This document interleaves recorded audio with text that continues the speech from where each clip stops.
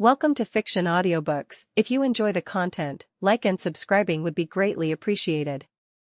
If you have any recommendations for novels, comment below. Please join my Patreon at https://www.patreon.com/fictionaudiobook. Chapter 207, Epilogue, Romani Archamon. So, in the end, the aristocratic faction, the democratic faction, and the neutral faction all agreed to pretend the grand roll never happened, huh? Half a month had passed since the end of the Fifth Holy Grail War. Caren, now back in Fuyuki, recounted the grand roll meeting, which Shiomi was supposed to attend, and everything that had led up to it. I heard it was Ms. Tuko Aozaki who explained things to the neutral faction, but only those who attended the briefing really know what was said, Gray added softly. Incidentally, Gray had flown in with Caren, her first time ever leaving Britain, and now found herself in faraway Fuyuki, Japan. A foreign land, unfamiliar surroundings, and unfamiliar people. Precisely because everything was unfamiliar, no one paid her any special attention. To her surprise, Gray found she actually liked the feeling of being in a foreign country. Tuko really has it rough, Shiomi said with a weary sigh. Caren gave a sly grin.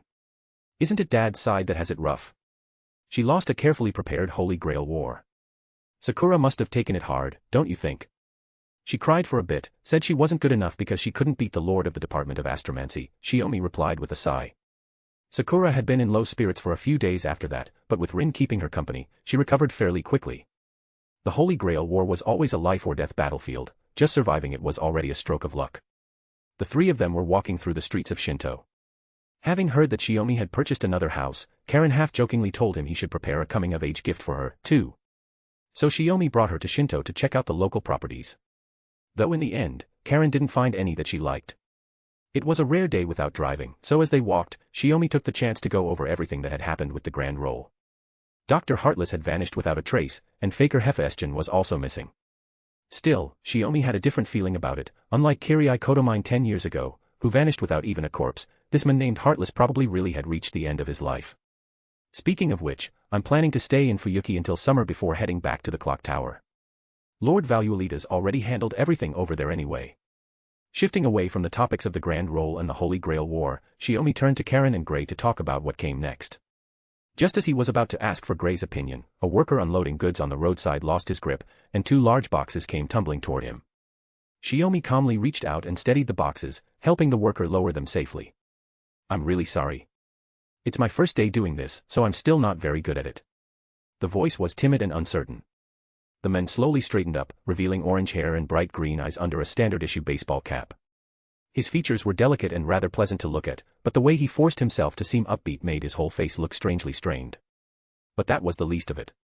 You are. Shiomi narrowed his eyes slightly. The man clearly recognized him. He took off his cap. I'm Romani Archamon now. Kind of surprising to bump into you like this. Though I guess it's not all that unexpected, this is Fuyuki, after all. I see. So that's what's going on. Shiomi immediately grasped the situation and extended a hand. What brings you here, Mr. Archamon? Romani took his hand. Oh, nothing much. Just working and studying. And please, just call me Romani. No need to be so formal. Studying, huh? Shiomi gave a puzzled but understanding smile. Still, with your background, physical labor seems a bit. It's necessary, Romani interrupted, his expression turning briefly serious. Besides, I'm only in Fuyuki temporarily to get a feel for the place. I'll probably leave by next month. I see. Shiomi nodded. Didn't expect you to recognize me right away. It's a little unsettling, Romani admitted, scratching the back of his neck with a troubled look. Don't worry about it. Aside from him, I'm probably the only one who'd recognize you, Shiomi replied calmly. You could say I've been through the land of the dead. I'm a bit sensitive to souls. You're impressive. Both as a person and as a magus, Romani said. Shiomi gave a slight smile. If someone else said that, I'd think they were just flattering me. But coming from you, it sounds kind of backhanded. I'd love a rematch with you, though I doubt that's possible now. If we fought again, I'd probably be taken out instantly in this state, Romani said with a wry smile, shaking his head. Hard to say. Shiomi didn't fully agree with his modesty. At that moment, a coworker leaned out of the store and called for Romani to get back to work. Ah, right. I'm still on the clock. We'll talk more another time. Romani hoisted the box again and headed into the shop. It's fine, go on. As Romani disappeared into the store, Shiomi resumed walking down the street with Caren and Gray. Who was that? Caren asked. An old acquaintance, Shiomi said vaguely. We go back a bit.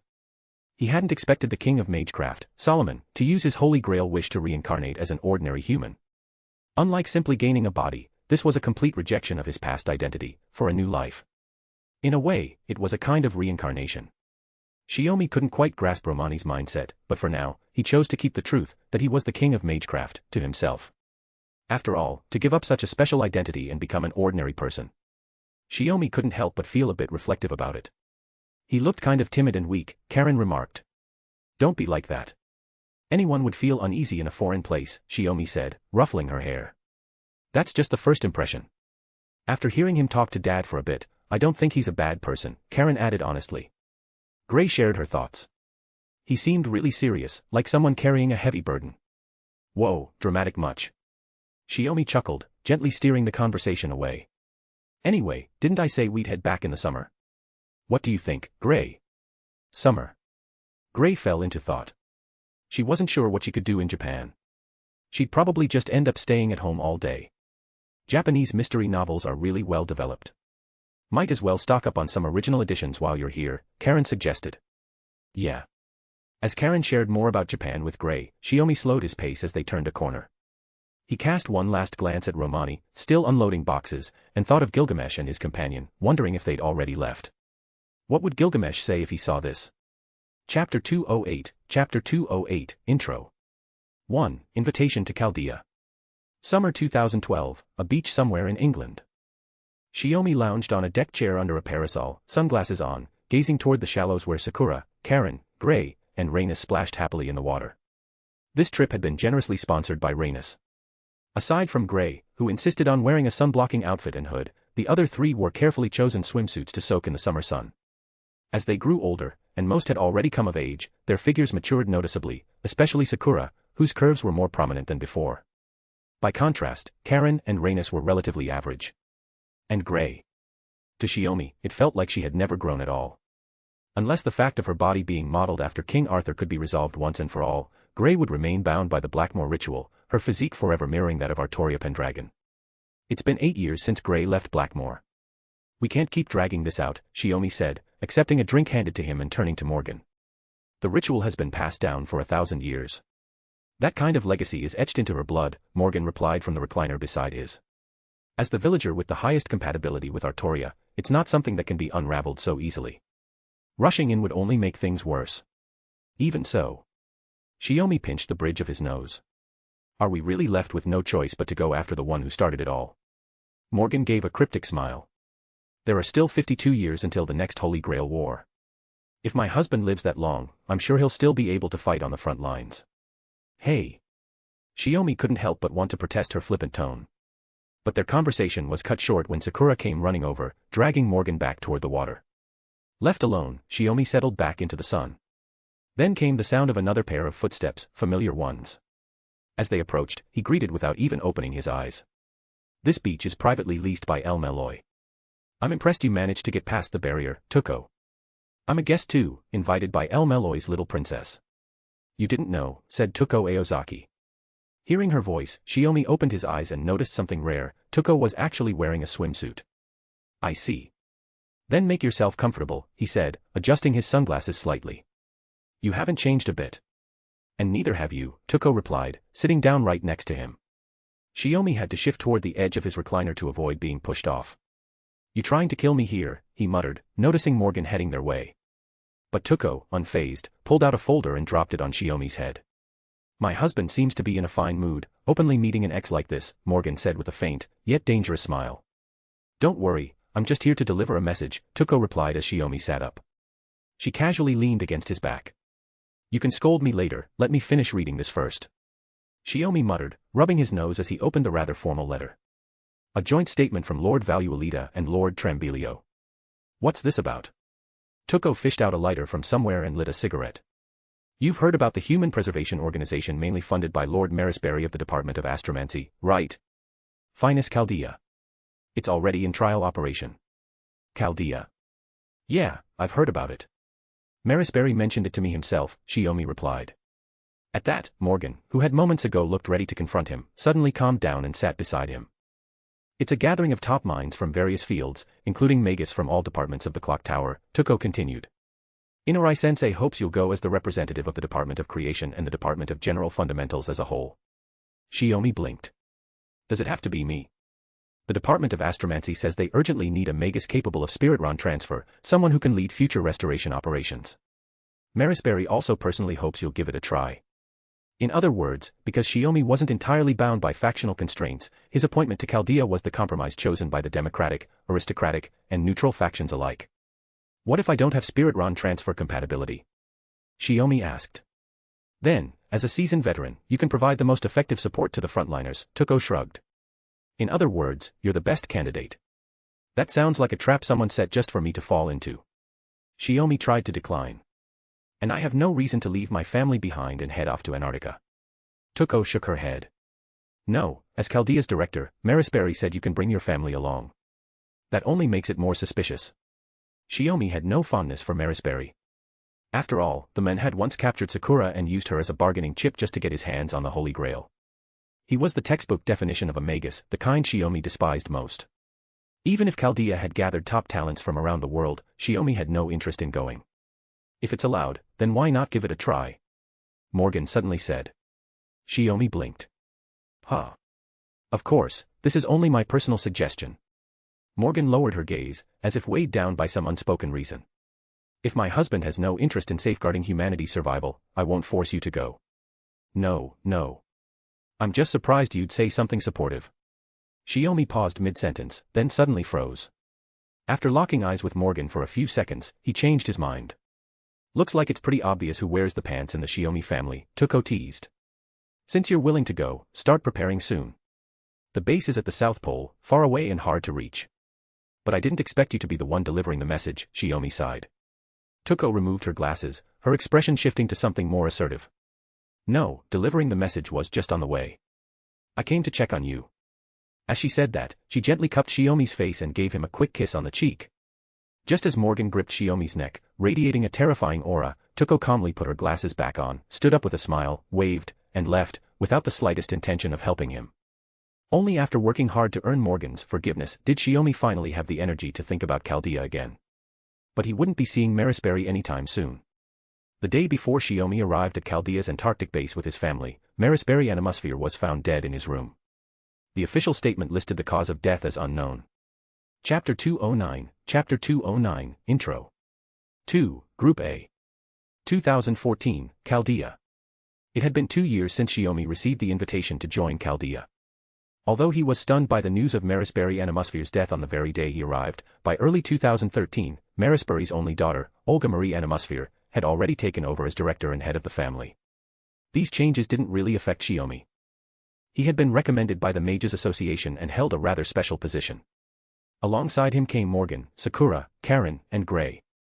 Sakura now worked in the technical department, helping Olga Marie with frontline operations. Having once bonded with both of them during the Mystic Ice train incident, she got along quite well with them. Caren was assigned to the medical department, handling routine healthcare duties. Gray, unused to London and long accustomed to living at the Shiomi household, had followed along and was now doing some simple technical work. Only Morgan remained without any assigned responsibilities. Olga Marie initially had complaints about this, but after some minor persuasion from Shiomi, she didn't pursue the issue further. Morgan herself didn't seem to care either. She spent most of her time in Chaldea's library when Shiomi wasn't around. Because of that, she appeared to have become somewhat familiar with Hinako Akuta, one of the prospective masters chosen for the human order restoration. Shiomi would occasionally catch them chatting together. Thinking of this, Shiomi opened the master candidate dossiers and focused on Group A, Hinako Akuta, a magus from the Department of Botany at the Clock Tower. Formerly a technician at Chaldea, but selected as a master candidate due to her exceptional talent. She persistently refused health checkups. Just leave her alone. Hearing Shiomi bring it up, Morgan put down her teacup and said so casually. What a strange person, he muttered to himself as he flipped to the next page. Kirsteria Wodeim, Marisberry's top disciple, chairman of the Department of Astromancy. Both his lineage and magic circuits traced back millennia. He was the young head of the distinguished Wodeim family. A genius among geniuses. I wonder who's stronger, him or the Lord of Bartholomew, Shiomi said with a mischievous smile, half joking with Morgan. What about my husband? A magus from the age of gods living in the modern day, Morgan replied with a smile. Surely he's more exceptional than any of them. Shiomi choked up and reluctantly turned the page. I'm older than they are, so it's not really a fair comparison. For someone whose fate is already sealed, age is meaningless, Morgan teased cheerfully. Scáthach Zemlippus, from the relatively young Zemlippus magus family with a history of no more than 2 centuries. Selected due to his master compatibility. A prideful yet insecure personality. He wasn't chosen for his talent. Shiomi sighed. In terms of overall ability, Sakura is much more suited for Group A, Morgan remarked. Honestly, even Caren might outperform him right now. Don't say that.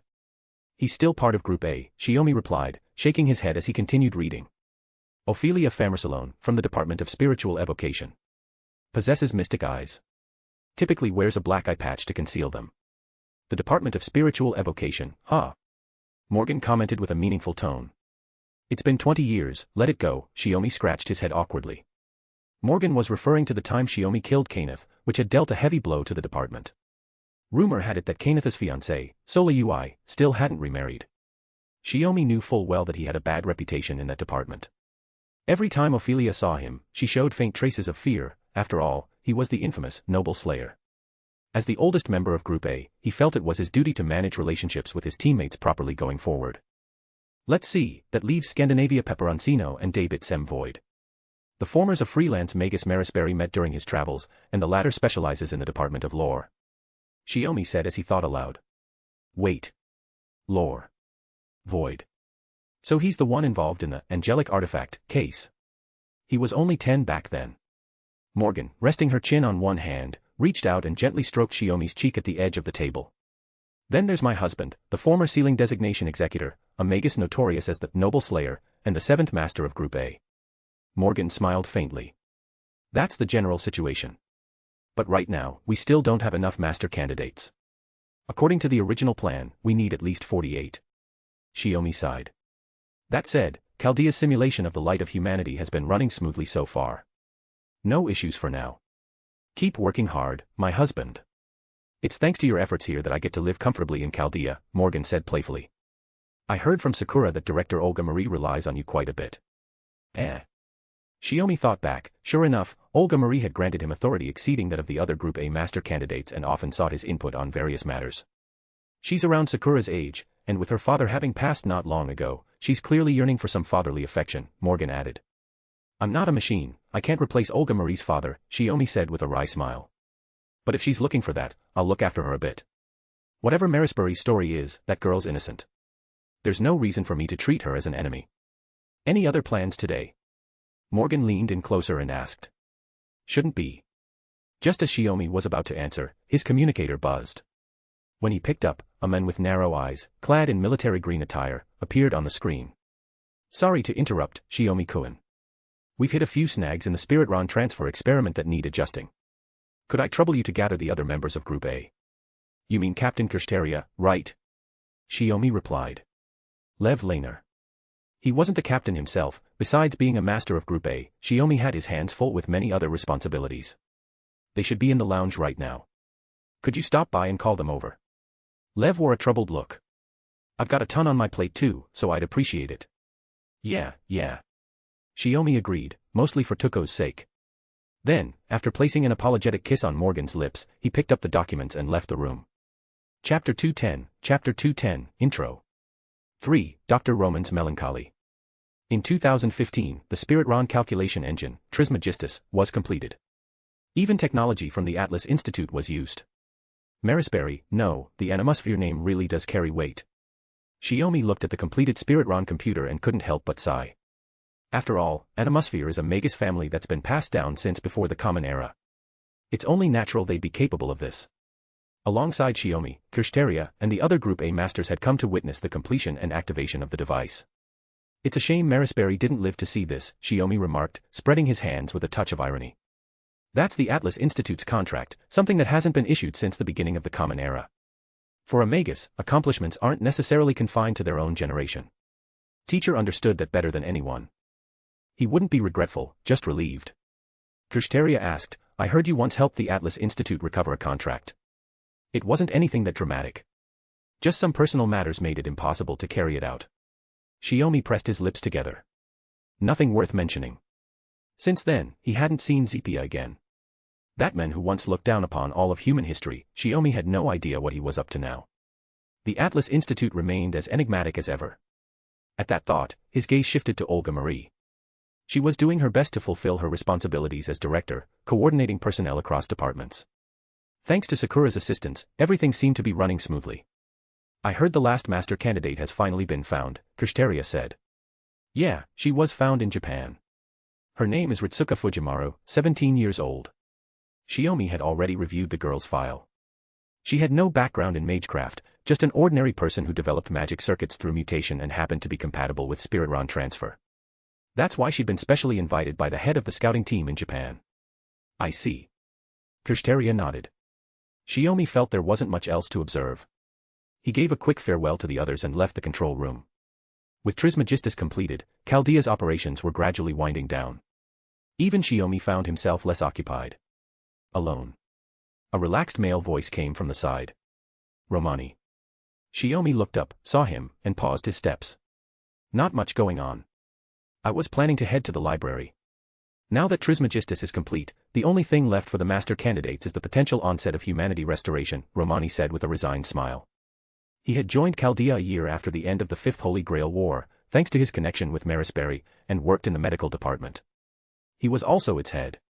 And you? Is the doctor's work keeping you busy? Shiomi asked. Well, with your daughter around, there's a lot less I need to do. Romani gave a rueful smile. Caren was now effectively second in command of the medical department, and even more trusted by Olga Marie than Romani himself. What about that child? Mash Kirei. How's her condition?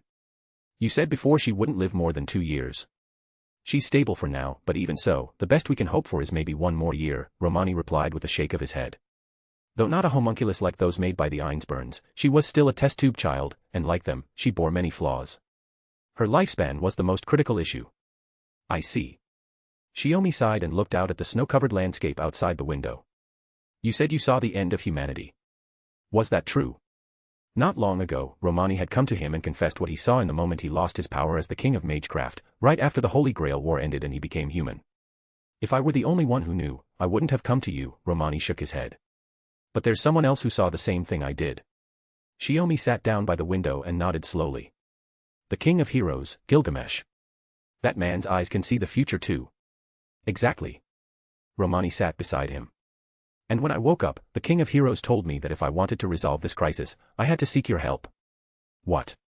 Shiomi was visibly surprised. Honestly, I had no idea what to do. We were enemies, after all. I didn't even know how to start a conversation with you, Romani said with a frank laugh. But I didn't expect the clock tower to recommend you to Chaldea, it saved me a step. Talk about luck. The problem is, it was just a flash, I saw the future's destruction but didn't get to see who was behind it, Romani continued. I asked the king of heroes, but he refused to give me an answer. That golden jerk. Shiomi muttered, clearly annoyed. To be fair, at the time, the king of heroes and his master didn't belong to this world. They were just temporary guests caught up in the mess, Romani sighed, his tone slackening. So he probably didn't feel obligated to get involved. That's the so-called arbiter of human history for you, Shiomi patted Romani on the shoulder. Can't expect too much, really. Must be nice to be that optimistic, Romani said. By the way, the last master's been found. She should be arriving in a few days, so you'd better start packing, don't hog someone else's room, Shiomi said casually. Huh. Romani blinked. From her file and photo, she looks like a proper, well-mannered girl. Too bad she's not a magus, just happened to have the aptitude, Shiomi added. That's not the point. How do you even know I've been hiding in that empty room slacking off? I never told anyone. Romani grabbed Shiomi's arm and shook him vigorously. I just happened to inherit a job that touched on that area, Shiomi said, slipping out of his grip with ease. But don't worry, I haven't told anyone. After all, if you don't slack off at work, did you even work? With that, he stood up from the windowsill, ready to leave. You're really not going to tell the director? What's to be afraid of? Even if she finds out, I'll speak up for you. Shiomi gave him a thumbs up. In the director's eyes, even among adults, there's a difference. Unfortunately, that only made Romani look even more disheartened. I'll clean up the room soon. Chapter 211, Volume 4, Chapter 1, Burning Fuyuki, 1. When Shiomi opened his eyes, he found himself lying in a burning wasteland. It must have been a massive fire. As he lay there, he looked around, the streets and buildings in every direction were engulfed in flames. He sat up, rubbed his forehead, and gradually his thoughts began to clear. Then he noticed his outfit. A close-fitting suit in black and white, Chaldea's standard combat gear, specially prepared for master candidates participating in the restoration of humanity. It fit snugly, designed to optimize movement and combat efficiency. And then, Shiomi remembered why he was here. Just a few hours ago, Chaldeas had observed the disappearance of Earth civilization. Singularity F had been detected. Director Olga Marie acted immediately, summoning all master candidates to the control room. After a briefing, they launched the first order operation. As a member of Group A, Shiomi entered the pod used for Spirit Ron transfer. After that, there was an explosion. Shiomi stood, recalling the final sensation before losing consciousness. Spirit Ron transfer converts the body into spiritrons and sends it to designated coordinates. With Atlas Institute's technological assistance, the method had even reached the level of practical time travel rituals. Once inside the pod, the system would analyze and define the master's entire parameters, turning the device into a box of life and death, where the master's life status became indeterminate. This process must not be disrupted by outside interference, or the master would truly die. Even so, despite what happened, Shiomi's first full Spirit Ron transfer was a success. This is Fuyuki. Honestly, when he first heard that Singularity F was located in Fuyuki, Shiomi had been shocked. And it was the year 2004. He knew better than anyone what had happened in Fuyuki that year. Looking around, he saw that the roads ahead were shattered and blocked by collapsed buildings. All conventional modes of travel were rendered useless, flight was the only option. But he couldn't sense the presence of any other masters nearby. Not just that, there wasn't a single living soul left in the entire city of Fuyuki, dead or alive. Don't tell me I'm the only one left alive. With that thought, Shiomi expanded his magecraft detection radius and sensed a faint life signature several kilometers away. Whether it was someone native to the singularity or another master, he needed to find them first. He clenched his fists, let his magic circuit circulate mana through his entire body, then crouched slightly, launching himself like a cannonball. Flying Magecraft. It was one of the spells he had used during his battle against the King of Heroes, Gilgamesh. He rarely had reason to use it, but now it was just right. In the blink of an eye, he was soaring over the area where the life signal had originated. Olga Marie. Recognizing the figure walking through the ruins searching for others, Shiomi couldn't hide his shock. She wasn't even compatible with Spirit Ron transfer. Back when she was appointed director of Chaldea, she'd been visibly depressed over that fact. Hearing someone call out to her, Olga Marie looked up, and her expression lit up with surprise. Shiomi-sensei. She ran up to him. You're safe too. For now, I guess. Shiomi still wasn't entirely sure. After all, he had no idea what the control room looked like after the explosion. But I didn't expect to see you here. I'm just as confused. Olga Marie shook her head. When I came to, I was already in Fuyuki, Kia. She was about to vent when Shiomi suddenly pulled her behind him. Save it for later. We've got company. That many. Peeking past Shiomi, she saw dozens of skeleton soldiers armed with weapons crawling out of the ruins. In an instant, they were surrounded. There's a lot of them, and they're pretty spread out. It'll take at least a minute to clear them. Shiomi assessed quickly. Worse still, ever since the skeletons appeared, he'd felt several eyes watching them from the shadows. Can you handle this?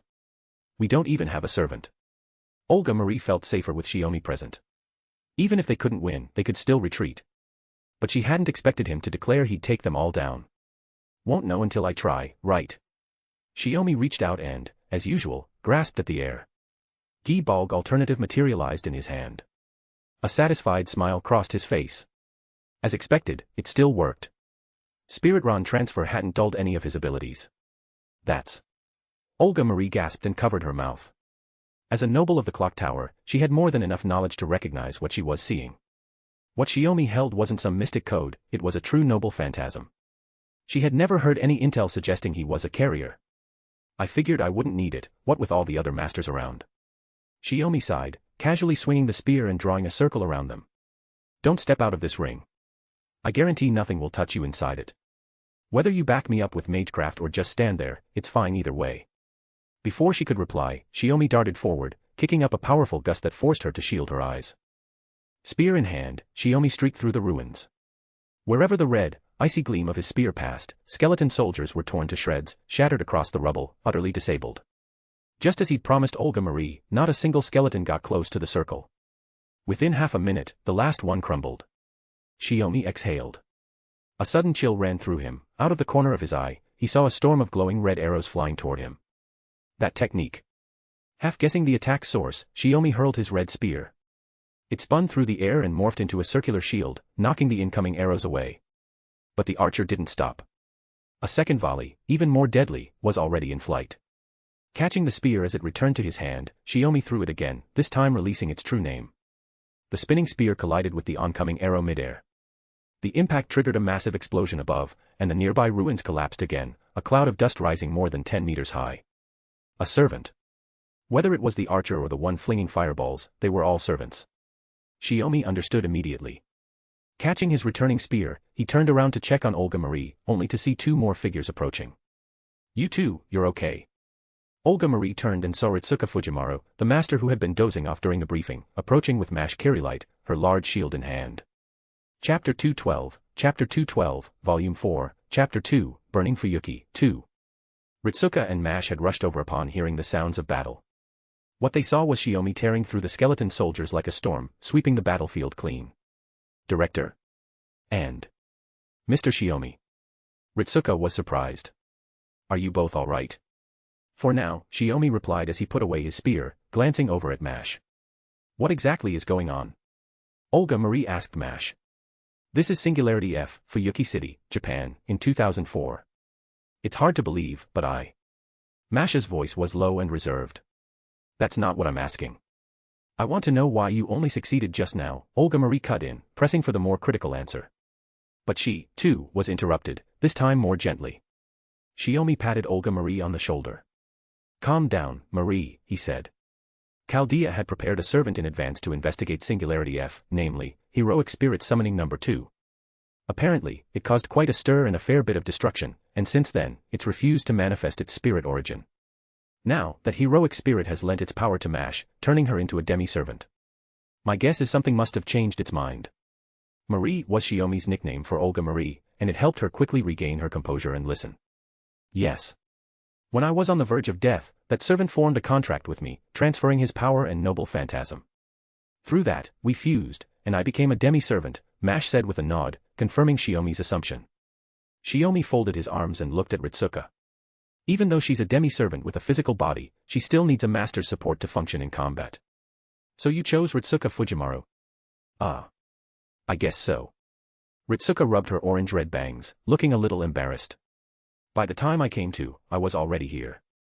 It's not exactly like the Holy Grail War, but it's not unusual for someone outside the system to gain command spell qualifications, Shiomi said with a wry smile, trying to ease Ritsuka's unease. Relax. Now that we're together, I'll take care of you both. Indeed, based on what just happened, Mr. Shiomi's combat ability is already well beyond that of a typical servant. If he were to form a servant contract. Mash calmly analyzed. But Shiomi raised a hand to stop her. All right, let's save that for later. What we need now is to find a foothold in this burning city of Fuyuki, he said. But you're in luck. Aside from the newcomers, you've still got me. In terms of combat strength alone, we're definitely lucky, Ritsuka nodded again and again. No, what I mean is. Shiomi looked toward the city with a serious expression. As it happens, I'm originally from Fuyuki. Even without any prior investigation, I know the city better than anyone. Olga Marie's eyes widened in realization. Now that you mention it, I remember Reina saying you took part in the Fourth Holy Grail War. I was already living in Fuyuki before that, Shiomi said with a shrug. At that moment, the communicators on his and Ritsuka's wrists suddenly lit up. They pressed them at the same time, and Romani's face appeared on the projection screen. Dr. Roman. Ritsuka called out in surprise. Before the Spirit Ron transferred to this place, she had been settling into her assigned room, where she ran into Romani, who was flustered and tidying up. After introducing themselves, they had heard the explosion from the control room. And then, they arrived at Singularity F, Fujimaru. Mash. Romani looked both surprised and relieved. I can't believe you managed to withstand the loss of meaning without the coffins. Maybe they're just special, Shiomi said, glancing at the white creature perched on Ritsuka's shoulder. It looked like a mix between a squirrel, a wildcat, and a puppy. Shiomi felt like he should recognize it, but couldn't quite recall where he'd seen it before, so he stayed quiet for now. Shiomi's here too. Romani was stunned. Not just me, Marie's here as well. Shiomi pulled Olga Marie over to his side. Oh wow, just like Sakura said.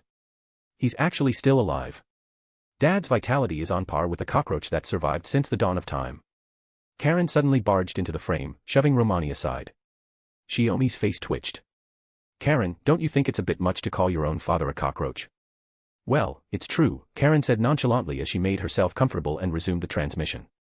Since Dad's safe over there, Sakura's salvage efforts should go a bit more smoothly. Are you all okay? Shiomi asked with concern. Sakura and I are fine. Gray and my mother are somewhere else. They rushed over when they heard the explosion, Caren replied. Hold on, why is the head of the medical department sitting in that seat? Olga Marie asked, turning to Caren. She was pointing at the seat Caren had taken, which was originally assigned to Professor Lev, who was in charge of managing Spiritron transfers and supporting the Masters in various ways. Because Professor Lev was at the center of the explosion. He's currently missing, Caren explained calmly. 99% of the people in the control room were killed. Right now, the highest-ranking member of Chaldea is Dr. Roman, so he's handling combat command.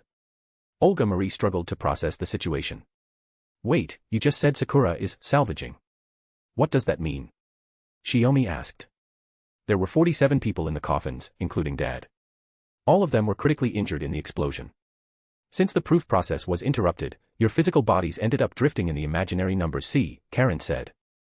Sakura is trying to interfere with it to save Dad and the other masters. That's not going to be easy, Shiomi sighed. The imaginary number C, or imaginary number space, was a boundless, big box. Inside, concepts like time and direction didn't exist, which was precisely what allowed Spiritron transfers to enable time travel. As one of the rare imaginary numbers Magus, Sakura, under Morgan's tutelage, had already learned how to manipulate the space with ease, using it as both a battlefield and a source of power. However, salvaging the Chaldea Masters, whose coordinates were unknown, in that limitless void was another matter entirely. It was quite literally like finding a needle in a haystack. The others have already been cryogenically preserved. Only Dad's coffin hasn't been touched, Caren added. Since Dad managed to appear over there, he's not someone who'd go down that easily. As she spoke, she took the lollipop out of her mouth and gave it a light twirl. Her voice stayed as calm as ever, but there was a faint quiver in her tone. After all, he's my dad. Chapter 213, Volume 4, Chapter 3, Investigation Team. That said, aside from Shiomi and Ritsuka, who weren't affected, the remaining 46 masters had all been placed in cryogenic preservation, something that deeply unsettled Olga Marie.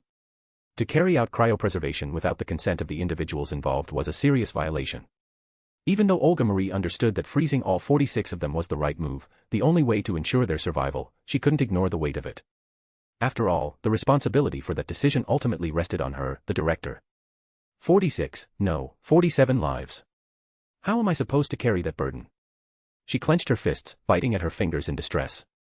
It's okay. I'll be here for you, Shiomi said, rubbing her head.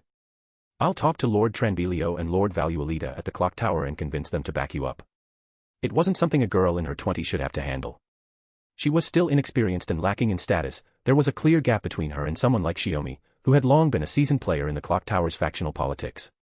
And Rhaenys too, Karen's voice came through the speaker. Olga Marie perked up a little. All right. I'm a lord of the clock tower too, after all. She had been worried that the Democratic faction would use this as an opening to attack her, but with Shiomi vouching for her, that concern eased considerably. So, what do you plan to do next? Romani asked from behind Karen's seat. Are you going to wait here for rescue? Shiomi was the first to answer. Don't be ridiculous. The others can wait if they want, but I can't just leave this place alone. Makes sense. Fuyuki is your hometown, after all, Romani said with a nod of understanding. Then it's settled. With Shiomi-sensei leading the way, I, Ritsuka Fujimaru, and the servant Mash Kirei will form an investigation team for Singularity F. Olga Marie turned and waved energetically at Ritsuka and Mash. Understood. You understood. After Mash replied, Ritsuka quickly echoed her response. All right, no need to be so formal, it's just a temporary team, Shiomi said, waving his hands with a wry smile to calm them down. He understood perfectly well, this was the first mission for the two of them, and with so many unknowns surrounding Singularity F, it was only natural for them to feel anxious.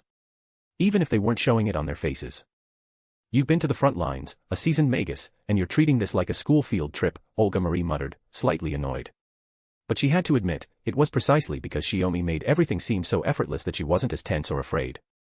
Unlike her father, Marisberry, who barely spoke to her and only cared about magecraft, Shiomi carried a warmth that felt human. Then I'll leave Singularity F to you and everyone else. If anything happens, contact me immediately. Caren spoke seriously, then added, a servant is approaching, be careful. Got it. Shiomi nodded to Caren and ended the transmission. He turned toward the direction where the servant's presence was coming from. Are we going to fight? Ritsuka asked. No, it's better to establish a base first, Shiomi replied after a brief analysis. This isn't the same one that attacked Marie and me earlier, it's a new servant. If this turns into a brawl, it'll be dangerous for both Marie and Ritsuka. Then where do we take shelter? Olga Marie asked. Shiomi smiled. Isn't it obvious?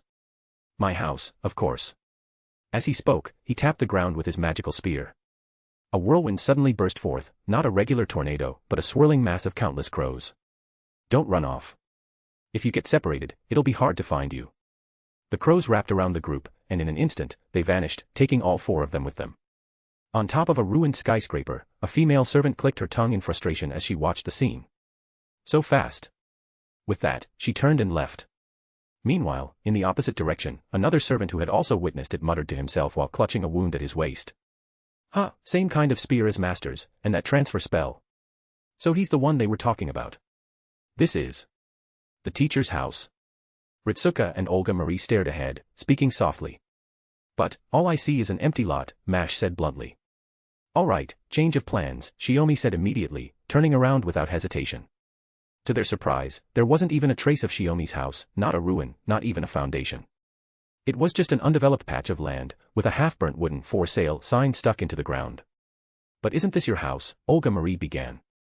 A singularity means human history has deviated for some reason, Shiomi said. If my house isn't here, then the answer is simple. In this warped singularity F, I don't exist. Why wouldn't you exist? Ritsuka asked, catching up. Probably because if I did exist here, the singularity wouldn't be viable, Shiomi thought aloud. So I was excluded in some way, or maybe. Olga Marie pressed. Or maybe the version of me in singularity F is already dead, Shiomi said with a shrug. And died a long time ago, at least before 1992. He laid out this rather grim second possibility with surprising calm, leaving the girls feeling unsettled. Either way, a singularity is a singularity, and I'm still me, Shiomi added, taking it in stride. Since my house doesn't exist, I guess we'll have to rely on someone else. You mean the Tosaka family? The ones who manage the land in Fuyuki? Olga Marie asked, recalling what she'd heard. Land managers? Does that mean the whole city belongs to them? Ritsuka asked curiously. Shiomi shook his head. Maybe in the past. These days, it refers to the magical ownership of the land's ley lines. Fuyuki is the second most important spiritual site in Japan. It's because the Tosaka family oversees the entire region that they can offer it as the ritual ground for the Holy Grail War. Holy Grail War. Ritsuka tilted her head. Shiomi paused, hands on his hips, a bit flustered. He had no choice but to start from the beginning, explaining the Holy Grail War and the concept of servants to Ritsuka as they walked toward the Tosaka estate. Both Shiomi's and the Tosaka residences were in Miyama town, only about 10 minutes apart on foot. So they arrived quickly. But the moment they reached what should have been the Tosaka estate, Ritsuka and Olga Marie let out even louder gasps than when they saw Shiomi's house. Even Shiomi was stunned. The place where the Tosaka house was supposed to stand had been reduced to a massive crater, several meters deep. He was left speechless. What on earth happened in this singularity? For the first time, Shiomi's expression turned grim. Chapter 214, Volume 4, Chapter 4, Battle Beneath the Great Pit. Despite the shock, Shiomi quickly composed himself and gave instructions. Mash, stay up here and protect Marie and Ritsuka. If any enemies show up, call me immediately. What are you going to do, Shiomi-sensei? Ritsuka had started calling him sensei too. Shiomi stood at the edge of the massive crater where the Tosaka residence used to be. I'm going down there to find out what turned the Tosaka estate into this giant pit. With that, he slid down along the crater's slope. The Tosaka residence had been built directly above Fuyuki's ley lines, land chosen centuries ago for its exceptional magical energy. Because of that, the Tosaka family had a unique affinity with the land's magical power. 11 years ago, at the end of the Fifth Holy Grail War, Shiomi had treated a gravely injured Rin Tosaka, wounded by Marisberry, by burying her in his family's ley line. The recovery was even faster than if he had healed her himself. But now, in this version of reality, this singularity F, the Tosaka residence had been completely erased, leaving only a massive, empty crater. In the blink of an eye, Shiomi had reached the bottom. This place. A quick scan told him that even though this was once one of the strongest ley line sites in Fuyuki, the magical energy here was now almost completely drained. It was as if some massive ritual had just taken place, sucking the land dry. At this rate, it would take at least a decade to return to normal. Was this the result of an ongoing Holy Grail War? Shiomi wondered silently. He lifted his arm to activate the device on his wrist. Aside from communication, it could gather and transmit local data back to Chaldea for analysis. But before he could connect, he heard the faint clinking of chains riding the wind. He slowly lowered his hand and stood still, not even turning around. "How about revealing yourself, servant?" he said. A low, seductive chuckle echoed in reply. He he he. Chains shimmered into view, forming a massive web above the crater like a barrier. "You stayed instead of running. Should I call you clever, or just hopelessly foolish?" A light purple-haired female servant in a cloak stood atop the chains, staring down at Shiomi like a predator sizing up prey with no escape.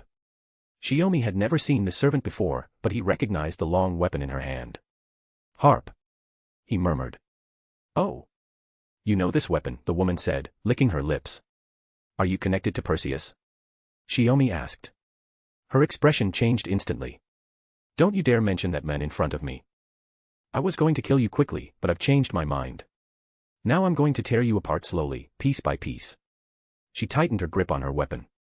"This spear destroys immortality. Any wound it causes will never heal, not even through a miracle capable of completely restoring the flesh."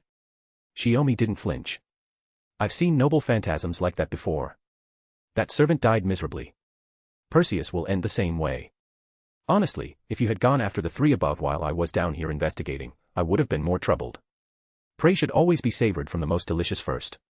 And the magical energy radiating off you, so rich it's mouth-watering."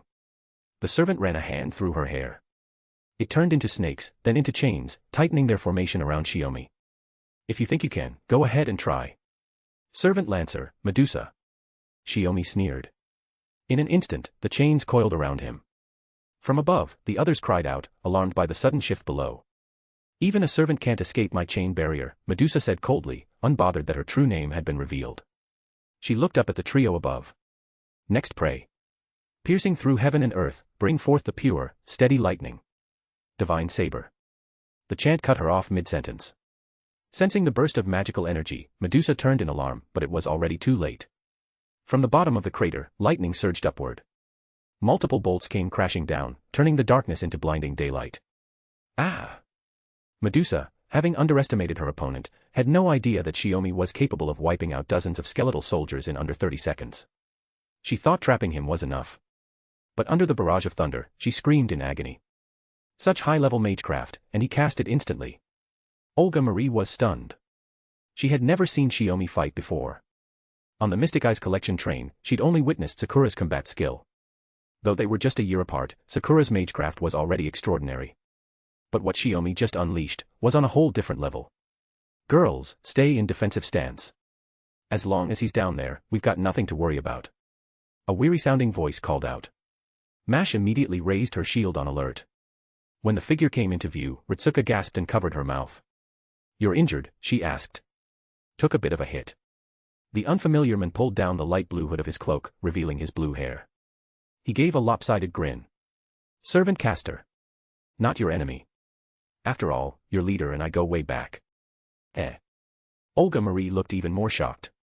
Down in the crater, the battle raged on. Shiomi rarely used chance to cast Grand Magecraft. His spells were already powerful enough without them. But when paired with the right chant, the effect more than doubled. The chains binding him loosened. Medusa, scorched black and trembling, began to back away. Even her magic resistance had been overwhelmed. For the first time, fear crept into her expression. The confidence she had when hunting Shiomi was gone. She now just wanted to retreat and regroup, especially with her allies still above the crater. She leapt upward, but what she didn't expect was Castor already waiting for her at the crater's edge.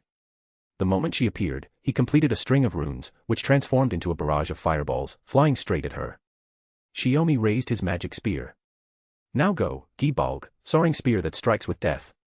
Caught midair, interrupted by Castor's attack, Medusa was wide open. Her eyes widened as she watched the crimson blade pierce through her heart. "You are." She tried to speak, but the words never finished. She plummeted back into the pit and slowly began to fade away. Shiomi had sensed something off about this lancer, but for now, he set the thought aside. Climbing back to the crater's edge, he looked toward the caster who had helped him and gave a wry smile. Well, what are the odds? Fancy seeing you again, Kuchulain. Oh. You know me. That'll make things a lot easier. Caster grinned, his smile as wild and carefree as ever. Chapter 215, Volume 4, Chapter 5, Twisted Holy Grail War. More importantly, are you hurt? After greeting Kuchulain, Shiomi looked him over and asked. Unlike his usual lancer self, this Kuchulain had manifested as a caster, and surprisingly, he exuded the air of a sage straight out of Celtic legend. Shiomi noticed his hand was pressed tightly against his waist, the area soaked in blood. Yeah, that lancer bastard managed to land a hit, Kuchulain said with a self-deprecating chuckle. I'm supposed to be good with a spear, and here I am getting skewered. Bit of a disgrace, huh? That's odd. Lancer's already been eliminated. Why hasn't the curse on the wound faded? Shiomi frowned, immediately noticing the issue. Guess her spear isn't quite the same as our Celtic guy D'Armwood's. Even if the servant and noble phantasm vanish, the curse lingers, Kuchulain said with a helpless shrug. Thanks to that, I can't fight properly now. Just as Shiomi and Kuchulain were talking naturally, Olga Marie cut in. Wait a second, how do you know a servant you just met? And how did you instantly know his true name? Is that strange? Ritsuka asked. Mash explained, yes, master. In the Holy Grail War, a servant's true name is top secret information. Unless their noble phantasm or some identifying trait is revealed, only their master should know it. Care to explain, kid? Kuchulain grinned. I'm curious too. Don't tell me you met me when I was still alive. Shiomi turned back toward the crater where the battle had just taken place. In the Fuyuki Holy Grail War of 2004, as I know it, the servant who appeared under the Lancer class was Kuchulain. I see. Olga Marie nodded, then blinked and turned to Kuchulain. Wait, if Lancer is Kuchulain, then that means here in Singularity F. It's misaligned, Shiomi replied after a moment of thought. This Holy Grail War in Singularity F doesn't follow the original timeline at all. Then he looked back at Kuchulain. Since you showed yourself and even helped stop that Lancer from escaping, are you planning to cooperate with us?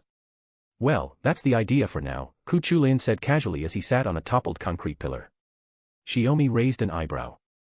Then maybe start by telling us what's going on in this Holy Grail War. I'm the only one left. The only one. Shiomi echoed. But since we arrived, we've already been attacked, once by what looked like an archer-class servant, and then by that Lancer. Saying you're the only survivor seems a bit off. Kuchulain's usual carefree smirk faded, replaced by a serious expression. The Holy Grail Wars changed. And we didn't even realize it. Changed how? Olga Marie asked. I don't know all the details, but one night, the city was consumed by fire. All the humans vanished. Only the servants remained, Caster explained, voice steady. The one who reignited the fighting was that saber bastard. She went on the offensive like a fish in water. In the end, every other servant except me was wiped out. Wait, wiped out? Shiomi was taken aback. Now that he thought about it, something had felt off when he defeated Medusa earlier. Even without a master, a servant shouldn't have gone down that easily. There's no way he had just gotten that much stronger, right? That's right. But once they were killed, those servants became corrupted by black mud, just like that Lancer, and started acting as Saber's subordinates, Kuchulain explained. I fought off the corrupted rider, assassin, and Lancer on my own. Managed to take down rider and assassin. Originally, I was going to finish off Lancer too, but Archer was observing our battle the whole time. So in the end, you got overwhelmed and wounded by Lancer's noble phantasm. Shiomi nodded. I get the picture. But that makes the situation even more serious. Why? Shouldn't losing corrupted servants be a good thing? Olga Marie asked quickly. When Kuchulain mentioned the other servants were corrupted by black mud, it reminded me of something, Shiomi said. The Greater Grail in Fuyuki was tainted during the Third Holy Grail War. Once the Grail's mana manifested, it took the form of black mud capable of corrupting even servants. What? Olga Marie's face turned pale. Shiomi gazed toward the other side of the burning city. But that brings up a bigger problem. At the end of the Fourth Holy Grail War, my allies and I exposed the truth about the Greater Grail's corruption. With the support of other servants, we cleared the way and purified it. Ritsuka, who had been listening intently and piecing together everyone's words, suddenly realized what Shiomi meant. Wait, if it was purified, then, she started, catching on to the key detail. Exactly. Under the current system of Fuyuki's Holy Grail War, there shouldn't be any power left to corrupt servants like this, Shiomi said. Which means the cause of this singularity might trace all the way back to 1994. Ku Chulin's expression remained steady but serious. That's a whole other issue. Right now, it's 2004. There's no going back in time. So you're saying you want us to defeat the remaining servants and put an end to this Holy Grail War? Shiomi asked. That's the idea. If you do that, this singularity you're dealing with should collapse and be corrected, Ku Chulin replied. Shiomi looked at Olga Marie, Mash, and Ritsuka. They all nodded in agreement. Next question, do you know where Saber and Archer are? Shiomi asked. Of course. They're in the heart of the city. Ku Chulin turned his gaze toward Mount Enzu. Saber is guarding the corrupted Greater Grail. That's so. Then we've got our destination. Shiomi looked in the direction of Ryuta Temple and began walking forward. Olga Marie quickly followed behind. Are we heading straight for Saber and the Greater Grail, Mr. Shiomi? Of course not. We've just arrived. At the very least, we should rest and regroup a bit first, Shiomi replied with a smile. I know a place. It's on the way and should work well as a temporary base. As he spoke, he glanced at Ku Chulin, who was slowly standing up. Can you still move? From what I can tell, your injury is more than just a graze from Lancer's spear. Oh. You're sharp, Ku Chulin said with an easygoing grin. Olga Marie folded her arms, eyeing Castor carefully as Shiomi continued. Your spirit core is severely damaged. It wouldn't be surprising if you disappeared at any moment. Chapter 216, Volume 4, Chapter 6, The Power Entrusted. The area where the Tosaka residence once stood had completely vanished, replaced by a crater over 10 meters deep. With two ideal rest points rendered useless, heading back to search for the Amiya residence would have been extremely inefficient. So, Shiomi led the group toward Hamurahara Academy, which was more conveniently on the way to Mount Enzu. Unlike the rest of the burning city, the school was only slightly damaged. There were no signs of fire. This place, even the schools ended up like this. Shiomi sighed and guided everyone to a relatively clean classroom. They decided to set up a temporary base there. While the others rested, Shiomi stepped outside and re-established contact with Chaldea. Caren was no longer at the console, Romani had taken her place. She had likely gone off to oversee the containment of the masters caught in the explosion, making sure they survived through emergency cryopreservation. We're uploading the Singularity F data so far. Have your team analyze it, Shiomi said. Pay special attention to the Tosaka residence, or rather, the large crater at unconfirmed coordinate XG. Let me know the moment anything new comes up. Romani nodded, accepting the data and distributing it to the surviving operators in the control room. As he monitored the live feedback of the four on screen, he couldn't help but smile in relief. Having you here has made a huge difference. Neither the director, Fujimaru, nor Mash has any real combat experience.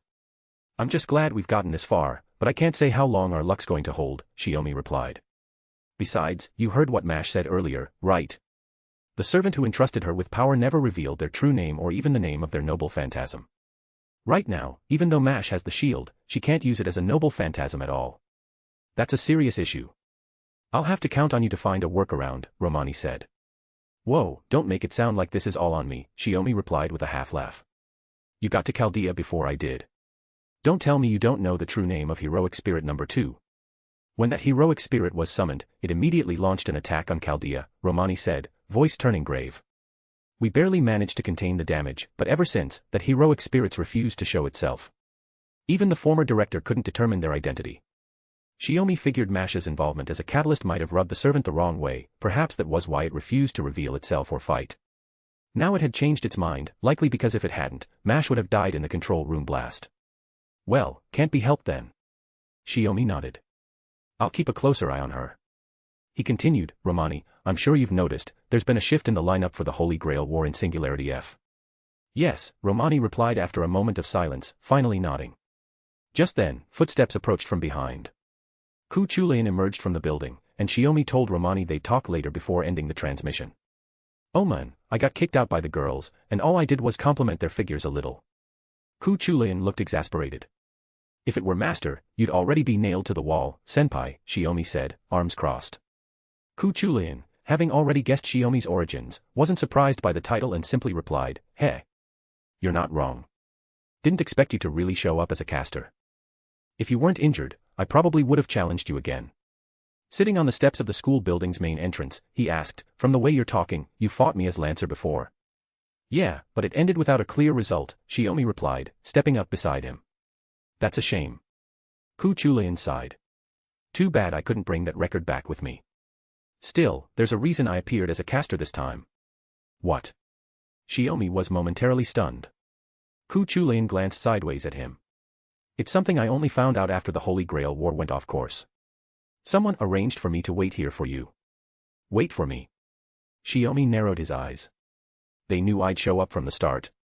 Well, technically, that person just said the one who holds Ki Balg and the primordial runes, Ku Chulayan muttered. Who is this someone? You'll find out sooner or later. Ku Chulayan extended a hand, and a wooden staff appeared in his grasp. It was the weapon he used in his caster form. My mission is to hand this over to you. He casually passed the staff forward. Shiomi hesitated for a moment before taking it. As soon as it touched his hand, he felt the ownership shift. He was now the staff's master. A staff made from white ash. Don't tell me. His eyes widened. Good. You get it. Ku Chulayan's body began to turn translucent. Hey. Not again. Shiomi barely had time to inspect the staff before he noticed Ku Chulayan starting to fade. But Ku Chulayan had clearly expected this. It's fine. You were right, I've long since lost my spirit core. If I didn't have that staff, I wouldn't have lasted this long waiting for you. Shiomi couldn't say a word. The reality was worse than his predictions. I think it's a pity too. Ku Chulayan clenched his hand. But we're both disciples of the Land of Shadows. What I couldn't finish. I'm counting on you to handle, Junior. You can count on me. Shiomi raised the staff, mana beginning to flow through it. Whether it's Archer or Saber, I'll take them down and fix this singularity. Ku Chulayan nodded. Good mindset. But be careful, especially of Saber and Archer. We don't know the latter's true name, but he can project all kinds of weapons. Archer. Don't tell me, Shiomi was already piecing it together. With time running out, Ku Chulayan didn't waste any more words and went on. Saber's true name is even more widely known. He stood up. It's Arthur, King of Britannia. Shiomi's pupils contracted sharply. That's impossible. If it's Artoria, she should have disappeared after the Fourth Holy Grail War. But the next moment, he calmed himself. This was Singularity F, any anomaly could be justified here. The reason King Arthur, who should never have been summoned again, appeared here, that's something only you can find out. With that, Ku Chulayan vanished into the night of Fuyuki. Shiomi gripped the staff tightly and muttered to himself with a sigh. He always leaves behind a mess. Chapter 217, Volume 4, Chapter 7, the first to praise Olga Marie. Stars, cosmos, gods, animus, hollow, void, anima, animosphere. On the rooftop of Hamurahara Academy, Olga Marie knelt within a circular magic circle, softly chanting as she inscribed runes onto pebbles she'd picked up. Shiomi's voice came from behind her. So this is the spell passed down through generations of the Animosphere line. Olga Marie flinched, then gave a small nod. That's right. It combines modern rune magecraft with Animosphere's celestial magecraft. It works as a basic, expendable mystic code. You came up with this yourself. Shiomi crouched beside her, picking up a pebble etched with runes for a closer look. More or less. My father had no interest in any magical theory outside of the Animosphere tradition, and rune magecraft is really just a revival of the Magecraft Foundation, Olga Marie said, pausing her work. It was my tutor who encouraged me to broaden my horizons, so I picked up a little of it. Shiomi recalled, it was back on the Mystic Eyes collection train. He stopped mid-sentence. Though he hadn't been there himself, he had read the report. Olga Marie's tutor, Trisha Fellows, had died aboard the Mystic Eyes collection train. She was one of the rare imaginary numbers magi, strict in her lessons, but caring toward Olga outside them. Her death had left Olga Marie depressed for a long time. After Sakura joined Chaldea, she quickly gained Olga Marie's trust. No doubt the fact that Sakura was also an imaginary numbers magus played a part. Yeah. It had been 10 years, and though Olga Marie still felt a pang of sadness when she remembered it, she no longer avoided the topic, at least not with people like Shiomi-sensei. Aren't you going to rest? You were complaining about your feet hurting the whole way here, but you barely rested before running up to the roof to start all this, Shiomi asked. This kind of thing isn't that tiring, Olga Marie muttered, blushing as she explained, awkwardly avoiding his gaze. But the rooftop's really exposed. What if Archer, the one watching over Fuyuki, spots you and starts sniping from above? Shiomi pressed. Olga Marie's expression changed immediately. She jumped to her feet, clearly ready to find a more hidden spot. Relax, I was just giving an example, Shiomi said, realizing he'd taken the teasing a bit too far. I already set up a barrier when we got to the school. Archer's attacks won't break through that easily. Even if an arrow had come just now, you'd have had time to dodge. Realizing he'd just been messing with her, Olga Marie huffed and returned to the circle, crouching back down. You're meaner than I thought, Shiomi-sensei. I thought you were completely different from Romani. What about Romani? Shiomi asked, curious. Nothing really. That guy just makes the atmosphere too relaxed, even when things are tense. That's why I didn't let him be around for the Spiritron transfer, Olga Marie explained. And that's how he avoided getting caught in the blast, Shiomi chuckled, then spoke more seriously. Honestly, you're just too wound up. Sure, the work at Chaldea is important, but if you keep pushing yourself like this, you'll burn out. Olga Marie's gaze fell to the rune stone at her feet, her expression softening. But I'm not like my father. I'm still young. If I don't give it everything I've got, twice as much as anyone else, I'll never earn anyone's respect. And the first Spiritron transfer had already ended in disaster. Aside from Ritsuka, who she'd kicked out of the meeting, all 47 masters had been caught in the explosion inside the coffins. Their fate was still unknown. Including Shiomi in front of her. You've already done more than enough. Shiomi sighed, reaching out to gently ruffle her hair. Whether it's as the new head of Animosphere or the new director of Chaldea, you're doing great. In my eyes, you're no less capable than your father, Marisberry. Really? Olga Marie looked at him in surprise. Of course it's true, unless you think I'm as unreliable as Romani, Shiomi said with a faint smile.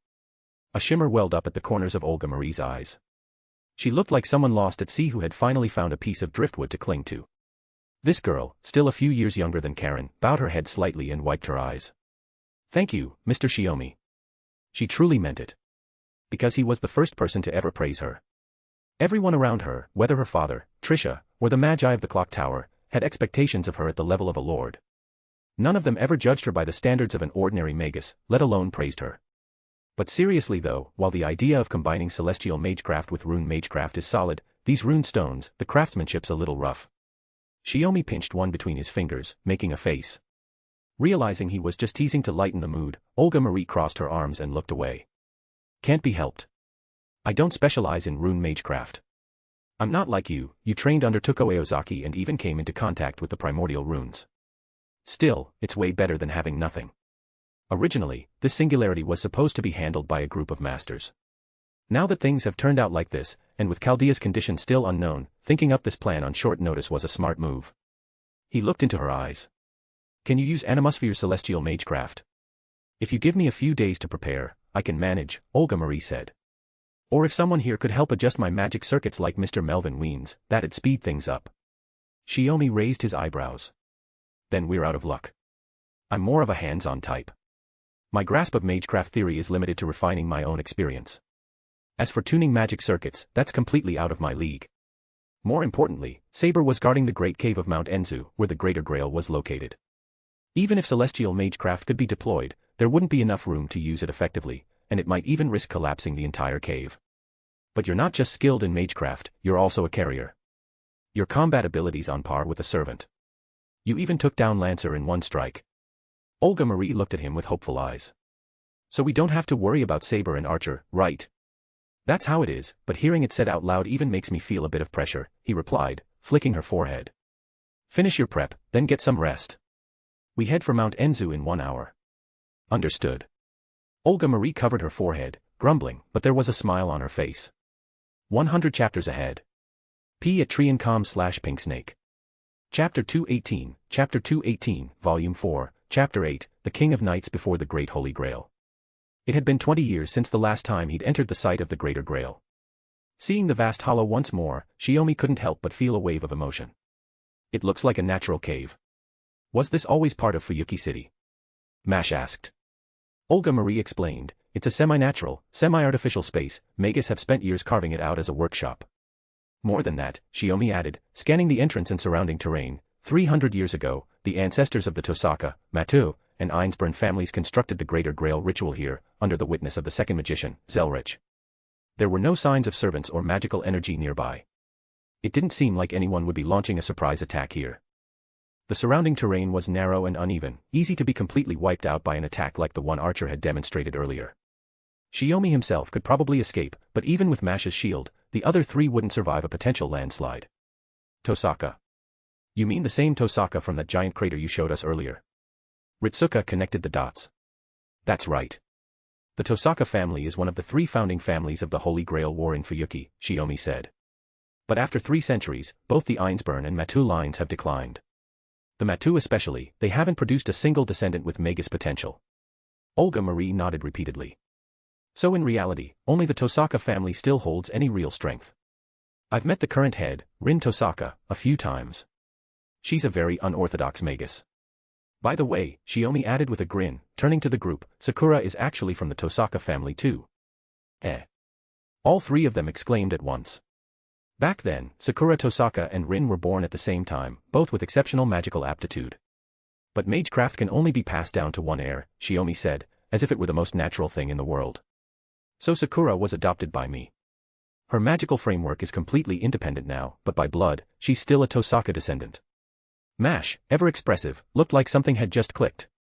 No wonder I always felt Miss Sakura didn't really resemble you.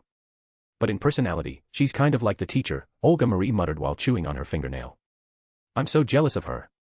Eh. Ritsuka blinked. Jealous of what? Nothing. Olga Marie grabbed Ritsuka's face and twisted it. Speaking of which, I still haven't settled things with you, newbie. Falling asleep during my meeting, just wait till we get back. Ritsuka screamed and begged for mercy. Sorry, director. Mash joined in to help smooth things over. There was no tension at all among the group. They looked nothing like a team heading into battle. Even so, Shiomi nodded. Yeah, that's good. If you're too tense, you won't last long on the front lines. Once the 3 had calmed down, he turned to face the cave. Let's go. We shouldn't keep our hosts waiting. On the way, the 4 members of the investigation team weren't stopped by anyone. Shiomi used the time to pass along the intel Castor had left behind. As they descended into the heart of the vast hollow, 2 figures standing atop the central platform immediately came into view. Saber stood with both hands resting on the black holy sword planted before her. Next to her stood the silver-haired archer, arms crossed. So it really is you, Archer. Shiomi stepped forward, spear in hand. To think the nameless guardian would fall this far, how pitiful. Are you talking to me? Archer replied with an indifferent look. Maybe you've seen me somewhere before, but I don't know you. Heroic spirits rarely retain memories from past Holy Grail Wars, and guardians are no exception. It's also possible that the memories were erased by the counterforce when he was summoned to this singularity. You don't know me. Even better. Shiomi cast aside his last hesitation and pointed his spear at Saber. Next question, Artoria, King of Knights. Why are you here? From what he knew, at the moment of her death, she had signed a contract with the world and joined the Holy Grail War to find a way to save Britannia. In the end, she should have abandoned that wish for the sake of the world, accepted her death, and departed for Avalon. I don't quite understand your question. Saber's tone was cold. Her once radiant armor was now tainted black, her hair a pale gold, and her body shrouded in the corrupted mana of the Holy Grail. This was no longer the noble king of knights Shiomi once knew. I mean, Shiomi frowned. You already gave up that wish for the world. So why are you here now, maintaining this singularity, Artoria Pendragon? Faced with his sharp questioning, the darkened king of knights finally responded. After a brief pause, she drew the sword embedded in the ground and pointed it at Shiomi. This is to save the world, Tenkei Shiomi. Her voice was still cold, filled with undisguised killing intent, but she clearly spoke his name. If your name truly means you've received heaven's revelation, then step over my corpse first. Shiomi could hear the cold ridicule in her words. The battle was now unavoidable, and he knew it. He had only hoped to draw out more information from Saber. At that moment, Mash rushed up with her shield and stood beside him. Mr. Shiomi, let me support you. She was the only one who could fight alongside Shiomi against 2 servants. A shield, huh? Artoria responded calmly. What a surprise. Let me test your defense with my holy sword. Shiomi stole a glance at Archer. He was well acquainted with Artoria's combat style, Mash wouldn't be defeated that easily. The real threat was Archer. If he completed the chant for his reality marble and pulled them into that inner world, the battle would turn against them fast, especially since they'd have to protect Olga Marie and Ritsuka. Mash, you hold off Artoria. Shiomi lowered his stance, eyes locked on Archer. I'll handle him and then back you up. Understood. Though she didn't know the reason behind his plan, Mash had no doubts and accepted his command without hesitation. Shiomi raised his hand, several runes appeared and affixed themselves to Mash, boosting her in multiple ways. Marie, Ritsuka. Support Mash. With those words, he shot forward like an arrow. As Artoria leapt down from the platform, he passed her in a flash, parrying their exchanged strikes, and charged straight for Archer, who had just knocked an arrow. Chapter 219, Volume 4, Chapter 9, Chaotic Battle. Weapons collided in a flurry. Twin swords and a long spear clashed, each strike aimed unerringly at the other's head, relentless, unforgiving. Every blow carried lethal intent. Even though they had once fought side by side, comrades in battle, now that Archer stood as Shiomi's enemy, there was no room left for sentiment. What remained was a fight to the death. TCH. Archer clicked his tongue in frustration. His domain was steadily being overwhelmed by the vermilion magic spear. An inch longer meant an inch stronger. From the very first exchange, Archer had been forced onto the defensive, crumbling under the relentless assault of Shiomi's spear work. Oh. Judging by how you're handling this, you clearly know something about my spear techniques, though not everything. Shiomi paused slightly, observing Archer. Could it be that before or after death, you met someone from my school and retained that memory somehow? No idea, Archer replied, offering no definitive answer. Shiomi slowly pulled back his left foot. In that case, how about this? Even before the words were fully spoken, he had vanished from view, reappearing behind Archer.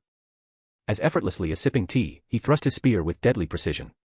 Archer narrowly evaded using only his trained instinct, his mind's eye, and still took a brutal side kick that sent him flying. Before he hit the ground, Archer projected a longbow, twisted midair, and fired a flurry of arrows, only for Shiomi to swat them down one by one with his spinning spear. But Shiomi was already closing in again, not giving him even a moment to recover.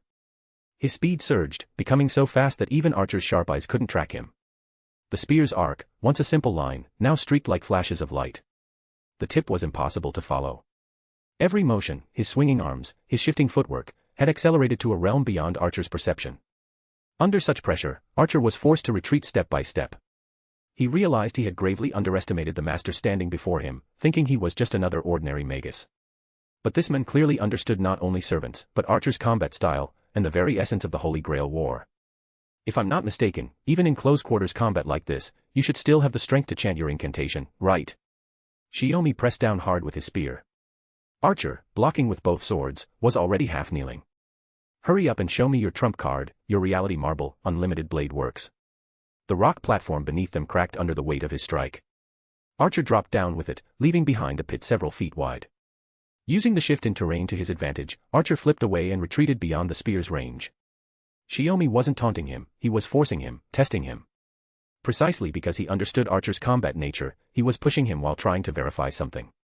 There's no need, Archer said, still gripping his twin swords. At this distance, projecting a bow would only invite death. No need. Shiomi narrowed his eyes. Or is it that after being tainted by the black mud and reduced to Saber's subordinate, your inner world's been corrupted too, and you can't manifest it anymore? Archer's obsidian face remained unreadable, like cast iron. He neither confirmed nor denied it. Shiomi glanced down at the battlefield below. Even with the power of Chaldea's number 2 heroic spirit, Mash could only fight as a servant.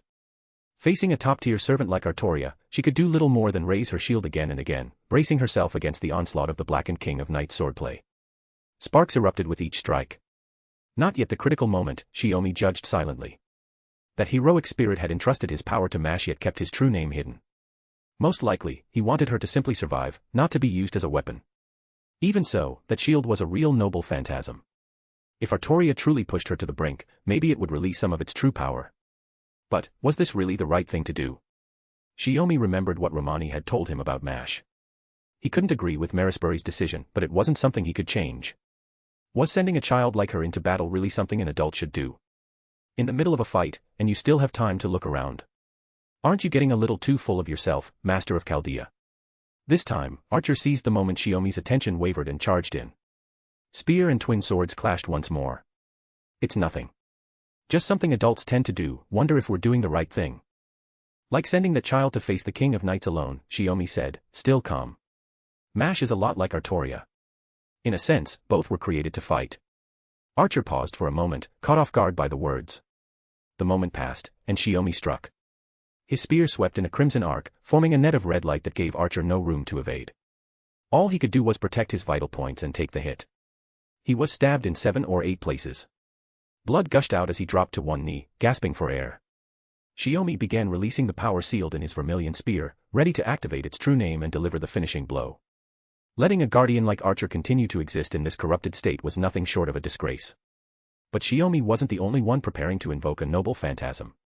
Mash, exhausted under the pressure of Artoria's magic-fueled strikes, finally couldn't hold out any longer. Her shield dropped, and she collapsed to the ground. The King of Knights raised her jet-black holy sword.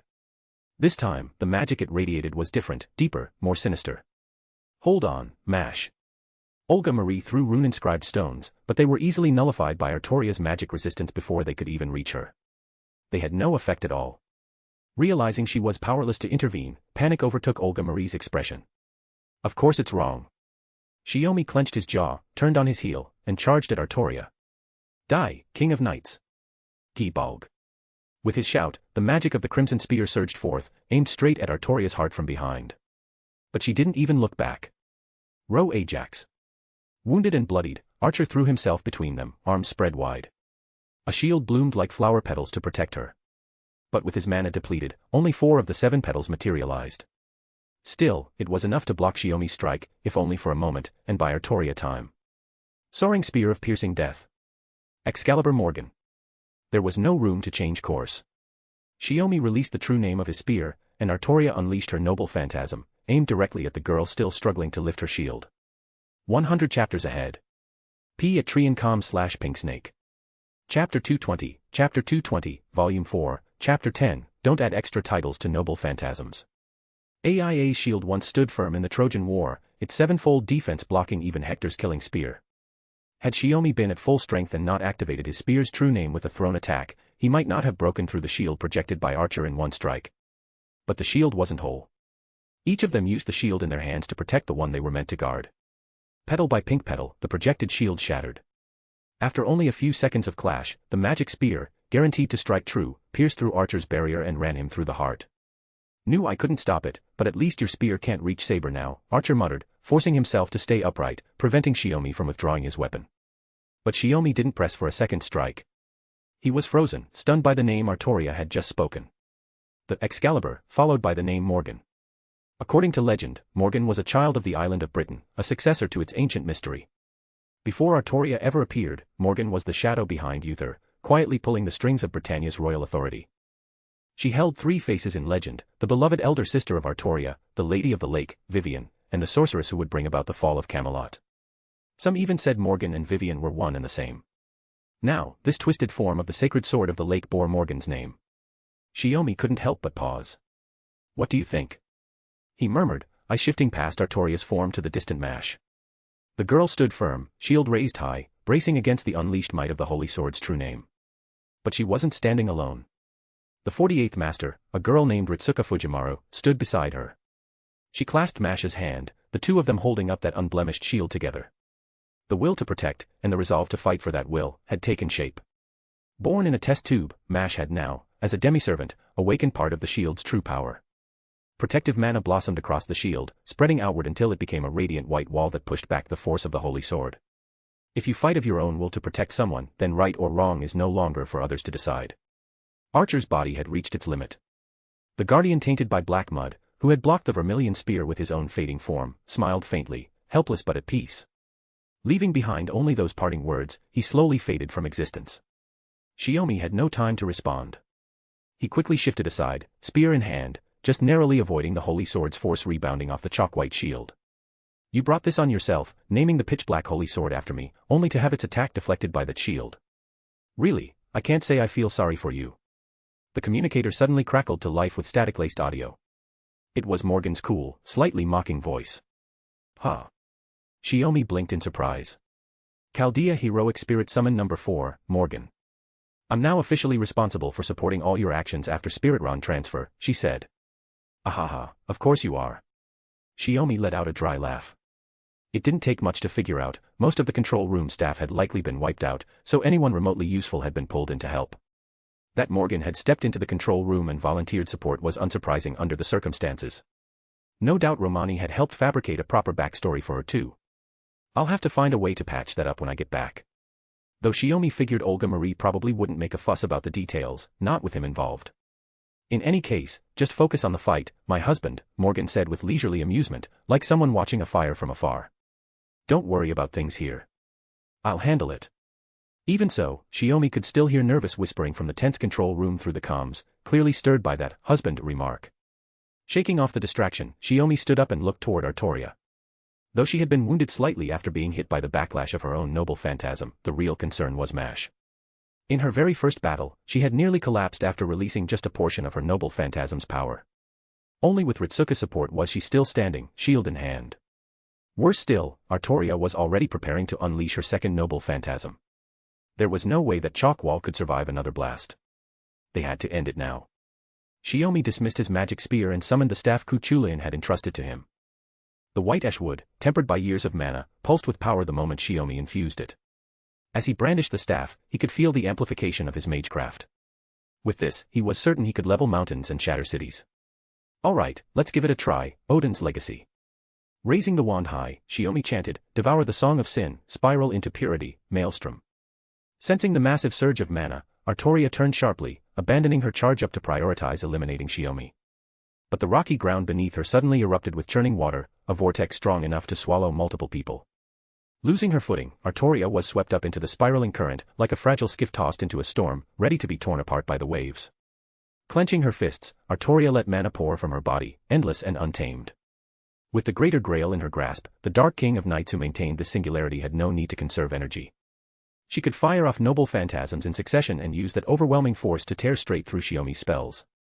Mana bloomed outward, pushing back the water and giving her ground to stand on. Swimming wasn't her strength, but walking on water was. Gripping her sword once more, she began charging her noble phantasm again. This time, it was aimed at Shiomi. At the edge of the blue sea, where even the wind strays not for 4 days, Pantaray. A second grand magecraft surged forth, fueling the already monstrous vortex. A slight shift in Shiomi's mana could direct Artoria straight toward the Greater Grail. But this was a singularity. Destroying the Grail might end the Holy Grail War, but it wouldn't necessarily repair the anomaly, it might even make it worse. After all, the Grail was the very core holding this place together. Chaldea's objective wasn't destruction, it was recovery. Cheap tricks. Artoria unleashed even more mana, clearly intending to rip through both of Shiomi's layered grand magecrafts with sheer force. We're not done yet. Shiomi rotated the staff and slammed its end into the ground. Heavenly Thunder Judgment. Above the great cave, storm clouds swirled into existence, pitch black and crackling with energy. Bolts of lightning rained down in waves, converging on the whirlpool and engulfing Artoria entirely. And at last, the proud and frigid King of Knights let out a scream she could no longer suppress. Aya. Chapter 221, Volume 4, Chapter 11, The Mastermind Reveals Themselves. Artoria gripped the sword planted in the ground, gasping heavily. She was on her knees, her pale face streaked with grime and nearly devoid of color. If not for the holy sword holding her up, she would have collapsed completely. 3 consecutive grand magecrafts, each chained into the next, had left her gravely wounded. Don't move. If you try anything more, even if you were once my comrade in arms, I won't hold back, Shiomi warned, raising his wand. Rune spun around its tip, and with a single thought, he could fire a mana blast strong enough to reduce Artoria to dust. What a foolish thing to say. Is that really how a battle-hardened Magus speaks, Tenkei Shiomi? Artoria forced herself to stand and drew her sword once more, her gaze still cold and unwavering. This battle would not end unless one of them fell. I only wanted to resolve this singularity through peaceful means, Shiomi said, tightening his grip on the wand as his mana surged, ready to strike. Artoria likewise raised her blade, black, inverted mana coiling along its edge. Facing the unleashed true name of Excalibur head-on wouldn't be wise, but it was already too late. Artoria had no time left to prepare her noble phantasm. Shiomi no longer hesitated. With diplomacy failed, he took aim, ready to end the corrupted King of Knights with a single blow. But just then, a slow, deliberate clap echoed from the platform where the Greater Grail stood, reverberating across the vast, empty hollow. Mash, who had regained some composure and stood on guard with Ritsuka, looked up in confusion, trying to trace the sound. The applause interrupted the standoff. Shiomi looked up as well, seeking its source. There. Olga Marie shouted. Well. I must say, I didn't expect this. As expected of a veteran Magus who survived 2 Holy Grail Wars, even the great King of Knights can't stand against you, said a calm, emotionless male voice. Shiomi's eyes shot wide open. His pupils contracted. You. Lev Laner. Huh? Who? Professor Lev. Romani, unable to see what was happening, could only follow the situation through the comms. Wasn't he caught in the explosion? Lev stood atop the platform, right in front of the Greater Grail, looking down at everyone below. I've had enough of letting you interfere with my plans, Lev said in his usual flat tone. You're all right, Professor Lev. Olga Marie, still unaware of anything amiss, let out a breath of relief and greeted him as if nothing were wrong. He was a magus of the Clock Tower, one of the Mages Association's most valued assets. Every magus lost only increased the weight on her shoulders. Don't be fooled. Shiomi's shout cut through the tension, snapping Olga and the others out of their daze. His gaze was locked on Leviticus. This powder-scented bastard is not the Professor Lev you know. Lev's eyes narrowed into slits as he gave a cold, artificial smile. Sharp as ever. I was worried you'd uncover my true identity and goals. But I suppose Chaldea kept you too busy to notice anything, Shiomi.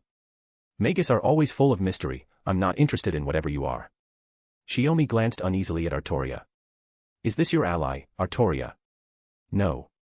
I have no connection with this man. Artoria seemed to recognize Lev, but showed no emotion. She lowered her sword and turned toward him. I personally set that explosion, and you still survived.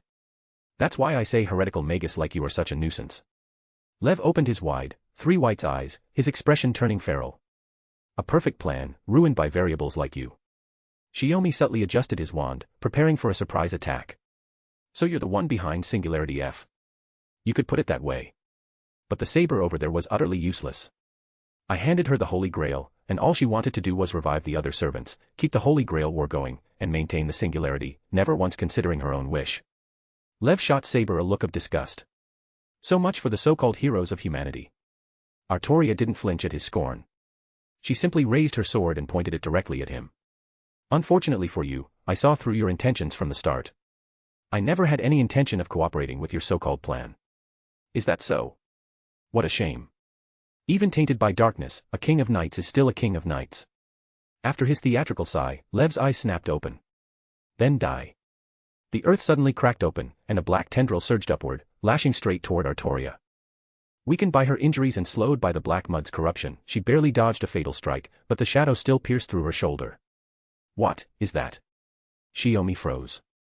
A black limb, veined with molten red patterns like flowing magma, instantly reminded him of the sea monster Castor had summoned during the Fourth Holy Grail War.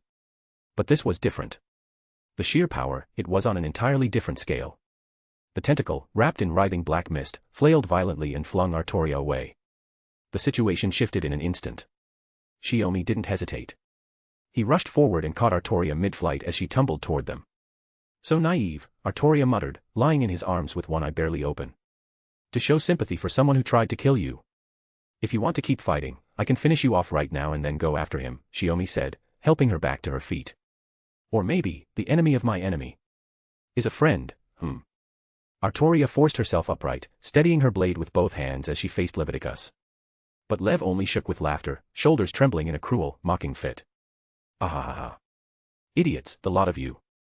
Struggle all you like. Even if you make it back to Chaldea's coffin alive, you still won't be able to save anyone here. What are you talking about? Shiomi demanded. Take Olga Marie, for example. She never had Spirit Ron transfer compatibility when she was alive. So how did she even get here? Lev sneered. It's simple. Her body is dead. Only her soul made the transfer. And when she returns to Chaldea, that little girl will die for good. After all, I made sure to plant the bomb right at her feet. His words hit like a hammer blow. Olga Marie's face went pale with terror. Her legs gave out, and she collapsed to the ground, too stunned to move. Chapter 222, Volume 4, Chapter 12, The Final Struggle. Lev Laner. Shiomi shouted, furious. A blazing fireball burst from his wand and shot toward Lev like a meteor, but a massive shadow blocked it.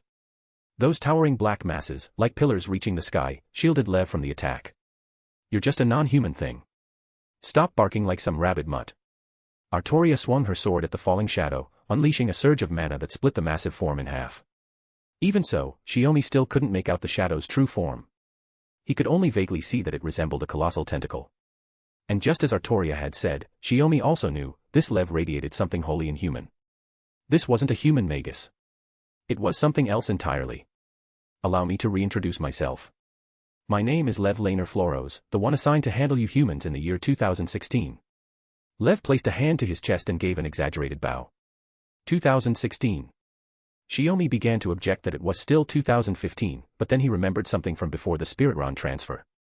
Chaldeas had been unable to observe anything past the year 2016. The future hasn't disappeared. It's simply been reduced to ash, Lev declared flatly. Thanks to Chaldea's magnetic field, Chaldea itself was preserved. But the outside world. I imagine it all ended up like this place, like Fuyuki. Shiomi's heart pounded. Like Fuyuki. That meant humanity had vanished. All that remained were burning cities and barren wastelands. Tuko. Rhaenys, El Meloy too. Everyone at the clock tower. One by one, the names of those dear to him flashed through his mind. They'd all been reduced to ash. Shiomi was stunned, nearly paralyzed. He had to bite his tongue hard, using the pain to snap himself out of the shock. The communication blackout with the outside, it wasn't from the explosion. It's because there is no outside anymore. Shiomi raised his wand. Even so. I'll make sure you're stopped right here, Lev. One by one, circular magic arrays formed in the air, inscribed with glowing runes. This was a singularity, right in front of the Greater Grail.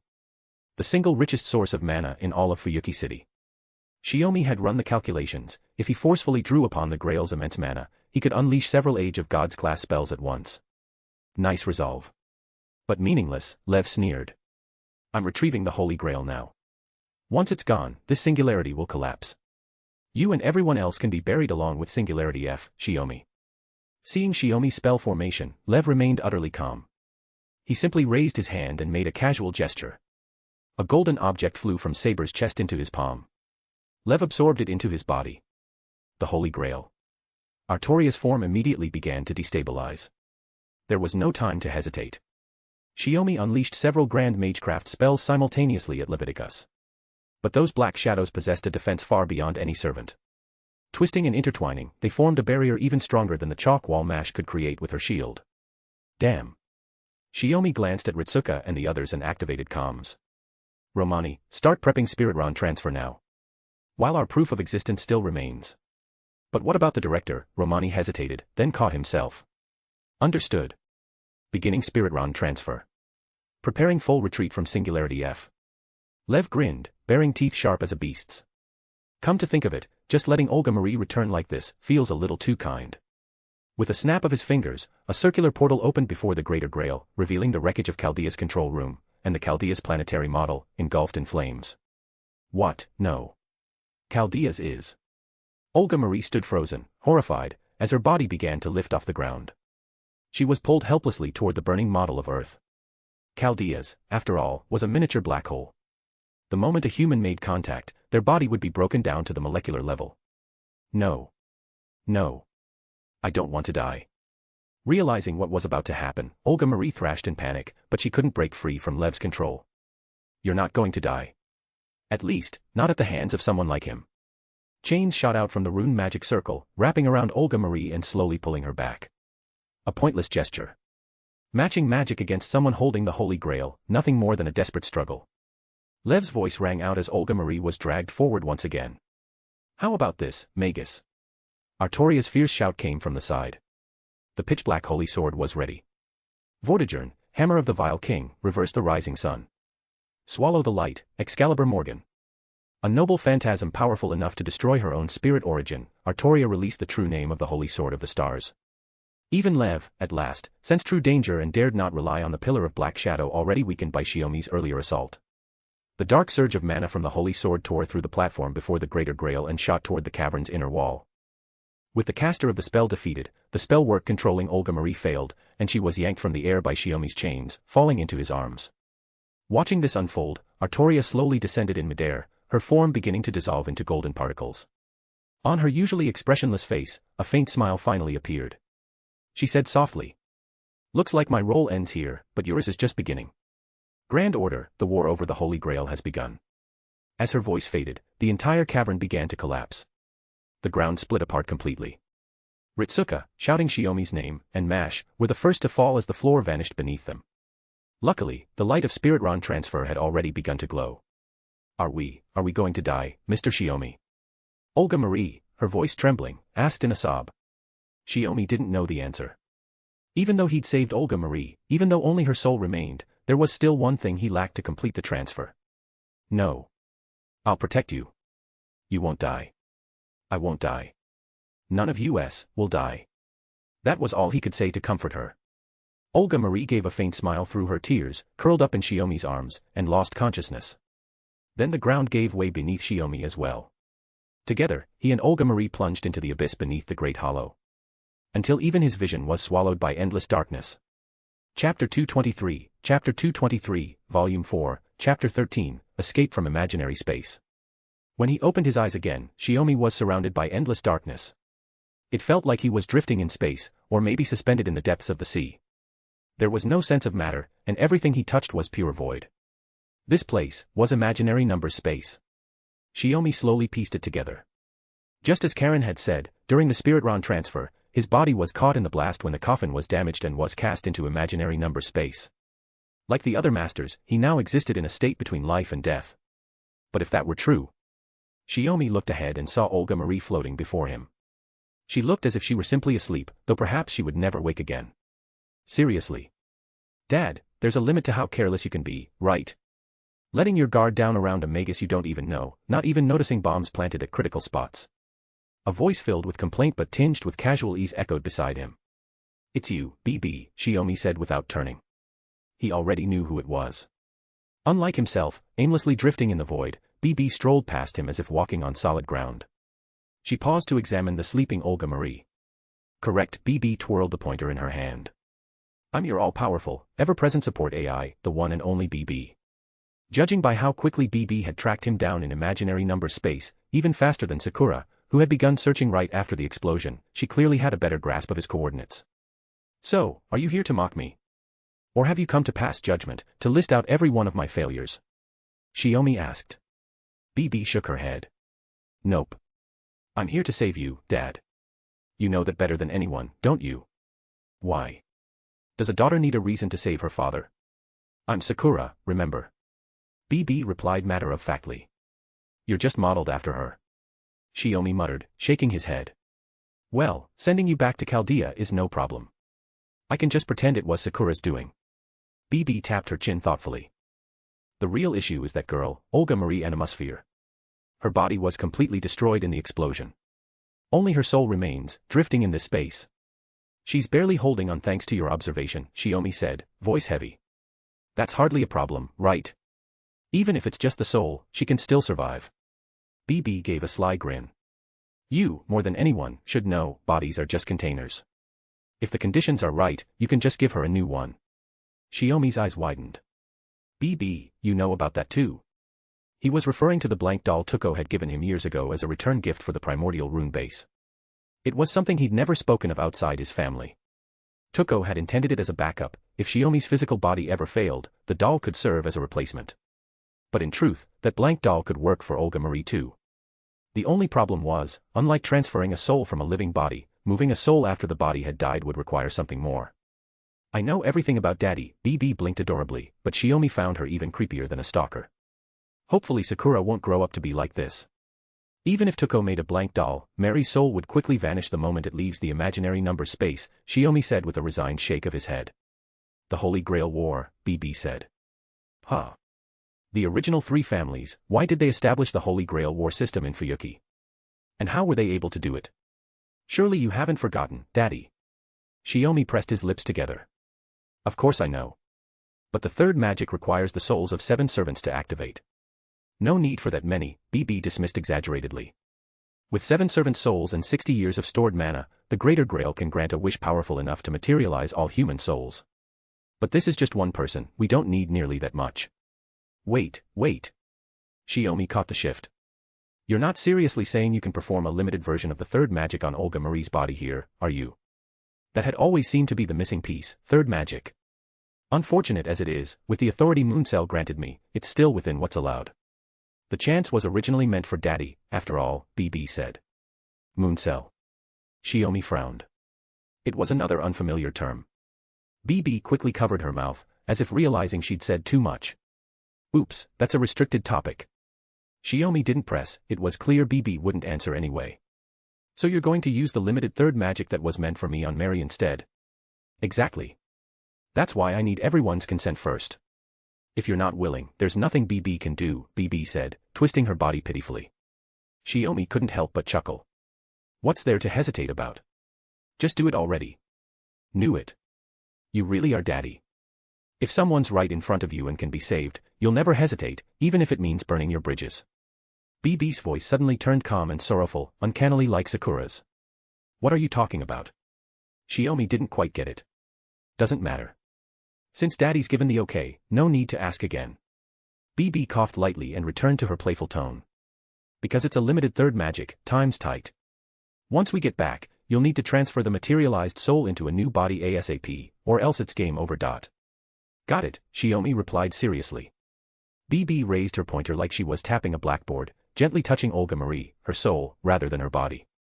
She transformed into a glowing white orb, then slowly shrank into a gemstone, which BB cradled in her palm. With a flick of her hand, the gemstone floated into Shiomi's grasp. Oh no, no good. There are still other rivals in this imaginary number space. Gotta hurry and send Daddy out. Before Shiomi could thank her, BB spun dramatically, feigning urgency as her pointer traced a violet arc through the air. Suddenly, Shiomi felt his body pulled to one side, completely out of his control. Far off in the distance, a faint light flickered into view, gradually growing larger. From that direction, Shiomi thought he could hear Sakura's voice. Your journey is just beginning. BB won't be able to intervene again until the human order incineration is over. Please, be careful. Daddy. Her voice faded into the distance. Before Shiomi could say another word, the boundary light of the imaginary number space swallowed him once again. Chapter 224, Volume 4, Chapter 14, A New Singularity, 1. Olga Marie jolted awake from a nightmare, staring up at the ceiling of Chaldea's infirmary. As her consciousness returned, she turned her gaze and saw Caren sitting by the bedside, reviewing a medical report. Oh, you're awake. Much earlier than expected, Caren said, marking something on the clipboard with a pen, as if updating the report. Still groggy, Olga Marie sat up. The lingering fatigue made it hard to get a grasp on the situation. How do you feel? Do you remember who you are? Know where you are? Caren asked, eyes on her. Olga Marie Animusphere, head of the Animusphere line, director of the Human Order Protection Agency, Finest Chaldea. This is Chaldea's infirmary. She glanced down at the patient gown she was wearing and answered slowly. Good. You know who you are and where you are. Seems like there's nothing abnormal, Caren nodded. But for Olga Marie, everything felt off. Memories of Singularity F slowly returned, along with other fragments of truth. She looked at her arms and hands exposed outside the sleeves, and asked, confused. Wasn't I already dead? Technically, your body did die. But your soul and consciousness survived thanks to the Spiritron transfer to the Singularity, Caren corrected her. Then. Olga Marie looked at her uncertainly. She remembered Professor Lev, who had transformed into a strange enemy, saying that once she returned to Chaldea, she would disappear for good. It's a bit complicated, but to put it simply, we prepared a brand new body for you and transferred your soul and mind into it, Caren said after a brief moment of thought, trying to simplify the explanation. Olga Marie froze. That's impossible. Chaldea doesn't have the facilities to create spare bodies. Mid-sentence, something clicked. Tuko Aozaki. The grand puppeteer closely associated with Tenkei Shiomi. Rumor had it she could craft bodies nearly indistinguishable from the real thing, some even said Tuko's own body was a puppet. As expected of Lord Animusphere, quick on the uptake, Caren said with a half-joking tone, a faint smile on her face. That's right. Dad had a blank puppet, a backup gifted to him by Ms. Tuko, just in case. So, he gave me his puppet. Olga Marie clenched her fist and activated her magic circuits. The circuits activated smoothly, mana flowing freely through her body. Even knowing this was a puppet, she couldn't tell the difference. It's a puppet crafted by a Magus, so it functions perfectly as a Magus's body. But since it was a universal blank, it couldn't fully replicate the level of your original magic circuits, Caren said, flipping through the report. According to previous records, your magic circuits ranked E in quantity, but their quality was off the charts, EX. That was standard. What about now? The quantity has increased to D+, but the quality dropped to A-. Whether that's a good thing or not, even Dad couldn't say. That's for you to decide, Caren said matter-of-factly. Olga Marie gripped the sheets, unable to tell whether she should feel relieved or disappointed. She was human, but also a Magus. After surviving, there were other things to consider. What happened to my original body, she asked. Though declared clinically dead, it still bears the magic crest passed down through generations of the Animusphere line. Under Dr. Roman's orders, it was placed in cryogenic storage, just like the other masters whose status is unknown, Caren said, leaning back in her chair, speaking slowly and clearly. But Chaldea currently lacks the necessary conditions for transplanting a crest, so, while Olga Marie could still function as a skilled Magus, she couldn't access the magic stored in her family's crest. But the crest remained intact. Once the right conditions for transplantation were met, the problem could be resolved. Olga Marie covered her face and silently wept. Tears slipped through the gaps in her fingers. She had thought her life had ended with the collapse of Singularity F. Her question to Shiomi had merely been a way to seek comfort. But Shiomi had truly brought her back. Watching her cry, Caren decided there was no need to bring up the mysterious origins of the third magic anymore. Let's wait until the director fully regains her memory. Caren stood up, walked to the corner of the ward, and used the communication device there to inform the others that Olga Marie had awakened. Before long, Ritsuka and Mash came running in. She's awake. Director, are you feeling okay? Ritsuka leaned over the bed anxiously. Mash placed a hand over her chest and spoke gently. If there's anything you need, please don't hesitate to ask, Director. Catching the scent of food on Ritsuka, Olga Marie realized the two had likely been eating when the message came in and rushed over immediately. Though she hadn't expected much from this last-minute recruit, Chaldea's 48th master, after the battle at Singularity F, Olga Marie had seen Ritsuka's resilience and courage firsthand. This girl might even surpass me as a master, the director thought to herself. You're both overreacting. And didn't I say I'd settle the score with you? Olga Marie frowned playfully as she reached out and pinched Ritsuka's cheek. If you dare fall asleep during another of my strategy meetings, I won't let you off so easily. I get it. Olga Marie wasn't using much strength, so Ritsuka only felt a mild sting as she laughed and pleaded for mercy. So, where are the others? Olga Marie asked with a hint of awkwardness, deliberately putting on airs. Caren simply shrugged. I've been here the whole time watching over you while you were unconscious. I haven't had the chance to check in with the others. Maybe they're all resting. Ritsuka, having escaped Olga Marie's grip, rubbed her cheek and answered seriously. About that, Mr. Shiomi and Dr. Roman are currently discussing our next steps with the others. They said once the director wakes up, everything will be decided by you. What happened? All Olga Marie knew was the limited intel Lev had mentioned beneath the Great Pit. After Singularity F was repaired, Chaldea's detected 7 new singularities. The situation is even more severe than what we faced in Fuyuki, Mash replied. Chapter 225, Volume 4, Chapter 15, A New Singularity, 2. Between the restoration of Singularity F and Olga Marie's awakening, the surviving Chaldea staff worked tirelessly to bring the control room back online. Under Shiomi's leadership, they began investigating the 7 new singularities observed by Chaldeas. Once she confirmed that her body was functioning properly, Olga Marie returned to the control room. Everyone was there. Shiomi's wife, Esk, was seated at a workstation, assisting with operations. Her claim of being Heroic Spirit Summon No. 4 had been quietly brushed aside by Shiomi, treating her as regular auxiliary personnel for now. Romani, seated at a nearby console, tried to stand and offer her his seat, but she waved it off. No need. With Professor Lev's betrayal, you're the only one who can take over master coordination after Spiritron transfers. She glanced at Shiomi and, seeing affirmation in his eyes, her tone firmed. Let's go over our current situation. So far, we've confirmed the conditions of 4 out of the 7 singularities, the end of the 100 Years' War in Britain, September around 60 AD, the Age of Exploration in 1573, and London in 1888, Romani reported. Their preliminary Humanity Foundation values are estimated at C+, B+, A, and A, respectively. Olga Marie instinctively bit her finger in worry. The outlook was grim. Any one of those singularities posed a greater threat than Fuyuki, which had only rated AC, will have to prioritize the ones with the lowest foundation values. Ritsuka is still a rookie master, with almost no combat experience. She glanced toward Shiomi. But thankfully, we still have experienced frontline masters like you. That alone keeps things from being completely hopeless. Just as she finished speaking, Shiomi raised a hand to indicate he had something to add. Olga Marie nodded, handing over the floor to him. So far, only Ritsuka and I remain as active masters.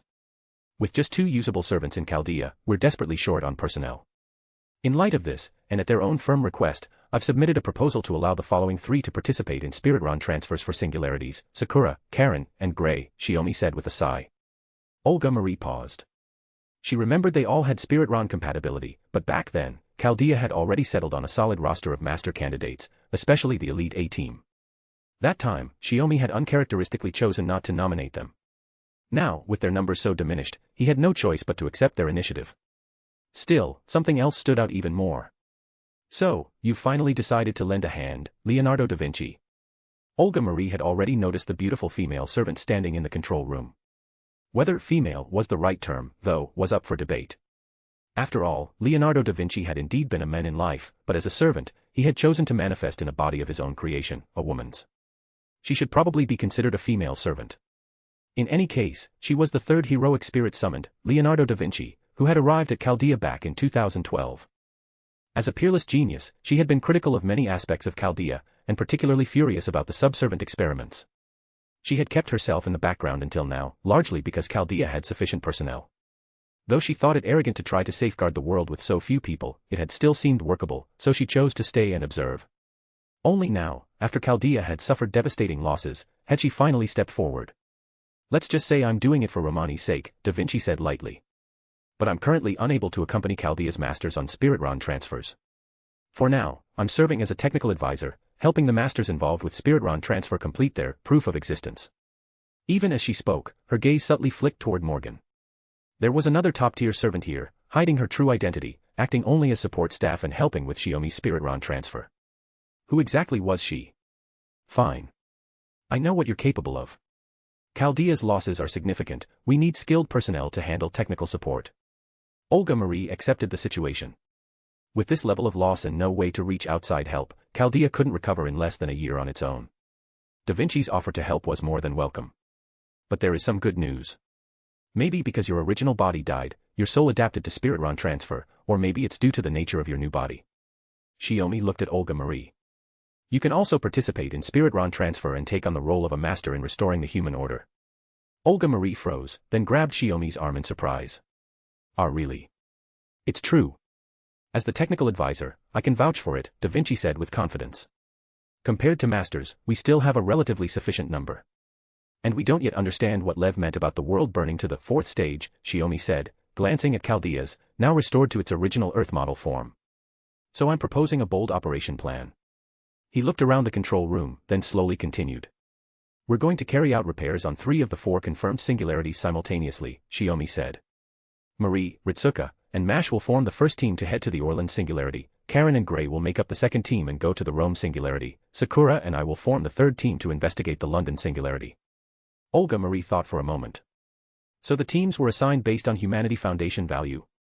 She knew Gray was a gravekeeper from a rural village in Britain, with combat abilities strong enough to rival most servants, in some ways, even more formidable than Mash.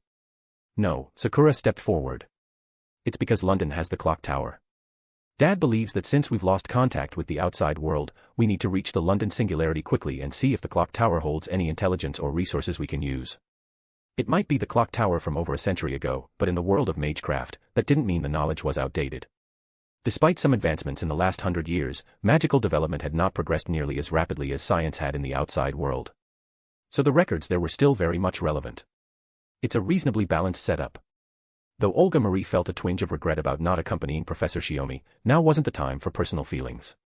She nodded in agreement with the plan and raised her hand with authority. Then we'll proceed with this strategy. Chaldea begins preparations for simultaneous deployment to the 3 singularities. Chapter 226, Chapter 226, Volume 4, Chapter 16, Before Departure. After the battle plan was finalized, Chaldea officially launched the large-scale project known as Humanity Restoration. Though they suffered heavy losses, they were still fortunate enough to retain the majority of their combat strength. At the heart and core of that strength, Shiomi was in the middle of adjusting his combat suit in preparation for the next spirit RON transfer. How's everything? Any discomfort? Romani knocked on the door, stepping in to perform a routine check as head of the medical department. Since Director Olga Marie would also be heading to the front lines of the Singularity, Romani, like during Singularity F, had to stay in the control room and handle most of the support duties. Everything's normal. I am a Magus, after all, I'm well aware of my own condition. Shiomi nodded, giving a straightforward response. Romani scratched the back of his head with the hand holding his pen.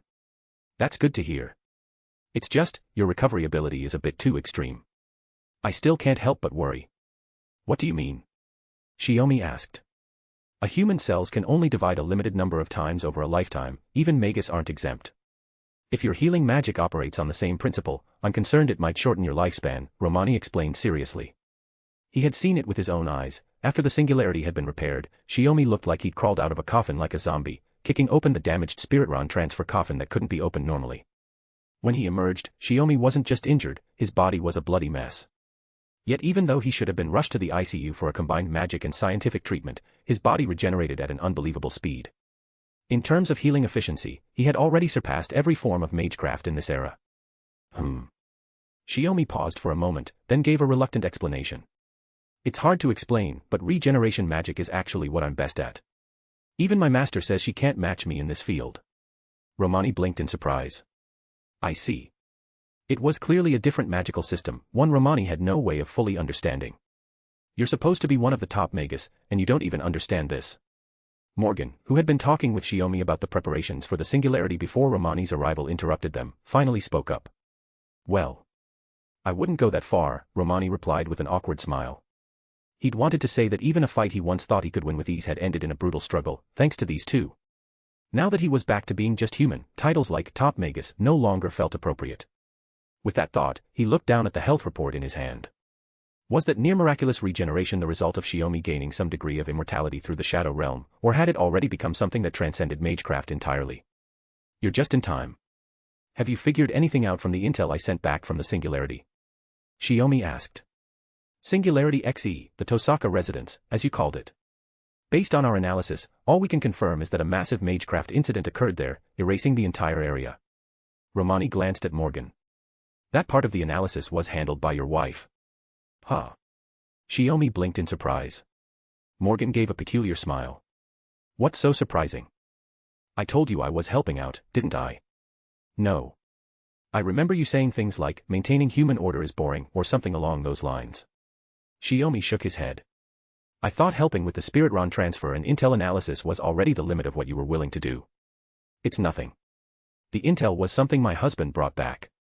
I simply didn't want to leave the analysis to anyone else. Morgan stated this possessively, as if it were the most natural thing in the world. Romani let out a string of awkward laughs. Ha ha ha ha. You two really are something. Speaking of which, Shiomi said with a smile, this is your second life. Haven't you thought about settling down these past 10 years? Haven't had the time. Romani responded casually, though what he said was pretty harsh.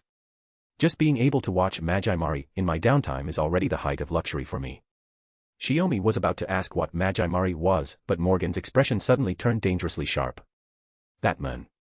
Even locked away in a tower, he still finds time for that kind of nonsense. Seems like I made a mistake not blocking his clairvoyance. Romani immediately started pleading. Come on, don't. I know he's the world's biggest loser, but he's still the manager of Magi Mari. The focus of his plea was a bit odd. It's fine, it's fine. Morgan wouldn't actually do anything. Shiomi quickly stepped in to vouch for her, finally easing Romani's nerves. With Shiomi's condition confirmed, Romani was ready to leave.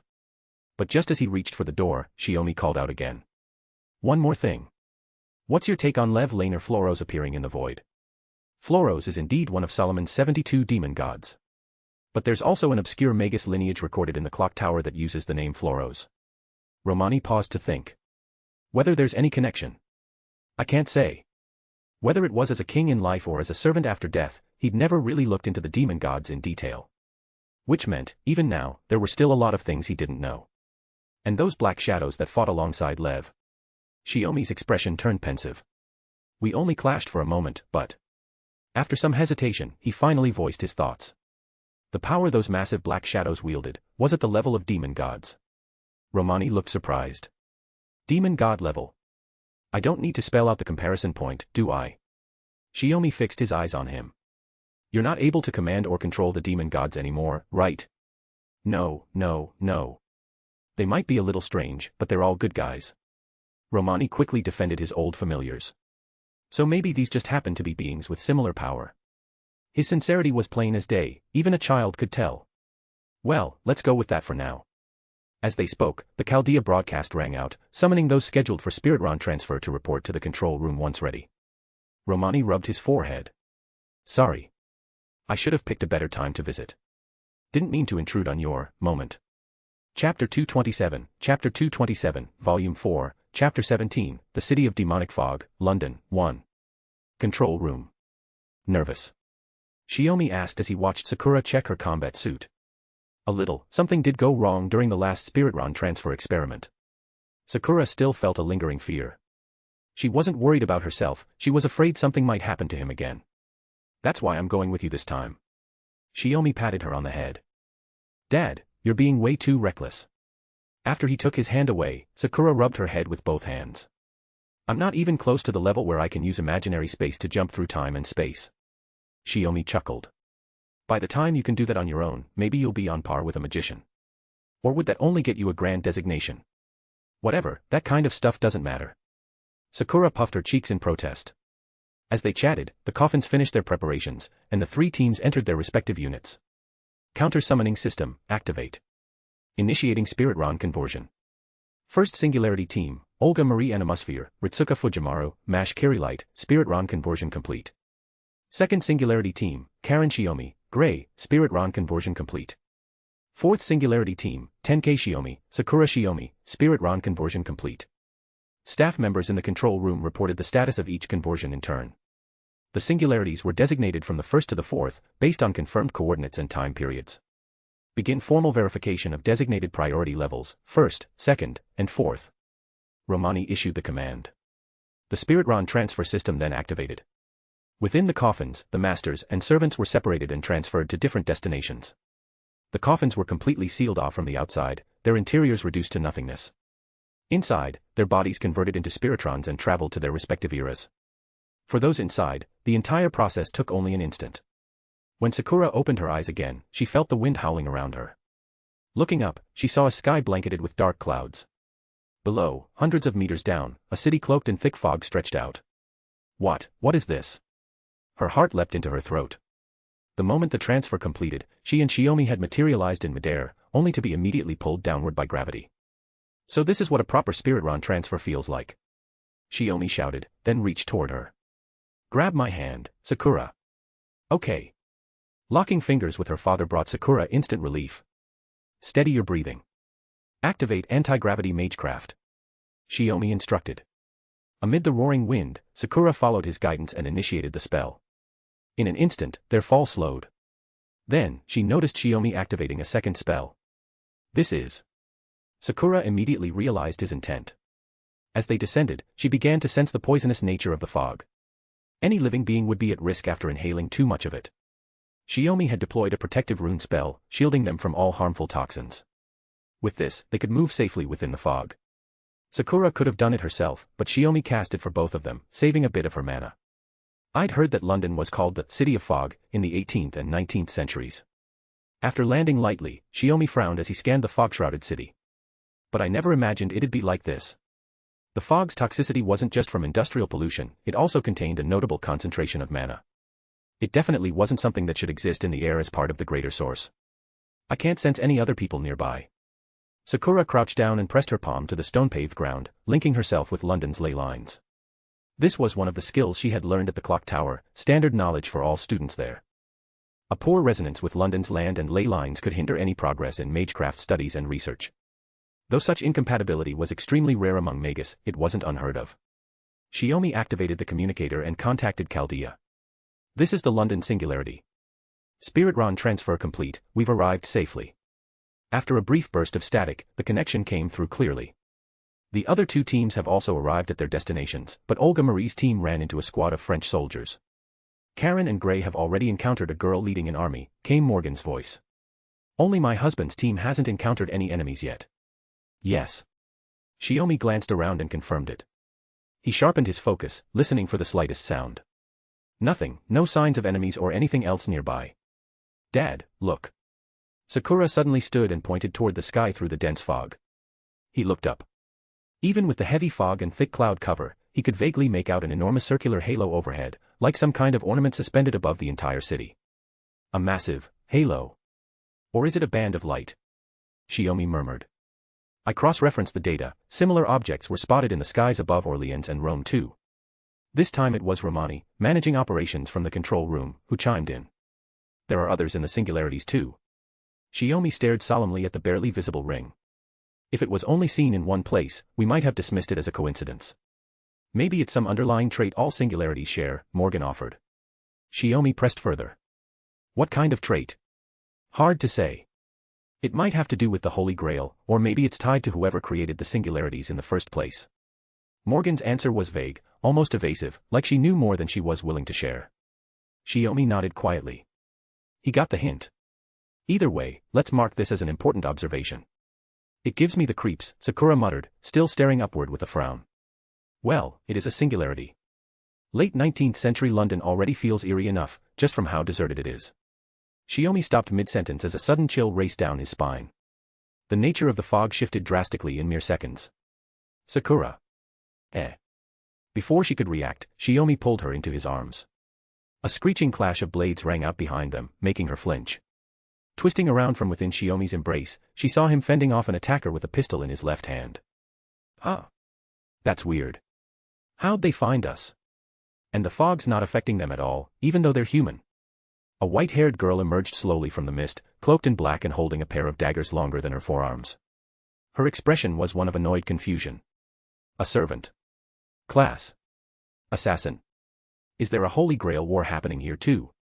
Shiomi helped Sakura to her feet, leveling his spear at the assassin girl with wary precision. Chapter 228, Volume 4, Chapter 18, The City of Demonic Fog, London, 2. The assassin girl didn't respond to Shiomi's question. A cruel yet gleeful smile spread across her youthful face. Hee hee. I'm so happy. Found a good prey. Why are you walking with a man? Her attention was entirely fixed on Sakura, clearly displeased that Shiomi was protecting her. Am I her target? Sakura stayed alert but wasn't panicked. With her father shielding her, she had the space to contemplate the assassin's true name. Well, not that it matters. I'll deal with the nuisance first, then entertain you. With a face full of innocent cheer, Assassin stashed her 2 long daggers and started fumbling behind her small frame. Sakura, step back. This one's a servant who specializes in killing women. Shiomi smoothly moved to shield Sakura behind him. Suddenly, Assassin crossed her arms. Between each of her fingers, black and red weapons glinted. 6 small but deadly throwing knives shot toward them. Shiomi swung his spear in a perfect arc, knocking all the projectiles out of the air. You slipped, Assassin. Shiomi didn't underestimate her just because she looked like a child, though seeing such a young girl did remind him of Caren as a child. If you're going to kill, maybe keep your mouth shut first. Oh no. How scary, mister. Assassin widened her eyes, pretending to be frightened, though her gaze betrayed nothing but excitement and murderous intent. You're amazing. Shiomi steadied his breath. In his eyes, she was only a servant, her identity and appearance didn't matter. In a flash, he lunged forward, his spear aiming straight for the girl's heart. Guh. Assassin, built for agility, quickly raised her dagger to parry, managing to divert the thrust meant for her heart, but not before it sliced her arm. The white-haired girl tumbled across the ground, then gritted her teeth and got back on her feet, face twisted in fury. You hurt us. That's just mean. Mean. Shiomi fixed his eyes on her, looking for his next opening. You targeted our precious daughter without a word. Who's the cruel one here, executioner? Sakura covered her mouth, inwardly cringing at Shiomi's choice of words. Despite the tense situation, she couldn't help but giggle. Daughter. The girl's eyes widened with an emotion Shiomi couldn't quite read. That's not fair. That's so unfair. You even have parents. Huh. Shiomi blinked, confused. He had no idea why Assassin was suddenly so agitated, her killing intent had intensified. We've been searching for our mother. This is unforgivable. Assassin hurled her knives again. The trajectory was too obvious. This time, Shiomi advanced while deflecting the blades with ease, but Assassin leapt back, retreating into the thick fog. She ran. Shiomi halted at the spot where she had just stood, puzzled. Then, the fog thickened until even his own feet were hard to see. Alarmed, he turned back. Sakura's figure had already vanished into the mist. And it wasn't just the visibility. The fog was now infused with a toxicity far more intense than when they first landed, and a denser concentration of mana. Shiomi's instincts screamed that something was wrong. This wasn't just any magical fog, it was Assassin's noble phantasm. For someone who had endured the land of shadows, it wasn't much of a threat. But for Sakura, a Magus, even if it wasn't lethal, it would still inflict serious harm. Realizing that, Shiomi turned and dashed in her direction, only for an unsettling sound to echo through the thick fog. Hell starts here. We are the fire, the rain, the power. A childlike voice echoed through the dense fog. Assassin possessed more than one noble phantasm. The first was a bounded field type that generated the poisonous mist. The second was a weapon worthy of her title as an assassin, a noble phantasm for assassination. Let the slaughter begin, Maria the Ripper. Divine Saber. Assassin wasn't foolish. She quickly realized Shiomi wouldn't be easy to handle. Using the toxic fog from her first noble phantasm as cover, she stealthily closed in on Sakura and activated her second noble phantasm, aiming to carve the pitiful girl apart on the spot. But as the sound of her noble phantasm rang out and the dagger closed in, its path aided by the fog's intensified toxicity slowing Sakura's movements, lightning suddenly crashed down, striking all around her. Sakura had unleashed grand magecraft. One bolt hit the approaching assassin, disrupting her attack. What should have been a fatal strike was reduced to a shallow cut across Sakura's shoulder. No way. Assassin stumbled back, dodging Shiomi's following thrust. She hadn't expected her noble phantasm to be broken so abruptly. Badly injured, Assassin immediately retreated into the fog. Shiomi couldn't leave the wounded Sakura behind to give chase. He crouched beside her, placing his hand near the wound on her shoulder as healing magic lit up the space. As the pain gradually eased, Sakura's expression relaxed. Dad. Don't speak yet.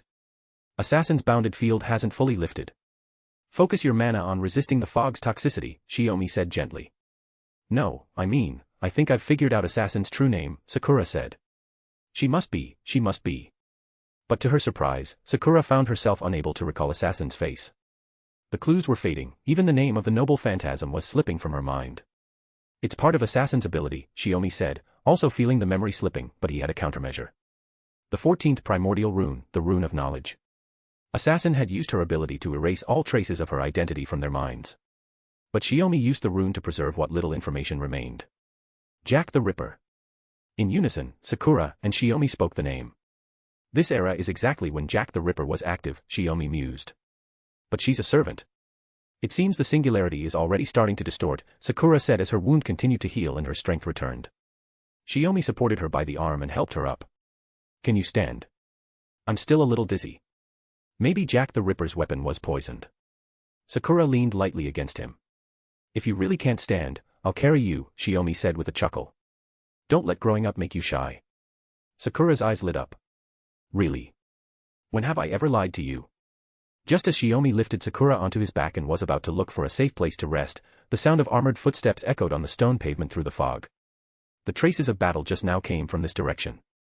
A knight in white armor emerged from the mist. All three widened their eyes. Chapter 229, Volume 4, Chapter 19, The Night of Rebellion Returns. Mord, read. Even after more than 10 years, Sakura could never forget the events of the Fifth Holy Grail War, those few brief days fighting side by side with the servant named Mordred. Though they lost in the end, Sakura had never once doubted Mordred's strength. She only blamed herself for not being strong enough, unlike her father, who could even surpass the King of Heroes. Ugh, isn't this mother's boy toy? Mordred pulled a disgusted face, but her tone was surprisingly familiar. Wait, why are you even here, master? Huh? Sakura froze. Shiomi also stood stunned. He was too surprised to even react to Mordred's incredibly rude jab at him as mother's boy toy. What shocked him more was that Mordred actually recognized both him and Sakura. Saber, you remember us? Sakura asked. Normally, when servants are summoned, they don't retain memories once they return to the throne. Even if the same servant is summoned multiple times across different Holy Grail Wars, they wouldn't recall past summonings, unless, like Artoria, they made a contract with the world before death, freezing their existence at the final moment of life rather than coming from the throne of heroes. Oh, right. Mordred blinked as though just realizing it herself, her expression a little confused. Yeah, I don't really get it either, but the moment I saw you two, I remembered. Weird thing is, I hadn't realized it at all before this. Sakura glanced at Shiomi in puzzlement. He, in turn, began analyzing the possible reasons. Probably a correction made by the counterforce when summoning Mordred to this singularity. Since Sakura and I are here, it might have judged that recalling past memories would help stabilize the singularity, or something like that. You're still saying stuff no one understands, Magus. Mordred laughed as she approached Shiomi and clapped him on the shoulder. The Knight of the Sword no longer bore the wariness of a patrolling sentinel. Instead, she had the ease of someone reuniting with an old friend. If she can remember, then that's the best outcome, Sakura said, clearly relieved. Then Mordred noticed Sakura being carried on Shiomi's back and tilted her head. What's going on, master? Why are you being carried? We ran into Assassin and got into a fight, Shiomi explained with a shake of his head. Because of a lack of intel, Assassin used two noble phantasms in tandem and managed to injure Sakura. Mordred's face turned serious. Assassin. Don't tell me, you ran into Jack the Ripper. You already know her true name. Shiomi asked. Yeah. I've run into that little creep a few times while patrolling the city. Loves using the fog to launch sneak attacks, Mordred said. The whole city's covered in mist, perfect fit for her lore. Not that it works on me. With her high magic resistance, Assassin's mist had no effect on Mordred. The second noble phantasm, which required close range, was also easily disrupted by the crimson lightning unleashed through her mana, just like what happened with Shiomi earlier. Even the first noble phantasm couldn't breach her defenses. Their compatibility was just about the worst possible. Got it. Shiomi looked at Mordred. So, is there a Holy Grail War happening in London right now? As far as Shiomi knew, a ritual like the Holy Grail War would never be permitted in London, the stronghold of Magus. For one, too many Magus would be aware of it, causing inevitable chaos. More importantly, the Mages Association wouldn't allow it in the first place. After all, buried beneath the clock tower lies the spiritual tomb of Albion, a repository of mystery, still harboring countless unknowns even after 2 millennia. So, with both assassin and saber appearing in succession, Shiomi tentatively concluded that this might be a Holy Grail War that never existed in proper history. No, there isn't, Mordred replied bluntly. What? I mean, no Magus summoned me to begin with. Mordred's expression turned serious. When I arrived here, I already knew I wasn't brought in by the Holy Grail. Shiomi's brow twitched. So it has nothing to do with the Holy Grail. While summoning servants outside the Holy Grail War wasn't unheard of, cases like that were rare. Over a decade ago, Dr. Heartless had been one such example. But that summoning, bringing forth Hephaestion, had involved exploiting loopholes and resulted in an unusual outcome. Now, with both Assassin and Saber appearing in this London singularity seemingly unrelated to any Holy Grail War, Shiomi realized past precedents might no longer apply. Really? Could it be that the summoner is deliberately hiding their presence? Sakura asked again, trying to confirm the details. Can't say for sure. But at the very least, I don't feel any mana link to anyone, Master, Mordred said with a smile. Don't call me Master. We don't have a contract right now, Sakura said, flustered. Just call me Sakura. Shiomi suddenly interjected, it's not out of the question. If my guess is right, Mordred is a stray servant, like one who lost their master in a Holy Grail War.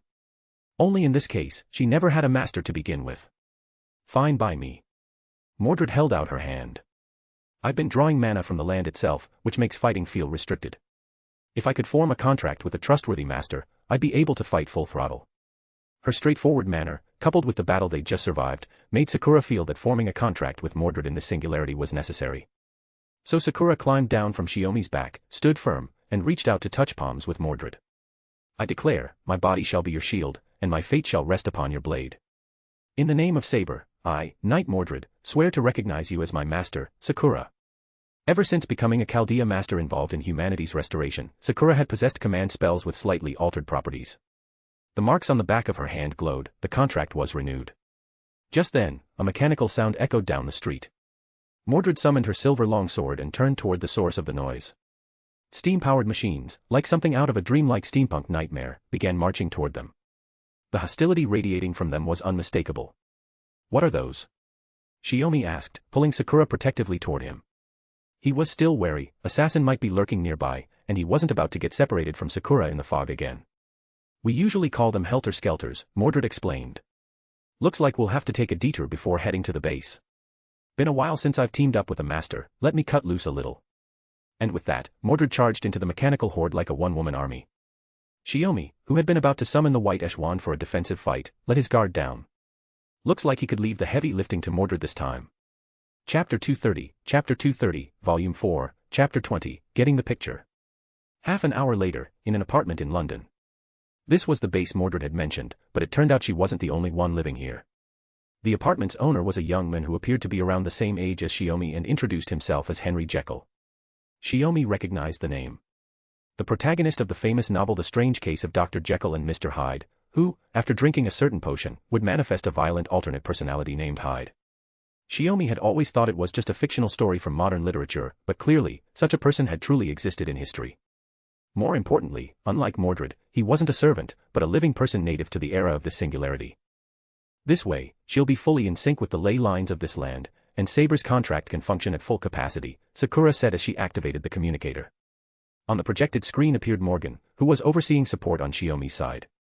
Mordred, who had just pulled a beer from the fridge and taken a sip, choked on it in surprise when Morgan's image appeared. Shiomi was even more surprised to find that this apartment had a home refrigerator, despite the fact that such appliances had only been invented about 10 years ago in this timeline. Then Mordred learned that although she had been defeated by the King of Heroes and exited the stage during the final moments of the Fifth Holy Grail War in Fuyuki, Morgan and Shiomi had not lost. After taking all this in, Jekyll began explaining the current situation to Shiomi and the others.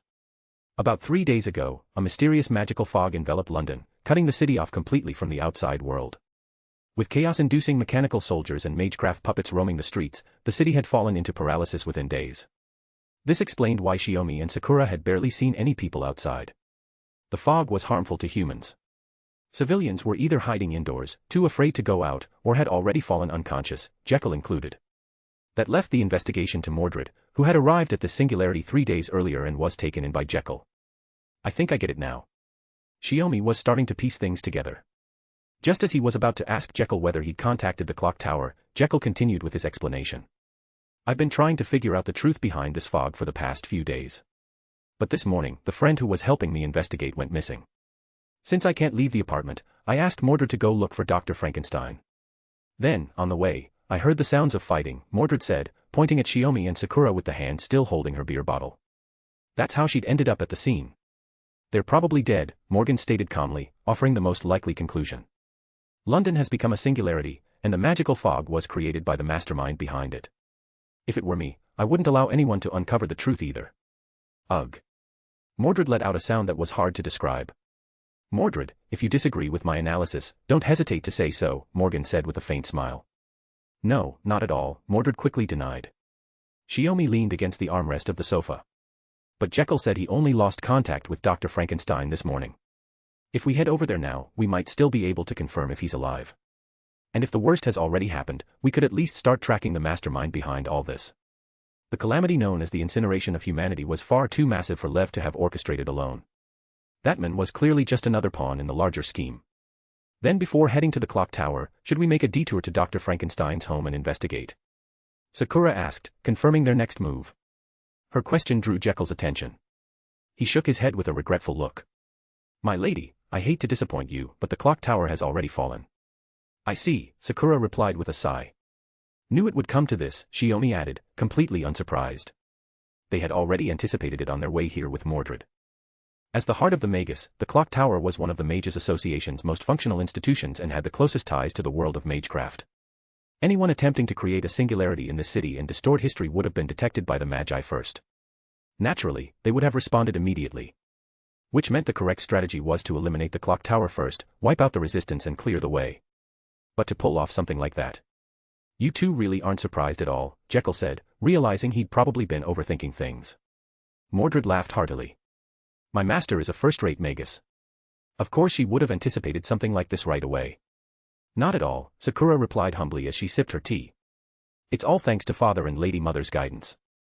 Mordred glanced at the projection of Morgan, who was still linked to their call, and swirled her beer bottle. That reminds me, I never got to ask, why does Master use an honorific for Mother? Shiomi was just Dad, but Morgan was Lady Mother. Because she is Lady Mother. Anything less just feels wrong, Sakura answered simply. Huh. Mordred had the urge to mock Sakura's reverence toward Morgan but decided it wasn't the right time. Sakura's a good girl. Much better than someone who would look their so-called father in the eye and call him, my mother's boy toy, Morgan said with a teasing smile. True, Shiomi chimed in. Embarrassed, Mordred scowled and shot a glare at Jekyll, who was laughing. She hadn't realized Morgan could hear them at the time. As for who Morgan really was, Mordred had given up trying to figure it out. She left the question in a deliberately vague space, neither acknowledging her as mother nor outright denying it. Oh, right. Why did Saber say Dad was just a boy toy? Sakura suddenly remembered and complained, even if you don't want to accept his position, you didn't have to put it like that, did you? Mordred took a swig of her beer and grumbled, whatever. I'll call him what I want. If you've got a problem with that, go ahead and use your command spell. The command spells created by Chaldea aren't as strong as the ones from the Fuyuki Holy Grail War, Sakura said, glancing regretfully at the mark on the back of her hand. Whoa, whoa, whoa. If they were strong enough, you'd seriously waste one just for that. Seems like the perfect use to me, Sakura said, blinking innocently. Listening to Sakura and Mordred go back and forth, with Morgan occasionally throwing in a sharp remark, Shiomi finally started to relax. The tension in his body began to ease as he decided to take a short rest before moving on. Chapter 231, Volume 4, Chapter 21, Encounter with the Enemy. Just as Morgan had said, Dr. Frankenstein had been attacked. After resting for an hour, Shiomi headed to the doctor's residence with Sakura and Mordred, only to find the place completely deserted. There wasn't even a corpse left behind, yet Shiomi could tell without a doubt, Dr. Frankenstein had been killed. Ah.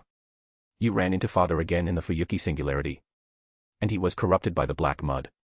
While searching the room for clues, Sakura casually chatted with Mordred and brought up the Fuyuki incident. She had originally wanted to discuss the common traits between the two singularities, but as expected, Mordred latched onto something else entirely. A pitch-black king of knights, huh? Mordred's expression turned serious. Cold, ruthless, and decisive, Shiomi replied, picking up a notebook from the desk and answering in Sakura's place. You could still tell it was Artoria Pendragon, but she was completely devoid of emotion. If she had been like that in life, history would probably remember her as a merciless tyrant. Mordred lowered her eyes, lips curling in a conflicted grin. I see. The rebellious knight found herself surprised. If father had truly been that kind of person, maybe Britannia would have turned out differently. Maybe even her own rebellion would have been crushed without a chance. We can talk about the King of Knights later. Take a look at this, Shiomi said, holding up the notebook. Seems like Dr. Frankenstein was in the middle of writing it when he was killed. Sakura and Mordred immediately leaned in to read the note in Shiomi's hand. In it, the doctor wrote about uncovering a scheme called the Project Demonic Fog. The details were still unclear, but the plan's leaders were identified only by the initials P, B, and M. Each of them wielded magecraft beyond the scope of human intellect, likely heroic spirits. The entry abruptly stopped there, the rest of the page stained with blood. P, B, M. Shiomi murmured. Very suspicious. He probably found out more, but was silenced before he could write it all down. Sakura activated her communicator. I'll scan and archive this note, it might come in handy later. Saber, could you check the rest of the room again? Hold on, master, Mordred interrupted, holding out her arm. The fogs changed direction.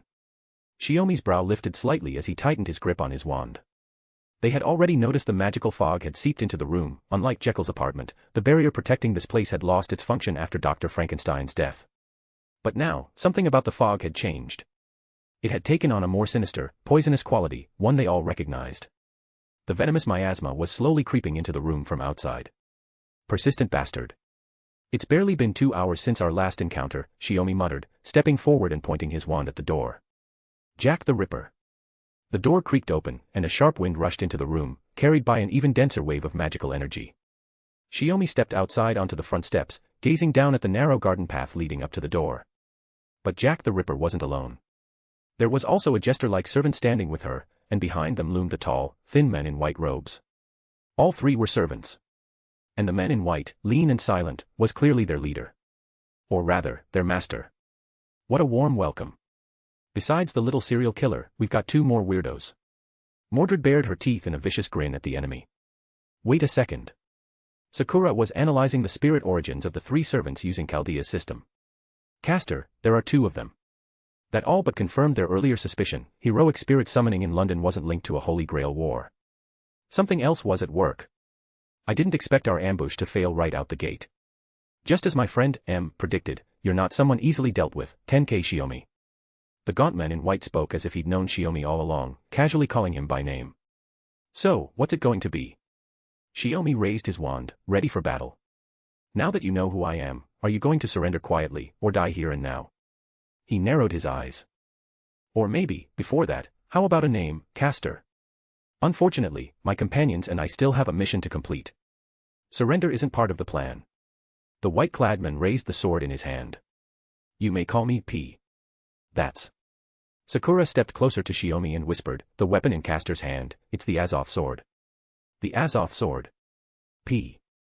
Shiomi's mind clicked through the names of heroic spirits, cross-referencing the clues. I see. So it's Paracelsus von Hohenheim. The Azoth sword was a mystic code originally created through alchemy by that very Magus. Rumor had it he never let it leave his side. Shiomi had made the right guess on the first try. Paracelsus wore his usual faint, melancholic expression. As expected. My true name was seen through instantly.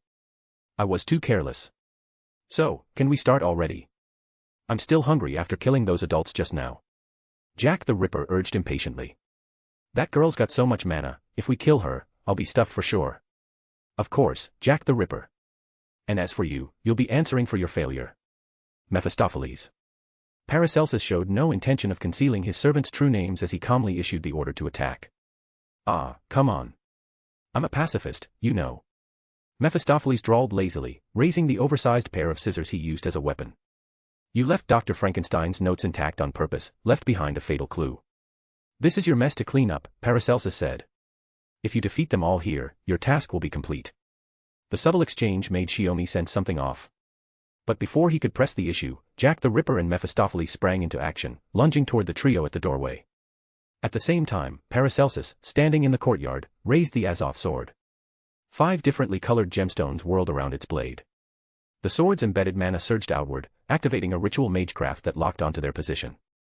Chapter 232, Volume 4, Chapter 22, True Ether. Simulating true ether with the 5 great elements. Upon witnessing the magecraft, or rather, the noble phantasm, unleashed by Paracelsus, Shiomi was taken aback. He hadn't expected that a historical figure famed as a master of the 5 elements could perform magecraft of this caliber. Out of my way. Mordred flared her mana, forcing Jack the Ripper and Mephistopheles to retreat. She knew the white-robed man's magecraft was extremely dangerous. Staying here any longer would only spell disaster. Mordred, take Sakura and fall back. I'll handle this. Shiomi struck the ground with his staff, and a magic circle composed of runes immediately appeared beneath him. Without hesitation, Mordred picked Sakura up and leapt toward the broader part of the courtyard. You're already too late. Paracelsus declared calmly. He had no interest in Mordred or Sakura. His sole target was Tenkei Shiomi. Behold my radiance, said the elementalist. Noble Phantasm, Restricted Release, Philosopher's Stone, Activate. Ultra-high-density mana, Focus. Beam, Fire. In an instant, the 5 elements condensed, transforming into pseudo-true ether, and fired straight at Shiomi. With a thunderous crash, Dr. Frankenstein's mansion and the front facade began to collapse under the noble phantasm's impact. Held back by Jack and Mephistopheles, both Sakura and Mordred felt a deep unease as they feared for Shiomi's safety. But Paracelsus, even after releasing the true name of his noble phantasm, felt no triumph. He saw it, just before the strike landed, an uncanny rune-based magecraft flared to life, directly intercepting his attack. Through the haze of smoke, a pale blue light shimmered, proof that Shiomi still stood. Now witness what true ether truly is, Shiomi said. Since the age of gods receded from the world's surface, the mana in the atmosphere had gradually thinned until it vanished entirely with the arrival of the Common Era. Magecraft and the occult persisted only through the 5th imaginary element, ether. By contrast, the magical element that had once been widespread during the age of gods was known as true ether, the true 5th element. Though it had disappeared from the surface, pockets of true ether still existed. For instance, the paradise where the Magus of flowers had been sealed away. Or the land of shadows, brimming with the very concept of death. All were places even Magi could not reach. Since returning from the land of shadows to the world of men, Shiomi had changed the way he used magecraft. The reason was simple: with the age of gods gone, the continued presence of true ether could introduce unpredictable changes to the already unstable foundations of human order since the start of the Common Era. That was the parting warning left by his master, and Shiomi had faithfully abided by it. Even without relying on true ether, Shiomi could wield the magecraft his master had passed down with a skill equal to any modern magus. That is. Paracelsus stared at the mana Shiomi had gathered, a look of surprise crossing his face. He could sense something extraordinary within it. True ether had manifested. This was a singularity, a distortion in human history. Once the singularity was corrected, all phenomena that defied the proper course of human history would vanish without a trace. And so, as a show of respect to the top-tier magus who had managed to simulate true ether, Shiomi decided to reveal his trump card. Feel it with your soul, this is the lost mystery of the Age of Gods. Shiomi's hair whipped wildly in the wind as he raised his staff, aiming it straight at Paracelsus. There's nowhere left for you to run, Paracelsus von Hohenheim. I see. No wonder my friend, M, was so wary of you. A magus from the Age of Gods like you should have remained in the Wandering Sea or Atlas Institute. Paracelsus raised the Azoth sword but didn't launch another spell. Instead, he began absorbing the residual true ether spilling from Shiomi's magecraft. The sword's true ability, a spirit particle computation device, could analyze an opponent's mana, adapt to it, and eventually consume it, converting it into its own power. However, as the blade composed of the Philosopher's Stone absorbed the true ether, it began to emit a mournful cry. Answer me, Paracelsus. Why did you help create this singularity, and who gave you the orders? Shiomi demanded. What's your connection to Lev Laner Floros? There's no need to question me. If you are truly the one who brings hope, you'll naturally find the path to the end, Paracelsus replied, unshaken, even as cracks had begun forming in his Azoth sword, unable to withstand the strain of true ether. I have my own cause. I will never betray my comrades or our plan, not for survival, nor for death. And besides, victory is not yet yours. As he spoke, the space behind him abruptly twisted, connecting to a place far removed from here, just like the spatial magecraft Professor Lev had used when retreating from Singularity F. With the Holy Grail in hand, even this is possible. Paracelsus acknowledged his defeat and declared coolly, I'll concede this battle to you. But the war still belongs to us. TCH. Shiomi gritted his teeth and, in the split second before the spell completed, unleashed a devastating blast from the spinning magic array before him, swallowing Paracelsus whole before shifting toward where Sakura and the others were. He grabbed Saber's arm and dragged her into imaginary number space. Jack and Mephistopheles, unable to react in time, were engulfed by Shiomi's magecraft. In an instant, the wide courtyard was reduced to a blank white void. The ground looked as if it had been gouged out, sunken nearly half a meter into a massive crater. When the spell finally ceased, Shiomi dropped to one knee, gasping for breath. In a place devoid of true ether, using his aberrantly composed magic circuits to forcefully produce it brought an immense burden. It had been a long time since he felt exhaustion like this. Trying to annihilate 3 servants in one strike had pushed both his output and consumption far beyond normal limits. Jack the Ripper and Mephistopheles, caught in the blast, lay sprawled on the ground. Though they struggled to rise, their spirit cores had already been destroyed. Mordred re-emerged in the courtyard with Sakura. Seeing the defeated servants, she gave a low whistle in awe. "Dad." Sakura rushed over and helped Shiomi up from the ruins near the mansion's entrance. "I'm fine. Just need to catch my breath," Shiomi said with a smile, reassuring her. Paracelsus used the Holy Grail to escape. With 2 servants lost, he won't be back anytime soon. You and Mordred check Frankenstein's house, see if there's anything else useful. Then prepare to return to the base. Chapter 233, Volume 4, Chapter 23, Heroic Spirit Summoning, King of Storms. Judging from the outcome, Paracelsus's original plan had been to ambush and eliminate the Chaldea group while they were investigating Dr. Frankenstein's residence. But clearly, among Paracelsus's companions, those who called themselves P and were recorded in the doctor's notes as B and M, someone knew of Shiomi, or at least had access to intelligence about him. The available information, however, was incomplete.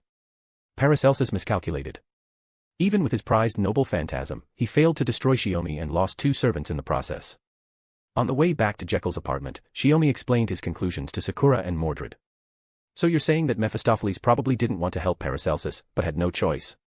So when he was ordered to kill the doctor, he deliberately left the notes intact." Sakura nodded. "Then when Jack the Ripper happened to engage us and realized we'd arrived at the singularity, they decided to go along with it and set up the ambush there." "That's the most likely explanation," Shiomi said with a shrug. They had very little intel to go on.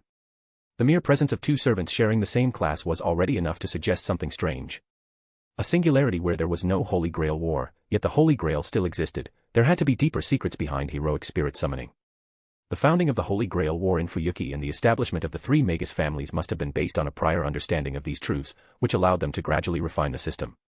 Thinking along those lines, Shiomi felt more certain he needed to make a trip to the clock tower. "What are you thinking about, Saber?" Sakura asked. "It's nothing." Mordred replied with a faint scowl. "Just remembered there was a homunculus in one of the rooms at the doctor's house. One that would never wake up." As someone who had also been created, Mordred couldn't help but care about artificially made life. "Frankenstein, the infamous scientist," Sakura murmured. "A character born of science fiction, yet based on a real historical figure. Most likely Paracelsus or one of his allies was responsible.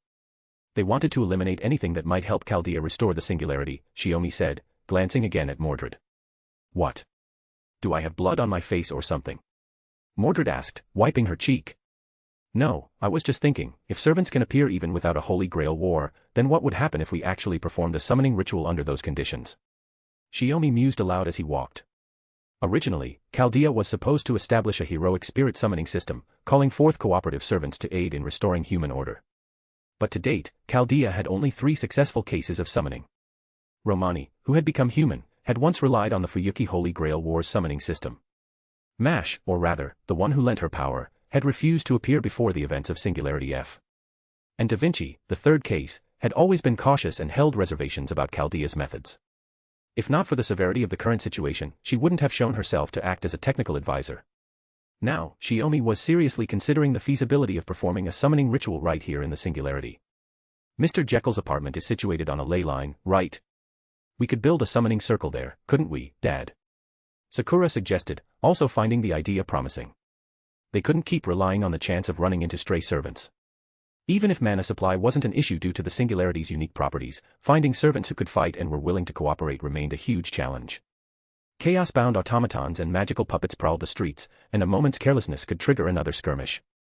Every encounter sapped their strength. The 3 had returned empty-handed and had already run into 2 such battles on the way back. Just as Jekyll's apartment came into view, the sounds of combat rang out once again. No. Shiomi broke into a sprint. He had missed something. While Paracelsus and his servants were lying in ambush, his accomplices had launched a flanking maneuver. In other words, they were attacking Jekyll's apartment from the rear. As the three rounded a street corner, they came face to face with a street packed with around 20 helter-skelters. The one in the lead stood out, massive in both size and mana signature. Unlike the others, which were about 2 meters tall, this one stood closer to 2.5, with a weight that couldn't be easily estimated. Spirit origin scan confirmed, servant detected. Class, caster, came Morgan's voice. Just as the trio drew their weapons, the outermost helter-skelters in the encirclement turned their heads. The eye-like sensors on their faces lit up in a harsh red glow, and white steam hissed from their joints. The dolls equipped with Gatling guns on their right arms raised their barrels. "I'll hold them off," Sakura shouted, rushing forward. She raised her wand and cast a magecraft shield capable of blocking physical attacks. The hail of bullets slammed into the shield, sparking violently with each impact. The relentless barrage made Sakura's arms tremble, but she grit her teeth and stood her ground, buying time for her father and Mordred to strike back. Mordred leapt from behind Sakura, surging forward with mana and diving into the mechanical soldiers. Her silver blade sliced through their armor like it was nothing, disabling one unit after another in just a few strikes. But the helter-skelters equipped with longswords raised their weapons and closed in, flanking Mordred from both sides. They weren't fast, but their sheer brute force was considerable, and even Mordred found herself hard-pressed. Unsure whether more reinforcements might arrive, Shiomi couldn't afford to hesitate. He slashed open his palm, and as his blood hit the ground, it began to crawl outward, forming a heroic spirit summoning circle in seconds. "My wife, I'm initiating a summon, will you permit it?" Shiomi asked. "No need to ask. Proceed," Morgan replied without the slightest pause. "I declare. Your body shall be under my command, and my fate shall be bound to your blade. Heed the summons of the Holy Grail, and follow the path of human order. You, clad in the words of stargazing over 7 nights. Gallop. Fall. Deliver judgment. Guardian of the Scales." Since the 4th Holy Grail War, this was only Shiomi's second time performing a heroic spirit summoning. The incantation had been adjusted to align with Chaldea's protocols. Standing atop the ley line, the ritual, originally meant to be conducted in a spare room at the apartment, was hastily executed on the street. Winds howled and lightning surged. The summoning circle drawn with Shiomi's blood flared to life, then lifted into the air, transforming into a red comet that soared into the sky and burst open, lighting up the skies above London. From that light, like the arrival of the Wild Hunt in myth, the King of Storms descended, mounted on a pitch-black steed with a white mane. He charged down from the heavens, crashing into the helter-skelters and toppling them like toys. "Lancer, Artoria. I have answered your summons. Just as my beloved steed devours the thunderclouds, my lance shall shatter all walls. I will crush every obstacle that stands in your way." Clad in black armor that concealed even her face, the knight announced her true name, leaving everyone present stunned. Chapter 234, Volume 4, Chapter 24, Invisible Air. The summoning of a heroic spirit outside a Holy Grail War at a singularity should be based on compatibility, responding to a Magus intent on repairing the singularity by calling forth the most suitable servant, or the one most attuned to Shiomi. Originally, he had considered the possibility of summoning Morgan again. But this wasn't the Morgan who had altered the contract system and entrusted the mana required for its upkeep to Chaldea in order to maintain the bond across distances. This was Morgan Le Fay from this human history. Yet the one who appeared was Artoria, and not just any version, but a Lancer. Shiomi didn't even need to ask. One look at the long spear told him it was another of the legendary relics from Arthurian lore, Holy Spear Rongaminiad. But the black armor cloaking her figure reminded him all too much of the Dark King of Knights who had appeared in Singularity F. Could there be something wrong with this singularity? Something that corrupted the servants summoned here? Shiomi didn't have time to ponder it. The entire point of summoning a servant was to break the overwhelming enemy numbers and avoid getting dragged into a drawn-out battle. He even deliberately ignored the sound of a pen snapping in half from the communicator on the other end. "Can I assume you're an ally, Lancer?" "No, Artoria." Shiomi stepped forward and addressed the mounted knight. Artoria looked down coldly at the mechanical soldiers who had survived the earlier charge and were closing in again. "There's no need to ask. You summoned me. That makes you my master. Give me your orders. Then fight, Lancer." Shiomi ordered, clenching his fist. At his command, Artoria charged forward on her steed like a heavy war chariot, crashing into the helter-skelters. The iron wall they formed crumbled like paper before the storm her lance unleashed. Mordred, who had been locked in a melee with the machines, smashed one apart just as a familiar gust swept through. She kicked away the nearest unit and leapt back, taking advantage of the sudden shift in attention. Fa. Father. The surge of mana that had descended from the sky was unmistakably familiar. Mordred hadn't expected it to be her father. Though cloaked in dark armor, that silhouette could belong to no one else. What's going on? Why is father here? She demanded. No idea. Maybe because you're here, it affected the emergency summon somehow, Shiomi said casually as he dashed toward a mechanical soldier. Placing his palm on its head, a current surged out, forming a blade of electricity that cleaved the machine apart with razor-smooth precision. Seriously? Mordred muttered. Her emotions were complicated, part irritation, part a bubbling joy at fighting alongside her father again. Forget that. What about Mr. Jekyll? He's not dead, is he? Sakura called out, taking the chance to check on the apartment. Mordred paused. Right, what about that bean sprout? Don't tell me he got himself killed. Without waiting for an answer, she leapt up the outer wall to the 4th floor and looked down. There, just 5 or 6 meters from where Artoria stood, Jekyll was at the apartment entrance, desperately fending off a mechanical soldier with a small knife. He looked wild, almost unrecognizable. The leader of the enemy forces swung its hammer down, but Jekyll, frail as he seemed, somehow caught the blow and let out a crazed roar. He was drenched in blood. It didn't look good. Mordred didn't know how a human had lasted this long, but she wasn't about to leave him to die. She kicked off the wall, dropped beside him, and sliced through the machine going for his back. Hey! Bean Sprout.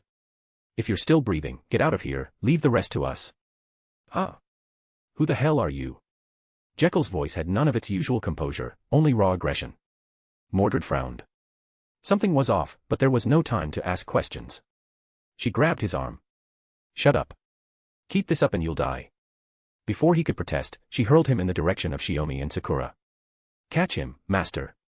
In the chaos of steam and grinding metal, there was no sound of someone hitting the ground. Got him, Saber. Sakura's voice echoed through mental communication. She used wind magecraft to create a cushion of air, allowing Jekyll to land safely. Nice. Mordred turned back and released a blast of mana, swinging her sword to intercept the massive mechanical servant's next strike. What the hell are you supposed to be? She demanded. This body is made of delusion and dream, a deep mechanical voice replied, the meaning obscure. But the mechanical servant seemed to sense the tide had turned. A new servant had arrived. The helter-skelter forces would soon be wiped out. Then, a wave of scorching steam rolled out, blinding and oppressive, forcing Mordred to retreat. The battlefield conditions have deteriorated. Annihilation mission deemed unfeasible, initiating retreat, declared the mechanical servant. With a massive blast of steam, its colossal frame surged upward, lifting off the ground. What the hell? Mordred shielded her face with one arm, forcing one eye open just in time to see the mechanical servant abandoning the battlefield, leaving the helter-skelters behind. On the other side, Artoria saw it too. She tugged sharply on the reins, her steed reared and leapt into the air as she raised her lance. Winds, sweep it all away, invisible air. Even as a lancer, with no need to conceal her identity or weapon, the wind-based noble phantasm invisible air remained with her. Unlike the focused, piercing version used in her saber form, this version allowed her to rapidly unleash a wide-range attack with minimal mana cost. The mechanical servant at the center of the storm threw its full strength into resisting. Though it was struck directly, it wasn't knocked down. Instead, it used the impact to vanish into the dense fog, leaving only the hissing echo of steam-powered machines behind. Mordred, watching from a safe distance, clicked her tongue in frustration. The enemy's retreat had been swift and clean. She clung to the apartment's outer wall and glanced down. The remaining helter-skelters had been completely torn apart by the blast from invisible air. Those few still moving were swiftly dealt with by Shiomi and Sakura.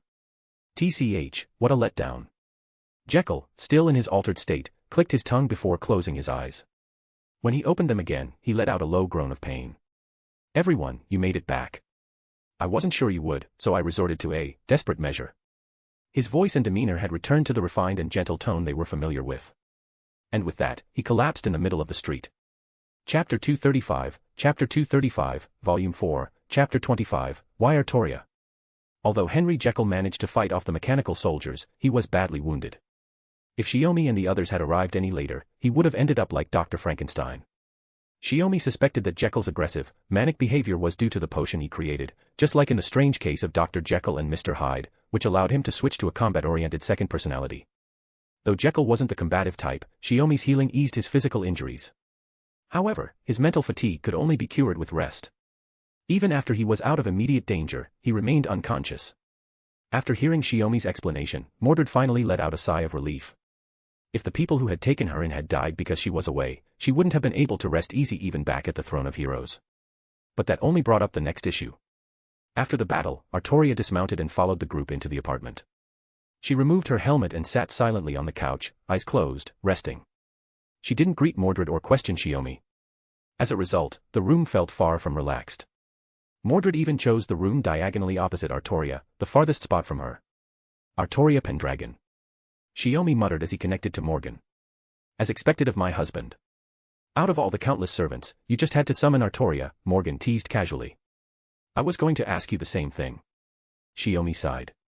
Thankfully, Morgan didn't press further. Still, the sly smirk she projected on screen sent chills down Shiomi's spine. So, you're the one supporting the master. Artoria gave Morgan a cool glance but didn't comment further. If you're dissatisfied, feel free to leave. My husband will simply summon someone else, Morgan replied sharply. Ahem. Shiomi quickly stepped in to defuse the tension. So, should I explain the current situation to you, King of Knights? I'm neither king nor knight right now. Just call me by name, Artoria said, rejecting the title. I was aware of the Singularity's emergence when I was summoned, but all I knew was that I was here to help you fix it. Shiomi gave a slight nod. But why did you turn out like this? Is there something wrong with this Singularity? Did it corrupt you the moment you arrived? And not just that, he noticed this Artoria didn't recognize him like the one from Singularity F. Her build was also different. Most notably, her height was similar to Morgan's, and the size beneath her breastplate was unmistakable. This was simply my own decision. If I didn't, Artoria abruptly stopped, realizing it was irrelevant. Sakura looked puzzled. Now I'm even more curious. Saber, do you know why? How would I know that? Mordred shook her head. She certainly recognized the holy spear that had killed her, but her father had never looked like this when alive. Even if you don't want to say it, I know, Morgan interjected. The reason you're a lancer is because you chose the holy spear over the holy sword during your lifetime. Mordred froze. Then why did father rarely use the spear back then? It's simple, Morgan said. If she kept using the holy spear, her physical growth would no longer be suppressed. But in doing so, she'd gradually be consumed by the spear's power, until she became the goddess Rangaminiad. Her tone grew almost gleeful. But no matter the path, Artoria died in the 10th year of her reign, so that outcome never came to pass. Mordred felt deeply unsettled and fell silent. So this form of Artoria's is to suppress the spear's influence? Shiomi asked. Exactly. Once godhood takes over, your very nature changes. You might even do things you never would have otherwise. That's why she chose to alter herself, using the taint of black mud to counter the spear's corruption, degrading herself into something like the Wild Hunt. So that's why she said she's not a king or a knight. Shiomi murmured. She really was the same Artoria after all. That streak of self-destructiveness hadn't changed at all. Then it hit him, why he had summoned Artoria. First, in a past Holy Grail War, the King of Knights had entrusted him with the true name of Avalon, the ever-distant Utopia. Second, Mordred was present, which meant that even without a holy relic, he was linked to the Knights of the Round Table. And third, was the wand that Cuchulainn had given him. Shiomi was certain it was a divine artifact from the Age of Gods, something Odin had passed on to him through Cuchulainn for some unknown purpose. Its true power remained sealed. But since it came from Odin, it had to be tied to him. In Norse mythology, Odin was known for episodes of madness and is even believed to be the origin of the Wild Hunt legend that spread across Europe.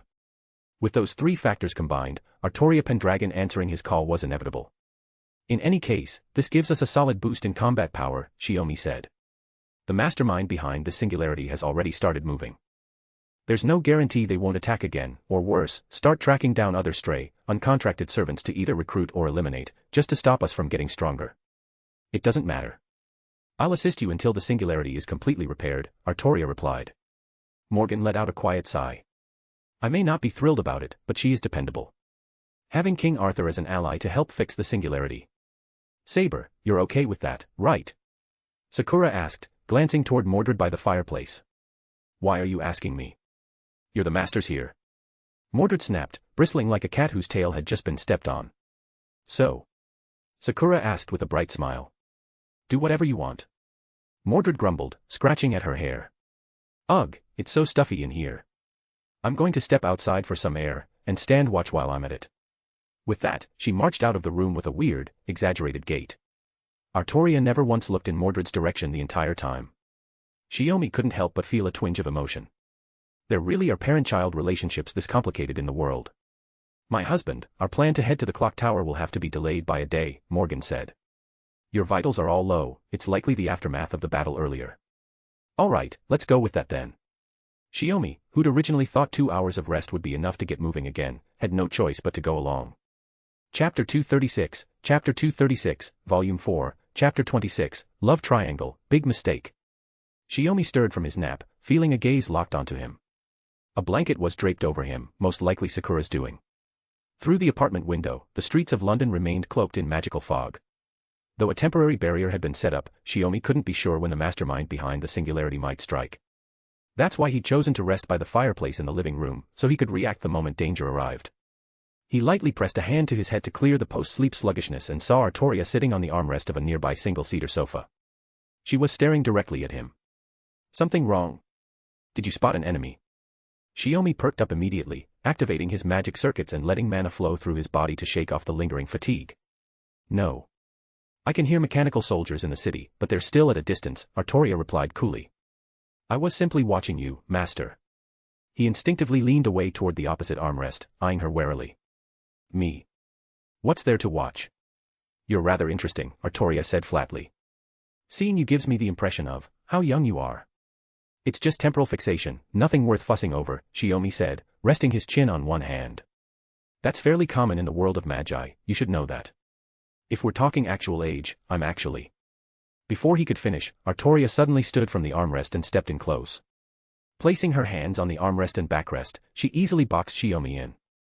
Her golden eyes locked onto his. But your case is a little different. To be direct, it's very similar to the effect of the Holy Sword. The Holy Sword? Shiomi blinked in surprise. He was well aware that Excalibur could halt the wielder's physical growth. He'd seen the effect firsthand in Artoria Pendragon. But this Artoria was implying that what affected him wasn't just a typical Magus-level fixation. It's only an intuitive theory, Artoria continued, her emotionless golden gaze seeming to pierce into the depths of Shiomi's soul, as if scrutinizing his very being. But I sense a similar aura from you, master. Simply put, you're not an ordinary human. I'm a Magus. Shiomi had never been this physically close to Artoria before.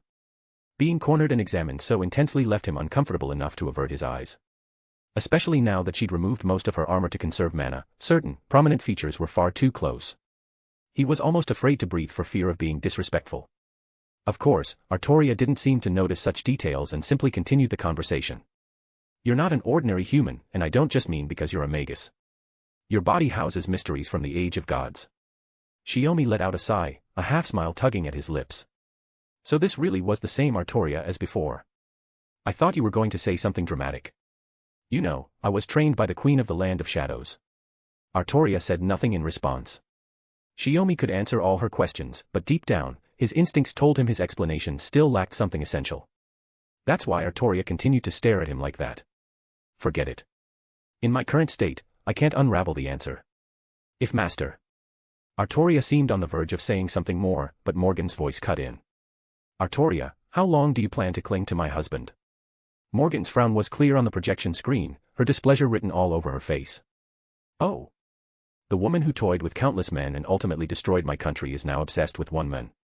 Up until a moment ago, Artoria had been calm and composed. Now, her tone was dripping with mockery, a far cry from the king of knights Shiomi knew. So this is what alter really means, even the personality's different. Shiomi silently remarked. She's not the Morgan you knew, he said, trying to pull back, but Artoria's gauntlet fingers were already lightly touching his cheek, their cold touch sending a shiver through him. I knew from the moment I saw you, Artoria said with a mysterious smile. She glanced sideways at Morgan, part provocation, part mockery. Right now, I'm Master's servant. With Chaldea's tech, you can't perform repeated spirit run transfers to the same singularity, can you? What are you implying? Morgan's elegant brows twitched. Artoria smiled and leaned even closer, her hand still trailing along Shiomi's face. Isn't it obvious? Shiomi's heart was pounding in his throat. He was sure Artoria didn't necessarily have feelings for him, but she definitely had feelings when it came to Morgan. That's why she'd use this sort of act to mock her, even knowing they weren't the same person.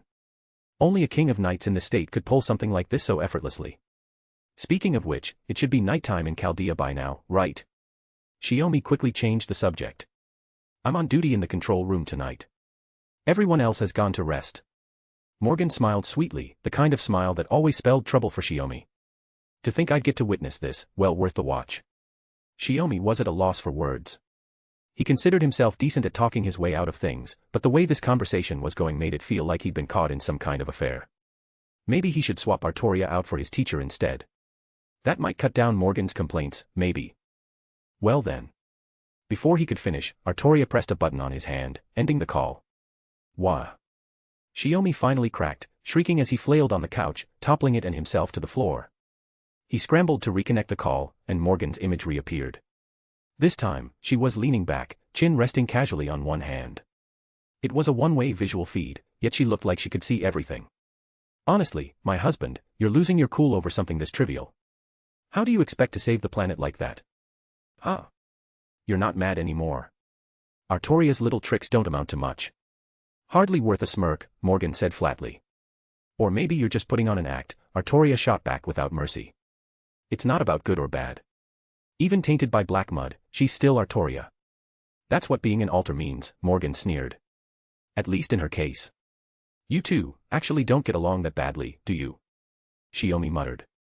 Absolutely not. Both of them denied it in unison. Chapter 237, Volume 4, Chapter 27, Blocked Ahead. The next day, Shiomi and his group set out for the clock tower.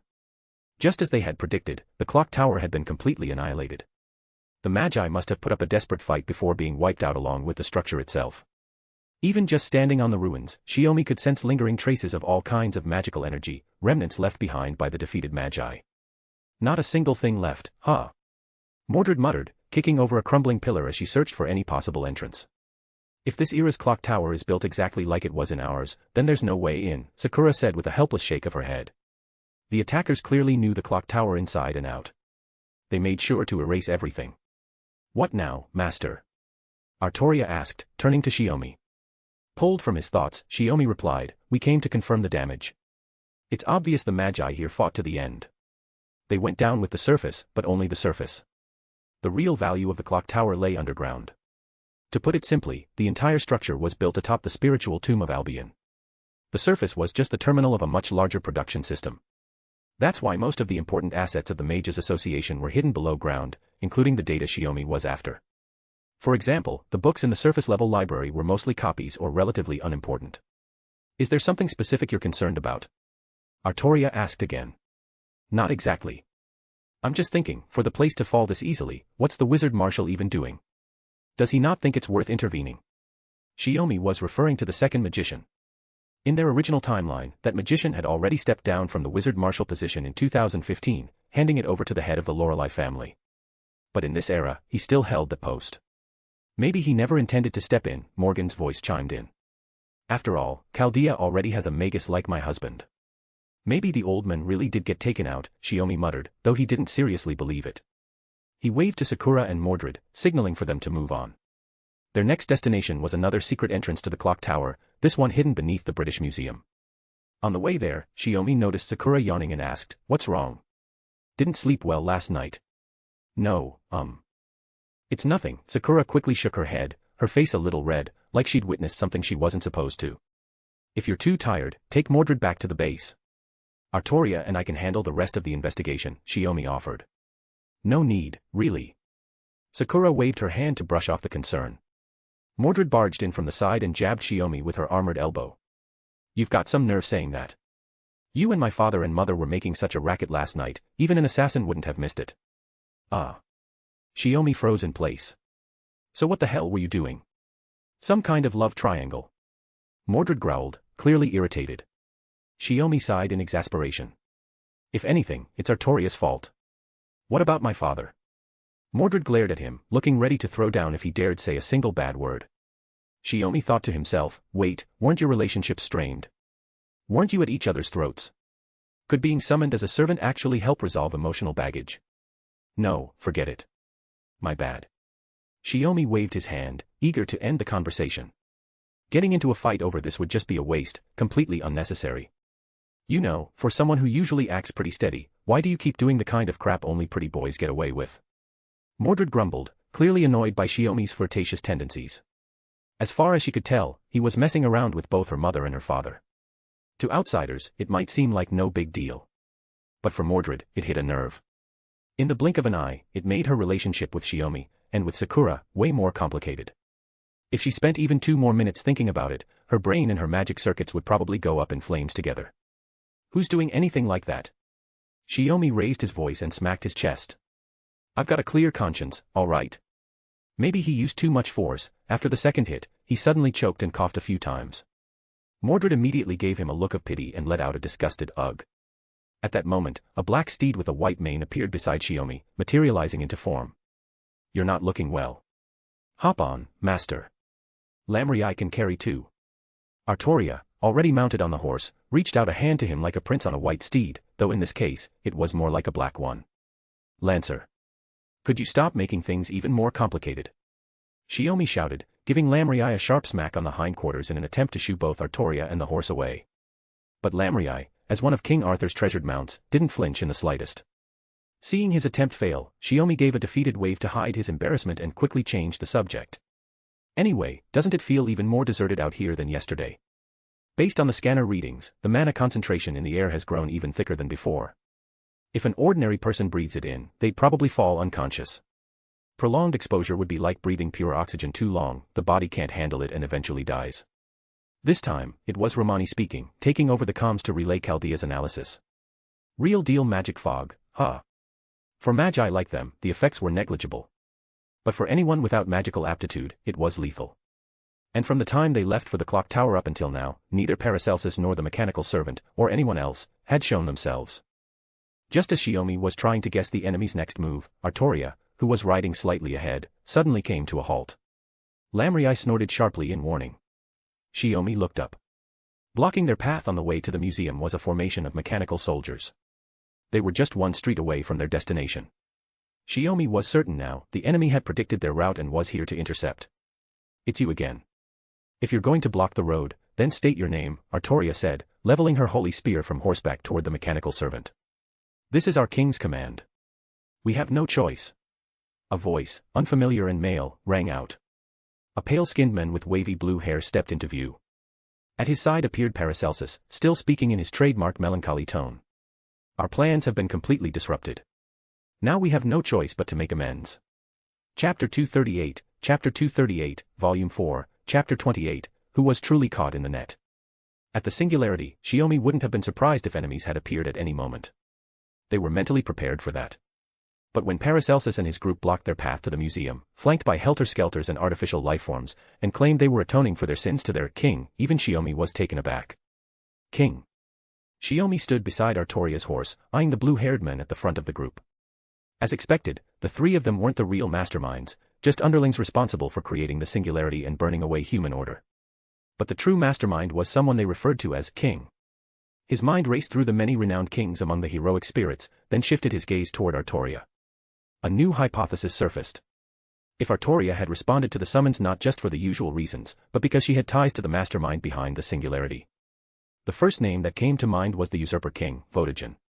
According to legends he'd read at the Mages Association, Votigen's power once eclipsed the radiance of the holy swords of both King Arthur and Gawain, forcing Arthur to bring out the holy spear and slay him. But, even if Votigen was the embodiment of Britannia itself, could he really have orchestrated a catastrophe on the scale of incinerating human history? You don't need to know that, the blue-haired man sneered. As long as we kill all of you from Chaldea here, our king won't punish us for failing. Pulled from his thoughts, Shiomi looked up at the man again. You're. There was something oddly familiar about him, like someone he'd seen before but couldn't fully recall. I am Makiri Zaljan, the one leading the London Demonic Fog Project, the man introduced himself, then burst into a low, sinister laugh. Or perhaps it's more convenient for you if I say. Zoken Matu. The moment he heard the name, Shiomi knew who he was dealing with. But Makiri's next words stunned him even more, and something clicked. No wonder the Matu family vanished after the 5th Holy Grail War. Shiomi let out a knowing chuckle.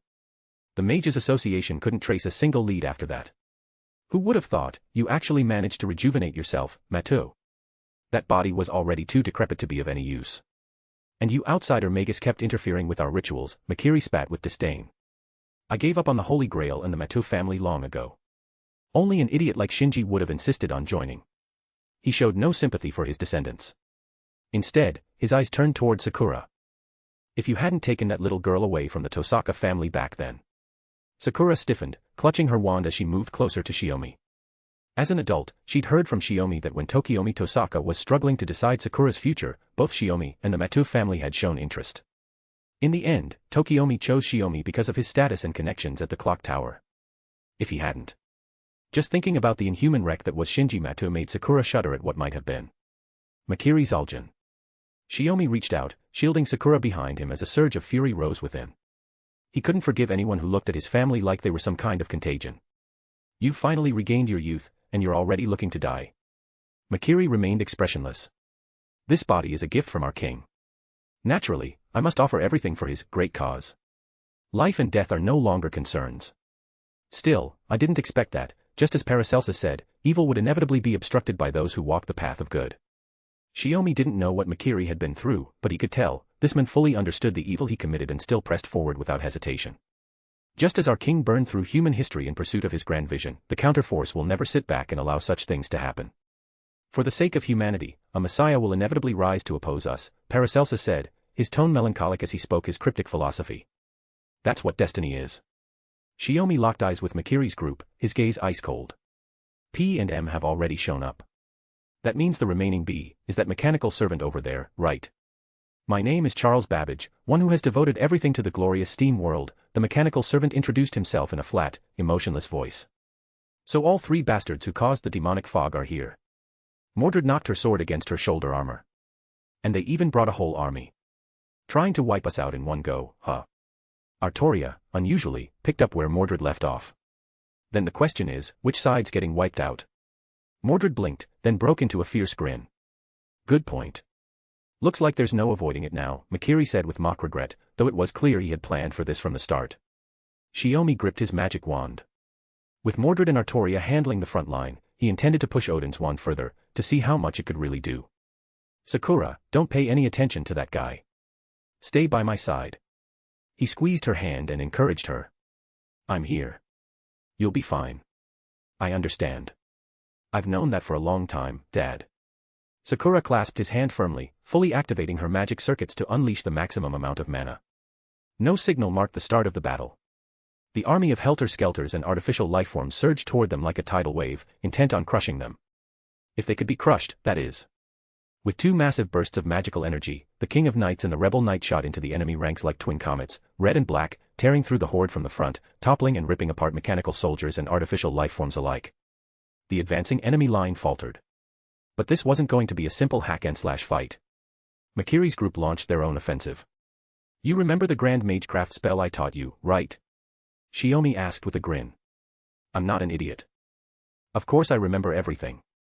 Then sync your mana frequency with mine. We'll strike together and cover Lancer and Saber. Shiomi raised his voice.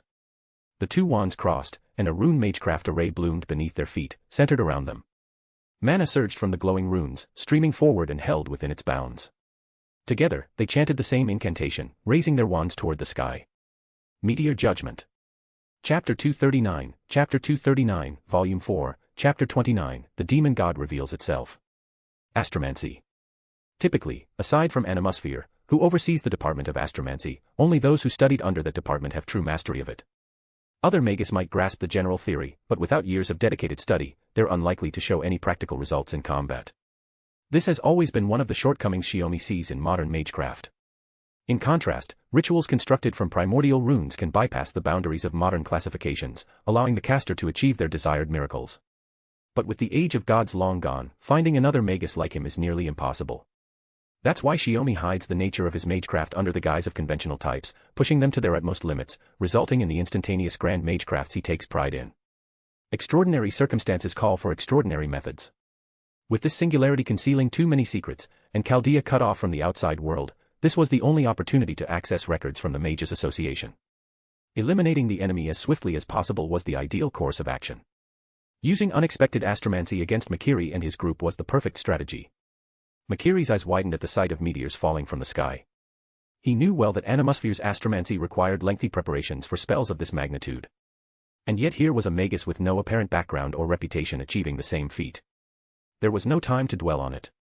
Paracelsus and Babbage, acting as servants, took the lead in intercepting the incoming meteors. Dimension of Steam. Sword of Paracelsus. The two noble phantasms activated in succession, shattering the meteors that could have crushed them.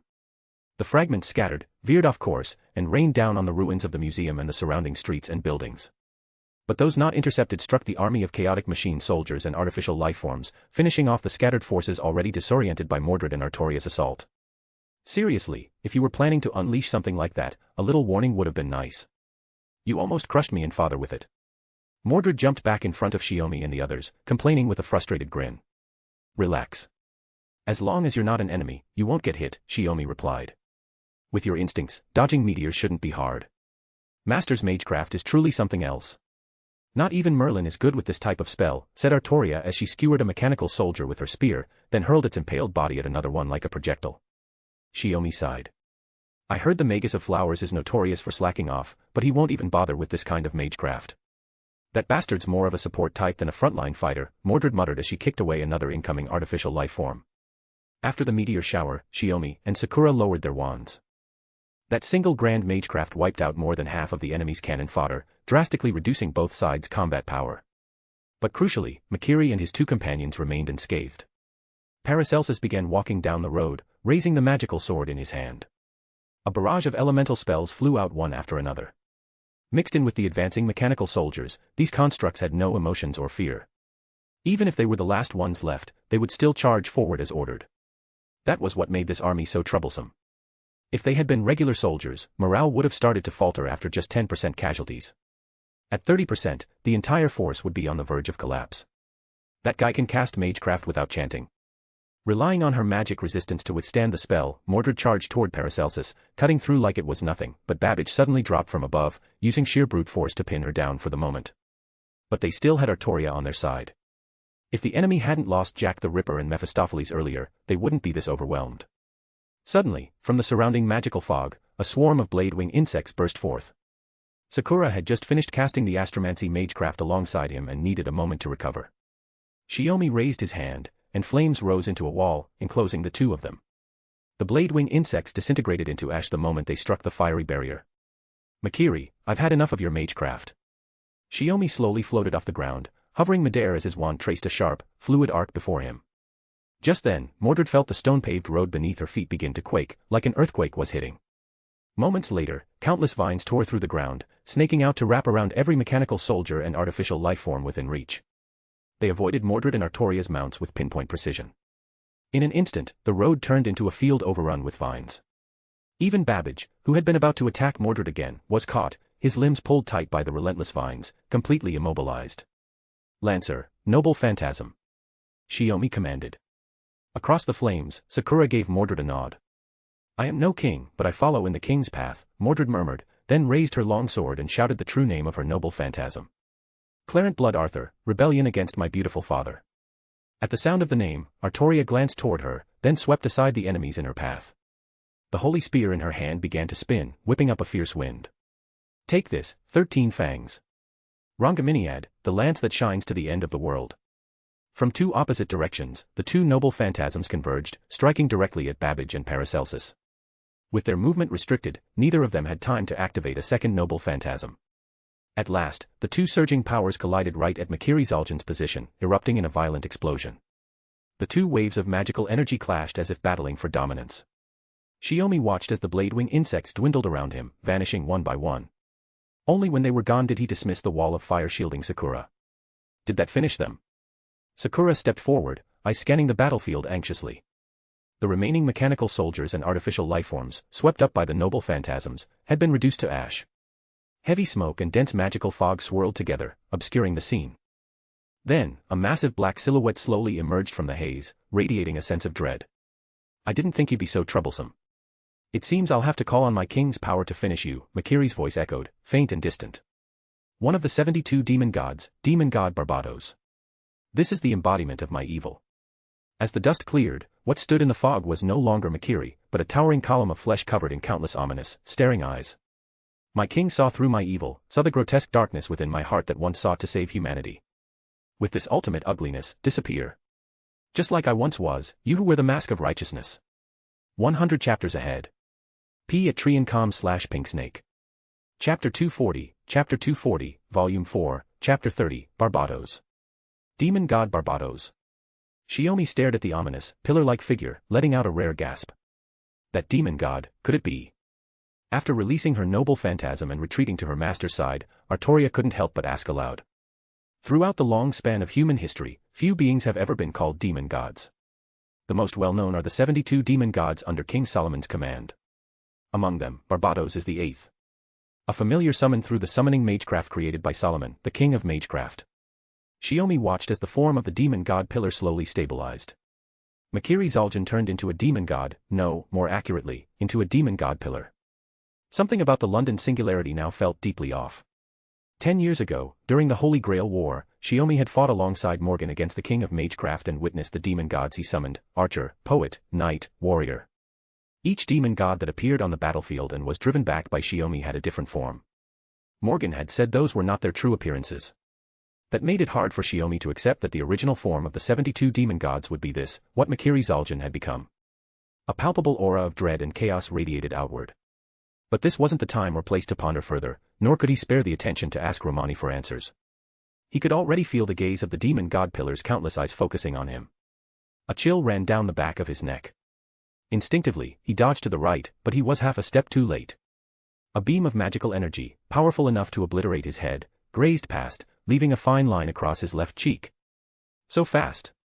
Shiomi brushed his fingers against the wound as he kept his eyes on the demon god pillar's movements. Just its gaze, those many eyes, was enough to launch an attack across dozens of meters. It was clear Makiri had only just transformed and hadn't yet fully adapted to his new form or powers. Otherwise, that surprise attack just now could have blown Shiomi's head clean off. He lowered his hand from the wound, which was already gone. With a sweep of his staff, he erected a defensive barrier. Sakura, you and Mordred hold the line. Lancer and I will probe Barbatos' strength. With that, Shiomi darted forward, just as the spot he'd been floating at moments earlier exploded. Thanks to the barrier, Sakura on the ground remained unharmed. Makiri, or rather, Barbatos, had clearly identified Shiomi as the most dangerous threat. The blood-red eyes along his pillar twisted and tracked Shiomi's every move with terrifying precision, all focused solely on him. Shiomi landed and sprinted across the ground, weaving through scorched thorns and ashes. His speed increased rapidly, explosions blooming in his wake. Even with dozens of eyes tracking him with no blind spots, Barbatos couldn't keep up, couldn't lock onto him long enough to strike. And besides, there was another servant galloping across the battlefield. Just as Barbatos' full attention was locked on Shiomi, Artoria charged in on horseback, appearing right in front of him. Smash it! The spinning black holy spear struck at the demon god pillar's eye, but was stopped by a shield formed from mana. Sparks burst out in a flurry, unable to reach the detestable red pupil. The demon god pillar's body was massive, just one of its eyes was the size of 2 or 3 people. Its towering form loomed like a colossal pillar holding up the sky, like a golden beam bridging the seas. Barbatos immediately shifted targets. All of its eyes flared with light, launching a barrage of attacks at Artoria. Even with her resistance to magical energy, taking the brunt of that assault sent her and her warhorse flying. They crashed to the ground and rolled several times before coming to a stop. But they were heroic spirits, both the servant and her steed, so this level of attack wasn't enough to be fatal. Artoria pulled her horse up, swung herself back into the saddle, and raised her spear, searching for her next opening to strike. Letting a servant like her get in close was a dangerous mistake. Barbatos launched another wave of attacks. Where are you looking, Makiri Zaldjian? Shiomi's voice rang out. Seeing Barbatos turn its attention back, Shiomi gave a mocking smile. Even if you've become something inhuman, your mind's still human. Can't split your focus and handle 2 tough enemies at once, can you? As he spoke, the runes glowing at the tip of his staff began to spin, locking into place. Great Ice Age. From the base up, Barbatos' massive body began to freeze. Its writhing mass grew sluggish. No matter how violently it shattered the ice, more surged up in the next instant, climbing faster and faster. One of the enormous eyes near the front froze just as it lit up, unable to fire its mana beam. The plan was to first restrain its movements, then use command spells to boost the noble phantasms of Artoria and Mordred. Even if it couldn't be destroyed in one blow, the damage should be irreparable. After that, Shiomi raised his hand, ready to use a command spell, when a deep rumble shook the ground beneath him. Just like the vines he had summoned earlier, jet-black tentacles, matching the texture of the demon god pillar's surface, burst forth from the fractured earth. It was the same malevolent aura that had struck when Artoria was ambushed before the Greater Grail in Fuyuki. Shiomi rolled aside to avoid the first strike, then launched a counterattack, cutting down and shattering the tentacles that came too close. But more and thicker tendrils kept emerging. Some of them kept harassing Shiomi and blocking Artoria's path, while others coiled tightly around Barbatos' body. The magical ice began to crack. You were aiming for that spot from the start. Shiomi raised his wand again to cast another spell, but the relentless tentacles kept interfering, diverting his ice magic to strike them instead. A massive fireball streaked in and slammed into the tentacles in front of Shiomi. The black tendrils burst into flames, twisting and convulsing before crumbling into ash. Landing on the ground, Shiomi looked up and saw Sakura, staff in hand, her gaze steady and resolute. This battlefield wasn't just him and Lancer, Sakura and Saber were here too. Sakura, cover me. The ice on Barbato's body had completely shattered. The ominous red eyes flared to life again, and over a dozen beams of mana shot out like arrows, slicing through streets and buildings, converging on Shiomi's position. Kirei seemed eager to end things quickly, aiming to take Shiomi down. As long as Artoria couldn't reach Barbato's body, the focus of the attack would stay on him. Ordinarily, you deal with what's manageable first, then move on to the tougher threats. Reversing that order risks letting an otherwise minor enemy become a serious problem. Could it be? A hint of realization flickered through Shiomi's mind. 100 chapters ahead. @Triancom/Pinksnake. Chapter 241, Volume 4, Chapter 31, Noble Phantasm. During the Fifth Holy Grail War, Shiomi had fought against several of Solomon's demon gods. Though they had taken on forms resembling those described in legend, each one possessed combat strength comparable to a standard servant. If not for the inherent limitations of the Fuyuki Grail War ritual, which prevented all 72 demon gods from manifesting at once and unleashing their full might, the mere appearance of all of them would have meant certain death for both Shiomi and Morgan. The form Kirei Zaldjian had taken as Barbato's now displayed strength that surpassed even top-tier servants like Artoria. But Shiomi had quickly identified Barbato's biggest flaw, Kirei, as the foundation of the demon god pillar, had yet to fully adapt. His control over power was crude and reliant on brute force. Worse, despite being a seasoned magus, Kirei was showing signs of impatience and recklessness, an alarming departure from what should have been calculated control. Even with Artoria, Mordred, and Sakura keeping up the pressure, as long as they didn't land a serious blow, Barbato's focus remained locked on Shiomi. As the battle wore on, Shiomi grew more and more certain of this. After sidestepping another strike and summoning his crimson spear to slice through the oncoming tentacles, Shiomi leaned on the weapon and pointed his staff at Barbato's. Given the difference in size, the gesture looked absurd, like Don Quixote challenging a windmill. Barbato's, no, Kirei Zaldjian. You're this desperate to take me out, there's only one reason I can think of. The moment he spoke, all those crimson eyes zeroed in on him. Light flared, and the ground he'd stood on was blasted apart. But there was no blood, no dust. Shiomi was already gone. Splurt. The sound of an eye being pierced echoed through the air. Shiomi had rammed his spear straight through one of the demon god pillar's eyes. No fluid leaked out, just the sound of something crystalline shattering, like a gemstone crushed to pieces. It had looked soft, then suddenly turned hard. Almost like a non-Newtonian fluid, Shiomi thought, stifling a sarcastic complaint in his mind. Standing atop the demon god pillar, he looked down at the remaining intact eye and gave a cold sneer. You can't hold that form for long, can you? Of course, Shiomi didn't actually believe Barbato's was that fragile, he was baiting him, trying to provoke a reaction. Barbato's attacks were increasingly frenzied. Even if it wasn't due to fatigue, Kirei clearly had a reason for wanting this fight over quickly. And Shiomi's words hit their mark. The undamaged eye twitched violently. Then came a flood of mana, blinding beams of light erupted toward Shiomi, trying to swallow him whole. That's quite a surge. More mana than most top-level magi could muster, Shiomi said, appearing midair over 10 meters away.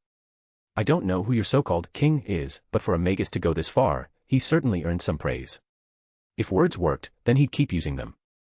Kirei had claimed to abandon his humanity, but he hadn't let go of his human heart. That contradiction was his weakness, and his fate had been sealed from the start. As expected, Barbato's snapped. More tentacles surged up from the ground, surrounding Shiomi from every direction, leaving no path to escape. This time, they were going to bind him for good. In the end, all you've got is that silver tongue. Then die. The voice that rang out was flat and emotionless, unlike Kirei's usual tone, but it couldn't mask the burning rage behind it. Not rage at being mocked, but at having their king mocked. Barbato's had issued a death sentence. And yet, something felt wrong. What? Shiomi had clearly been restrained, there should have been no way to escape. But something unexpected happened. The tentacles began to lose their color, as if drained of power. They withered, cracked, and crumbled into dust. Fourth primordial rune, rune of liberation, rune of liberation. Shiomi lowered his gaze and spoke calmly. No form of magecraft or physical restraint can bind me. That includes something as trivial as these tentacles. Barbato's enormous form began to shudder. His eyes twitched and spun chaotically, out of sync. Fear and panic started to ripple through him. Primordial runes, a magus from the age of gods. So this is what His Majesty meant when he said it was unbeatable. A roar of denial echoed like a grinding machine struggling under strain. What? Shiomi narrowed his eyes, sensing that his assumptions had been slightly off. The king Makiri spoke of may have foreseen this failure from the very start. For reasons unknown, Makiri and the others had stood in Shiomi's way, perhaps to atone, to redeem themselves. It might not have been a command from that king at all, but a mission Makiri and the others had taken on themselves. Either way, once they found the king Makiri had spoken of, they'd have their answers. Who was this person who could command the 72 demon gods of King Solomon and bestow the power of a demon god upon a human magus? With that thought, Shiomi raised his staff. The time was right. Mordred and Artoria once again unleashed the mana of their noble phantasms, coordinating with Shiomi's spell to launch an all-out assault. Begone, demon god Barbatos. The blast was even more devastating than the one they had used against Paracelsus. Disoriented by Shiomi's provocation, Barbatos failed to defend or counterattack. That allowed Shiomi to conserve mana, enough to focus on retrieving the Singularity's Holy Grail and beginning restoration. Noble Phantasm, roadless Camelot, reaching the ultimate utopia. True Ether, compressed and released. It merged with the Holy Spear, the Magic Sword, and Sakura's imaginary number magecraft, converging into a single torrent that engulfed Barbatos. At first, he erected a magical barrier, but within seconds it shattered, collapsing like a landslide. The surge of mana consumed the towering pillar, incinerating every last tentacle that still writhed on the ruined streets. When the wave of destruction faded, at the far end of the devastated road, near the path to the museum, Makiri Zaldjian lay sprawled on the ground. He tried to move, to act, but even lifting a finger was impossible. His magic circuits were completely burned out. Give it up. Your body's already past its limit. Shiomi pressed his spear blade to Makiri's throat. You've only defeated us, not our king. Makiri gasped, barely clinging to life. Shiomi twisted his wrist. The blade flashed coldly. Makiri's head fell. He didn't get to finish his sentence. The dead don't get to talk about what comes next. Chapter 242, Volume 4, Chapter 32, Revealed Intent. Even within the clock tower, knowledge of the secret passage connecting it to the British Museum's underground was limited to a handful of core magi, mostly the lords of the 12 departments and their close associates. Shiomi only knew of it because of his connections with two of the lords from the Democratic faction. It wasn't the kind of secret that was particularly large or small. As the headquarters of the Magus world, even a full-scale assault by the Holy Church wouldn't guarantee its fall, making this passage seem almost irrelevant. But the situation in the London Singularity was far beyond any previous assumptions. As expected, most magi, including the lords, had already left London before the monsters descended, all for various, legitimate reasons, Shiomi murmured as he flipped through the clock tower's access records. Only a small fraction of magi perished alongside the ground-level facilities of the clock tower. The truly influential figures had all made their exits under perfectly reasonable pretexts. What was the true significance of this quiet exodus? Shiomi wanted to discuss it with Morgan. But interference from the underground archive was too intense, any contact with Chaldea was impossible. Had Shiomi not known how to disable the auto-triggered magical book guardians, Mordred and Artoria wouldn't be standing watch at the entrance, they'd be fighting to hold back the library's defenses. He'd have to make a mental note of this and bring it up later. With that thought, Shiomi stood up and called out to Sakura, who was assisting with the search. Sakura, find anything on your end? Eh? Ah, yes, I've already found it. Sakura snapped out of her thoughts and responded quickly. The materials related to the boundary record belt that Dad mentioned, someone already sorted and grouped them all together. They were really easy to locate. Someone organized them. Shiomi looked at the stack Sakura had laid on the table. So someone had come here before them, reviewed the same materials, and thinking they might be useful to future visitors, had intentionally arranged them in one place. Who had it been? Shiomi had no idea. But with no sign of them remaining, no clues left behind, he had no way to track them. He picked up one of the documents and glanced over at Sakura. You're curious too, right? About why that person sorted these records, what their goal was. No, not really, Sakura admitted, sounding slightly embarrassed. I was just thinking, is it really okay to leave Saber and Lancer on guard together? If you're worried, go take a look, Shiomi said with a slight smile. Since the data's been organized, we'll finish this quickly anyway. There are servants, sure, but their relationship as parent and child, it's not really something we should interfere with, Sakura said, frowning a little. I just don't really get it. Don't get what? Shiomi asked as he flipped another page, scanning for relevant information. Saber's like me. We didn't get to choose who our parents were. From the moment we were born, our paths were already set. There was a note of quiet understanding in Sakura's voice. Shiomi realized then, meeting Mikiri Zaldjian earlier must have stirred up memories for her. We can't choose where we come from, Shiomi said softly, but I always hoped that you and Caren could choose where you go. That had been his thinking when he came to Chaldea as well. The Antarctic was too far removed from the rest of civilization.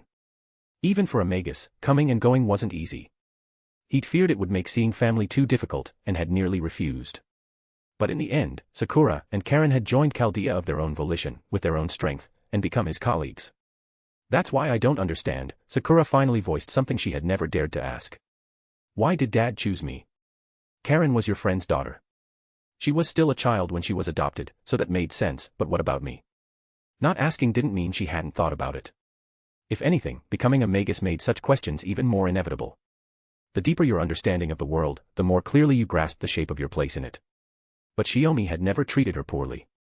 That's why Sakura had buried the question deep down and never let herself dwell on it. There wasn't really any special reason, Shiomi said, knowing it was hard to explain. After all, the whole thing had originally been set in motion by BB for reasons still unclear, but for Sakura's sake, he needed to give a proper answer. I just wanted to pass on what my master taught me. Instead of having a child with uncertain potential, I thought it made more sense to directly choose someone with exceptional talent. He paused, a hint of guilt in his tone. Pretty lazy of me, huh? That sounds exactly like something you'd do. Sakura smiled, a little troubled but warm. But, why not get married first? Try having a kid that way. Well, I had just split from Tuko at the time. We were close, yeah, but calling it a relationship would have been a stretch, Shiomi said as he flipped through a stack of documents. And even if that weren't the case, suddenly being told to go find someone to marry isn't exactly easy. I couldn't approach it like a Magus would, with pure pragmatism. But I also didn't want to drag an ordinary woman into all this, turn her into a vessel for a magic crest. I see. Sakura responded softly, a little melancholic. Besides, I always knew where I was headed. When my time as a human ends, I'll return to the land of shadows, Shiomi said with a shake of his head. I didn't want to leave behind anything too complicated, though, in the end, that didn't go as planned either. Looking back, his life had certainly been more complicated than that of most magi. Still, there's one thing I'm truly grateful for, he said with a quiet smile. That you and Caren became my family. That makes me happy. It's the same for us. Sakura smiled back just as warmly. Also, Dad, didn't you forget about Grey? Shiomi shook his head. She's different. We helped her escape the fate she was born into. Until she resolves everything with King Arthur, Grey will keep moving forward, trying to become someone entirely her own. As he spoke, he flipped through a few more pages, then grabbed 2 worn volumes from the side. Laying them open to the same section, he began cross-referencing them, and then let out a low gasp. I knew it. Heroic spirit summoning wasn't something the Tosaka, Matu, and Einsburn families came up with on their own. The Holy Grail War was just a repurposed version of an already existing guardian system, twisted for selfish gain. The original summoning ritual was created to combat a great enemy, using the 7 strongest humans as a weapon. Wait, are you saying? Sakura immediately pushed aside her earlier melancholy and leaned in to examine the material with him. Chapter 243, Volume 4, Chapter 33, The Truth of Heroic Spirit Summoning. Not long after, Mordred, having tried and failed to start a conversation with Artoria, who remained silent, constantly surveying her surroundings, finally saw the masters returning from the underground archive back through the tunnel. Oh. You finally came out. There wasn't even a proper enemy out here. I was so bored. Mordred grumbled. Shiomi raised an eyebrow. Realizing the surface had been uneventful, he gave an apologetic shake of his head. Sorry. The clock tower's data on this subject turned out to be a lot more extensive than expected. We needed to understand the mechanics of heroic spirit summoning, and more importantly, why servants are appearing despite there being no Holy Grail War. Huh? I thought this singularity was only stable because it had a Holy Grail. Mordred asked, clearly confused. Sakura shook her head, her expression turning serious. The Holy Grail only exists to sustain the singularity. Saber, you must know this, you weren't summoned here to participate in a Holy Grail War. Yeah, I've got some idea, Mordred scratched her head. Seems like I was called to deal with whatever disaster this singularity is facing. I even have records of my past roles as a servant in other places. Shiomi turned to her. Remember the archer Sakura's sister summoned during the Fuyuki Grail War? That weird archer guy. Sure, I remember. Even though we ended up losing together. He introduced himself as a heroic spirit from the future, Shiomi said. Someone who gave up his posthumous existence to become what's known as a guardian, a device formed by sacrificing oneself to the counter force. He never gave his true name, but he wasn't lying about the rest. Then Shiomi looked to Artoria. I don't know if you remember, but the Artoria I knew also gave up her life after death. She became a guardian too, in exchange for a chance to seek the Holy Grail and have her wish fulfilled. As they began walking, Shiomi led the group and continued explaining. Heroic spirits and guardians are a bit different. Both are souls that have reached the throne, but heroic spirits are summoned by humanity's hopes. Guardians, on the other hand, are born from humanity's despair. No matter which side we come from, we're summoned, or respond to the call, to save humanity, Artoria finally said. We exist to lend our power for the sake of human survival. Mordred stared at Shiomi, wanting confirmation from someone she trusted. Is that really true? She didn't mind if it was. Whether as a king, a knight, or a heroic spirit, she'd always been willing to use her strength to protect the weak. It's true. According to the Clock Tower's records, heroic spirit summoning is actually the work of the counterforce, or more precisely, the counterforce of humankind itself. To the planet, humanity's survival isn't essential. In fact, if humanity were to endanger the planet, the counterforce would summon something to eliminate them. But that wasn't relevant to the current situation, so Shiomi kept that part to himself. Originally, heroic spirits summoned by the counterforce manifested in 7 vessels, all for the sole purpose of defeating a single enemy, a catastrophic threat to the world of mankind. A threat to mankind? You mean something that would only destroy humans? Mordred asked skeptically. She'd never learned this kind of information. In her understanding, destroying humanity and destroying the world were the same thing. Like when people say, the world has ended. Counterforce is divided into 2 kinds, Shiomi explained. The first comes from the collective unconscious of humanity, a will to survive. That's the counterforce of humankind. The planet itself, however, possesses another form of life. This life doesn't want to die either, and from that instinctive will to live comes the counterforce of the planet. He waved a hand, signaling Mordred not to get too hung up on the distinction. The point is, heroic spirit summoning originates from the former. Its true purpose is to harness the power of 7 vessels to defeat an entity bent on annihilating humanity and destroying the civilization we've built. As he spoke, the path before them sloped deeper underground, showing signs of neglect yet still bearing traces of human construction. The so-called 7 vessels refer to the 7 classes. Whether it's you or Artoria, the classes you've been assigned are only imitations or derivatives of the original 7. TCH. That doesn't sound great, Mordred muttered, pulling a face. She didn't like it, but she couldn't deny it. It's not worth getting hung up on, Shiomi reassured her with a smile. Spirit origins and class designations are really just a matter of access rights. If a disaster meets certain conditions, even someone who's not one of the original 7 can be assigned a matching class by the counterforce to deal with it specifically. So where are we heading now? Artoria asked. She looked ahead. The tunnel stretched on, its end marked by a faint light. Beyond that lay the entrance to a massive underground cavern. To the Holy Grail, Shiomi answered. If I'm right, the mastermind behind Kirei and the others has already arrived at this singularity to declare their defeat. Unable to accept that outcome, they've gathered everything they have for one final, desperate fight. Shiomi's face remained calm, though a slight furrow appeared between his brows. He could already feel it, the enormous swell of mana that dwarfed even the Holy Grail. Only an existence at the absolute peak of the 7 classes could produce such overwhelming magical energy. No matter what happened next, it would be a brutal battle. As they exited the long underground passage and stepped into the great hollow chamber beyond, Shiomi immediately noticed the structural similarities to Fuyuki's Greater Grail Cavern.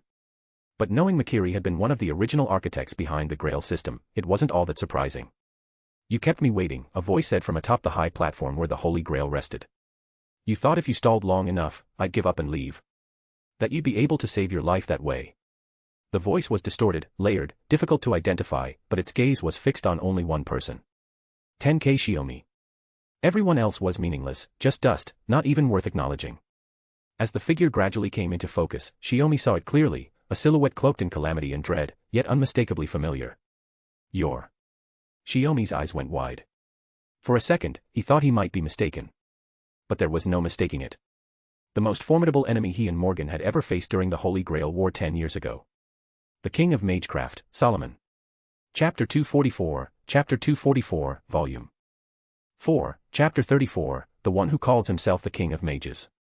However, Shiomi immediately dismissed that thought. He knew perfectly well where the King of Magecraft, Solomon, was. Yet, the man standing high above, looking down at the Chaldea group with disdain, was unmistakably Solomon. His body, his mana, everything about him affirmed it beyond doubt. Shiomi, what's happening over there? We're getting heavy signal interference on Chaldea's end. We can't get a clear read on your situation. What's the source of that sudden surge of mana? Romani's anxious voice came through. Clearly, he had noticed the anomaly through Chaldea's systems and had shifted his attention to the fourth singularity. Sorry, Dr. Roman. We'll talk later. Shiomi hesitated for a moment but chose not to end the transmission. He kept his eyes fixed warily on the men. He subtly raised a hand, signaling Sakura and the others to stay alert and remain silent. He would handle this. The man with Solomon's face slowly spoke. Oh.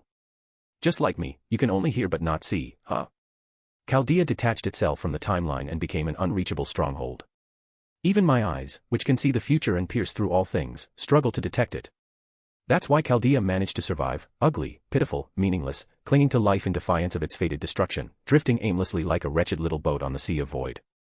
Shiomi stepped forward and pointed at the men. As long as Chaldea still draws breath, even if destruction is inevitable, we'll overturn it anyway. A stain left behind by the burnt-out human history. The only remnant of my work, fools who dare to resist me, the men replied. You've said a lot. How about introducing yourself? Or is it that, as a servant, you're bound to hide your true name no matter your spirit origin? Shiomi stood ready, spear in one hand and staff in the other, fully prepared for combat. It felt different. The longer the conversation continued, the more Shiomi sensed that this Solomon was not the same as the one from 10 years ago. The only constant was the man's overwhelming presence, far beyond what any Holy Grail War ritual could contain. That tone. Sounds like you already know my true name but just won't admit it. The men paused, lips pursed, then smiled with the condescension of someone scrutinizing insects. No matter. I enjoy this kind of ugly struggle. Otherwise, I wouldn't have bothered to wait here in my spare time. He slowly raised his arms, spreading them wide to reveal both hands, each bearing 5 rings. I am the ultimate goal you seek. The king who commands the 72 demon gods and brings ruin to humanity. My name is Solomon, one of the 7 grand servants standing at the pinnacle of all heroic spirits. Solomon. The signal's bad, the audio's breaking up, did he really just claim that? Romani's voice was filled with shock. Of course. He was right there, and someone else was using his name. Even after being reborn as an ordinary human, nothing had changed. Sounds like it, Shiomi said with a grimace, his smile sharp and unpleasant. And now you call yourself a grand servant. Grand caster. I never imagined that the collective unconscious meant to suppress humanity's urge for self-destruction would act to destroy humanity itself. Halfway through his words, he suddenly froze. The original purpose of the 7 grand servants, those at the pinnacle of the servant classes, was to counter threats that endangered humanity. If that's the case, then there must be a calamity on par with the grand servant. What if that calamity had taken on the guise of a grand servant using some unknown power? Or perhaps it had been summoned as a servant. Who summoned you? Shiomi asked cautiously. Don't lump me in with those useless fools, Solomon replied irritably. After my death, I awakened on my own and ascended to heroic spirit. I am both a heroic spirit and a living being. There is no master above me. I am myself, and I act according to my own will. You're talking about the incineration of humanity. Shiomi felt a chill run down his spine. So after becoming a heroic spirit, you lost faith in humanity and chose to destroy human history. Not a bad guess. For a human, you're slightly more useful than the rest of your kind in this universe, the king of magecraft said, spreading his hands and glancing upward. The 72 demon gods gained physical forms and were reborn, anchoring themselves in different eras. What you call singularities, those are the anchors. The demon gods are wedges that bring this planet to a halt. And the bands of light swirling in the skies. That is the form of my noble phantasm. Understanding dawned on Shiomi. So those things in the skies above each singularity weren't natural phenomena after all. Solomon continued. That is my 3rd noble phantasm, Ars Almadel Salomones, the time of birth hath come, I am the remedy of eternity. Each band of light is a heat ray that rivals the holy sword, equivalent to the one that Lancer once wielded. He glanced at Artoria. Layered hundreds of millions of times over, they form a noble phantasm that strikes at human reason itself. This version of the king of magecraft radiated a dangerously overwhelming aura, completely unlike the Solomon Shiomi had once known. But then Solomon reached out his palm toward Shiomi. As I said before, you're more useful than most. Even I have to admit that. So I'm giving you a choice. A choice. Submit to me, or die here, Solomon said casually. There was no mistaking it. Solomon saw value in Shiomi and was willing to extend an invitation. But if Shiomi refused, he'd crush him like an insect. What a pathetic question. I choose to fight for the future, together with my family and my companions in Chaldea. Shiomi raised his spear and aimed it at Solomon. That was the signal. He would strike first, probing for weaknesses, while Sakura and the two servants provided cover. Whether or not they made it out intact didn't matter, what mattered was extracting intel on the enemy's capabilities and relaying it back to Chaldea. Roadless Camelot, reaching the ultimate utopia, activated in an instant. A beam of mana shot straight at Solomon, only to be pushed back just inches from his body. This magecraft has touched the realm of ultimate fantasy. Impressive, Solomon said with an easy smile. In return, I'll use 4 of them. He was referring to a portion of his third noble phantasm, unleashing 4 of the light bands to counter Shiomi's spell. A crushing force surged toward Shiomi. It felt as though he was facing 4 Artorias unleashing their noble phantasms at once. Chapter 245, Volume 4, Chapter 35, Overcoming Death. However, the King of Magecraft held the upper hand. Raising his left hand, he gently clenched the air, and instantly, the spirit origins of M. However, the King of Magecraft held the upper hand. Raising his left hand, he gently clenched the air, and instantly, the spirit origins of M. However, the King of Magecraft held the upper hand. Raising his left hand, he gently clenched the air, and instantly, the spirit origins of Mordred and Artoria, who were about to unleash their noble phantasms, destabilized. Their half-activated noble phantasms were forcefully interrupted. With a twitch of his right fingertips, he dispersed Sakura's magecraft and effortlessly fixed the space around her, binding her in place. Distracted by his concern for Sakura, Shiomi lost focus for a moment, and in that moment, the King of Magecraft's noble phantasm overwhelmed him and brought him face to face with the enemy. Don't worry about me, Father. Sakura's strained voice reached him. Bound, compressed, and pulled apart by invisible magical forces, she could vanish at any moment. Yet she showed no fear, no trace of pleading. Please, just fight. Solomon didn't even glance at her. He simply looked down at Shiomi, who was seething with rage. Let Sakura go. Shiomi ground out each word through clenched teeth. Foolish. You still don't understand your position. Solomon's fingers twitched slightly, and Sakura could no longer even speak. Only a faint, rasping sound escaped her throat. You toy with human lives. Is that what you stand for? Shiomi gripped his wand tightly, maintaining his mana output. He was the only one capable of standing against Solomon. The servants were immobilized by an unknown force, and Sakura had been completely suppressed. Perhaps he could land a devastating blow on the King of Magecraft, but the cost would be Sakura's life. You are one of the rare humans to have seen the realm of the dead. Don't speak of life. When death is a given, human life has no worth. You don't get to decide the value of human life. Shiomi forced the words through clenched teeth. Then tell me, what have you humans done these past 2,000 years? Died, aimlessly. Unable to overcome death, yet still terrified of it. If you cannot defeat death, then the only rightful path is to abandon your fear of it. If you see death as terrifying and tragic, then you should abandon your so-called wisdom. The King of Magecraft sneered as he continued. Master of Chaldea, who has escaped the realm of the dead, why do you still fight? You know life ends in death. You know life has already faded. So why cling to it? Why struggle to keep living when you know full well there's no salvation for humanity's future? Even so. Sweat beaded on Shiomi's forehead and slid down his cheek. What's wrong with humans wanting to live? He shouted the words with all his might, his voice raw and hoarse. It was precisely because he truly understood death that Shiomi knew how precious life was. That's why he wanted, no matter what, to see a flower bloom in that place, a tree grow, a fruit ripen. So that's your answer? Forceful, I'll give you that, but it's meaningless. Solomon raised his hand and flung Sakura 7 or 8 meters away.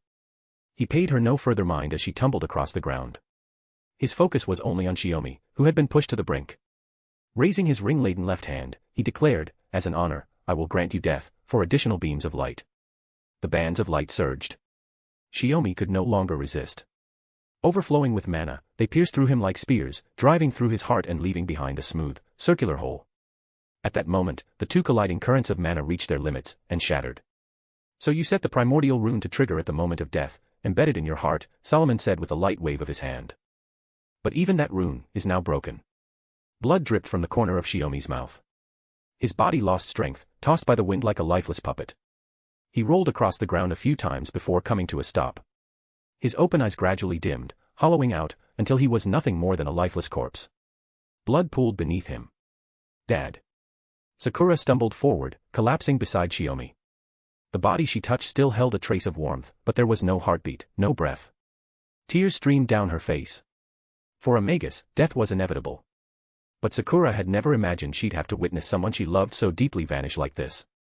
Instinctively, she grabbed the wand and aimed it at Solomon, preparing a spell, but the man had already turned his back. Well then, I'm heading back. That took a lot longer than I expected. So you never cared about us from the start, huh? Mordred growled, forcing herself to speak through the pain. The king of Magecraft paused, but didn't turn around. I never cared about you. Whether I kill you now or let you live, it makes no difference. Only that man, I had to erase him with my own hands. Got it? The rest of you aren't even worth my attention. However, if you manage to eliminate all 7 singularities. He finally tilted his head slightly, a confident, arrogant smirk on his lips. Then I might consider treating you as a problem worth solving. As Solomon finished speaking, the space before the Greater Grail twisted, and his figure vanished. From beginning to end, he had never taken Sakura's power seriously. That flick of his finger had been nothing more than a way to force Shiomi to give up resistance and stop wasting his time. Sakura. What's happening? Shiomi's life signals have stopped. What's going on? In that brief moment, Chaldea's communication had been completely cut off, leaving Romani in the dark. He cried out again in alarm. Dad. Dad. Sakura collapsed to her knees, burying her head in Shiomi's chest, sobbing in broken gasps. Master. With the king of Magecraft gone, the instability in the Great Grail disappeared completely. The spirit origin destabilization began to fade, and the barely recovered Mordred and Artoria started making their way toward the pair. Their master had died before their eyes. Nothing could wound their pride more than this. Wait. What's going on?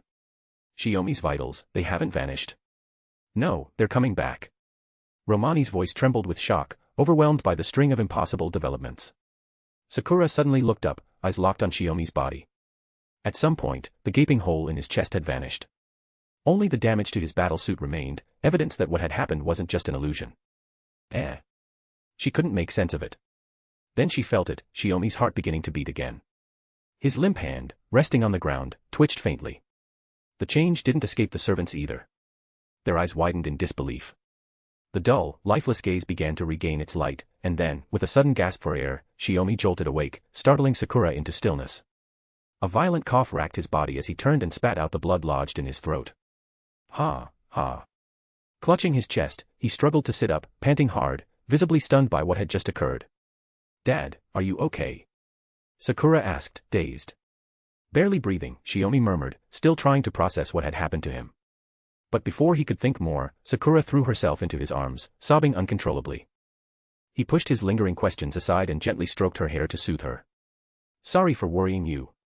Mordred approached, seemingly ready to slap him on the shoulder, but halfway there, she pulled back, giving him a light push instead.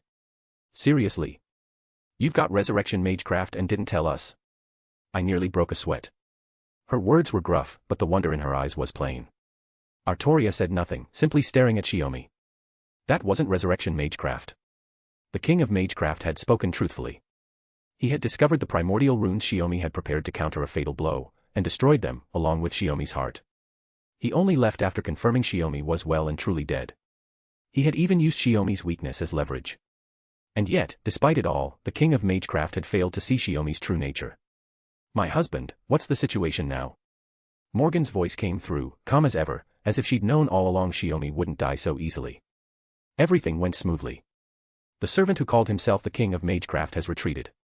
Once we finish resting, we'll begin recovering the Holy Grail and proceed with repairing the singularity, Shiomi reported. Romani let out a long breath, the sound of him wiping sweat audible even through comms. Good. Just rest for now. I'll begin preparations for your Spirit Ron transfer back. Thanks. Shiomi gently held Sakura in his arms, letting her snuggle into him a while longer, no longer crying. Chapter 246, Volume 4, Chapter 36, Homeward Voyage. With the king of Magecraft gone, there was no one left to obstruct Chaldea from retrieving the Holy Grail. He could have wiped out Sakura and... With the king of Magecraft gone, there was no one left to obstruct Chaldea from retrieving the Holy Grail. He could have wiped out Sakura and... With the king of Magecraft gone, there was no one left to obstruct Chaldea from retrieving the Holy Grail.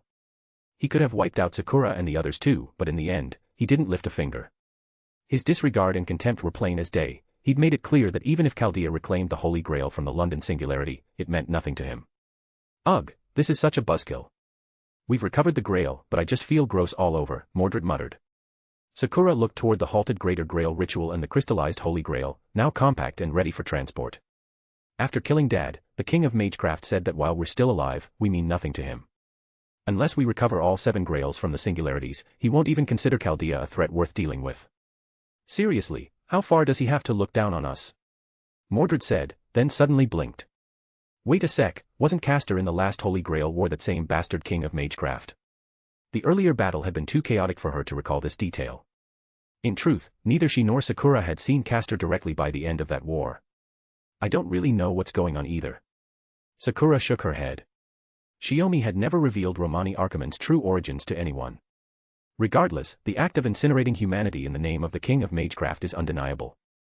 After confirming the exact time for the Spiritron transfer with Chaldea, Shiomi stood and responded to Mordred. That's why stopping him is something only we, the last remaining humans, can and must do. According to Chaldea's monitoring, the magical fog over London had already started to disperse, and the singularity was beginning to self-repair now that the Grail was gone. Well said, Master's old man. Mordred clapped him on the shoulder. Only the humans living in their own era get to decide humanity's fate, right? Then her expression faltered slightly. I really wanted to go back with you guys.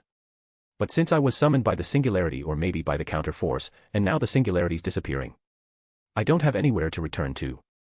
Because she wasn't summoned via Chaldea's heroic spirit summoning system, she couldn't undergo Spiritron transfer to return with them. Well, maybe something like this will happen again. As the servant closest to us, or rather, closest to Sakura, maybe the next singularity will call you forth for some other reason, Shiomi said with a faint smile. Mordred burst out laughing. Oh. If we meet again, even if I don't remember you, feel free to ask me for help. Her voice dropped to a murmur, almost too soft to hear. And I'm glad I got to fight alongside Father this time. Sakura hadn't caught what she said and tried to ask, but Mordred waved her off with an awkward chuckle, clearly flustered. Shiomi then glanced over at Artoria, who was still silently watching the remains of the Greater Grail Ritual's pedestal. It's about time we said goodbye. It was a close call, but thanks for everything, Shiomi said, offering his thanks. I didn't do anything. The King of Magecraft came to this singularity for one purpose, to kill or subjugate you. Artoria suddenly voiced the truth. Didn't think I warranted such a grand entrance, having the mastermind himself show up just to recruit me. Shiomi smiled wryly. Maybe in the future he saw, you're the one who'll stand in his way, Artoria said. Be careful. Yeah. Shiomi nodded. He knew he'd have to delve deeper into this once he got back, including the abnormalities in his own body. There was no way the King of Magecraft had targeted him without a reason. But just being from the Shadow Realm and inheriting the primordial runes wasn't nearly enough to justify that. Also, as my sister Morgan mentioned, I manifested in this form to resist the erosion of the Holy Spear. Artoria's face remained expressionless, but her eyes were sharp and solemn. Everyone, stay alert. In other singularities, perhaps. Perhaps. No, it's nothing, just unfounded speculation. Artoria dismissed the thought. Her and Mordred's bodies began to glow and gradually turned translucent. The retreat of the servants from the singularity had begun. Shiomi and Sakura bowed in thanks once more to the 2 servants who had fought alongside them in this brief yet intense battle. Once the 2 had fully vanished, Chaldea completed preparations for Spiritron transfer. Their existence was verified, and the transfer process began. After a short moment of unconsciousness, they opened their eyes again to find themselves inside the Spiritron transfer chamber, with Morgan standing just outside. Behind her was Romani, looking thoroughly dejected as he was dragged over by Da Vinci. The Spiritron transfer went smoothly, Morgan said, glancing at Shiomi's chest. Still, the damage to their combat suits hadn't carried over. Traveling between the London Singularity and Chaldea required the Master's body to be converted into Spiritrons. So long as their core essence remained unchanged, their existence would be properly reconstructed. But if there had been any essential change, serious discrepancies could occur during rematerialization. The torn battlesuit was trivial by comparison. Looks like Sakura and I were the fastest team, Shiomi said. But also the most troublesome one. Romani sighed. I should have executed an emergency Spiritron transfer faster, but the shock was too severe, and you nearly. Or rather, actually did, die. Romani didn't believe it was just a momentary data lapse from equipment interference. Even if Morgan had offered that explanation. Well, the mastermind himself showing up just to erase me, it's an honor, I guess. Shiomi's tone was light. That said, there's a lot I need to go over regarding this singularity's restoration. How about a small meeting in the conference room 12 hours from now, Dr. Romani?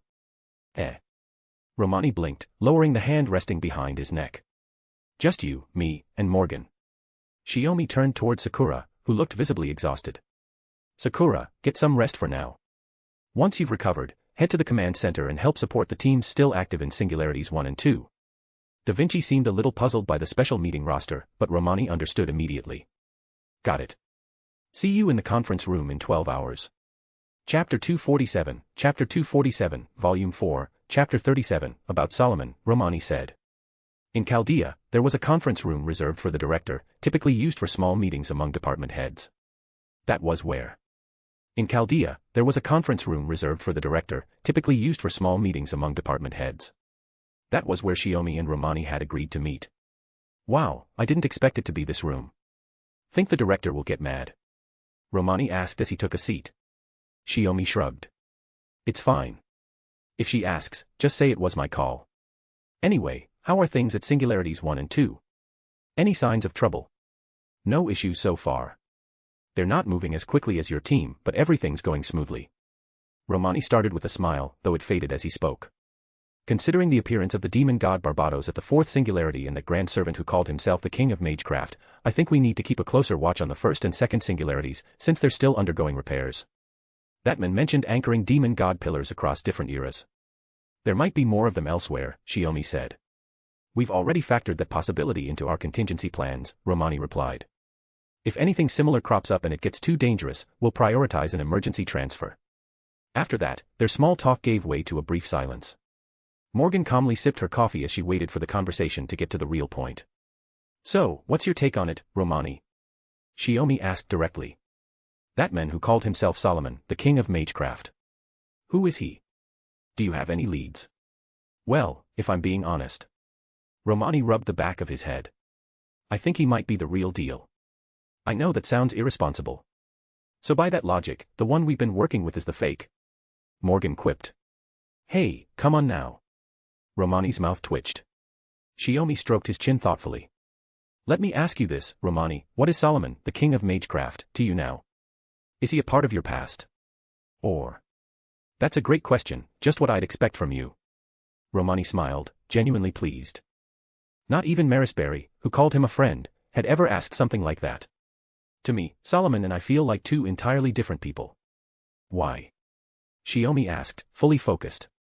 Because Solomon didn't have human emotions, or maybe it's more accurate to say he never had a human life to begin with. From the moment he was born, he was treated as a king who could hear the voice of God. People expected him to fulfill that role, and so he did. Even his title as the Passionate King came from responding to those expectations. Romani explained slowly, laying out his thoughts with care. Like the Queen of Sheba? Shiomi asked. Yes. In truth, Solomon never had a single second of free will. Even though he was granted omniscience, he wasn't allowed to voice any opinions. Solomon was just the name of a construct, an apparatus created by gods and humans to help that kingdom prosper. So he had no humanity, no connection to the world as a person, and was never granted the freedom we call being human. As Romani spoke, Shiomi recalled what Morgan had once said in the car 11 years ago, just before the final battle of the Holy Grail War, and what Gilgamesh had said even earlier. Both were kings created by gods and humans, but Solomon and Gilgamesh are complete opposites, Shiomi murmured. Exactly. Honestly, I've always felt a bit envious of Gilgamesh. He was born like Solomon, created by gods and men, but he refused to be just a tool. He chose to lead humanity and sever ties with the gods himself. Romani said with genuine emotion. Though. I won't defend what he did as a tyrant. Shiomi couldn't help but chuckle at that bit of self-justification. It was a laugh of mutual understanding. So that's why you made your wish, to become human. Shiomi leaned back in the chair, something like a single-seat sofa. I met the King of Conquerors once.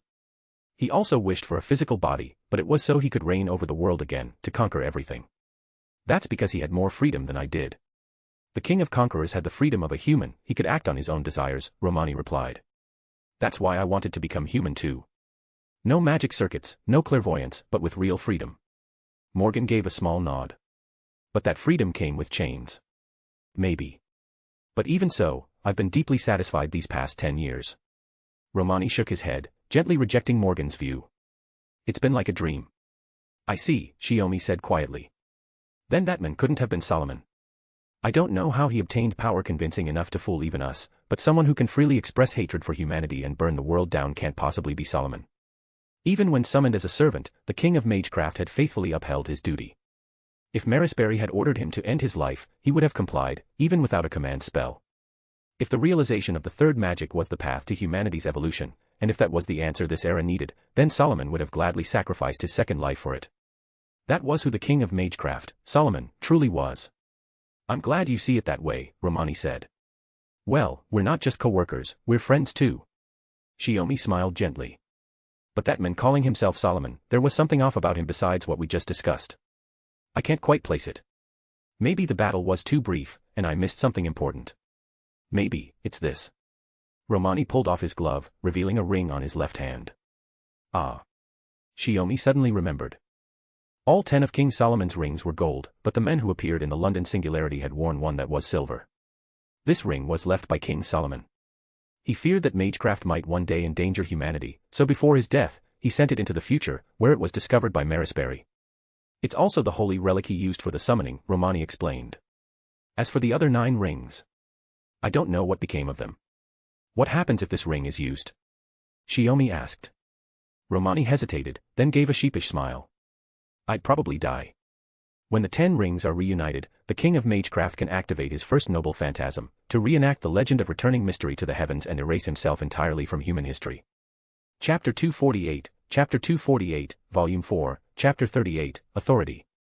It was too cruel, so much so that Shiomi couldn't fully grasp the meaning behind that noble phantasm. He covered his face with one hand, It was too cruel, so much so that Shiomi couldn't fully grasp the meaning behind that noble phantasm. He covered his face with one hand, his expression somber. Keep the ring safe.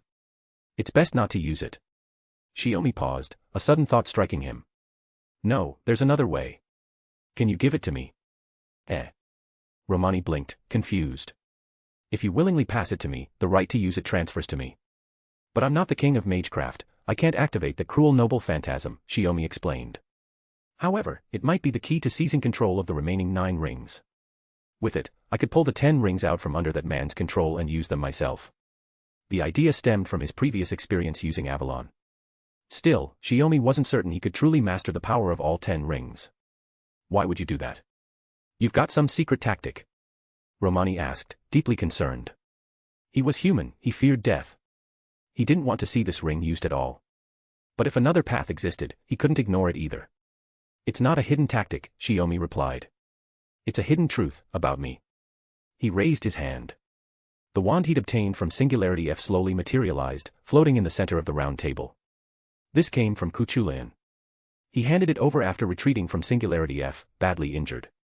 This is. Romani stood up in shock. Morgan's eyes widened. That's not ordinary ash tree wood, it's made from part of the world tree. Why would Kuchulayan have something like that? Most likely the work of Odin, Shiomi said, voicing his suspicion. He must have interfered with the Throne of Heroes and arranged for my senior to appear in Singularity F with this wand. Once the initial surprise wore off, Romani slowly sat back down. Odin, the chief god of Norse mythology. Why would he do something like that for you? I think it's tied to the secret I'm carrying, Shiomi answered. Killed, and yet revived. I see, Morgan lowered her eyes. Then it all makes sense. Shiomi paused, exchanging a glance with Romani before turning to Morgan again. Originally, this was a truth your master should have revealed, Morgan said with a gentle smile. But this time, I'll reveal my husband's secret before you get the chance to ask her. Then, with a sly tone, she teased, Doctor, what's your take on my husband's condition during the London Singularity? If I had to say, it was definitely within the domain of Age of Gods magecraft, but even that doesn't quite cover it.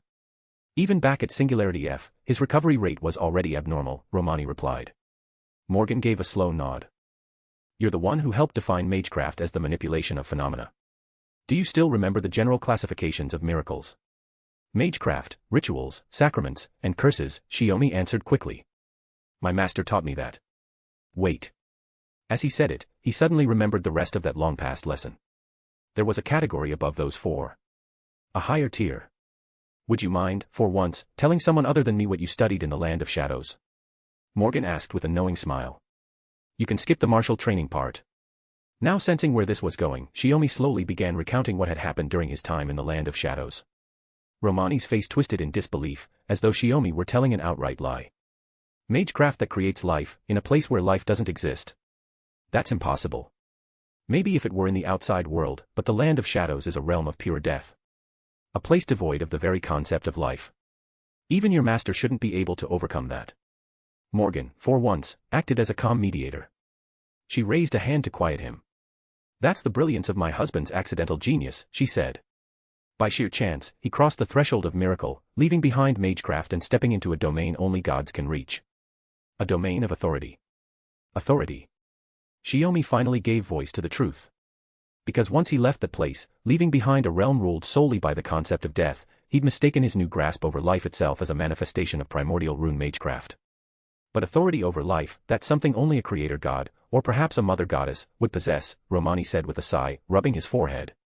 No matter how you looked at it, the king of magecraft had only ever performed a single miracle in life. He never delved deeper, never crossed into the domain of divinity through study. Still, it was now clear why the man calling himself the king of magecraft had appeared in London to kill Shiomi with his own hands instead of sending someone else. So he showed up because he sensed Shiomi's power and decided he had to eliminate him personally. No. If that were true, then after killing my husband, he would have taken the body and sealed it away instead of simply leaving, Morgan said with a mocking smile. The king of magecraft's clairvoyance couldn't pierce through my husband's true nature, could it? Romani let out a dry, embarrassed laugh. That's true. Even though he no longer held Solomon's name, fragments of those memories remained. It was precisely because not even his clairvoyance could fully see through Shiomi's potential that he had asked the king of heroes to stall the others, just so he could face Shiomi and Morgan one-on-one. Even if my husband has touched upon the realm of authority, neither I, the doctor, nor even the king of magecraft could give you guidance, Morgan said with a wry smile. That's a place we magi have never reached. But Romani had another thought. He looked down at the gloves he had taken off, and the last ring. The power to step through the gate of authority. A wand made from the world tree, gifted by Odin. The age of gods magecraft and martial arts you learned in the land of shadows. He listed. If it's you, maybe. It was just a flash of inspiration, Shiomi said, raising a hand to stop him. As for what to do, maybe the answer won't come until I stand before that Solomon again. Romani shook his head. I'm just a man now, living life as a human. So I want to gamble, like a human would. I'll entrust this ring, the one King Solomon sent to the future, to you, who belong to this era. Or maybe, Morgan said lightly, eyes on the ring now lying in front of Shiomi, it's more like a prayer to the gods. Don't put me on that kind of pedestal, it's not doing me any favors. Shiomi couldn't even smile. He understood the weight behind Romani entrusting the ring to him. If he failed to act, then the ring's true owner might. He carefully picked up the ring and placed it in his palm. That's enough talk about Solomon and my own situation for now. What I want to do next is propose a revision to our singularity restoration plans. Closing his fingers around the ring, Shiomi passed the folder beside him to Romani, who was just finishing putting on his gloves. Chapter 249, Volume 4, Chapter 39, Olga Marie, who sought to abuse her authority. The original battle plan was based on the situation in Singularity F. Using the confirmed human order foundation values from each of the ID. The original battle plan was based on the situation in Singularity F. Using the confirmed human order foundation values from each of the identified singularities, the available personnel capable of participating in Spirit Run transfer were divided into 3 teams, each assigned to restore human order in their respective locations. The human order foundation value of the Orland singularity was the closest to that of Singularity F, so it was assigned to Olga Marie, Ritsuka, and Mash. Led by the capable Magus and Director, their mission was to gain practical experience in various areas within the singularity. The slightly higher valued Rome singularity was assigned to Caren and Gray, with a similar goal of accumulating field experience. Based on this strategy, Shiomi originally believed that once the 6 singularities were resolved, everyone would regroup and head to the 7th together. However, an unexpected situation occurred at the London singularity. Humanity was set ablaze. A man calling himself the King of Magecraft appeared before Shiomi, demanding his submission or death. With the enemy's identity becoming increasingly clear, Tenkei Shiomi proposed a new strategy. So, you're saying that we should all meet up before heading to the 3rd singularity together? After completing restoration work at the 1st and 2nd singularities and returning to Chaldea, Olga Marie examined Shiomi's plan during a strategy meeting and asked earnestly. No. More precisely, you all will rendezvous, while I go alone to the 5th singularity we confirmed a few days ago, Shiomi replied. The King of Magecraft possesses clairvoyance that allows him to see the past and the future. Although he can't perceive what's happening in Chaldea, he'll definitely notice if I reappear in a singularity to conduct restoration work. Caren crossed her arms thoughtfully. So, you plan to act as bait? No way, that's far too dangerous. Sakura was the first to object. Though the incident where Shiomi nearly lost his life had been downplayed and officially attributed to signal interference, so as not to affect morale, Sakura, who had witnessed it firsthand, refused to accept it. I can't agree with this either. No one can say for sure whether the king of magecraft will show up in front of Sensei again, Olga Marie said with worry as she set down the plan. If even someone like Sensei lacked confidence, then Chaldea would stand no chance against the king of magecraft. But what Mr. Shiomi means is, if he acts with us, the king of magecraft might catch all of us in one fell swoop, right? Ritsuka raised her hand to speak, understanding the intention behind Shiomi's plan. Exactly, Shiomi nodded with a smile. But what I mentioned was only the worst-case scenario. What I actually want is to take this chance to confirm something. Gray asked, puzzled, what is it? When the king of magecraft appeared in the London Singularity, he said he was, using his spare time, to wait there. Shiomi carefully chose his words as he recalled every detail of that encounter. Back in Singularity F, Professor Lev said the entire world had already been incinerated, and only Chaldea was spared thanks to its unique magnetic field. He looked around at everyone in the conference room. So, in reverse, could we speculate that the disaster of human incineration has already been completed? That the king of magecraft has moved on to the next phase of his plan, and that his appearance before me was just a brief window before continuing his agenda. Then that means... Cold sweat formed on Olga Marie's brow. To the king of magecraft, the incineration of humanity might have just been the first step. He shows an intense contempt for humanity and its history. He sees humans who cannot overcome death, or their fear of it, as utterly worthless, Shiomi explained. He had been pondering this for days, discussing it with Morgan, Romani, and even Da Vinci. Aside from Morgan, who remained tight-lipped, the others had reached similar conclusions. If he really does have a next step, then it's unlikely he'll have the time to casually appear before us again, like he did in London. That's precisely why Shiomi intended to head to the next singularity alone, to act as bait, to test whether the king of magecraft would reveal himself again. Right now, both outcomes seemed equally possible. So his theory did little to reassure Olga Marie, who still couldn't support the new plan. No matter what, splitting up like this is still extremely risky. Even if you're stronger than all of us put together, going solo means there'll always be blind spots, Olga Marie said, biting her fingertip. That's why I'll go with you to the fifth singularity. The others can rest during this time, and then head to the third singularity afterward. Hold on, Director. Sakura stood up, slamming her hands on the table, staring directly at Olga Marie. I've worked alongside Dad before. I've been by his side since I was little. If anyone's going with him, it should be me. Ah. Olga Marie was caught off guard. She looked toward Caren. Then maybe Caren could go too. Caren responded with an odd smile. Who goes doesn't matter to me. Feel free to discuss it however you like. If it's really that inconvenient, I'll go, Gray offered, raising her hand. Like Mr. Shiomi, I'm a human with a noble phantasm. Ad's performance in the second singularity was outstanding. More than that, after Ad's release, the Holy Spear, through Gray's efforts, had defeated Attila the Hun, who had unleashed his own noble phantasm, bringing the final battle of the second singularity to a close. That won't do. Gray and Mash are both crucial, servant-level combatants. You two need to stay together, Olga Marie immediately rejected the suggestion. The third singularity is located in the Atlantis. Chaldea shows its Okeanos, a place that exists only in legends. Ugh. Gray lowered her head, her entire face retreating into the shadows. Shiomi rubbed his temples. He really wanted to scold them for acting so childish. Restoring humanity wasn't a school field trip. But, this kind of arguing wasn't so bad. At least it showed that no one had lost their spirit or determination in the face of the world's crisis. He stood up from his seat. There's still plenty of time before we move on to the fifth singularity. In the meantime, everyone should focus on resting and preparing. Da Vinci seems to have made some upgrades to the Chaldean Master's mystic code, it needs testing as well, Shiomi said, turning to Ritsuka. Also, considering how complicated future restoration work will be, there's something I'd like you to think about. What is it? Ritsuka asked seriously. Whether you'd be willing to take formal Magus training. It can't be comfortable always working as an amateur, right? Chapter 250, Volume 4, Chapter 40, Teach Me, Shiomi-sensei. The Magus course Shiomi mentioned was actually very basic. Chaldea didn't have the luxury of time to conduct full-scale training. The Magus course Shiomi mentioned was actually very basic. Chaldea didn't have the luxury of time to conduct full-scale training. According to projections from the near-future observation lens, Sheba, Chaldea had about a year left. It sounded like plenty, but after each singularity, the accumulated fatigue and injuries from days of combat and marching took a long time to recover from. On top of that, with all outside communication cut off, Chaldea had to rely entirely on its internal systems to produce and manage supplies. Without that, they couldn't guarantee the survival of those who remained. If anything went wrong, Chaldea would turn into the kind of nightmare only seen in apocalyptic disaster films. Preparations for the next singularity were also underway, and the journey to the third and fifth singularities would take at least 3 to 4 months. The others were fine, they'd already worked at Chaldea for a while. But Ritsuka had joined at the last minute, which made Shiomi consider whether she needed at least some training in magecraft. She didn't need to become a full-fledged magus, but if she could use some practical combat magecraft with Chaldea's master equipment, that would be good enough. To Shiomi's surprise, Ritsuka agreed without hesitation. Her willingness eased some of his concerns.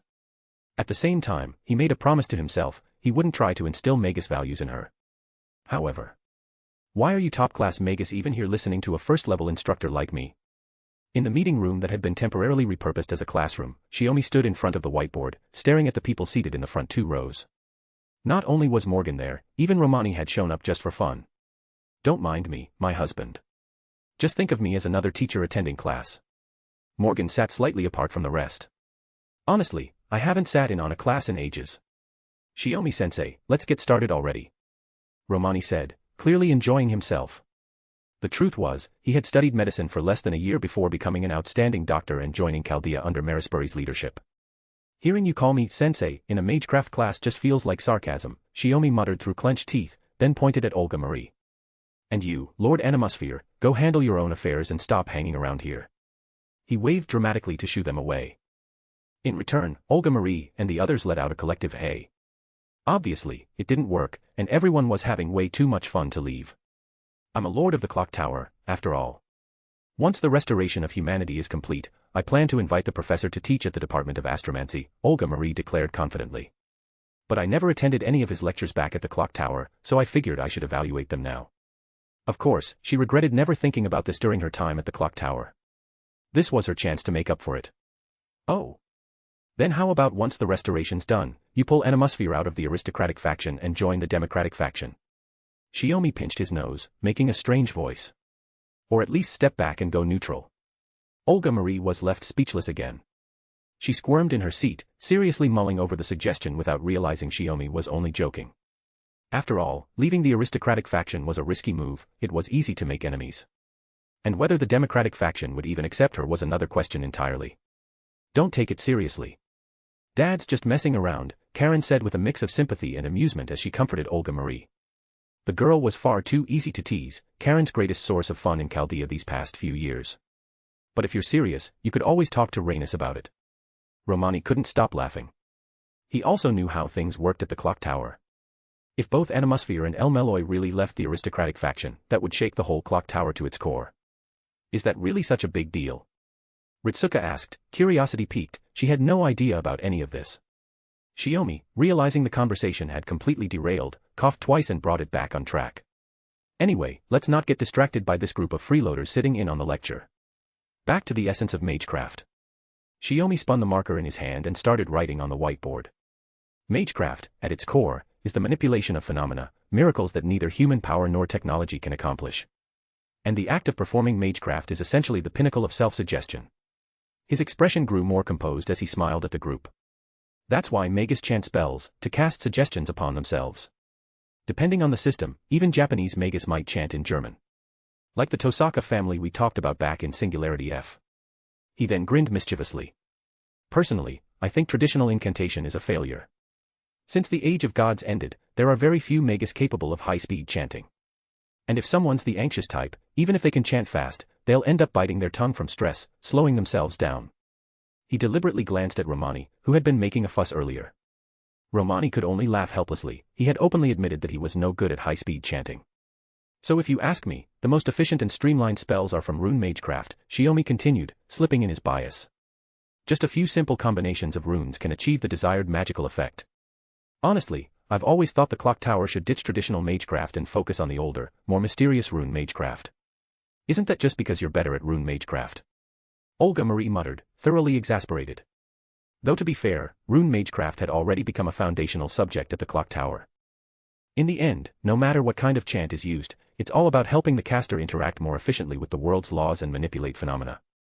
Modern magus treat magecraft as a path to truth, a way to reach the root, Shiomi said, twirling his fingers. But that's beside the point. What Ritsuka needs to learn now is how to activate her magic circuits, then use her mystic code to support Mash and the servants during singularities. He raised his hand, and a glow lit up along his arm, his magic circuits activated. Learning how to handle your magic circuits after activation, that's your first lesson. Everyone around you is a seasoned magus, and each of them has their own methods. You can learn from all of them. So, how do I properly activate my magic circuits? Ritsuka asked. With Morgan's help, she had already opened the circuits within her body. But as someone from an ordinary family, her mutated magic circuits weren't exactly impressive in number. Good question. Magic circuits are like blood vessels or nerves, dormant within those who have magical aptitude. Once awakened, they require specific mental triggers or cues. It's different for everyone, based on their instinctive mental imagery. He turned to look at Sakura and Caren. Sakura's image is straightforward, like flipping a switch to turn on a room's lights. Karen's is more religious, an image of anointing her forehead with oil, which ties into her deep study and understanding of religion. For me, it's the moment a shooting star crosses the sky, Olga Marie said, slightly embarrassed. It did sound a bit like a girlish fantasy, not the kind of thing expected from a director. What about you, sensei? What's your image? Ritsuka asked. Shiomi crossed his arms. Seeing everyone was curious, he raised a hand and drew in the air. A rune symbol appeared, glowing brilliantly, and then he clenched his fist, the rune shattered into countless sparkling fragments. Runes becoming one with my body, that's my magic circuit image. He smiled kindly at Ritsuka. First, learn how to naturally activate your circuits and get your mana flowing. Once you've done that, I'll teach you the most basic, and strongest, rune magecraft. There's absolutely no need to call it the strongest. Once again, his biased comment was met with unanimous groans. Chapter 251, Volume 4, Chapter 41, What Can Be Trusted for Certain. Thanks for the lesson, teacher. After finishing the magecraft class, Ritsuka thanked Shiomi, then left the makeshift classroom with Mash. Thanks for the lesson, teacher. After finishing the magecraft class, Ritsuka thanked Shiomi, then left the makeshift classroom with Mash, following closely behind him. They were headed to the control room next, so the three continued walking together. You've worked hard too. Over the past 3 months, you've built a solid foundation. Even if you can't use formal rituals yet, you'll be much better at handling the magecraft integrated into Chaldea's master mystic code. Shiomi slowed down to walk beside them. Ritsuka had taken everything seriously. It was a temporary responsibility, others could have done it. She didn't have to be on the front lines. Yet she had willingly stepped forward as the 48th master candidate. Mash already had plenty of knowledge about magecraft, but she was so interested in attending the lessons that Shiomi never stopped her from sitting in each time. Hee hee.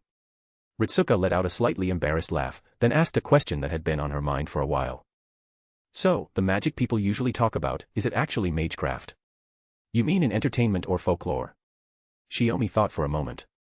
You could look at it that way. But in the world of Magus, magecraft and magic are two distinct concepts. Ritsuka nodded earnestly. Then what exactly is magic? That's a big question. Shiomi pondered for a moment. Simply put, magic is the ability to make what's impossible for that era become possible. In the early days of human civilization, most Magus were also magicians. But after the king of magecraft defined what magecraft truly was, the scope of magic became very limited. He glanced out the hallway window at the dark Antarctic sky and the snow swirling beyond, then continued. But in today's world, where, assuming time and funding don't matter, nearly anything can be achieved, there are only 5 things left that qualify as magic. He held out 5 fingers, and Ritsuka and Mash nodded uncertainly. Shiomi knew it was a difficult topic to explain and that going deeper would only get tedious. Anyway, Magus ultimately aimed to reach the realm of magic, so there's always a chance the number could grow. But with how mystery is fading from the world, that number will probably only shrink. He shrugged. Then, Shiomi-sensei, what are the 5 existing types of magic? Mash asked politely. That's quite the question, Mash, Shiomi chuckled. Even though all Magus know that only 5 remain, hardly anyone knows the actual details. Even I don't know them all. He paused, then recited slowly in a tone like poetry. The beginning first changed everything. The following second acknowledged many. The resulting third showed the future. The linking fourth concealed itself. The final fifth had already lost its meaning. He spoke the well-known verse softly, then returned to his usual tone. Each of the 5 is a mystery within a mystery. The easiest to explain is the third magic. The Holy Grail War was originally designed to achieve it. The ritual system and the wish-granting machine were just secondary features. As they chatted, the 3 reached the control room. It was a day off, so only a few were on duty, including Romani, who'd been caught slacking off recently and was now stuck working today. Oh. Still cramming after class. Romani greeted them with a smile, coffee cup in hand. Ritsuka was just curious about the difference between magecraft and magic, Shiomi said, shaking his head. But I could only give a rough explanation, I'm not sure if I got the point across. Ritsuka looked puzzled. It sounds really mysterious. I don't get it at all. That's okay, senpai. I don't get it either. Mash said in an oddly cheerful tone. By the way, Ritsuka, the mystic code Da Vinci mentioned is ready. Go take a look, then come back here for a simulated battle to run some aptitude tests, Romani explained. Got it. We'll head there now. The two girls took off toward the opposite door. So, what do you think, Shiomi-sensei? Romani asked playfully. What else can I say? The clock tower sees students every year who don't come from Magus families but awaken magical aptitude anyway. Shiomi crossed his arms. And the numbers are increasing. Give it another 200 years, and maybe the Democratic faction will run the clock tower. Wouldn't be so bad, Romani replied, surprised at how serious Shiomi sounded. Then Shiomi suddenly remembered something. He lowered his voice. Just asking, but... If you know the world is doomed, even if you don't know who's behind it or how, why not go to your disciples? Huh. Romani blinked, caught off guard. Don't underestimate my intel network. One of your disciples, Kister Zelrich Schweinorg, is the current second magician. And another, Brishison, founded the clock tower and is still its director. Don't tell me you've forgotten them. Romani scratched his head, a bit embarrassed. You might be right. But I'm Romani Archamon. I don't know what kind of people the king of Magecraft's disciples really are. For all I know, one of them might have been behind the incineration of humanity. You don't trust your own disciples? It's not that I don't trust them. It's that I can't. Romani stared at the monitor, his expression shadowed. If I hadn't seen you risking your life to restore humanity with my own eyes, I probably wouldn't have trusted you either. Let alone entrusting Shiomi with the final ring. So you gave up on asking for help from the start, because anyone could be responsible, and anyone could have the power to do it, Shiomi muttered, a deep sense of helplessness in his tone. But that was the nature of inheritance among Magus. For the sake of a greater purpose, even teacher and student might one day become enemies, all to reach higher mysteries, to reach the origin, the end, of everything. That was exactly why Romani couldn't take the risk. He had to act alone, trying to stop humanity's extinction in secret, without even Marisberry knowing. Then I can't afford to betray your trust. Shiomi let out a long, heavy sigh. Chapter 252, Volume 4, Chapter 42, Nightmare. The desolate wilderness was covered in red soil, dotted with resilient plants that clung to life in the harsh terrain. The land had become a... The desolate wilderness was covered in red soil, dotted with resilient plants that clung to life in the harsh terrain. The land had become a battlefield, littered with fallen soldiers and shattered machines, as if a massive war had just ended. Shiomi stood at the heart of it all, gazing up at the sky. There, suspended in the air, was a lone figure, pierced through her chest, arms, and legs by sharp red magical spears like barbed thorns. Her arms were spread wide, and blood streamed from her wounds, soaking her entire body in crimson. She hung in the shape of a cross, like a sacrifice offered to the gods. This woman had once slain countless deities and had ultimately become a half-human, half-divine immortal. Shiomi knew her better than anyone. Respected her more than anyone. And, more than anyone, loved her. Scáthach. His master. Shiomi snapped awake, staring up at the ceiling of his room. In the darkness, only the faint glow of the electronic devices on the bedside table remained. A dull headache throbbed in his skull, that familiar sensation of being jolted out of sleep by a nightmare. He lay there, dazed, waiting for the pain to subside, his thoughts slowly clearing. Cold sweat clung to his hair and body, soaking the tight-fitting Chaldea-issued undershirt, making it cling uncomfortably to his skin. Time for a shower. He tried to sit up but found his right arm pinned. Turning his head, he saw Morgan sleeping peacefully, using his arm as a pillow. With a soft smile, he leaned over and gently kissed her forehead, then carefully supported her body as he began sliding his arm out from beneath her neck and the pillow. Halfway through, the blanket shifted with a rustle.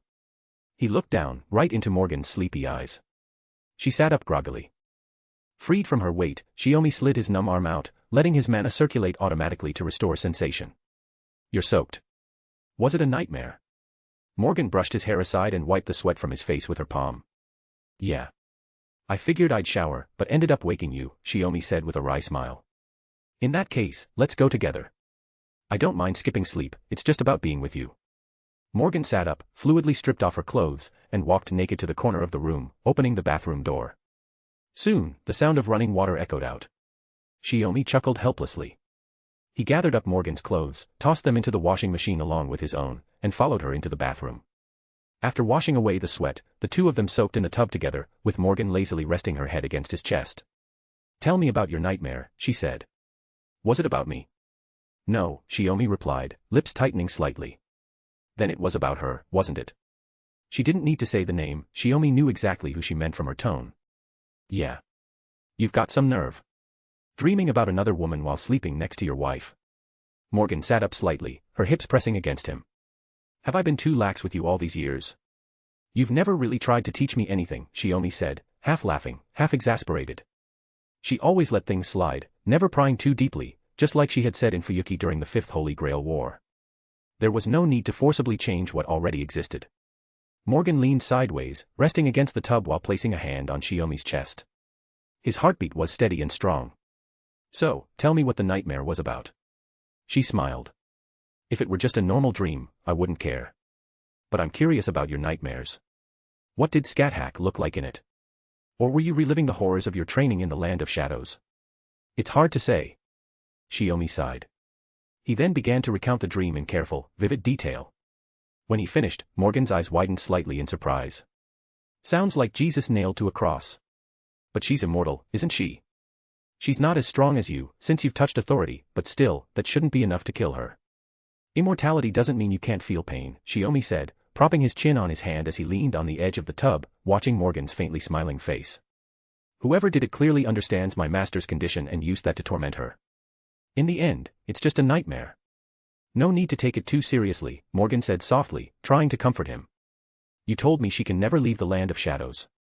She'll remain there until the end of the world." "Exactly, which is why this dream feels so strange," Shiomi said, deep in thought. "And the place where she was executed, it wasn't the Land of Shadows. It was some kind of bizarre battlefield." Morgan lifted her hand from his chest and placed it on her cheek. "Red earth, bromeliads and cacti growing stubbornly in the dust. I remember when I took Sakura and Caren on a road trip through the US, driving along Highway 50, we saw scenery like that." "Huh." Shiomi's eyes finally widened in realization. The fifth singularity, estimated around the year 1783. The setting, the entire United States. Wait, hold on. Sure, the world's been incinerated by the king of magecraft, but the Land of Shadows. You're going to say it's outside the world, so it shouldn't be affected. Morgan lowered her gaze. "But there's no proof the Land of Shadows is immune to this kind of disaster." "We were planning to head to the fifth singularity anyway," Shiomi said, rubbing his forehead. "Looks like we have no choice now. Want to come?" "No thanks. The sixth singularity is more of a pain.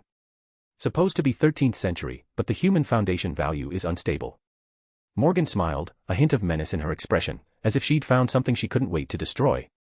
"I'm curious what makes the sixth singularity so special that it gets rated on par with my own kingdom. Your competitiveness is seriously weird, Queen of Winter." Shiomi couldn't help but tease. Morgan smirked and reached out to touch his lips. "No one knows if the king of magecraft will show up again. What if this time, he can't kill you and decides to abduct you instead? Then I'd be stuck finishing the rest of the singularities alone with the kids, and heading off to rescue you myself." "You've been watching way too many soap operas," Shiomi said, half laughing. He was about to ask which show that plot came from. Just then, Morgan leaned in close. "Even if it's just a nightmare, you dared dream of another woman while sleeping next to me. I need compensation. It's already late. Then let's erase the nightmare with a beautiful dream. Otherwise, the day ahead will be rough." To the sound of her cool, teasing voice, Shiomi pressed his lips to hers. In the warm bath, the two held each other tightly. Chapter 253, Volume 4, Chapter 43, Journey to the Fifth Singularity, 1. After completing their preparations, the Spiritron transfer was launched once more. The time had come to journey to a new singularity and be. After completing their preparations, the Spiritron transfer was launched once more. The time had come to journey to a new singularity and begin the restoration work. At the final strategy meeting before departure, Olga Marie nervously confirmed with Shiomi. "Are you sure this will really be okay?" Tenkei Shiomi's plan to head to the fifth singularity alone was ultimately rejected by everyone, and it was decided that at least one master would accompany him. In the end, it was Caren who went with Shiomi. Marie, Sakura, and Grey are all crucial combat assets. The third singularity you're heading to requires contingency planning similar to the fourth. While the king of magecraft may not reappear, his 72 demon gods might take this chance to alter their movements. If you're even slightly underpowered, you'll end up in a tough spot, Shiomi explained. Compared to the others, Caren wasn't a combat-oriented magus. Her fighting style depended on mystic codes crafted by Shiomi, and her own magecraft leaned toward support and healing. She was a support-type master. Caren, I'm counting on you, Sakura said seriously. Does this man really need someone to look after him? Caren replied with a teasing smile. Shiomi ruffled her hair. You're so bold now that you've grown up. Calling me this man. That really hurts. Quit the fake crying. It's creepy, Caren said, grinning. TCH. Knowing it wouldn't work, Shiomi dropped the act and quickly changed expression. But if we took out one demon god at the second singularity, and another at the fourth, that means there are still 70 left, right? Ritsuka recalled the singularities they'd repaired and asked curiously. At that moment, Morgan turned his chair to face them. Counting them like that is pointless. Even if it's not the king of magecraft, any skilled magus could easily restore damaged familiars or rituals. Exactly. The so-called 72 demon gods are a spell, a concept. They always exist under the framework of 72. As long as they recognize themselves as demon gods, the area around Solomon will always contain 72, Romani agreed, offering a more precise explanation. Naturally, as the person in question, he understood this best. Shiomi, reflecting on that, asked, so unless Solomon, or rather, the man calling himself the king of magecraft, is defeated, the 72 demon gods will remain on this planet, right? That's one way to put it. Romani's smile stayed in place, but the slight furrow in his brow betrayed his unease. Everyone then split into two groups to begin their preparations for the third and fifth singularities. But the United States? I didn't think a singularity would appear there. Doesn't that country have a really short history? Caren said. Even so, you can't deny that its brief history extends into the modern era. The US has had undeniable influence on the present day, Shiomi replied, folding his arms and shaking his head with a wry smile. That's why I'm even more curious, how did the fifth singularity come to be? The first singularity centered on Jeanne d'Arc, the key figure in ending the 100 Years' War between England and France. The second singularity's core was Nero, the fifth emperor of Rome. The fourth singularity, set in London, drew significance from the Mages Association, which has always operated from the shadows of human history. It occurred at the end of the 19th century, a time when the Industrial Revolution was in full swing. The technological upheaval it brought greatly impacted the world of magecraft. Many of today's younger clock tower families emerged during that era. In fact, whether to accept the Industrial Revolution at all remains one of the core reasons for the current divide between the clock tower's democratic and aristocratic factions. The third singularity took place in the Atlantic during the Age of Exploration, which made sense historically. All of this only heightened Shiomi's curiosity about the fifth singularity. 1783, the final year of the American Revolutionary War. Thinking that far, Shiomi looked up. Could it be that in the fifth singularity, North America lost the war for independence? Who knows? Singularities are historical distortions, after all, Caren replied. She didn't have a real answer. Then we'll just have to go and see for ourselves. Shiomi smiled as he encouraged her. He then steadied his breath, recalled that nightmare about his master, and stepped into the Spiritron transfer coffin. Is master really at the fifth singularity? What was that nightmare trying to tell him? For Magi, dreams often carry a far more prophetic weight than they do for ordinary people. Counter-summoning system activated. Beginning Spiritron transfer. 3, 2, 1, process complete. Commencing verification, grand order. The familiar broadcast echoed through the chamber as hibernation fluid filled the coffin. His consciousness slowly sank into the depths. When he opened his eyes again, Shiomi and Caren were, predictably, in midair once more. Below them stretched a vast forest. Off to the side, the trees thinned, giving way to red wasteland dotted with cold-resistant plants like agave and cactus. Having done this before, Shiomi reached out and pulled Caren into his arms. If you're scared, close your eyes. We're landing. Holding her in a bridal carry, he adjusted their posture in midair. Their descent quickly slowed, and they passed gently through the treetops, landing in the heart of the forest. All right. We're safe. He gently set Caren down, let her find her footing, and reached to remove a leaf from her long, slightly curled silver hair. That was kind of boring, Caren said. I thought I'd get to see Dad screaming. Huh. Sakura told me that you guys always show up in the sky during Spiritron transfer. It's different on our side. Caren smiled, her mouth curving upward. Shiomi had no comeback. Just kidding. She took a few steps forward, surveying the surroundings. I'm always happy when I'm with Dad. Even if the world's ending. We're family, after all. Shiomi plucked a grass stem off her shoulder. Family, huh? Caren nodded thoughtfully. Let's contact Chaldea and let Mother know what things look like here. Before she could finish, the roar of machine guns and wild howls echoed from beyond the forest. Looks like that'll have to wait. Shiomi motioned to Caren, and the two began making their way toward the forest's edge, one following behind the other. Chapter 254, Chapter 254, Volume 4, Chapter 44, Journey to the Fifth Singularity, 2. The first crank-operated machine gun capable of continuous fire was invented by American inventor Richard Gatling in 1862. Yet here, on the first crank-operated machine gun capable of continuous fire was invented by American inventor Richard Gatling in 1862. Yet here, on the North American continent in 1783, such weapons were already being wielded by soldiers resembling militiamen, dressed like the Continental Army of the original 13 colonies. Just that alone was enough for Shiomi to recognize how distorted this singularity was. Firearms nearly 80 years ahead of their time were already being used in this era. But that wasn't the most disturbing part.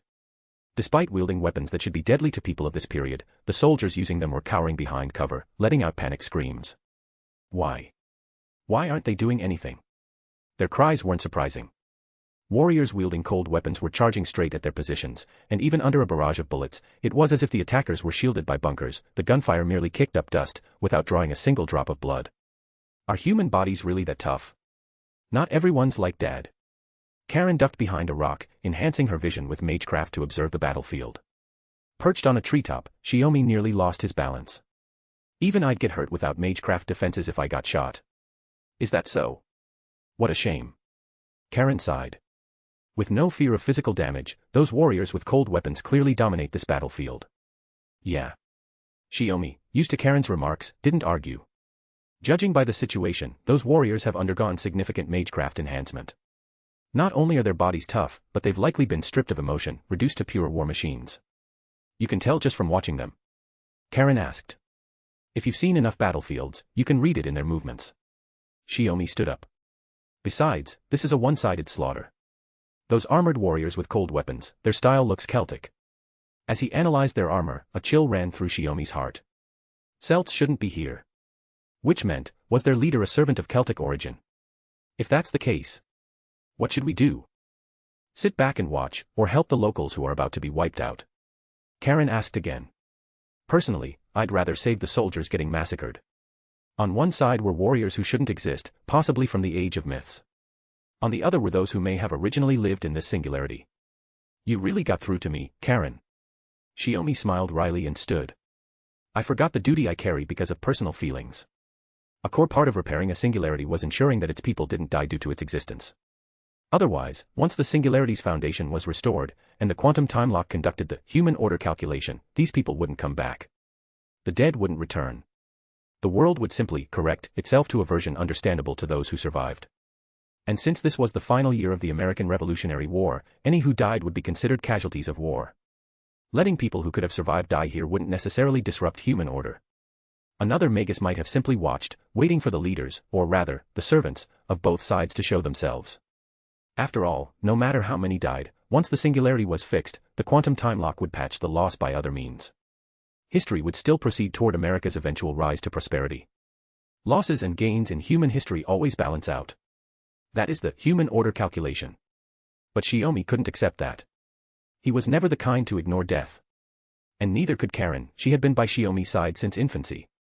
I'll head into the battlefield.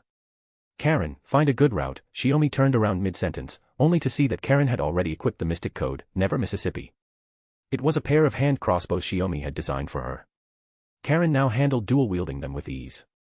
I'll move in along a secure route, providing cover fire. If both crossbows fail to injure them, I'll go into hiding and wait for you to clean up. My daughter really knows what to do, Shiomi said proudly.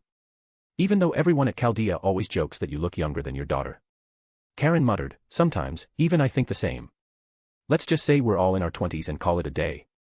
With a helpless smile, Shiomi leapt from the several-meter-high cliff and charged toward the battlefield, while Caren quickly advanced along a nearby path.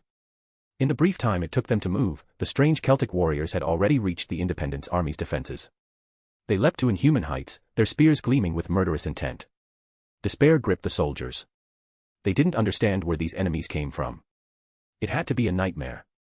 The cold glint drew closer, just 10 centimeters away from one soldier's face, then suddenly froze. A spray of blood burst forth, splattering across the soldiers' uniforms. The warrior was suspended in midair, his chest run through by a crimson spear. Shiomi, gripping the spear with one hand, flung the impaled body into the oncoming warriors. The red spear twirled through the air like a meteor, slashing through the Celtic soldiers. Their weapons shattered instantly, their bodies going limp. Just as expected, they'd been reduced to puppets. Dolls who fought without will, acting only on orders. Shiomi yanked his spear from a fallen warrior. Behind him, rapid footsteps approached. Instinctively, Shiomi spun and thrust in a reverse strike. But this time, it wasn't a Celtic warrior. It was a woman in red, holding a revolver aimed squarely at Shiomi's head. Both attacks halted in an instant. They stood locked in a standoff. As long as Shiomi didn't strike, the woman wouldn't pull the trigger. You don't seem to be with them. And you just saved our soldiers. Who are you? Her voice was calm, analytical. Master of Chaldea, here to investigate this singularity. What's your true name, Berserker? Shiomi introduced himself and asked in return. Berserker?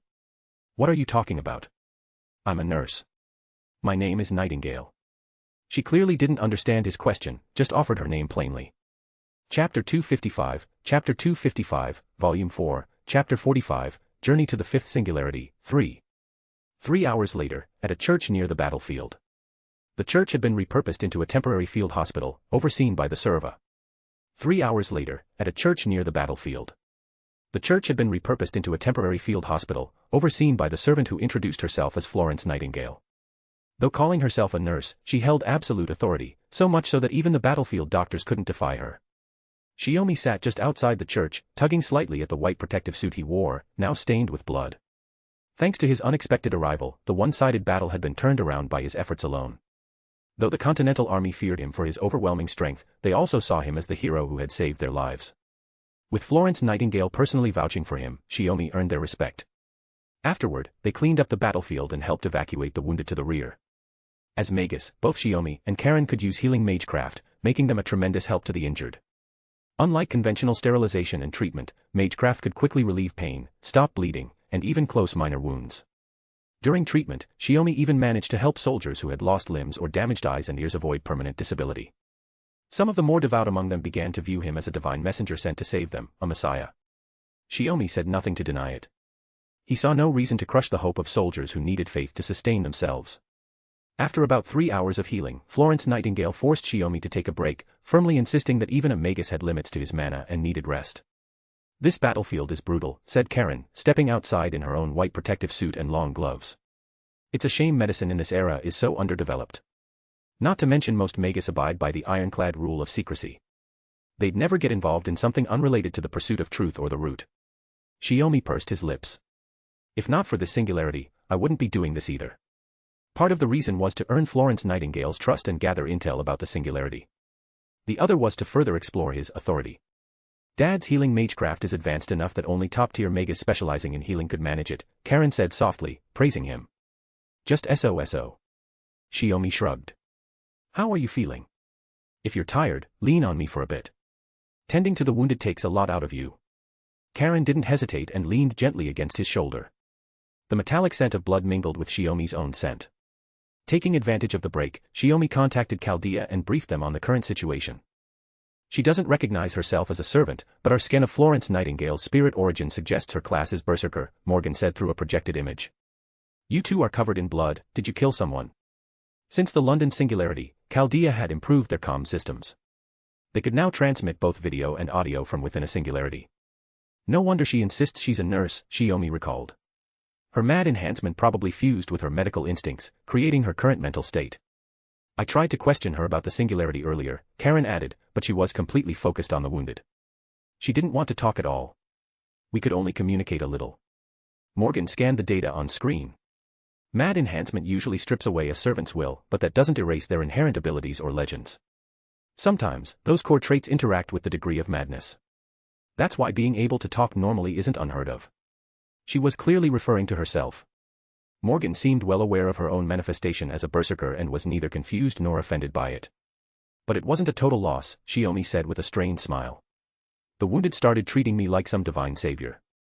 Every time I healed one, they'd start confessing their sins and praying. At this rate, I'm afraid I'll be labeled a heretic and end up in a witch trial.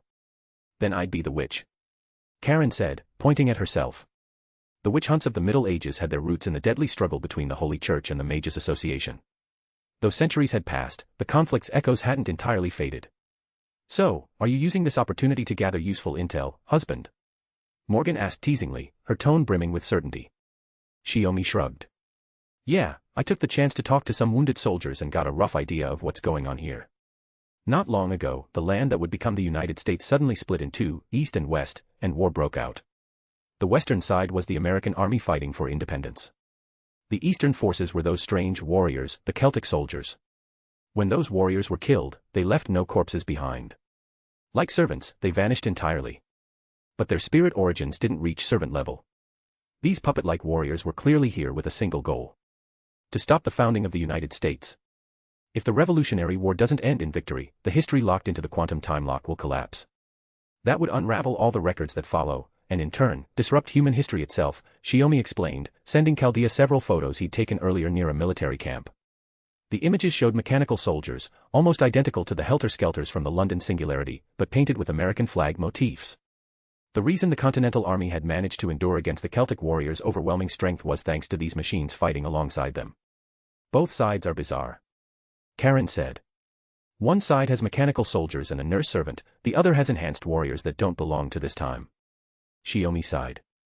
Regardless, since we've already helped this side, we should begin by investigating the war that caused this singularity from the perspective of the living, then try to organize it and restore the... You said, you want to stop the war. Florence Nightingale's voice rang out suddenly from behind them. Chapter 256, Volume 4, Chapter 46, Reunion after a long separation. Only Shiomi remained calm, seated quietly on the steps. Do you think I'm being arrogant? Just a human, trying to stop a war all on my own. Only Shiomi remained calm, seated quietly on the steps. Do you think I'm being arrogant? Just a human, trying to stop a war all on my own, he asked with a hint of mockery. At the very least, you don't count as an ordinary human, Florence Nightingale replied, her voice clear and composed. Aside from her fixation on healing and saving lives, she was perfectly capable of rational conversation. If your goal is to stop this war, then I'll join you. What? Shiomi hadn't expected her to so readily offer to come along. But Florence Nightingale's reasoning was straightforward. Thanks to your efforts, the wounded here have been treated. As long as they follow the instructions I've left behind, they'll recover and be discharged. She glanced toward the rows of tents lining the road outside the church, tents housing the less severely injured soldiers. Originally, only the church had been used as a hospital, but as casualties mounted, Florence had insisted on setting up additional treatment tents outside. But more wounded will keep coming. Rather than continuing to patch things up endlessly, we should use this moment, while the influx is under control, to gather intel about this war, she said. Only by cutting out the root cause of the disease called war can we truly heal these people. That was why she decided to join Shiomi and Caren. And perhaps more than that, during the past 3 hours, these two had aided the wounded without hesitation, performing miracles and giving hope to those who thought they'd lost everything. Regardless of their motives, Florence could clearly see the genuine kindness in their actions. I've got no objections, Shiomi replied. Of course, if she were just an ordinary person, it'd be out of the question. But Florence Nightingale was a servant, fully capable of defending herself. Besides, while Shiomi's own combat prowess was nothing to scoff at, Caren, as a master, wasn't especially strong. Securing cooperation with willing servants through temporary contracts was the most effective strategy for Chaldea in the Singularity. Then go ahead and contract with Caren first. That way, it'll be easier for you to act. Better that than roaming around as a stray servant, Shiomi said, standing. Understood. If this is what it takes to act together and stop this war. Florence extended her hand. Then let's make the contract. After the contract was formed, Florence Nightingale's previously suppressed strength received a temporary boost. She then immediately set off to prepare their transport and left medical instructions with the doctor overseeing the field hospital. Listen carefully. Keep the wounds clean, and don't cram too many beds into one room. The cutting-edge medical knowledge you know is already outdated, don't even think about using it. The doctor broke into a cold sweat as he nodded repeatedly, understood, knowing full well that she was absolutely right. He'd already been lectured more than once. Also, this is the treatment manual. From now on, follow everything in here. Florence handed over a stack of handwritten notes. I'm leaving things in your hands, Dr. Benjamin Rush. We'll both do our best, Head Nurse Florence Nightingale, Dr. Benjamin said solemnly as he accepted the notes and bid her farewell. With everything in order, the three of them climbed into the carriage and departed, following the route Florence had laid out. Where are we headed? Shiomi asked, glancing back. He and Caren sat in the carriage, legs dangling off the edge at the rear. Florence Nightingale held the reins up front. To meet a man. He's the one who provided us with those mechanical soldiers. Without them, our forces wouldn't have lasted against those strange warriors, we'd have been wiped out long ago, Florence explained. Feeling the carriage rattle along the uneven road, Caren shifted to a more comfortable position. This man, don't tell me his name is Charles Babbage. I'm not sure, Master. I only know he calls himself the President King, Florence replied. Ah. President or King, pick one. What kind of Frankenstein title is President King? Shiomi groaned. The title clashed so hard with everything he knew, it nearly made him assume the men had been affected by mad enhancement. We'll find out when we meet him, Florence said. I've only seen him a few times. We haven't spoken much. She only cared about treating the wounded. Presidents, kings, whatever they were, meant nothing to her. But if they were going to stop this war, their first stop had to be this President King. That man was the reason the American forces had been able to continue holding off the Celtic warriors. Still, even if there's a servant here who can create mechanical soldiers, it doesn't mean the war will progress easily, Caren mused. Who do you think is commanding the Celtic warriors? Shiomi rubbed his temples. Considering the singularity was set up by the king of magecraft, and the number of Celtic servants strong enough to act as a core, you'd run out of fingers trying to count them. True. Caren frowned. She'd ridden in carriages before, in 21st century London. But this was the 18th century. The carriage was primitive, the roads even worse. Every bump made her backside ache, and now even her stomach was starting to complain. Thinking of food, she opened the supply bag inside the carriage, searching for something edible. But everything inside required setting up camp and lighting a fire. Most of it looked like it belonged in a museum. She hesitated. Want one? Shiomi handed her a plump, red apple. Where'd you get that? Was there fruit in the carriage? Nope. Just picked it. Shiomi wasn't about to admit he'd conjured it on the spot. He figured Caren wouldn't be able to stomach local food, and Chaldea's rations weren't exactly ready to eat either. So he improvised. Smells nice. Caren caught the apple's sweet scent and slid closer, sitting beside him with her legs hanging over the edge of the cart. This might be a bit shameless, but may I have half? A fourth voice cut in. It was a woman's voice, elegant and dignified, yet gentle and familiar. Shiomi's pupils shrank in an instant. Even on death's doorstep, he would never mistake that voice. Florence Nightingale pulled the reins sharply, stopping the carriage. Shiomi looked up. A figure cloaked in purple stood on a tree branch, one hand resting lightly on the trunk. Just as it had been all those years ago, when he'd faced despair and found hope. It's been a long time, my beloved student.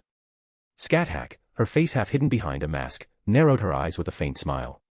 Chapter 257, Volume 4, Chapter 47, A Brutal Love Triangle Between Master and Wife, Tentative. Shiomi's eyes widened. For a moment, he thought he was seeing things and instinctively leaned forward to confirm. Caren, standing nearby, he. Shiomi's eyes widened. For a moment, he thought he was seeing things and instinctively leaned forward to confirm. Caren, standing nearby, heard Scáthach's words and froze in surprise. This woman is Dad's, she muttered, blinking in disbelief, turning toward Shiomi for clarification. But before anything else could be said, Scáthach dropped from the branch with the grace of a falling petal, landing silently before Shiomi. She bent down, removed her mask, and studied his face with a soft smile. So fast. Caren's heart skipped a beat. She hadn't been able to follow Scáthach's movement at all. Oh, still the same as when we parted. Though your eyes and expression, they've grown much more resolute. Scáthach nodded with a tone of warmth and pride. Shiomi said nothing, just stared at her in silence. What's wrong? It's been so long, and you don't even want to say hello to your master. Scáthach asked with mild surprise. She peered into his eyes, noting the flickering emotion behind them. He wasn't unfeeling, just overwhelmed. She reached out instinctively to touch his face, but he caught her hand mid-gesture. He abruptly stood, gently taking both her hands, inspecting them silently. Then he released her and stepped around her, checking her body and legs with a serious look before finally nodding to himself, as if confirming she was unharmed. What a strange reaction. Even Scáthach found it odd. Just as she was about to sigh, Shiomi pulled her into a firm, heartfelt embrace, wrapping her tightly in his arms. It's been a long time, Master. You haven't aged a day, he murmured. Scáthach softly placed her hand on his back, feeling that familiar warmth. So you're still the same. Then what was all that earlier? Wanted to make sure no one was impersonating you. Had to verify, your measurements and such, he whispered with a smirk near her ear. Such an obvious lie. Scáthach blinked in mild surprise. If someone had been impersonating her, Shiomi would have known the moment she spoke. That wasn't the real reason. No, he was confirming something else. If someone could fake being me, such things wouldn't be off, she said, choosing to let it slide for now. Maybe. Shiomi hugged her even tighter, like he never wanted to let go. That's pretty much the situation, mother, Caren said quietly. Shiomi, lost in the moment, finally remembered this wasn't a solo singularity mission, Caren was here. And she wasn't just standing idly by, she was still in active communication with Chaldea. On the projection from the communicator, Morgan watched Shiomi with a faint, knowing smile. Behind her, the control room was crowded with staff, men and women alike craning their necks to watch. Romani was almost pushed out of frame, straining to stay within view. Everyone had that same gossipy glint in their eyes. Suddenly self-conscious, Shiomi let go of Scáthach and faced the screen. Let me officially introduce her. This is my teacher, the Queen of the Land of Shadows, Scáthach. And also my husband's first love, Morgan said, resting her chin on one hand and leaning over her desk with an amused look. No wonder you insisted on going to the fifth singularity alone. So it was a secret rendezvous with an old flame. No. I mean, I can't predict the future. How would I know?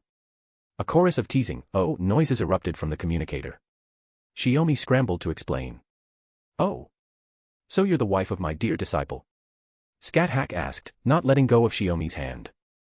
She turned her gaze toward Morgan, her eyes full of curiosity and a playful smile. You're no ordinary woman. She's, a really powerful magus. Honestly, not far off from the king of magecraft. Shiomi said quickly, raising a finger as if to emphasize the point, carefully avoiding saying Morgan's true name. Though she had taken over communications during the F singularity, Morgan still hadn't officially revealed her identity to Chaldea's remaining staff, only Romani and Da Vinci knew the truth. She had entered Chaldea as a family member, with Shiomi orchestrating it to avoid scrutiny. Now, with Shiomi publicly identifying as Scáthach as disciple and this chaotic scene unfolding, everyone's brains were overloaded. His remark about her being on par with the king of magecraft was dismissed as hyperbole. Gradually, the others retreated to their stations, returning to support operations for the two active singularities, while continuing to eavesdrop, of course. Now that does pique my interest. If I get the chance, I'd like a proper chat with you, Scáthach said. Her words sounded sharp, but her tone was surprisingly light. Morgan raised a brow. There'll be time. No need to worry. It's irritating, sure, but if you're here to support my husband in this fifth singularity, then I expect you to be ready to die for him, Lancer. A bold demand. But you didn't need to say it, I wouldn't show myself before my disciple without good reason. Scáthach casually swept back her long, dark purple hair. It fluttered in the forest breeze like a curtain.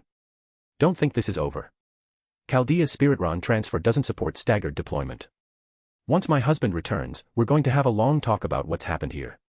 Morgan smiled, a rare expression so unsettling it sent chills down Shiomi's spine. Warm like spring wind, yet cold as ice. Ugh. Shiomi groaned softly. Head hanging like a man cursed, he slumped back into the rear of the carriage. Scáthach, still holding his hand, followed with a few quiet steps. If everyone said their hellos, let's go, Florence Nightingale called out. It's a long road to the President King's city. If we waste any more time, we won't make it before nightfall. Her tone was as sharp as a scalpel. If they lingered, she'd leave them behind without hesitation. Ah, right. Shiomi looked up and glanced at Scáthach, then shifted over to make room for her in the carriage. But Caren quickly claimed that spot, leaving the other side open for Scáthach, clearly not a coincidence. Probably Morgan's doing. No worries. I'll sit inside. Scáthach let go of Shiomi's hand and, with a flicker of movement, slipped gracefully into the carriage. Chapter 258, Volume 4, Chapter 48, Scáthach has joined the party. The carriage rattled along the uneven road. Shiomi and Caren sat at the back as before, while Scáthach lounged behind them, reclining slight. The carriage rattled along the uneven road. Shiomi and Caren sat at the back as before, while Scáthach lounged behind them, reclining slightly against the rail of the cart. It had originally been a cargo wagon, so the back was spacious enough to just barely fit passengers. So, Master, did you come to the fifth singularity specifically to wait for me? Shiomi asked. He knew Scáthach possessed an ability akin to clairvoyance, able to observe the experiences of specific individuals. It wasn't unreasonable to think that, after the incineration of humanity began, she might have seen his movements and come to this singularity to wait for him. No, I didn't, Scáthach denied his guess. It's true that after you left the Land of Shadows, I kept my eyes on everything you did in the world. Morgan interjected. Everything? Including your daily life? That's some pretty creepy surveillance, Scáthach.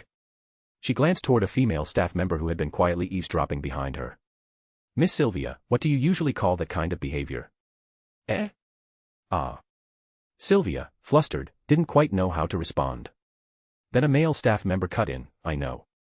That's what you call a stalker. Immediately, the usually mild-mannered Romani restrained him. The reason was simple, Romani didn't want any casualties in Chaldea once Shiomi got back. Oh, you must be exhausted, Munier.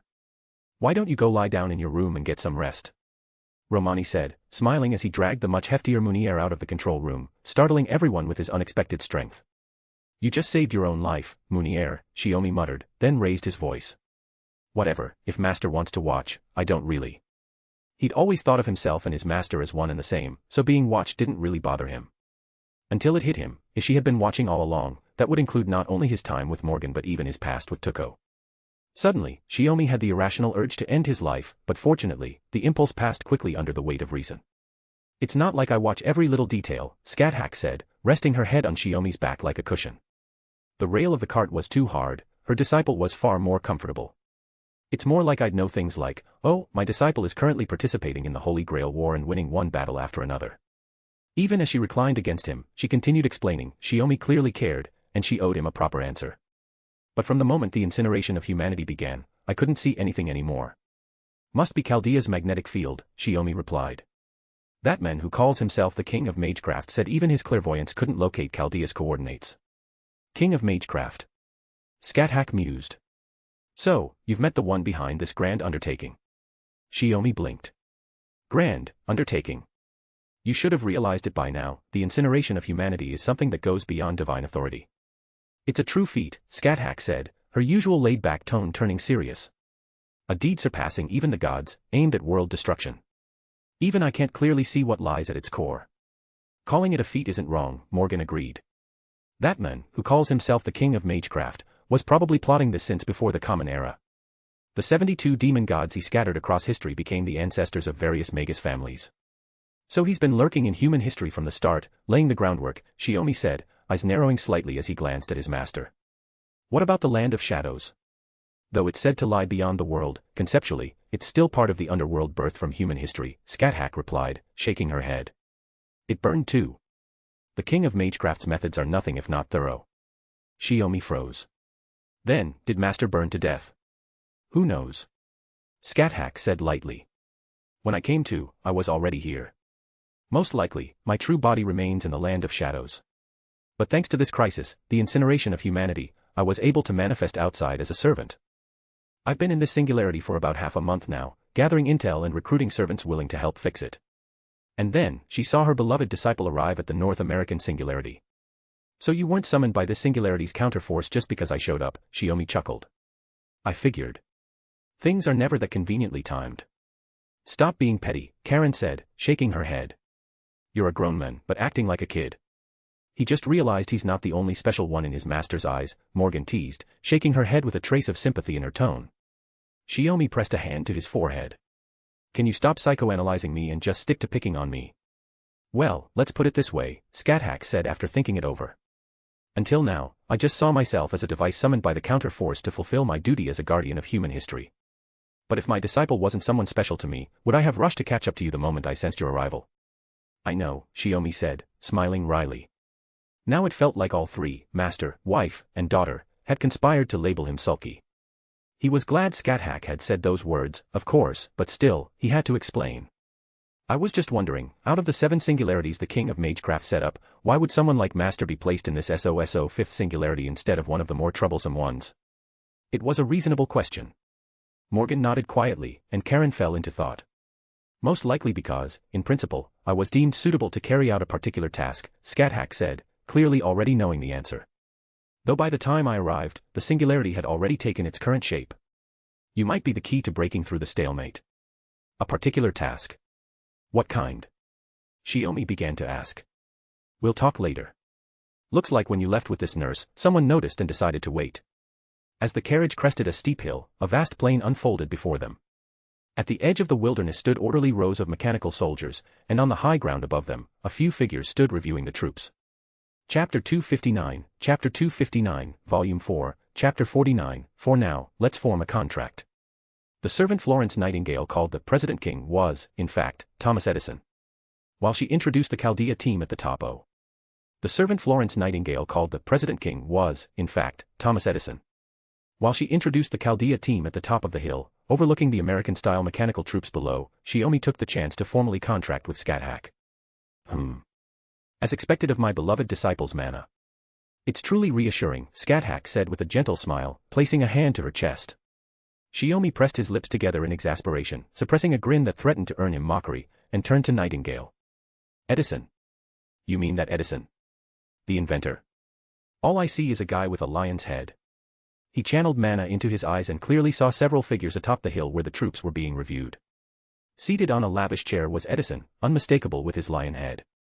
Next to him sat a purple-haired girl, no older than her teens. She was clearly a servant as well. But the one who caught Shiomi's attention the most was the golden-haired man standing to the side. His long, flowing hair was an ethereal white, and his sharp eyes gleamed like freshly forged blades. A ruby embedded in his exposed chest glinted in sync with his gaze, exuding an enchanting aura. Yet even more striking was the golden armor that enveloped his entire body, so seamlessly fused with his form it radiated a sacred brilliance. Each detail exuded beauty, but taken together, the man left a powerful impression that went beyond mere appearance. He was an extraordinary figure, hard to describe with words. That man is powerful. At the very least, he's in the same class as Gilgamesh, Shiomi thought. Oh. Comparable to the original king of heroes? That's quite the compliment, Scáthach said with a sudden chuckle. Don't just read my mind like it's nothing. Shiomi nearly lost his footing and stumbled off the edge. Servants and masters could communicate via mana pathways, allowing for telepathic exchange. But Scáthach, ever the exception, seemed to have no trouble tapping into his thoughts after forming their contract. Flirting can wait, father. We've got a potential enemy right in front of us, and you're looking way too relaxed, Caren said flatly. Shiomi raised an eyebrow. Ever since Scáthach showed up, Caren had been especially stern with him. It was Master who acted on her own. Even so, are we going to approach them or not? Caren asked, lowering her binoculars and ignoring his protest. We need to figure out what's happening in this land, and what that formation is for. If they're hostile, we can just fight our way through, Shiomi said, standing. But until we know for sure, it's best not to treat them as enemies. At that moment, Florence Nightingale stood up and picked Caren up, lifting her effortlessly around the waist. Then there's only one option. Wait, Shiomi tried to stop her, but Florence was already on the move. That was a proper berserker for you, acting purely on impulse. Let's go, Master, Florence said. Ah. Caren let out a faint gasp, realizing what the head nurse was about to do. And with the force of a cannonball, Florence leapt from the hilltop, carrying Caren straight toward the platform where Edison and the others were gathered. Shiomi sighed. He bent his knees, took Scáthach's hand, and the two of them leapt into the air, following the trajectory toward the opposite hill. Only one among Edison's group noticed their approach, the white-haired youth who calmly spoke. Edison, we have guests. As his words fell, Florence landed hard, cracking the solid ground beneath her feet. You are. Edison narrowed his eyes in scrutiny. You must be Edison. I've come to speak with you about eradicating disease. Florence drew her revolver and pointed it directly at him. Tell me, are you prepared? Wait a second. Shiomi, landing soon after, rushed over and pushed her gun down with a mix of panic and exasperation. Who starts a conversation by pulling a gun? Are you trying to start a fight? Edison burst into hearty laughter. Welcome. What a joy to see you. The angel of Crimea, and Chaldea's finest. Shiomi released Florence's hand and raised an eyebrow at the three figures before him. You know we're from Chaldea. Do servants in singularities get that kind of intel? Someone told us. But we're keeping their identity confidential, the purple-haired girl said as she introduced herself. I'm Servant Castor. My true name is Helena Blavatsky. Shiomi recognized the name. A 19th-century occultist, often associated with the spiritual realm in modern interpretations. In the world of magecraft, Helena was also known as a remarkable magus. You gave your real name that easily, Shiomi said, placing one hand on his hip as he looked toward the lean, pale-skinned young man beside her. Then how about you? Mind sharing your name too? The youth answered plainly, Lancer. My true name is Karna. Edison invited me here to lend my assistance. Oh.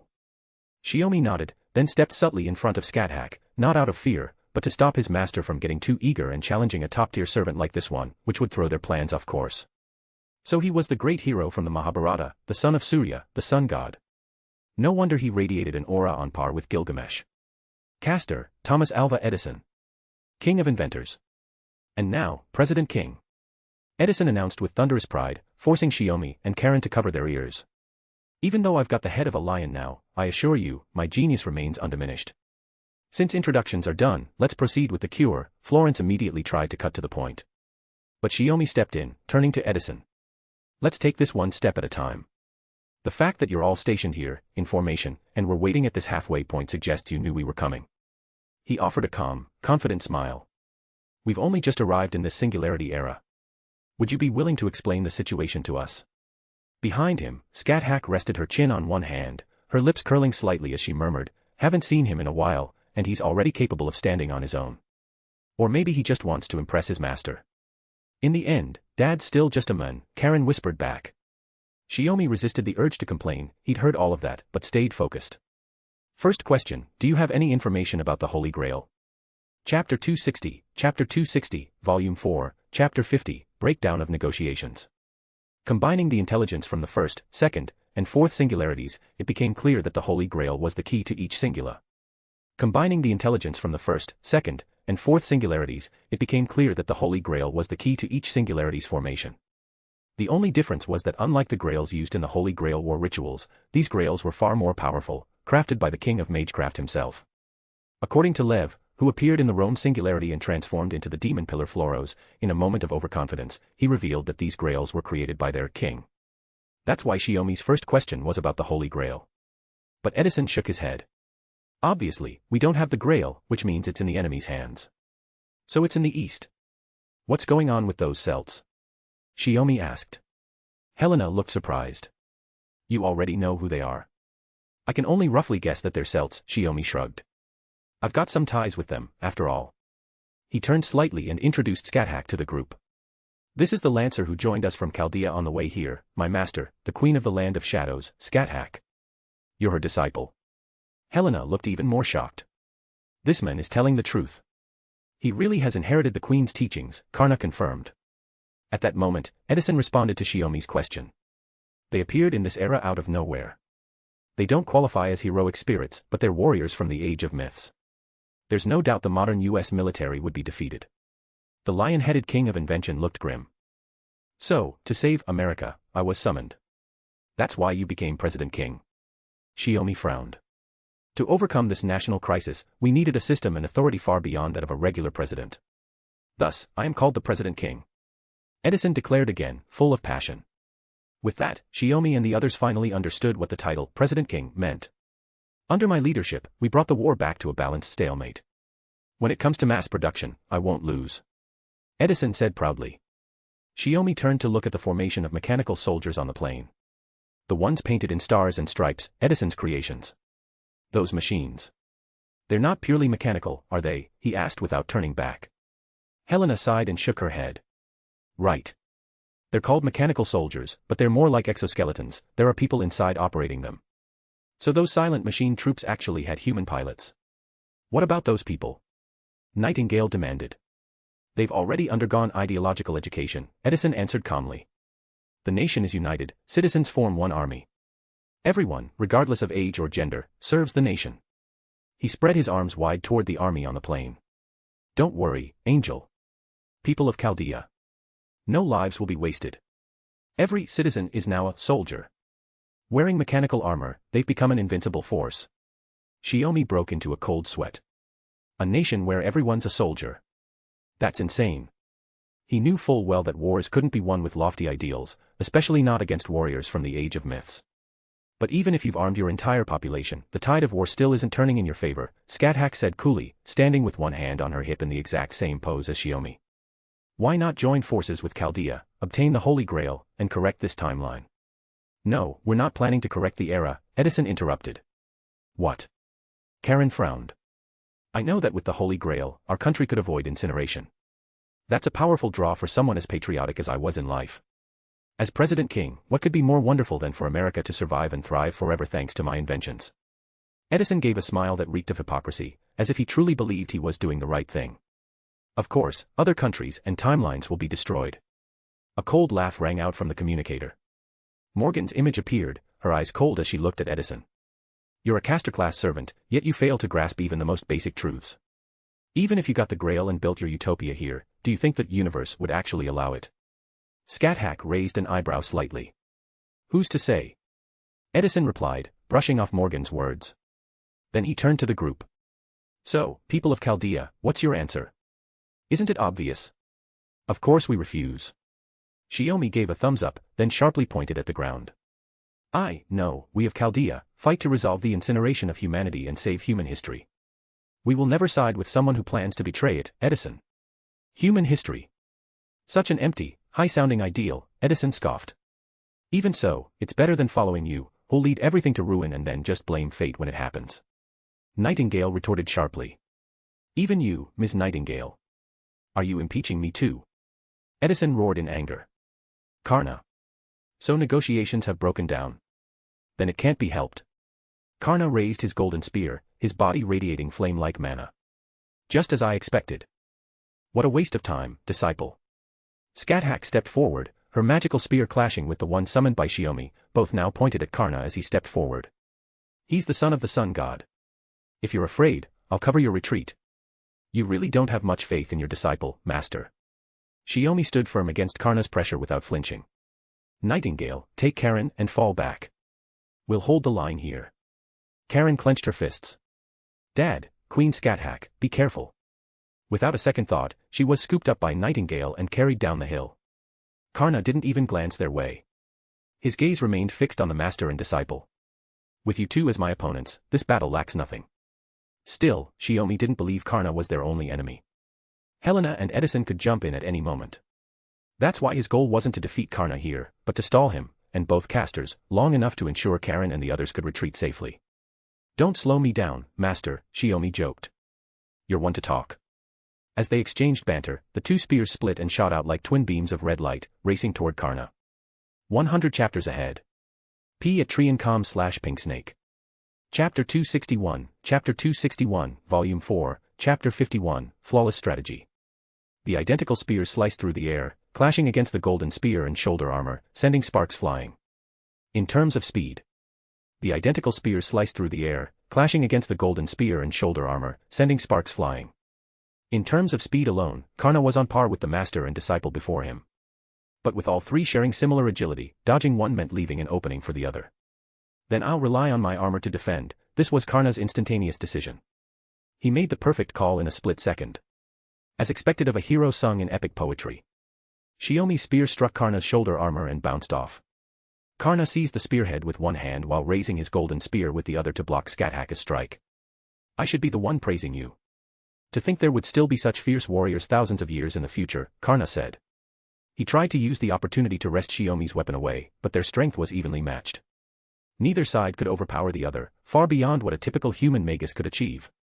Hero of charity, have you forgotten something? Scáthach said with a soft chuckle. She stepped back half a pace. The tension between the golden and crimson spears suddenly eased, and Shiomi took advantage of the shift. Twisting the spear that Karna was gripping, he sent a trail of sparks flying. The two spears surged forward again, closing in on Karna from both sides. Ha! With a low shout, Karna's flame-shaped mana erupted, scorching the air with a hint of burning. The pale hero swung his spear and spun, unleashing a swirling firestorm that forced the master and disciple to retreat. Edison and Helena, still nearby, quickly backed off as well to avoid being caught in the clash. As casters, close combat wasn't their forte. Even if they wanted to intervene, it would have had to be from range, but it was obvious they had no place in this kind of fight. To appear as a lancer meant Karna's spear skills were worthy of the legendary name he carried. But he wasn't the only one whose spear techniques had reached the realm of the gods. Though temporarily pushed back by the blast of flame-shaped mana, the wielders of the crimson spears surged forward once more like a crashing tide, stabbing, sweeping, and slashing, each strike faster than the last. Even as Karna parried each blow with fluid precision, the perfectly synchronized attacks of the two began to wear down his defenses. Their coordination was flawless. When Karna focused on blocking Scáthach's spear, Shiomi would strike, and when Karna turned to block Shiomi, Scáthach attacked. They left him no time to breathe. His defensive perimeter shrank steadily, compressed by two crimson whirlwinds, even hindering the smooth motion of his golden spear. Karna's counters were limited by range, yet he couldn't gain the distance he needed. At that moment, Shiomi stepped in with firm footing. With minimal movement, he deflected Karna's attempted counter and thrust directly at his vitals, aiming to slice through an artery or drive the spear into his forehead. It should have landed. But Karna narrowly avoided the blow with a slight movement. The blade merely grazed his pale face, leaving a shallow cut. Yet it wasn't a wasted effort. Scáthach had already shifted her grip to the spear's midpoint and, from the closest possible range, drove it straight toward Karna's heart. As expected, though she struck his exposed weak point, the attack didn't pierce his body. The golden armor isn't as incomplete as it looks, Scáthach murmured with quiet admiration. This was the defensive noble phantasm gifted to Karna by his mother, who had begged the sun god Surya for protection. It was forged from pure light, a defense so powerful that even gods struggled to break it. I didn't think I'd be pushed this far. You're worthy of respect, even as enemies, Karna said. The flames around his body flared violently. He swept his spear wide, taking advantage of the lull between the last offensive and the next. The two crimson spears were knocked aside. A fireball formed in his left hand, and as it burst, it scattered into dozens of smaller flame projectiles that shot toward Shiomi and Scáthach. It was only a probing attack, but while the two masterfully knocked down every fireball with their spears, it gave Karna the space he needed to retreat. Since we're using the same type of weapon, I hold no particular advantage. Karna stood firm, spear in hand. Shiomi glanced toward his master on the other side, then gripped his own spear with both hands, holding it horizontally in front of him. Your technique is sharp, your resolve pure. You're clearly not someone who fights for selfish reasons. As a hero whose name is etched into the annals of human history, you should understand the consequences of Edison's words. Karna nodded slightly, acknowledging Shiomi's point without resistance. His actions are indeed tantamount to betrayal against human history, but I cannot turn my back on my friends. If your path is truly just, then our roads will surely cross again. He rejected Shiomi's persuasion without hostility. So, what's your next move, Karna? Scáthach twirled her spear and shifted it behind her back. On my own, I might not have stood a chance of defeating you. But with my beloved disciple by my side, this might just become your final resting place. Karna closed his eyes for a brief moment and gave a calm smile, then drove his spear into the ground. Clashes of weapons are merely the prelude. A true hero kills with his eyes. As he spoke with confidence, mana surged in his body, gathering in his head, his left eye igniting with flame. The next moment, a searing beam of light fired directly at Shiomi. Tch. Shiomi raised his spear to intercept it, and the beam struck squarely against the shaft, scattering outward in explosive bursts. The impact scorched him the instant it made contact. Noble phantasm, Brahmastra Kundala. But that wasn't the end of it. Karna turned his head slightly, and a second beam, narrow and razor-sharp, swept toward Scáthach's neck like a blade. With no time to spare, Scáthach bent backward just enough to dodge, though the blast still singed her hair, the tips now blackened from the heat. The beam swept across the ground, turning soil and stone alike into molten lava.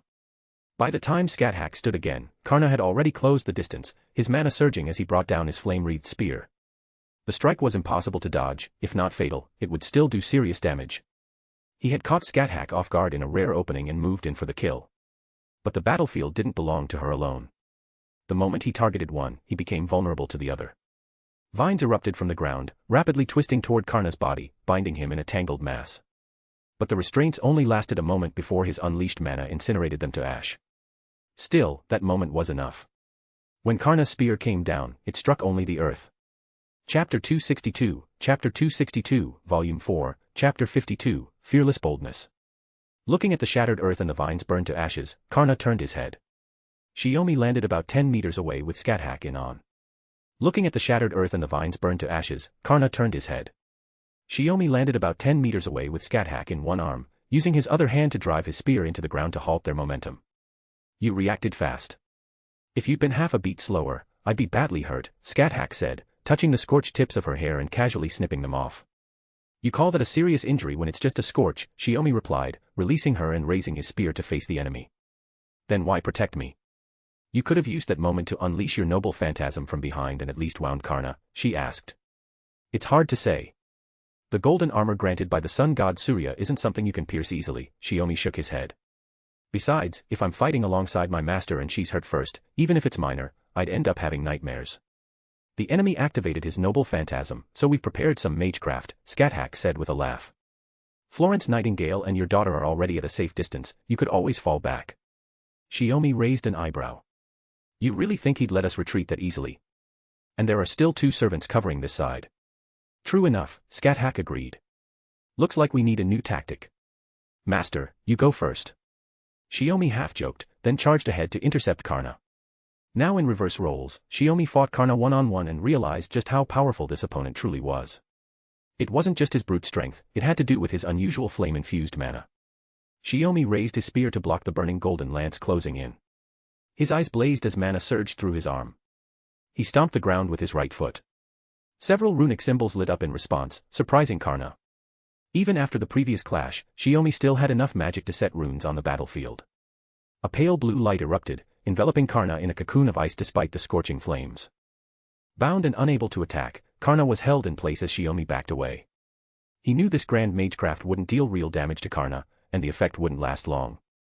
Cracks were already forming in the ice. Well done, Scáthach praised from the side, palm extended toward the frozen Karna. In the next instant, Karna's flames shattered the ice, but at the same time, lightning bolts rained down. Karna couldn't dodge and braced himself with his magic resistance and golden armor. The explosion ripped a huge crater into the hill. Karna stood at the bottom, white smoke rising around him, but the armor and his white hair were spotless, and even the wounds on his face had vanished. He's not just a warrior, he's a top-tier magus, Karna said as he leapt out of the pit. So the legends of the Land of Shadows are real. Shiomi frowned, conflicted as he watched Karna. This man was too formidable, and unlike Gilgamesh, he wasn't careless. If they killed Karna here, both Shiomi and Scáthach would pay dearly. Yet the situation wasn't hopeless. Only Edison had voiced his ambition to use the Holy Grail, neither Helena nor Karna had agreed. That meant there was still room to maneuver. Killing a top-tier servant here would not only be costly, it might also cost them a potential ally in resolving the fifth singularity. Planning to retreat? I'll cover your rear, Scáthach offered. What? Shiomi paused, surprised that his master had guessed his intent. Once we're at a safe distance, use your command spell to teleport me, she continued. I know you appreciate talent, you don't want to lose that man's strength. You're thinking strategically. I wouldn't put it that way, Shiomi said as he stepped back in agreement. With Scáthach covering them, Shiomi could quickly withdraw and then use the command spell. Then, Scáthach raised her voice, lifting her left hand. 5 magical spears floated above her. At her signal, they would fire at Karna. Just then, a series of explosions rocked the hill, pausing everyone. A massive, horseless carriage hurtled out and slammed into Karna. Without hesitation, Karna raised his golden lance and neatly sliced the carriage in half. But it wasn't an ordinary carriage, it was packed with explosive barrels. His strike ruptured them, triggering an immediate detonation on impact. By the time Karna swung his spear to clear the smoke, Shiomi and Scáthach had vanished, only a few crow feathers drifted down in the wind. Karna raised his hand, catching one feather. Well-timed retreat. You let them go, Helena said brightly as she approached Karna. I didn't have any choice. Plus, someone else intervened. In terms of pure magecraft, that young man is far beyond you. That's good news, we couldn't convince Edison alone, Helena replied with a smile, looking at Edison. President King was enraged, someone had planted bombs on the plane where the formation had stopped. No one inside was hurt, but many mechanical soldiers were temporarily disabled. Over 10 kilometers away, deep in the forest. They're not following us, Scáthach said, looking back toward the battlefield. Even if they wanted to, it's too far, Shiomi said, brushing a strand of Scáthach's hair that had fallen across her chest. Got a little singed, but you're a servant. It'll heal quick. You notice the scratch on Karna's face, Scáthach observed. That spear, even without releasing its true name, it carries a curse. Yet he was able to remove it. Karna's golden armor. Shiomi patted himself. Another difficult noble phantasm. The noble phantasm burned through Chaldea's combat suit and wounded Shiomi's skin, but it was already healed. That's about it. We should go meet Caren and the others. He was about to discuss their next move when an Indian shaman in a green cloak emerged from the woods. Those two are on their way to our camp. Rest assured, they decided that themselves, the shaman said calmly and rationally, then introduced himself. I am Geronimo, a caster-class servant. 100 chapters ahead. p@tree.com/pinksnake. Chapter 263, Chapter 263, Volume 4, Chapter 53, The Curse That Cannot Be Lifted. In addition to the Celtic army and the U.S. military splitting the country into 2 opposing factions, a third force also existed. Geronimo. In addition to the Celtic army and the U.S. military splitting the country into 2 opposing factions, a third force also existed. Geronimo was a servant affiliated with that force. However, their strength was too insignificant to stand out amidst the clash between the Celts and Americans. The reason they sought out Chaldea this time was simple, they needed Florence Nightingale to treat an injured heroic spirit. In fact, while Shiomi and the others were engaging with Edison's group, Geronimo's companions, Robin Hood and Billy the Kid, were scouting nearby and took notice. That's what led to the plan involving the explosive-laden carriage that disrupted Karna, allowing Shiomi and Scáthach to escape. Geronimo's camp was located in Riverton, in the northern Midwest, between the military camp where Shiomi's group had departed and Des Moines. Even at full speed, it would normally take 2 days to reach it. They managed to cover half the journey so quickly thanks to Shiomi, who had enchanted the carriage and horses with runes. Even so, by the time Shiomi and Scáthach, guided by Geronimo, caught up with Caren and Florence Nightingale's retreating carriage, it was already completely dark when they arrived at the Riverton camp. There, they met the injured heroic spirit in need of treatment, a saber-class servant from India, just like Karna, Rama. Rama's condition was critical. He was on the verge of death and could disappear at any moment. There was a gaping hole in his chest, half of his heart had been gouged out. Shiomi immediately began preparing for treatment, with Florence Nightingale and Caren assisting in the operation. With half his heart missing, most servants would have vanished by now. For him to survive like this, he must have battle continuation or something similar, Shiomi said, placing his hand over the wound. But there was a curse-like presence embedded in the wound. Shiomi attempted to dispel it using rune magecraft, but it had no effect. He then tried regenerating Rama's heart using authority, but the newly formed heart only managed 2 beats before crumbling into flesh and blood, reverting to its half-formed state. Rama, still unconscious, coughed up fresh blood. This curse. Shiomi instantly recognized its source, but the discovery only brought more questions. Realizing he couldn't fully repair Rama's body, he left the nursing and dressing to Caren and Florence Nightingale, lifted the tent flap, and stepped outside. "You're a bit more skilled than before." "That's not like you," Scáthach remarked, having watched Shiomi's treatment process. "My master never told me anything," Shiomi replied, staring at his blood-stained hands. "I always thought I was just deepening my mastery of primordial runes, but it turns out I've already touched the power of authority. It's a forbidden domain after all. Even I wasn't sure whether I should let you approach or understand it." For once, Scáthach's tone carried uncertainty. "Originally, I had hoped that even if you returned to the land of shadows someday, you would still remain unaware of the true nature of that power. Is that so?"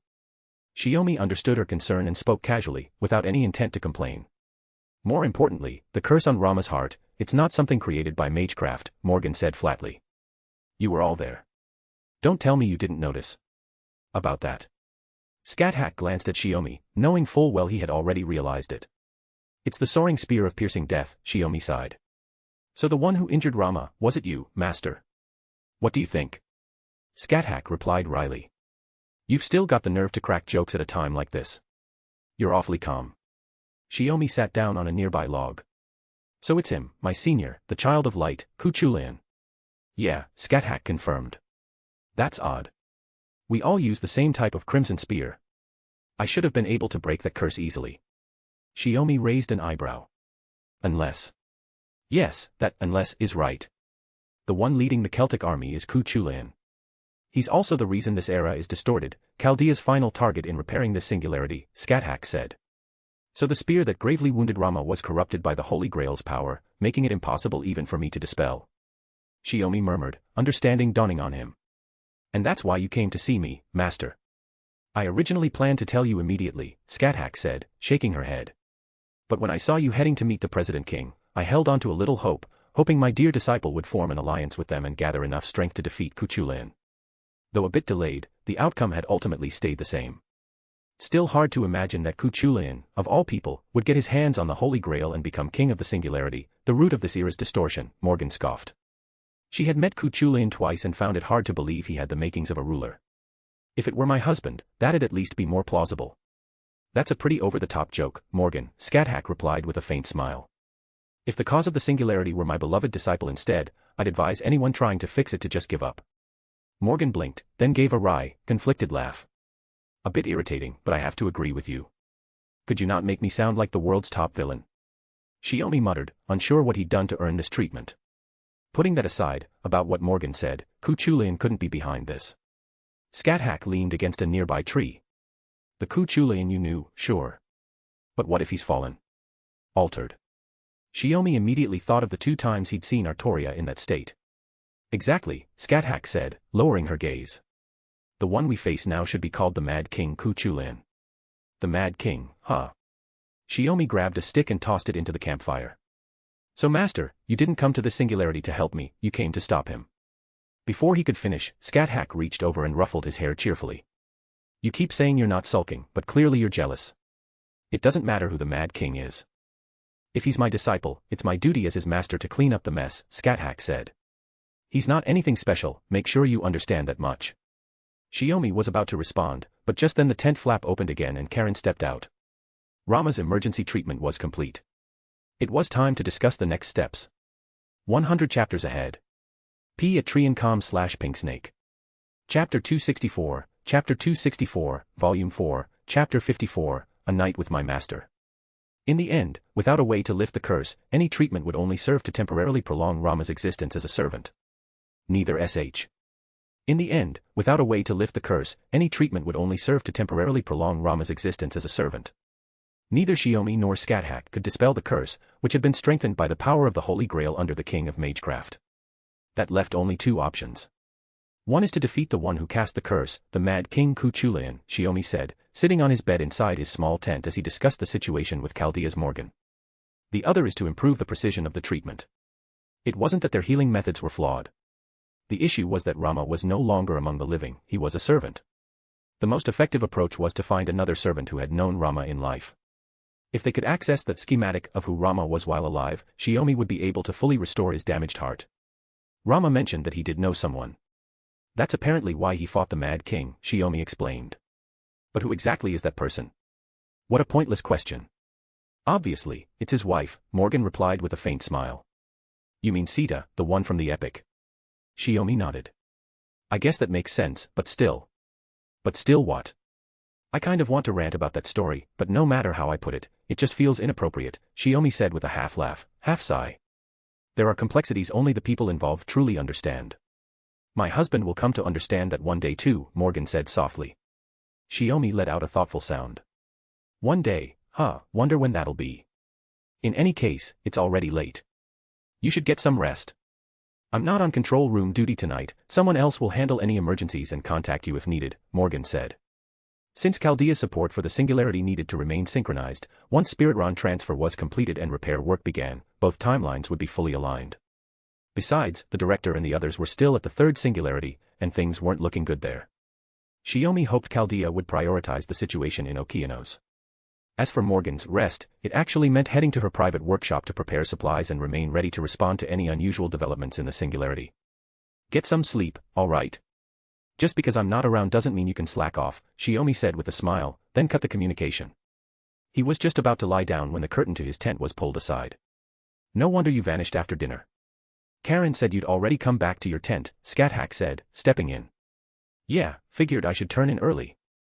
This singularity's scope is way too big, everything's way more complicated than I thought, Shiomi replied with a shrug. Scáthach sat down beside him. That's not what I meant. Caren said, you're sulking. Why does she have to tell everyone everything? Shiomi muttered, covering his face.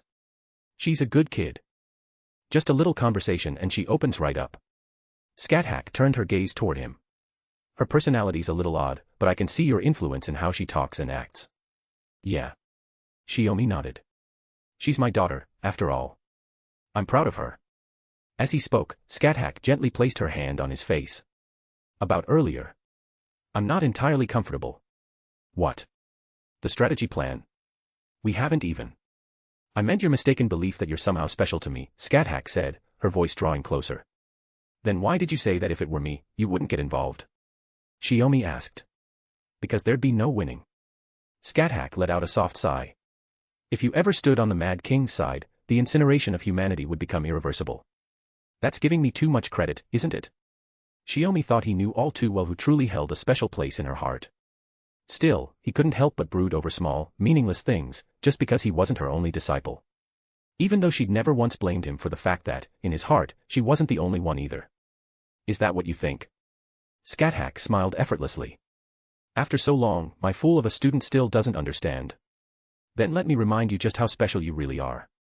She leaned in and kissed him on the lips. Shiomi's hand moved to her thigh, gliding over the tight fabric, up her slender but toned waist, past her flat stomach, across her chest, and into her violet-red hair, cradling her face. This time, he leaned in and kissed her again, longer, deeper. Speaking of which, that time I sent you to slay that undead monster. Scáthach said, smiling under the dim flicker of the oil lamp. You got bored alone in the castle and followed me, Shiomi recalled. No, I meant the time you kissed me while I was asleep. Scáthach gave him a sly look, as if to say she had known all along. Shiomi froze. You knew. Why didn't you say anything before I left? It wasn't something that needed to be said. When I realized you admired me, truth is, I felt more thrilled than I expected. She rested her forehead against his. Since becoming immortal, that endless boredom had dulled many things. Feelings became faint, like relics from lifetimes ago. So that's why you didn't push me away back then. Shiomi sounded surprised, and a little pleased.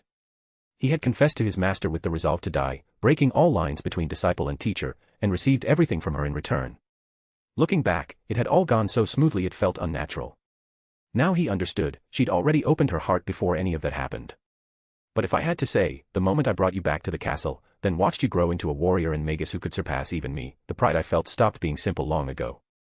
Scáthach tilted her neck as Shiomi kissed her skin. He really had gotten better at making women feel cherished. That thought brought a trace of loneliness to her heart. As she lowered her head, their clothes were already gone. The only thing left between them was the warmth of skin against skin.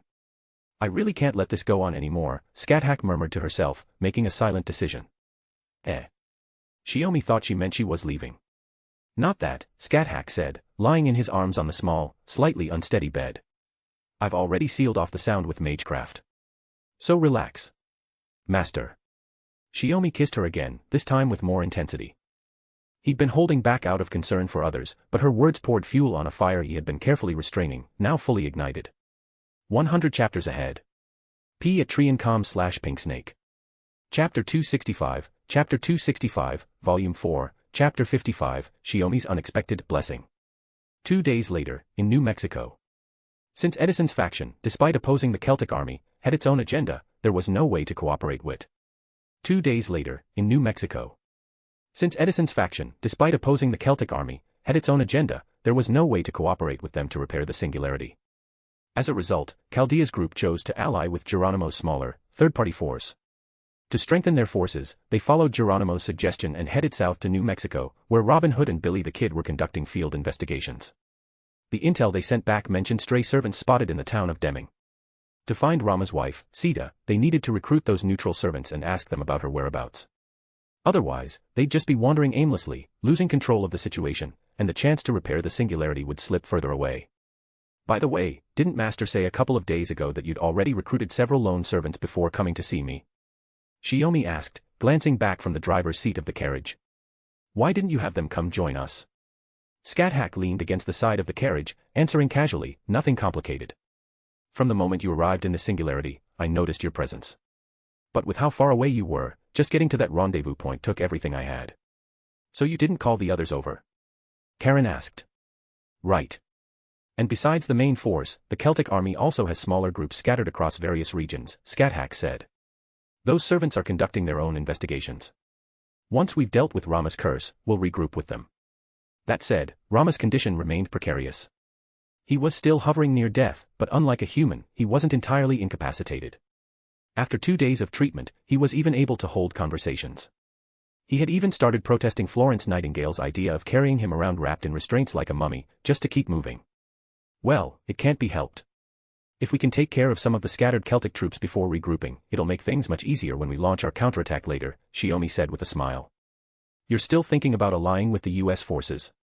Geronimo asked as he sat beside Shiomi, helping to navigate the route. Shiomi nodded. The problem is Edison, not the entire faction. Not everyone there shares that President King's ambitions. And we can't just leave a servant like Karna unchecked. If Edison orders him to intervene while we're in the middle of a battle against the Celtic army or the Mad King, we'll be in serious trouble. In any case, my beloved disciple has a point. Charging blindly into Cuchulain's base would only get us stalled by random troops or servants who haven't even shown up yet. If the enemy just waits us out, we'll still be the ones at a disadvantage, Scáthach added. With their current lack of manpower, they couldn't afford full-scale campaigns to systematically eliminate the Celtic army. So even if Rama's curse were lifted, their only option would be to split into 2 groups, one to draw the attention of the main Celtic forces, and another to strike the base while the Mad King was left vulnerable. In any case, even though we've gained more allies, the gap in combat power is still pretty hopeless, Caren remarked. But I guess that's to be expected. It was the same during the Rome singularity. Shiomi let out a relaxed laugh. Come on now, no need to complain at this point. We're not completely on our own. You seem to be in a surprisingly good mood, Dad. I thought you'd be more tense, Caren raised an eyebrow and idly poked the back of Shiomi's neck. Well, I am technically the one in charge of this singularity's restoration. If I start getting pessimistic, it'll drag everyone down, Shiomi replied, still smiling. He was in an unusually good mood, so much so that even he hadn't noticed something felt off. Which made it all the more obvious to everyone else. That's just how he is. Probably ran into something good, Morgan's voice drifted in, casual and amused. Of course it's something good. I got to see my master again, and she even chose to join us, Shiomi's smile faltered slightly. So she saw through it after all, he thought. For the past 2 nights at the Riverton camp, his master had quietly come to his tent. Shiomi had kept it hidden well, so well that even Caren, who knew him best, hadn't noticed a thing. But Morgan had seen right through him with just a glance over the screen. Building trust with servants in a singularity is no easy task. If your goals aren't aligned, it can quickly turn into a battle like the one before, Morgan said, looking at Shiomi. In that sense, having a servant you can trust from the start is definitely reassuring. Yeah, that's true, Shiomi admitted. When you get back, you're going to tell me everything about the 5th singularity, from beginning to end, Morgan said suddenly. The 3rd singularity encountered the Argo of ancient Greece. Almost everyone from myth showed up, Heracles included. The command room will shift focus to that front soon. The implication was clear, the situation at the 3rd singularity was dire. Even with more masters, and solid fighters like Mash and Grey, it was still dangerously unstable. Shiomi couldn't tell if Morgan was subtly warning him for later or just saying she wouldn't interfere too much for now. But you don't need to worry, Da Vinci's voice chimed in cheerfully. Chaldea will still keep an eye on things. Unless something urgent comes up, though, we'll leave on-site decisions to you. Don't worry, everyone in Chaldea. The master you sent to this singularity is top-notch. Scáthach's fingers brushed lightly along Shiomi's cheek, the touch carrying a teasing, suggestive air that made Shiomi nearly shiver on instinct. If anything, maybe too top-notch, Romani added with a half-joking grumble. As the light conversation continued, their carriage, now not far from Deming, soon spotted a small town appearing on the horizon. Scáthach nimbly grabbed the side of the carriage, leapt up, and stood atop the roof. Looks like Deming's got something unusual going on. They've even put up a sign to point the way. Now showing, Broadway. Broadway. Didn't that come into existence after 1810? Shiomi sounded surprised. Another historically inaccurate detail, it almost certainly meant there were servants here. Any idea what era they're from? Can you check, Master? Unfortunately, I don't have the convenience of clairvoyance. Even if I started observing now, by the time I figured it out, we'd already be there, Scáthach replied. You didn't happen to use all that power just on me, did you? Shiomi joked. If that's what you want to believe, then you're not wrong, Scáthach said. Hey, come on now. 100 chapters ahead. P at Triancom/Pinksnake. Chapter 266, Chapter 266, Volume 4, Chapter 56, The Deadly Town Concert. The carriage came to a stop at the entrance of Deming. With the plan to enter the town for investigation and rendezvous with Robin Hood and the others, Shiomi made the decision for the group to proceed on foot. Once the carriage halted, Shiomi hopped down and, seeing Caren stepping out, reached up to catch her mid-jump, letting her land safely in his arms before setting her down on the uneven ground. This late, 18th century American town had red dirt roads. Judging from the lingering mud and moisture, it must have rained recently. The roads were still damp and slick, easy to slip on if one wasn't careful. Watching this from atop the carriage, Scáthach seemed lost in thought. Noticing her gaze, Shiomi looked up just as she leapt down. Nice catch. Didn't even need a hint from me, Scáthach said, arms wrapped around his neck. This isn't exactly a school trip. Shiomi muttered as he gently set her down. Then he turned to Florence Nightingale. Please stay with the carriage and watch over Rama. If a fight breaks out, be ready to get him out of here fast. Caution was essential. After all, the last time they'd heard from Robin Hood and Billy the Kid had been 2 days ago. Even servants weren't immune to the limitations of the era without proper communication tools. Anything could have happened in that time. But soon, Shiomi found himself regretting this entire visit. When he first saw the Broadway show sign, he assumed it was the handiwork of a performance-type servant. What he didn't expect was to be assaulted by the voices of 2 top-class singers completely butchering their songs, so off-key they didn't hit a single note. Shiomi wasn't much of a singer himself, but this level of tone deafness had him mentally unraveling. Not even when facing the king of magecraft had he ever felt such despair. Oh, that's Emperor Nero. Though the outfit's a little different, Caren said, recognizing the performers on stage. And there's Elizabeth Bathory. Her costume is just as elaborate. She and Grey had previously gone to the second singularity, where they encountered both Nero in her pre-servant form and Elizabeth as a stray servant. Even Scáthach was forced to cover her ears at the overwhelming magical noise, yet Caren seemed entirely unaffected. A closer look revealed she was wearing a pair of earplugs imbued with soundproofing magecraft. The moment she recognized Nero and Elizabeth performing, Caren had immediately put to use the precaution she thought she'd never need. Indeed, their magical singing had surpassed physical tolerance, only magecraft could fully shield one from it. In the audience seating below the stage, Robin Hood and Billy the Kid were slumped unconscious in their chairs, making Shiomi genuinely concerned about whether their spirit origins could still hold together. No wonder the pair had gone silent for the past 2 days. Long time no see, puppy. What a fateful reunion. Elizabeth squealed, instantly recognizing Caren and waving excitedly. It seemed she still retained her memories from the Rome singularity. Nero, however, showed no sign of recognizing her. Given what happened with Mordred in London, Shiomi had already raised this phenomenon in a Chaldea briefing, so there was no need to dig deeper. "You're the Chaldea that Elizabeth mentioned. I heard I met you once when I was alive," she asked excitedly. "Nope, I only know Caren. I don't know this guy next to her." Elizabeth jumped down from the stage and greeted Caren cheerfully. "Is he your boyfriend?" "Yes," Caren replied with a straight face as she removed her earplugs, completely making things up. "As if." Shiomi nearly smacked her on the head. "I'm her father." Nero looked surprised. "You're really young, but no matter, your looks are both quite to my taste." According to legend, Emperor Nero had no taboos. Is she planning to take both father and daughter for herself? Scáthach covered her mouth, snickering as she whispered into Shiomi's ear. "Master, could you please be serious for once?" Shiomi's head was starting to ache. Elizabeth gave Shiomi a puzzled look but quickly lost interest and turned back to chatting with Caren. "So, what's going on here exactly?" Shiomi asked. "I'll explain." Robin had raised his hand lazily, now fully back to his senses after the concert. "Billy the Kid and I came to ask those 2 tone-deaf singers for their help. They agreed, on the condition that we help them hold a concert here. After we made up our minds, we arranged for the residents to evacuate and have been waiting here for you ever since." Billy the Kid looked exhausted. Both archers had suffered varying degrees of spirit origin damage, which made Shiomi start to wonder if he was just built tougher than them. "That's how it is, Caren. Greenie already told me everything." "Ugh. Honestly, I haven't sung nearly enough yet." With that, Elizabeth and Nero confirmed the archers' account and expressed their willingness to assist Chaldea in this singularity. "I truly appreciate your support, both of you." After giving a nod of encouragement to the 2 archers, Shiomi turned to Elizabeth and Nero and offered a formal thank you. "But aside from recruiting lone servants like you to help repair the singularity, we also..." He hadn't forgotten to inquire about the whereabouts of Rama's wife. Just as he was about to speak, a composed voice rang out. "Makan Luan." A powerful surge of mana erupted in the sky above the town, launching downward. It was a noble phantasm. A torrent of water crashed into the town, splitting the ground apart. In an instant, the terrain beneath them fractured into scattered reefs floating on a sea-like expanse. "Don't underestimate me." Shiomi swept his fingers through the air, instantly tracing out a series of runes. Great Ice Age. The roaring waves that had split the land froze mid-surge. "This noble phantasm. According to our intel, it's from the Celtic army," Geronimo gasped. Even though Shiomi had reacted the moment the attack appeared, using magecraft to freeze the surging tide, the shattered earth had already separated the group. Only Scáthach, who had remained closest to Shiomi, stood ready, gripping her spear as the 2 stood back to back, prepared to face the enemy. "Oh! What a fascinating rune spell, able to instantly freeze the assault of my noble phantasm."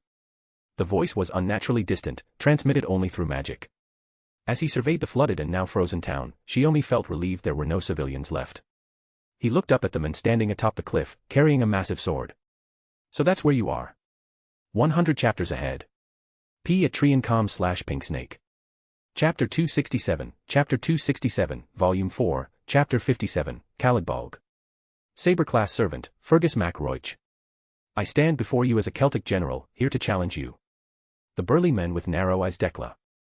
Saber-class servant, Fergus MacRoich. "I stand before you as a Celtic general, here to challenge you."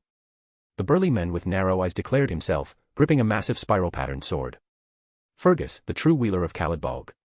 The moment Shiomi heard the name, he recalled seeing this very noble phantasm among the projected weapons used by the nameless guardian. "And he's also Cuchulain's uncle," Scáthach added, turning toward Shiomi. "Only 2 of them. I thought Finn was just off babysitting old folks, but turns out even the Queen of the Land of Shadows has joined the fray." Fergus grinned menacingly, the mana around him suddenly flaring with intensity. With him declaring himself a Celtic general, there was no avoiding this fight. "Fergus, I'd advise you not to underestimate him," Scáthach raised her voice, placing a hand on Shiomi's shoulder. He's not just the master of Chaldea, he's also my beloved student. She paused, then added, that's right. Even Kuchulain can't compare to him. Did you really need to say that right now? Shiomi looked genuinely surprised. It's nothing. I just felt it needed to be said. Besides, doesn't it fire you up a bit? Scáthach chuckled softly. Fergus stepped forward. Oh. Not only have you taken on a new apprentice, but he's stronger than Kuchulain. Then I have no choice but to see for myself. Before that. Even in the face of a formidable foe, Shiomi remained calm. He raised his hand, and a projection of Rama appeared beside him. Though we didn't come here to fight, I'll ask anyway.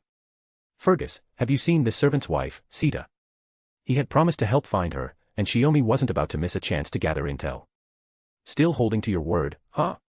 Scáthach shook her head, her tone tinged with approval. He's got a wife already. Fergus looked surprised. Given Rama's youthful appearance, that reaction wasn't unexpected. I've never heard the name Sita, but I did see a red-haired girl who looked like her, Fergus said, his grin turning savage. If you want more info, you'll have to earn it. Hearing that, Shiomi sighed and lowered his shoulders in mild exasperation. But Scáthach knew it wasn't a sign of resignation. She stayed relaxed, not even shifting into a combat stance. You brought this on yourself, Fergus.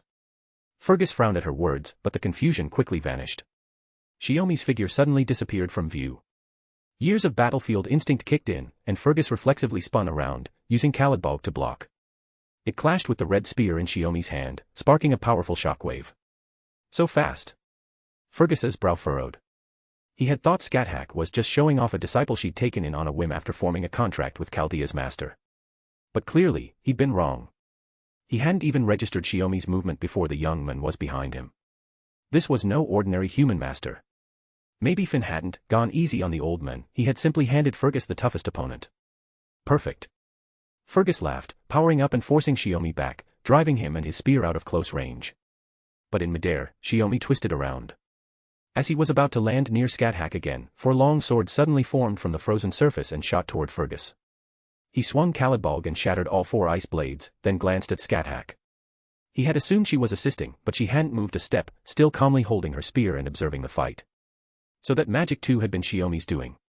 Not someone to take lightly. Fergus's expression grew serious. The opening clash was over. Shiomi landed and re-established contact with Caren. Caren. What's the situation on your side? Two servants have appeared, Lancer Finn Mac Cumhale and Saber D'Armuid Ua Dubni, Caren replied. D'Armuid. Shiomi was caught off guard. Another familiar face, though this time under the Saber class. That meant his weapons were the legendary Moral Tack and Beagle Tack. And he'd appeared alongside Finn, the famed master and retainer, fighting together as Celtic generals. The immense magical energy radiating from Fergus was far beyond what a lone servant should have. Which meant all three of them had formed contracts with someone. Could it be the Mad King? Shiomi pondered, but no answer came to mind. Master, can I ask you to assist Caren? I'll handle Fergus. No need, Dad. I've got the 5 servants who came with me, and Nightingale is bringing Rama to regroup with us, Caren replied. What? Shiomi was stunned. He had specifically told Nightingale to retreat with Rama in case of combat, but she went and charged onto the battlefield with the wounded on her back. They've got plenty of firepower over there. If you're worried, better to end things quickly, Scáthach said as she twirled her spear and stepped forward, clearly done spectating. Shiomi took a deep breath, then grinned confidently. I'm happy to fight alongside you, Master. But just this once, let me show off how much I've grown, all right? Growth? You've done plenty of that the last 2 nights, Scáthach teased in a low voice. Not that kind of growth. Shiomi nearly choked. He hadn't expected his master to still be joking around mid-battle. Scáthach chuckled and put away her red spear. Well, since you insist, I'll be a spectator for now. But if you take too long, I'm jumping in. Just to be clear, by jumping in you don't mean coming after me, right? Shiomi's mouth twitched. We'll see, Scáthach said with a gentle smile. At that moment, Fergus leapt down from the hillside. Still have time to chat on the battlefield. He gripped Kalidbog in a reverse hold with both hands and slammed it downward. Shiomi had just turned to speak to Scáthach. At this angle, he would undoubtedly be struck down. It might turn him into Scáthach's mortal enemy, but Fergus didn't care. Just as the sword came within a meter of striking, Shiomi turned his head, a sly grin playing on his lips. A chill shot down Fergus's spine. Chapter 268, Volume 4, Chapter 58, elusive as a phantom. Mind's Eye, true, is a combat instinct forged through relentless training, allowing a warrior to calmly assess their own condition. Read the Mind's Eye, true, is a combat instinct forged through relentless training, allowing a warrior to calmly assess their own condition, read the enemy's moves, and find a path to survival. For Fergus, this skill ranked at A when he was a servant, an exceptionally rare level. And now, it had saved his life once again. When Fergus spun around to block the incoming red spear, shock crossed his face. It was Shiomi who had attacked him. What followed was a coordinated assault from both front and rear. Fergus had to spin his body and swing his greatsword in wide, forceful arcs just to fend off the dual assault, retreating onto the jagged ice below. Sharp enough to demand careful steps even from those in shoes, the ice didn't faze Fergus one bit, despite him being barefoot save for some wrappings. He moved as easily as if walking on solid ground. Two people.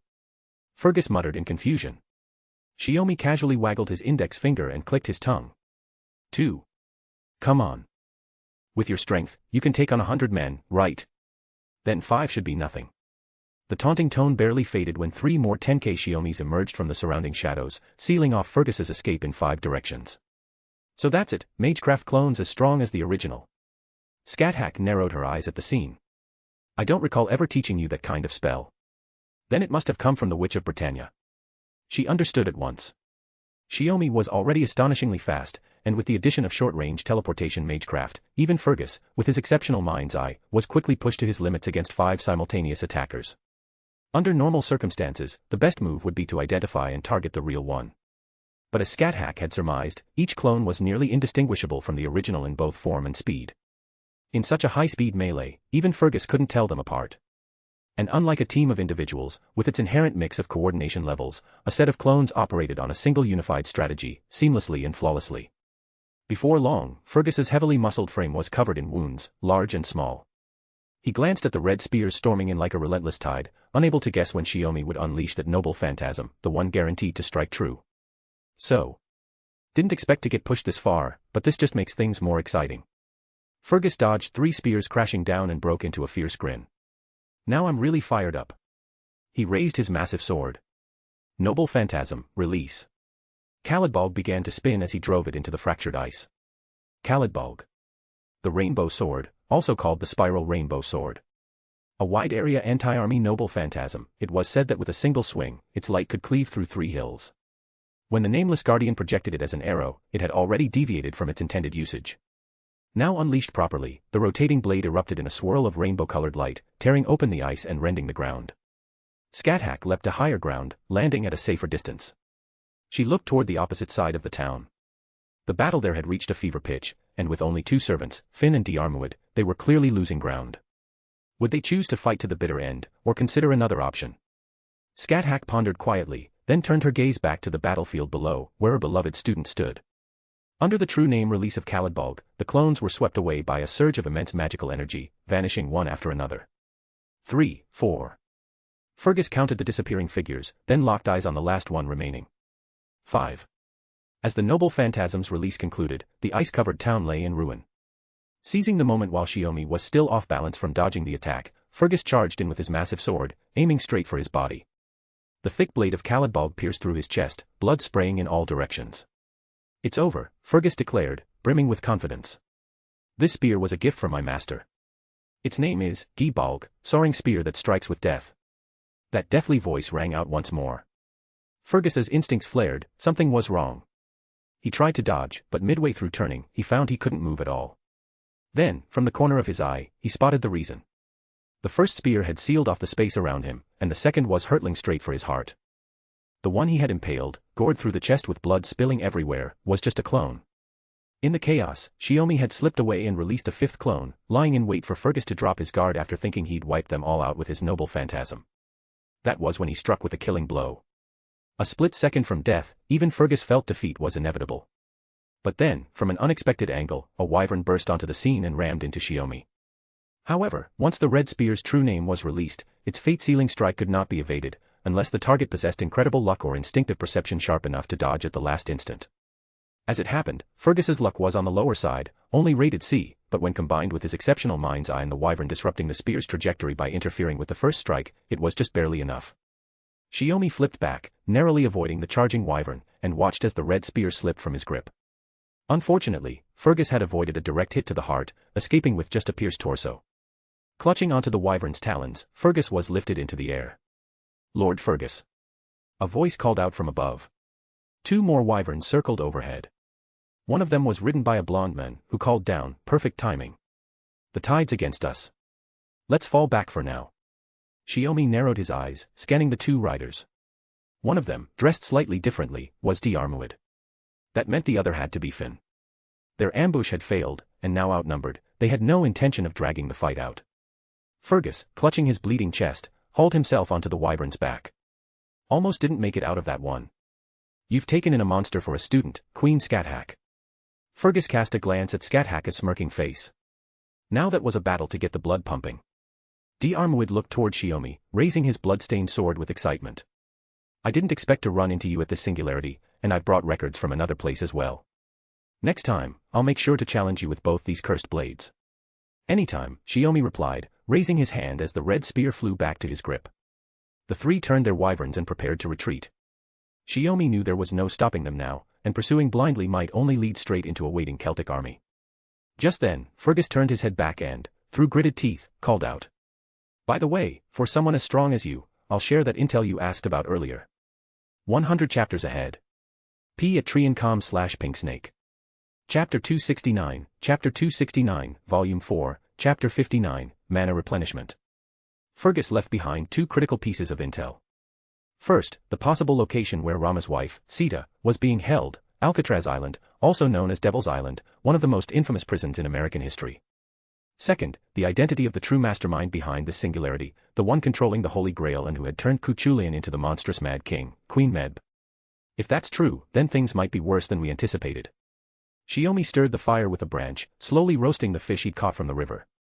"That's exactly why we're using this operation plan," Scáthach said, leaning lightly against Shiomi, her tone relaxed. With this new intelligence, Shiomi formulated a strategy.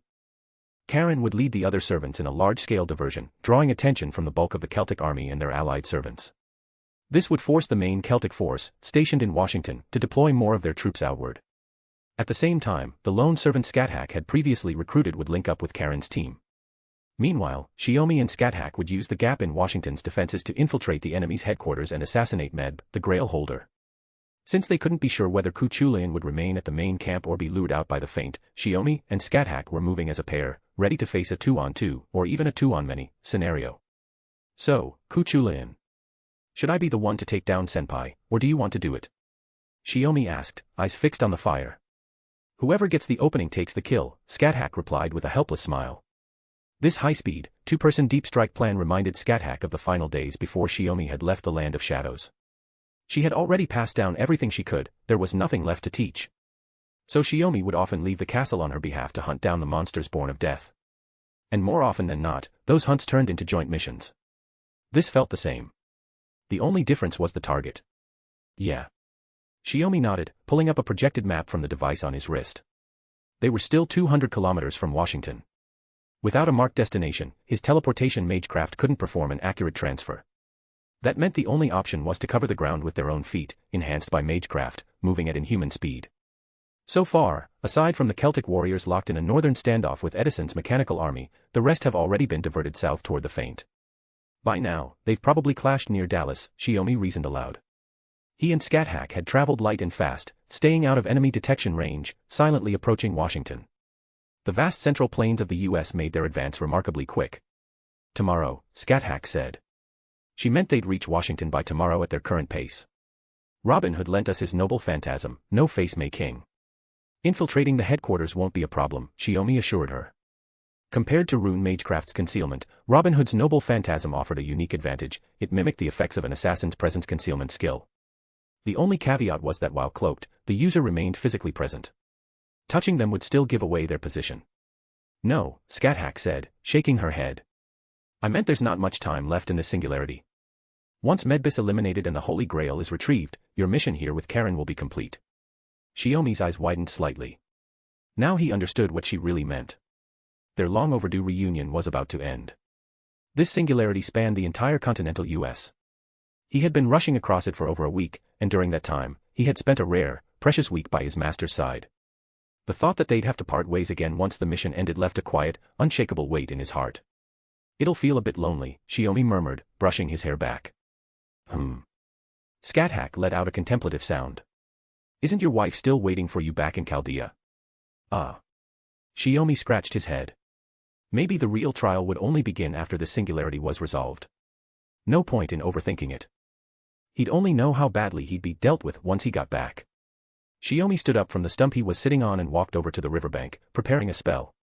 Moments later, a circular pit several meters wide and half a meter deep formed along the edge of the river. Water flowed in, quickly filling it to the brim. He tossed in 2 rune-engraved stones. The previously murky water instantly turned crystal clear and began to steam. You really don't give up on comfort, no matter where we are, Scáthach commented as she approached. Master, want to go first? Shiomi tilted his head with a grin. Even if you're a servant, a soak in a makeshift hot spring isn't a bad idea, right? Is that really all you have in mind? Scáthach replied with a faint smile. Shiomi settled down on a nearby rock and said openly, Don't worry, master. Go ahead and enjoy the spring. I'll stay here and keep watch. So that's your plan? If you don't mind, I won't argue, Scáthach said, brushing her hair aside. She undressed, stepped barefoot toward the spring, and dipped her toes in to test the water. But just as she was about to enter, a soft rustling sound came from behind. Then she felt Shiomi wrap his arms around her, his body pressing against her back, his warmth, his scent, all unmistakably his. So, you couldn't hold back after all. Just like the moment I accepted your feelings back then. Scáthach raised a hand to gently stroke the head resting on her shoulder. I thought you'd grown a bit more restrained since then. Can't help it. You're the one who turned me into a man, Shiomi replied smoothly, pulling her closer as they sank into the water together. And over here, you're the one who visits me every night. Quite greedy, aren't you? Scáthach murmured, though it wasn't clear if she was speaking of him or teasing herself. At moments like this, she felt less like a legendary warrior, and more like a woman, simply and entirely.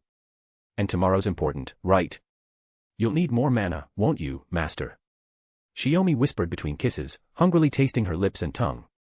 Scáthach gripped his chin. Do you sweet-talk her like this too? Maybe I'm the one being tricked. Is that so? 100 chapters ahead. @Triancom/Pinksnake. Chapter 270, Volume 4, Chapter 60, Assault on the White House. The White House, once meant to serve as the administrative heart of the United States, now stood adorned with statues that clearly didn't be. The White House, once meant to serve as the administrative heart of the United States, now stood adorned with statues that clearly didn't belong to this nation.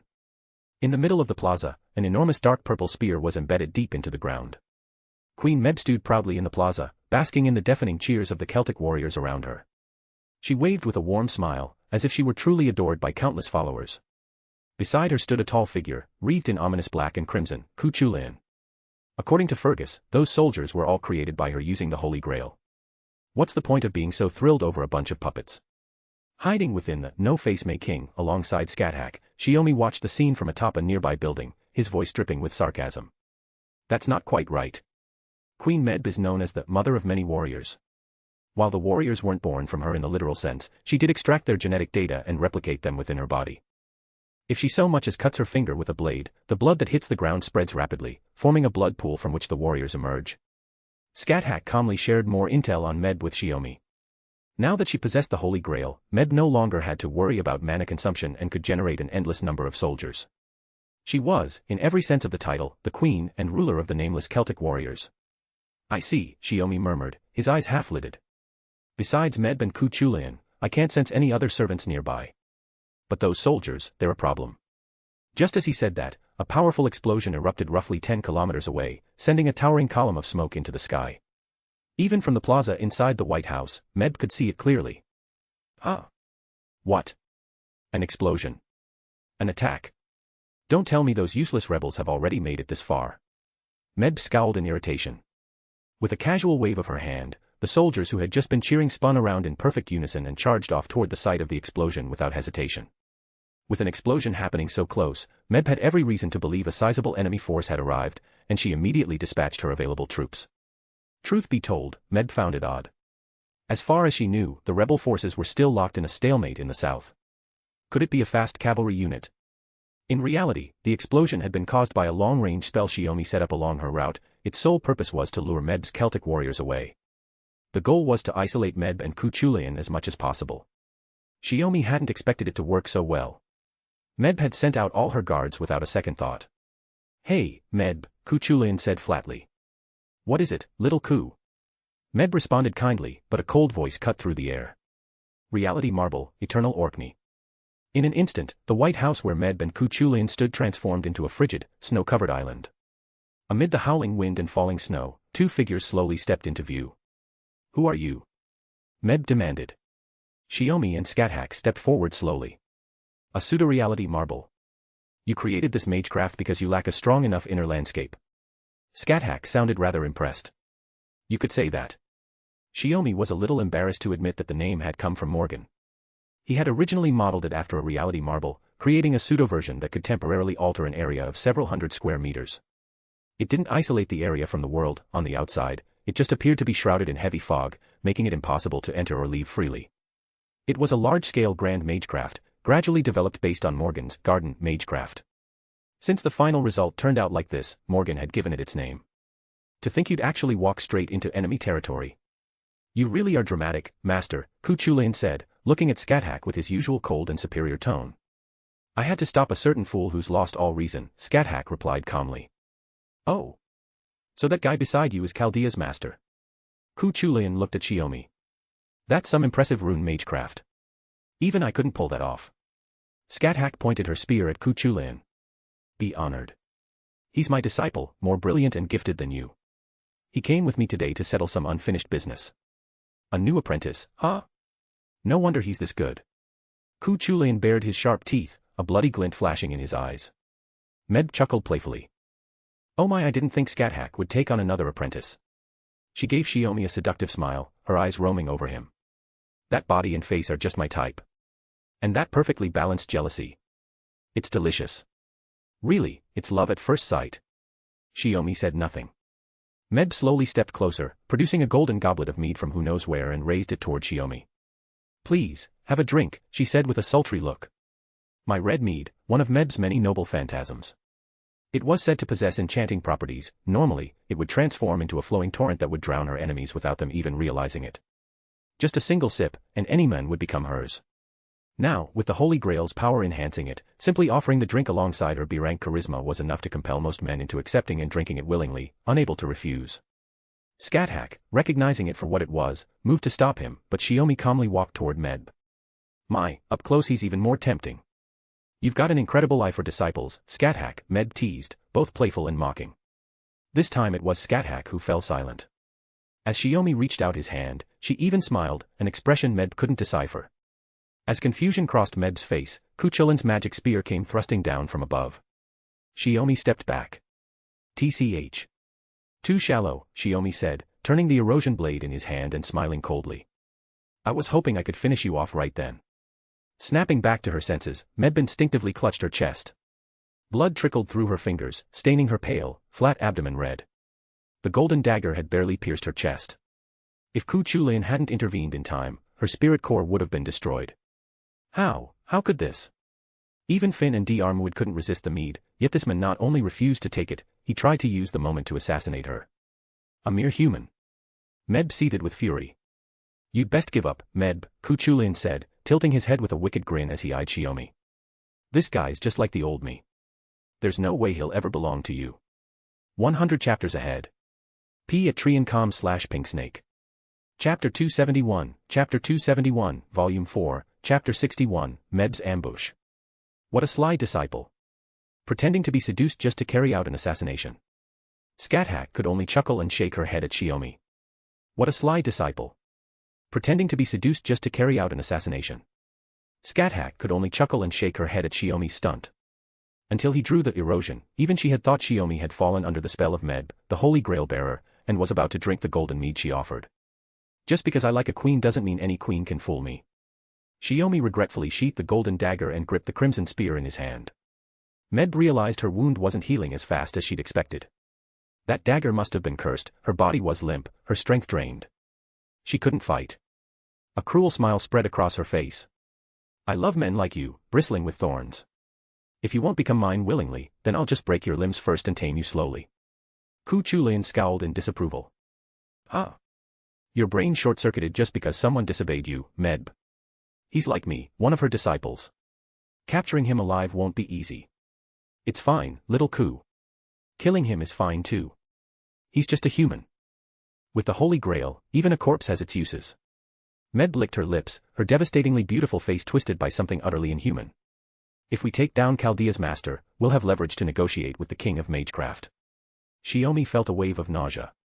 He hadn't expected to attract the attention of someone who was practically the embodiment of lust.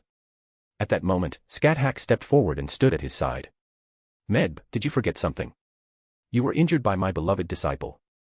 You're in no condition to fight. Or do you really think Satanta alone can take on the two of us? Ku Chulin's face twisted with discomfort. Stop calling me by that name, master. Sigh, a master should just forget an unfilial disciple like that. From now on, just focus on me. Shiomi turned to her with a teasing smile. That doesn't sound so bad, Scáthach replied softly, taking it completely seriously. Shiomi looked mildly surprised, then chuckled. He pointed his spear at Ku Chulain and asked his final question. I've only seen you twice, and each time was brief. But there's something I don't get, Ku Chulain. Why would a man like you sink so low as to fight for Medb, the very woman who orchestrated your death? Medb's wound had begun to close, though the bleeding hadn't stopped. She raised her blood-stained hand and licked her wrist. Isn't it obvious? It was my wish. I wished on the Holy Grail for little Ku to become a king, a wicked, powerful king who could stand as my equal.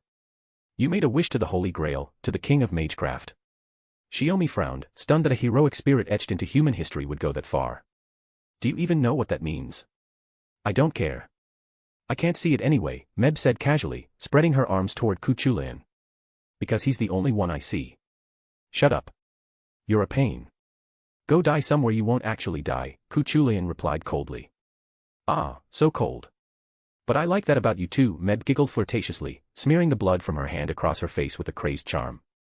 Shiomi had no interest in talking anymore. The answer was clear. In the icy reality marble, the frigid air grew even colder. Killing intent seeped into every breath. From a distant hillside, a heavy layer of snow collapsed with a thunderous crash. That sound marked the start of battle. I'll take the lead. Before Shiomi could respond, Scáthach shot forward like a streak of violet lightning. In an instant, her red spear clashed with Ku Chulin's hundreds of times. Of course. She wanted to deal with her own disciple first. Shiomi understood her intentions. He sighed and swapped out the crimson spear for a wand said to be crafted from a fragment of the world tree. Amidst the wind and snow, blades of ice formed and locked into place. Just as he was about to fire, a sharp, resolute chill surged in from another direction. Without hesitation, Shiomi pivoted and unleashed the ice blades. They collided with a volley of arrows incoming from afar, each impact setting off a chain of explosions. Scáthach and Ku Chulain disengaged from their clash and backed away. She glanced toward the source of the disturbance and heard Medb's mocking voice ring out. Did you think sending out all the Celtic warriors and delaying my ability to summon soldiers would guarantee you could assassinate me without fail? As her triumphant voice echoed, an archer-class servant emerged slowly and gracefully from the thick fog, dark-skinned, black-haired, clad in white. Getting through the fog took a bit of time. Are you unharmed, Queen? The archer asked with calm courtesy. I'm fine. Keeping you on standby just in case was clearly the right decision, Arjuna, Medb replied, brushing aside her pink hair with smug confidence. Arjuna. Shiomi narrowed his eyes. His luck really was something else. The very pinnacle of misfortune. A week ago, he had fought Karna. Now, just as he launched a surprise attack on the Berserker Ku Chulain, he ran into another legendary heroic spirit, one equal to Karna in the great epics. Arjuna, the hero who slew Karna during the Kurukshetra War. Karna's half-brother. That makes it 3 against 2. No, 2 against 2. Medb lifted her hand and gave a slow, deliberate wave. You think just because you're Scáthach's apprentice, a mere human can stand alongside heroic spirits? The moment her hand fell, Arjuna fired without warning. 5 or 6 arrows shot toward Shiomi at once, streaking through the air in a flash of red. Shiomi raised his spear with his left hand, holding it diagonally in front of him. The shaft hissed with trails of white smoke where the arrows had struck. Impressive archery. Shiomi glanced at his spear, then looked to Arjuna. I wonder how you stack up against the other archer, Gilgamesh, the king of heroes. Arjuna, unfazed by the provocation, remained stoic and gave a slight shake of his head. The ancient king of heroes is not one I am familiar with. If you wish to compare us, I can only say I am modestly honored. He drew his bow again. Shiomi readied both his wand and crimson spear. It seemed that joke from earlier had come true, he and his master would each be facing a formidable opponent. 100 chapters ahead. @Triancom/Pinksnake.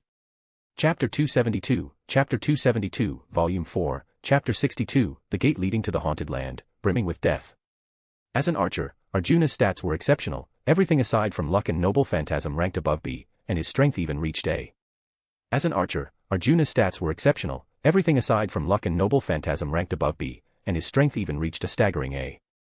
That was why this seemingly emotionless hero could move like a mobile artillery platform, loosing deadly arrows in rapid succession while darting across the battlefield. Each shot was precise. Each shot lethal. Even those that missed their mark and struck the earth or hillside exploded violently on impact. Is this the effect of clairvoyance? Shiomi speculated.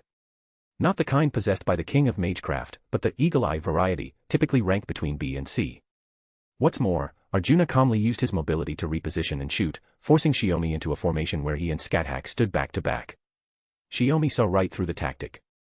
A glance out of the corner of his eye confirmed Scáthach was still locked in battle with Cuchulainn, and Shiomi felt the pressure mounting. From this point on, dodging wouldn't cut it, he had to intercept every arrow. He couldn't allow a single stray shot to reach his master. Whether they landed or not, each one could disrupt her rhythm or expose an opening. Her spear technique was already beginning to lose its sharpness under the strain of battling Cuchulainn's superior power and speed. That flawless spear work. Arjuna seemed to recall something, but stopped short and raised his bow again. Shiomi caught that moment of hesitation and emotion instantly. He charged forward, swinging the crimson spear to deflect incoming arrows, while his other hand worked magic through his wand. He didn't dodge, he forced Arjuna to concentrate every shot on him. At the cost of only minor grazes, he reached striking distance. At this range, you won't have time to knock another arrow. Shiomi spun his magic spear and brought it crashing down. Guh! Arjuna raised his longbow to block the strike. The clash let out a deep, heavy thud.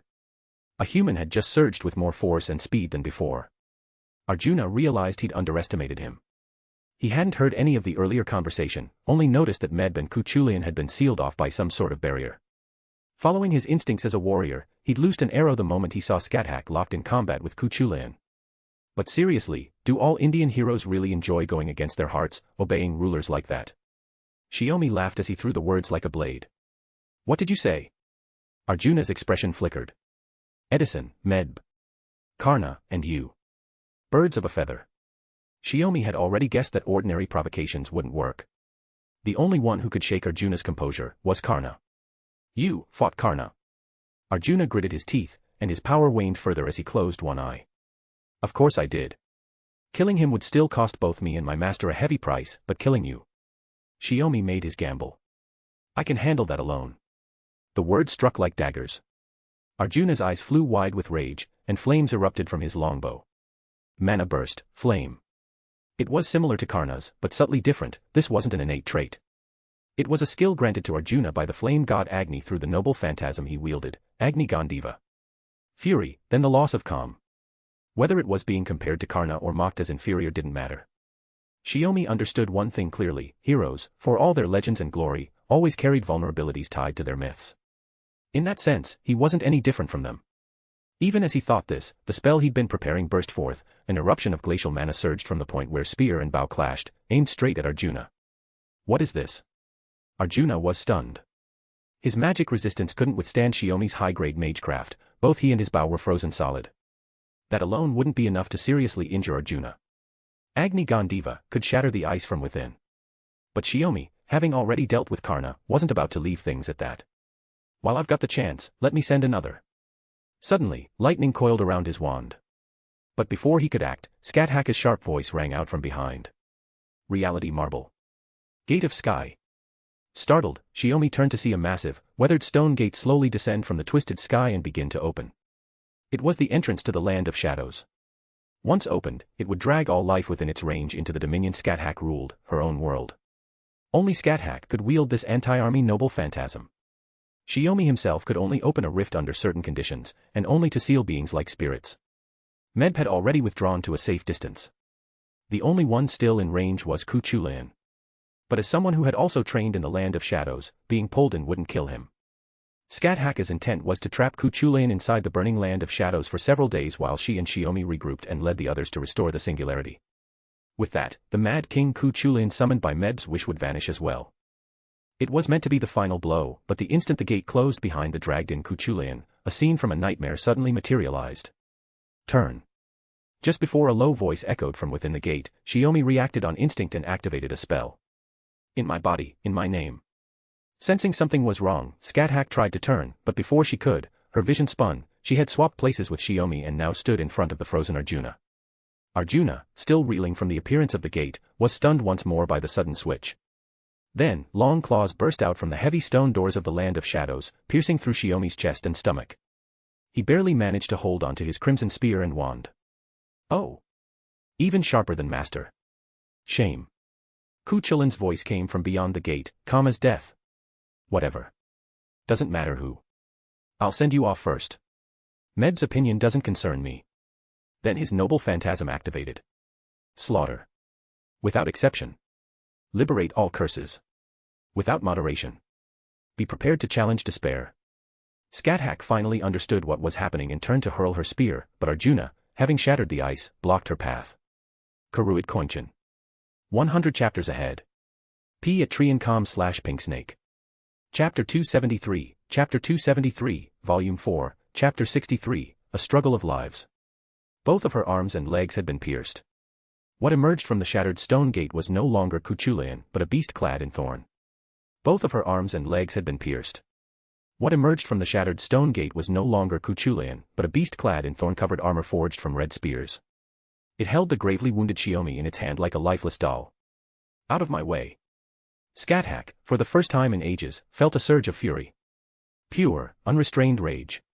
If she had been the one seriously injured by Kuchulayan due to her own mistake, she wouldn't have been angry, perhaps only disappointed, or regretful at her own shortcomings. But this was her cherished disciple taking a lethal blow in her stead, from another student who had gone astray.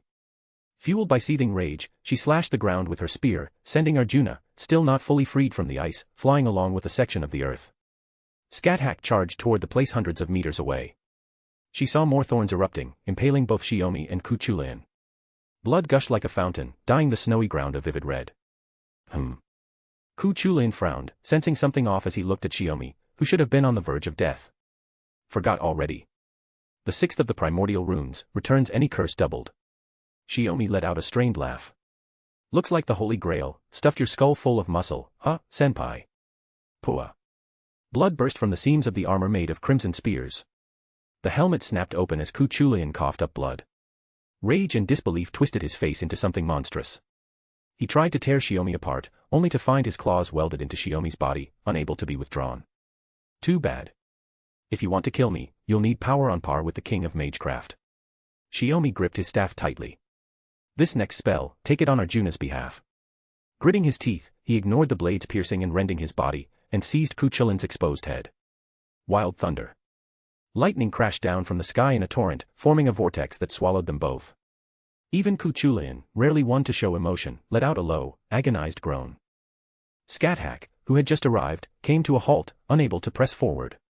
She raised an arm to block the current brushing against her skin. The snow-white field, already stained crimson with blood, now blackened under the storm of lightning, revealing the frozen earth beneath. Kuchulayan, now charred black, knelt where he was, eyes vacant as he stared at the sky. Across from the Mad King, Shiomi slowly rose to his feet, pulling the thorns and claws embedded in his body out one by one. Each removal triggered a burst of blood, but the bleeding quickly stopped. Ha, ha ha ha ha, ha ha ha ha ha. Shiomi suddenly broke into laughter. It sounded like celebration, or perhaps resignation. It was impossible to tell whether he was joyful or grieving. What kind of Mad King are you? Compared to the Kuchulayan who fought the king of magecraft to the death, you're just a beast who only knows how to bite. He chuckled a few more times before spitting out a mouthful of blood. Even Master misjudged you. The Mad King was still alive, but in worse shape than Shiomi. Until he recovered, he couldn't move at all. Shiomi leaned on his staff, bent down with effort, and picked up the red spear from the ground. Guess I'll use this to cut off your head, yeah. That said, after taking the brunt of Scáthach's noble phantasm by switching places with her, he no longer had the strength to wield a spear well enough to decapitate someone. And they weren't alone. Arjuna drew his bow, but hesitated, unable to release the fatal arrow. Meb leapt out. How dare you do this to my little Ku? Raising her whip, she moved to strike Shiomi down and give him a brutal lesson. Scáthach's crimson spear shot forward, repelling Meb. She then struck down the few arrows Arjuna had finally managed to release. We can't keep fighting. Let's go, Scáthach whispered, holding Shiomi in her arms. The pseudo-reality marble immediately began to collapse. The wind and snow surged violently, nearly blinding Meb, while Arjuna couldn't see a thing through the blizzard. Moments later, the scenery returned to the White House Square. Only the heavily wounded Kuchulayan, along with Meb and Arjuna, remained. His presence is gone, Arjuna said after a brief moment of sensing, letting out a sigh. Meb had already pulled out the Holy Grail to treat Kuchulayan's wounds and didn't even acknowledge what he said. In a forest dozens of kilometers away. I'm fine, just need a little time to recover, Shiomi said, raising his hand and staring at the blood-stained palm. The curse enhanced by the Holy Grail really isn't simple. You wouldn't understand its workings without going through it yourself. Don't waste your energy talking. Scáthach tried to heal him, and another fit of coughing followed. It looked grim, but only on the surface. She knew all too well that the curse from the magic spear wasn't enough to kill Shiomi. The curses interfering with the healing were clashing with the divine authority he had just begun to grasp, and little by little, that authority was erasing them. Without those curses, Shiomi would probably already be back to his usual self. Despite over 80% of his internal organs and body being damaged, he was still alive. It's fine. Last time, the king of magecraft killed me outright, even destroyed the resurrection rune I had prepared, and I still didn't die, Shiomi said with a smile, reassuring his master. Your reaction was too fast. Almost like, you knew this would happen in advance, Scáthach asked seriously. That spell. Swapping positions with a target required the technique to be pre-prepared. She only understood why he'd engraved that spell on her the previous night when she saw it activate in that instant. It wasn't foresight. Before we came here. I had a nightmare, Shiomi replied with a bitter smile, shaking his head. I dreamed you were seriously injured by the red spear. I see. Scáthach lifted him into her arms. What will you do next? Wait until you recover and launch another attack. No. First, we regroup with the others, Shiomi said, smiling with full confidence. If Meb uses the Holy Grail to heal the Mad King, she won't have time to create new soldiers. If she doesn't, then he'll take longer to return to the front lines. Either way, this ambush hadn't been for nothing. From beginning to end, Meb and her side never figured out what Shiomi really was. They'd never imagined that he could return to full strength in just a single day, faster even than the king of magecraft's Holy Grail. Understood. Then let's meet up with the others first. Scáthach rested her chin lightly against Shiomi's forehead, which leaned against her chest, and agreed with a soft smile. Inside, her heart swelled with joy. Because he had moved ahead of her now, and this time, as his master, it was her turn to catch up. Chapter 274, Chapter 274, Volume 4, Chapter 64, Situation after regrouping. 3 days later, in the southern city of Dallas. After recovering, Shiomi and Scáthach spent 2 days making their way back to the closes. 3 days later, in the southern city of Dallas. After recovering, Shiomi and Scáthach spent 2 days making their way back to the closest U.S. military front line near Washington, Chicago. We're finally back. Mother has been trying to reach father in Chaldea but couldn't get through. All we know is that he ended up in another life-threatening situation. When Caren saw Shiomi appear at the entrance of the municipal building, she let out a sigh of relief, like a weight had finally been lifted from her chest. Sorry about that. Since Master and I formed a team to raid the enemy's headquarters, we had to stay as covert as possible, Shiomi explained with a wry smile. Of course, it wasn't that Shiomi had deliberately cut off communications with Chaldea just to spend time with his master. It was due to a far more serious reality about this singularity. I really did want to keep in touch. After all, my husband personally charged into the enemy base on a decapitation mission.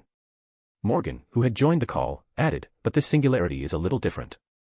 As the Celtic army advances and brings more land under its control, it becomes increasingly difficult for Chaldea to observe what's happening inside. Having infiltrated deep into the Celtic army's headquarters, Shiomi had already entered a zone beyond observation. So this outcome wasn't exactly unexpected. If we let the Celts continue expanding their territory, this singularity will gradually stretch into a long strip, eventually covering the entire United States in the truest sense, Morgan said, pausing in thought. At that point, it might be more accurate to call it a lost belt than a singularity. Lost belt. Shiomi looked surprised.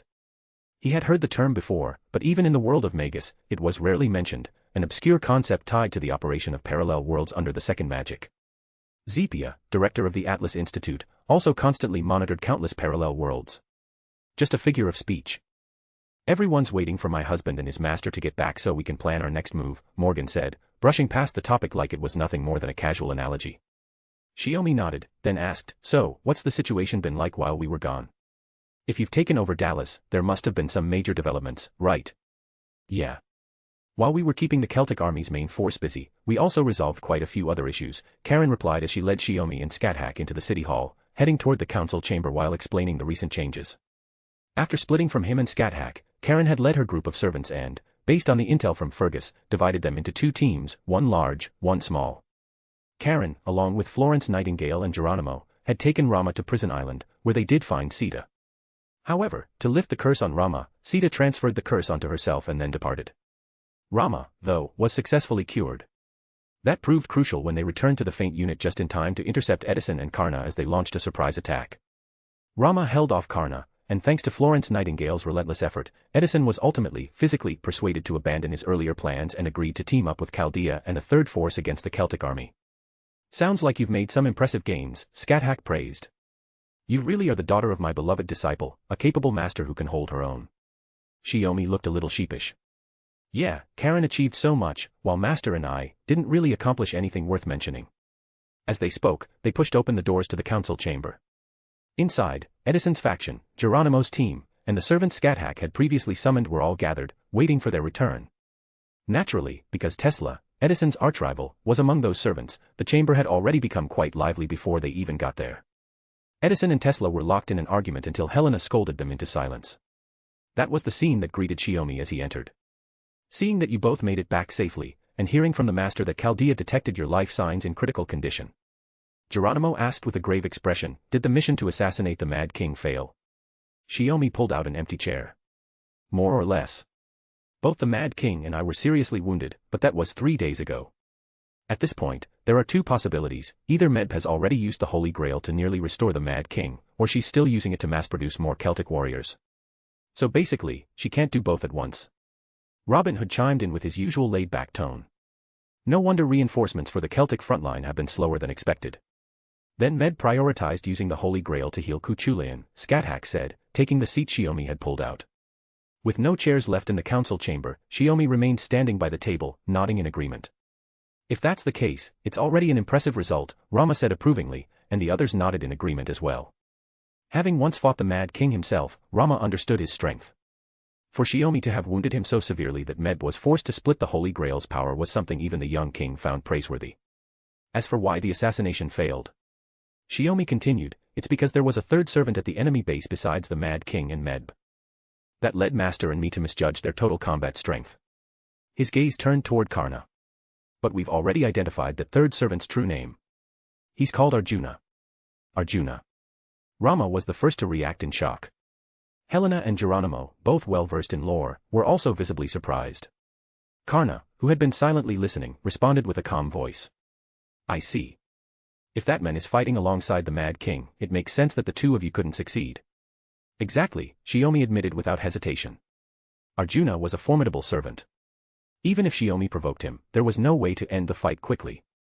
There was no doubt about it. Morgan, providing support from Chaldea, spoke up again. Using the device on Shiomi's wrist, she projected a map onto the center of the conference table. In terms of numbers, we currently have 13 servants and 2 masters. That's enough to hold our own in a full-scale Holy Grail War. However, Helena added seriously, even though the number of confirmed servants on the Celtic side is still small, they include legendary figures like Fergus, Finn, and Diarmuid, along with Beowulf stationed on Prison Island. And don't forget the infinitely replicating magical beasts and Celtic warriors.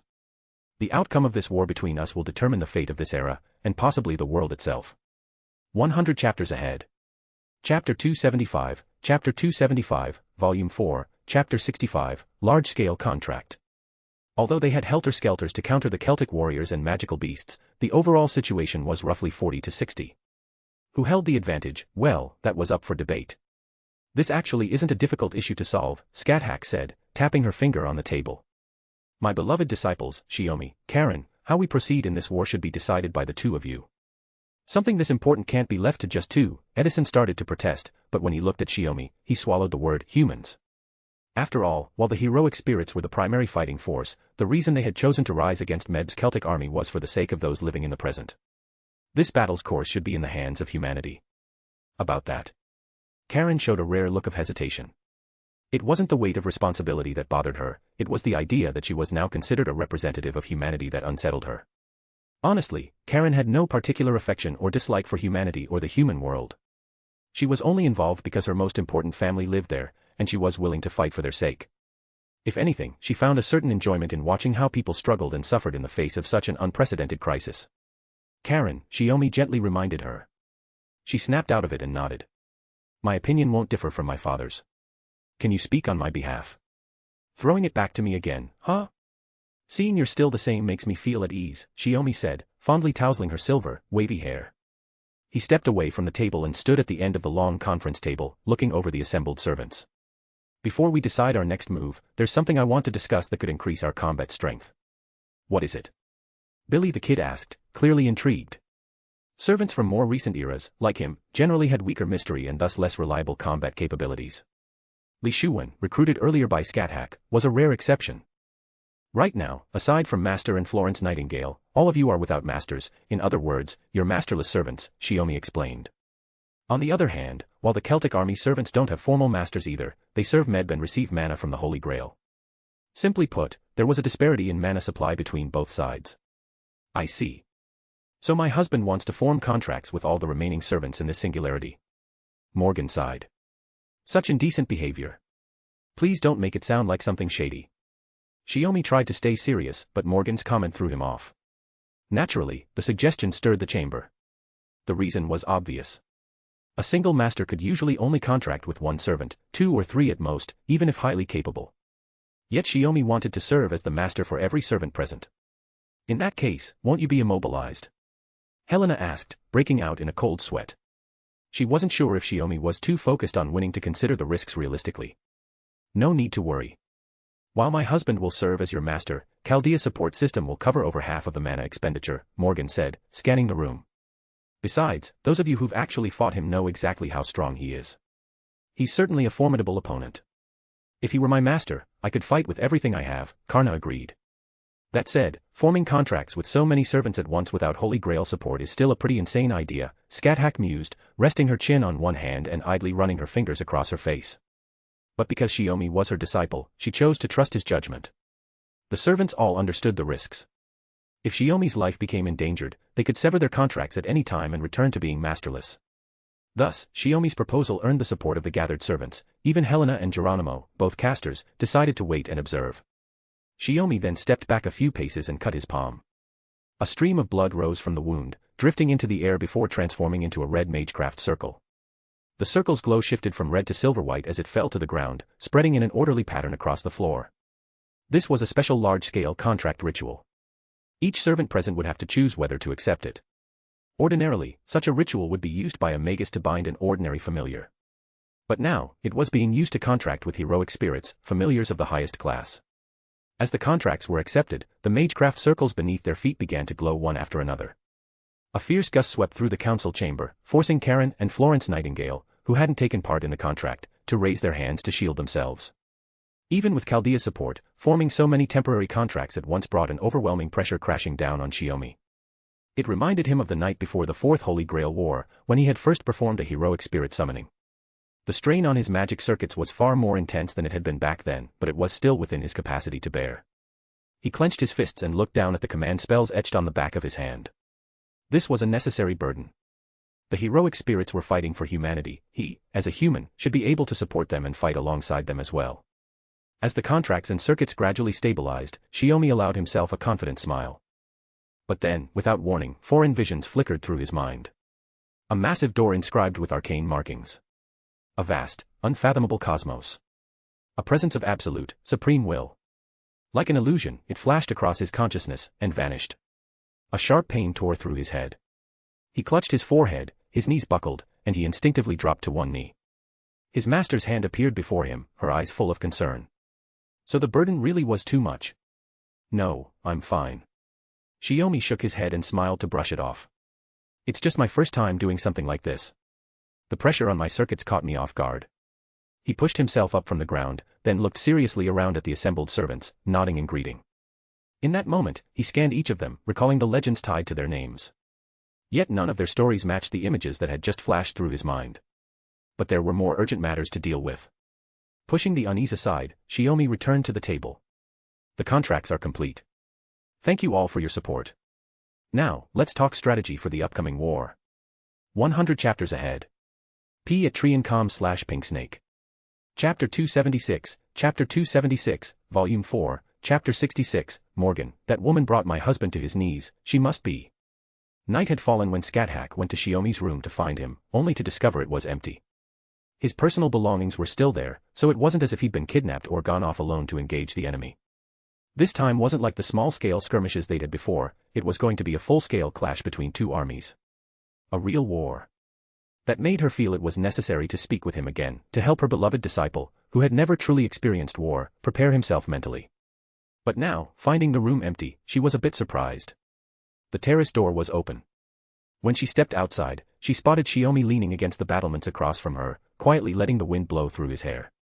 Understanding the situation, Scáthach moved across the gap between the city hall and the wall with a few nimble leaps, landing near the corner close to him. She was just about to call out when she heard him speaking to someone. Reflexively, she paused and leaned against the wall to listen. "You were lying back then, weren't you, my husband?" came Morgan's voice, along with her barely visible projection, faint in the moonlight. "When did you figure it out?" Shiomi chuckled to himself. "As Chaldea's master, your vital signs are monitored constantly. Forming so many contracts at once did cause strain on your magic circuits, yes, but..." Morgan let out a soft sigh. "Nowhere near enough to push you past your limit. You're a tough one." "I'm just human, you know, we have limits." Shiomi mumbled with a half-smile. "I know exactly where your limits are. And if you really want to insist otherwise, I'll humor you, I won't call you out." Morgan shook her head. After all, if Shiomi had truly been just an ordinary person, there's no way he could have spent 6,000 years with her in that place. 4,000 years of searching. 2,000 years of conquest. In the end, it all came down to one thing, time. Shiomi blinked. "So you know, then." "Know what?" "That I don't have any memories of the past," Shiomi said. "I've had a hunch," Morgan replied with a small shake of her head. She'd never asked him about it in detail. There had been too many things filling that long stretch of time. And when it came to someone she trusted from the bottom of her heart, a blank past felt inconsequential. Besides, he'd never seemed to mind it himself. So she hadn't pushed. "To be honest, my earliest memory is fighting undead and skeletons scattered across the wilderness in the land of shadows. I was clinging to the desire to survive. Didn't even remember who I was. Just had a name I wasn't sure was real or not." Shiomi smiled bitterly. "I really thought I'd die there, until Master suddenly showed up and saved me." "I see. In a place like that, empty and desolate, you were like a newborn with no memories. It's no wonder you fell for the first person who rescued you." Morgan teased knowingly. "Just a classic case of fledgling syndrome. Sooner or later. Don't think I'll just let that slide, Morgan." Scáthach finally stepped out from the shadows, unable to keep silent any longer. Morgan didn't look surprised. "I thought you'd last a bit longer. So quick to appear."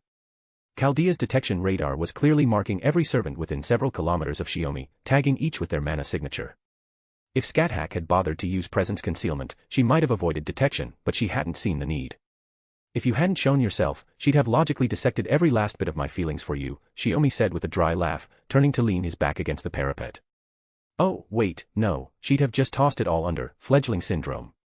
Busted." "As expected, my husband isn't so easily fooled," Morgan said breezily, not at all embarrassed by being exposed. She spoke like someone tossing aside a strawberry that turned out to be overripe, casual and indifferent.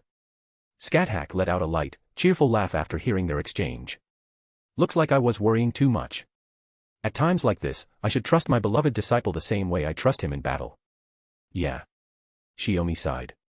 "But I didn't expect you to suddenly start wondering about your origins," Scáthach said with a smile, smoothly continuing the conversation. "So, Master, do you know anything?" Shiomi asked. "Regretfully, nothing at all," Scáthach replied with an apologetic look. "Sometimes people end up in the land of shadows by chance due to its connection with the world. You're just the only one who ever survived." She had noticed him from the start, assuming he'd die soon like the rest. But Shiomi's unexpected tenacity had piqued her interest, so she went to see for herself. And what she discovered was an irreplaceable treasure. "So even Master doesn't know, huh?" Shiomi scratched his head. Suddenly caring about something like this, did something happen during the mass contracting with the servants? Scáthach asked. Morgan tapped her keyboard a few times, checked the third singularity's exploration status, then spoke up again. "You saw unfamiliar memories, right? Ones that didn't seem to come from any of the servants you just contracted." Naturally, you'd start wondering if they came from a past even you don't know. No wonder, Scáthach murmured, her thoughts clicking into place. So what did you come here to talk to me about, Master? Shiomi asked. We're marching on Washington tomorrow. Best not to get distracted, Scáthach, Morgan warned, her tone sharp. But Scáthach only smirked. I just came because my dear disciple hasn't experienced real war yet. If he ends up puking after seeing a mountain of corpses tomorrow, someone has to prepare him. After all, the blood-soaked grinder of the battlefield is something else entirely compared to a few bodies. And here I am, brooding over nonsense. Shiomi muttered, touching his cheek. Morgan propped her chin up with one hand, her tone teasing. Still, for such a big matter, the fact that you came to me first rather than your master is quite heartwarming. Well. Shiomi chuckled awkwardly. He had only wanted to chat with Morgan before bed, but once she noticed something was off, he felt he had to explain himself. Scáthach made a pointed sound. It's already deep into the night here. And since Chaldea is synced with this side, you should rest too, Morgan. She reached out and grabbed Shiomi's arm. Master. Shiomi stiffened. Watching Morgan's expression gradually darken on the projection screen, he knew full well his night was about to take a turn for the worse. Well then, my beloved disciple, it's about time to rest. Tonight, your master will keep you company. Forget about everyone else for now. With that, Scáthach landed a clean punch to Shiomi's stomach. He dropped to his knees instantly, completely incapacitated. Before Morgan could get a word in, Scáthach shut off the communicator and carried Shiomi down from the tower. Chapter 277, Volume 4, Chapter 67, Advance. That night, Scáthach didn't actually do anything, and nothing happened to Shiomi, either.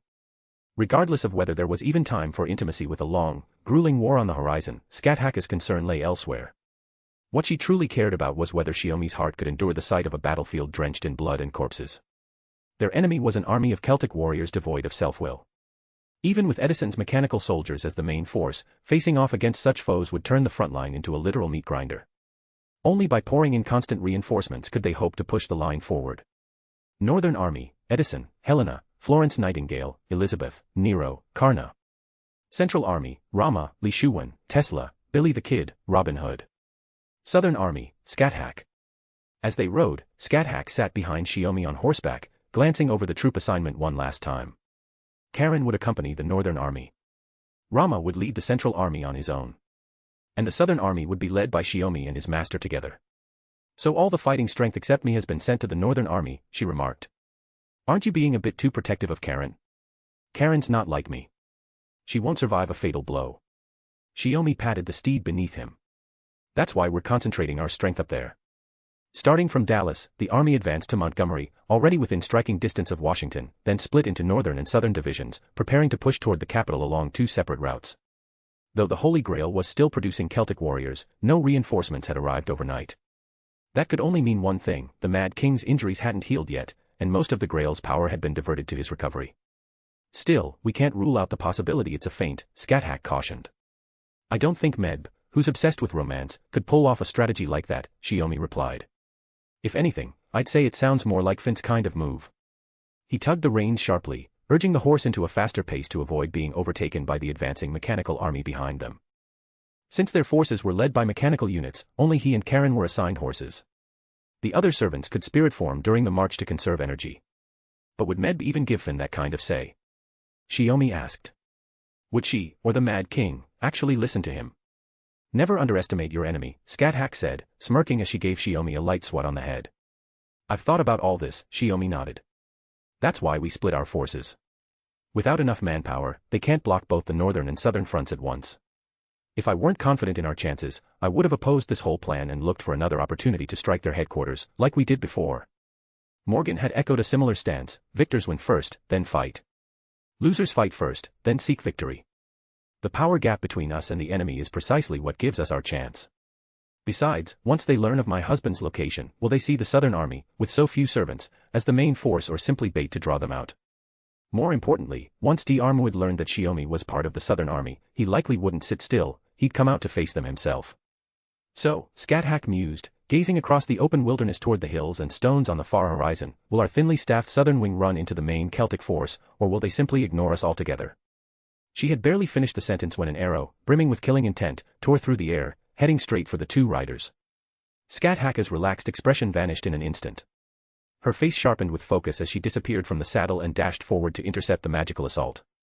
Well, well. I didn't expect to run into the Queen of the Land of Shadows herself. Guess my water magecraft won't be much use now. Finn and Diarmuid stepped out of spirit form. Their attempt to gain the upper hand with water-based magecraft had failed entirely. Master. Shiomi suddenly urged his horse into a fresh burst of speed, casting reinforcement magecraft over its entire body. The spell dulled its sense of fear and pushed its limits. Within seconds, the warhorse broke the sound barrier, closing several hundred meters in the blink of an eye. Scáthach immediately understood the meaning behind Shiomi's call. It was a signal. She leapt deftly to the side, holding down her wind-tossed hair as she watched the horse charge straight at the two newly appeared servants. Caught off guard, the pair were forced to break formation.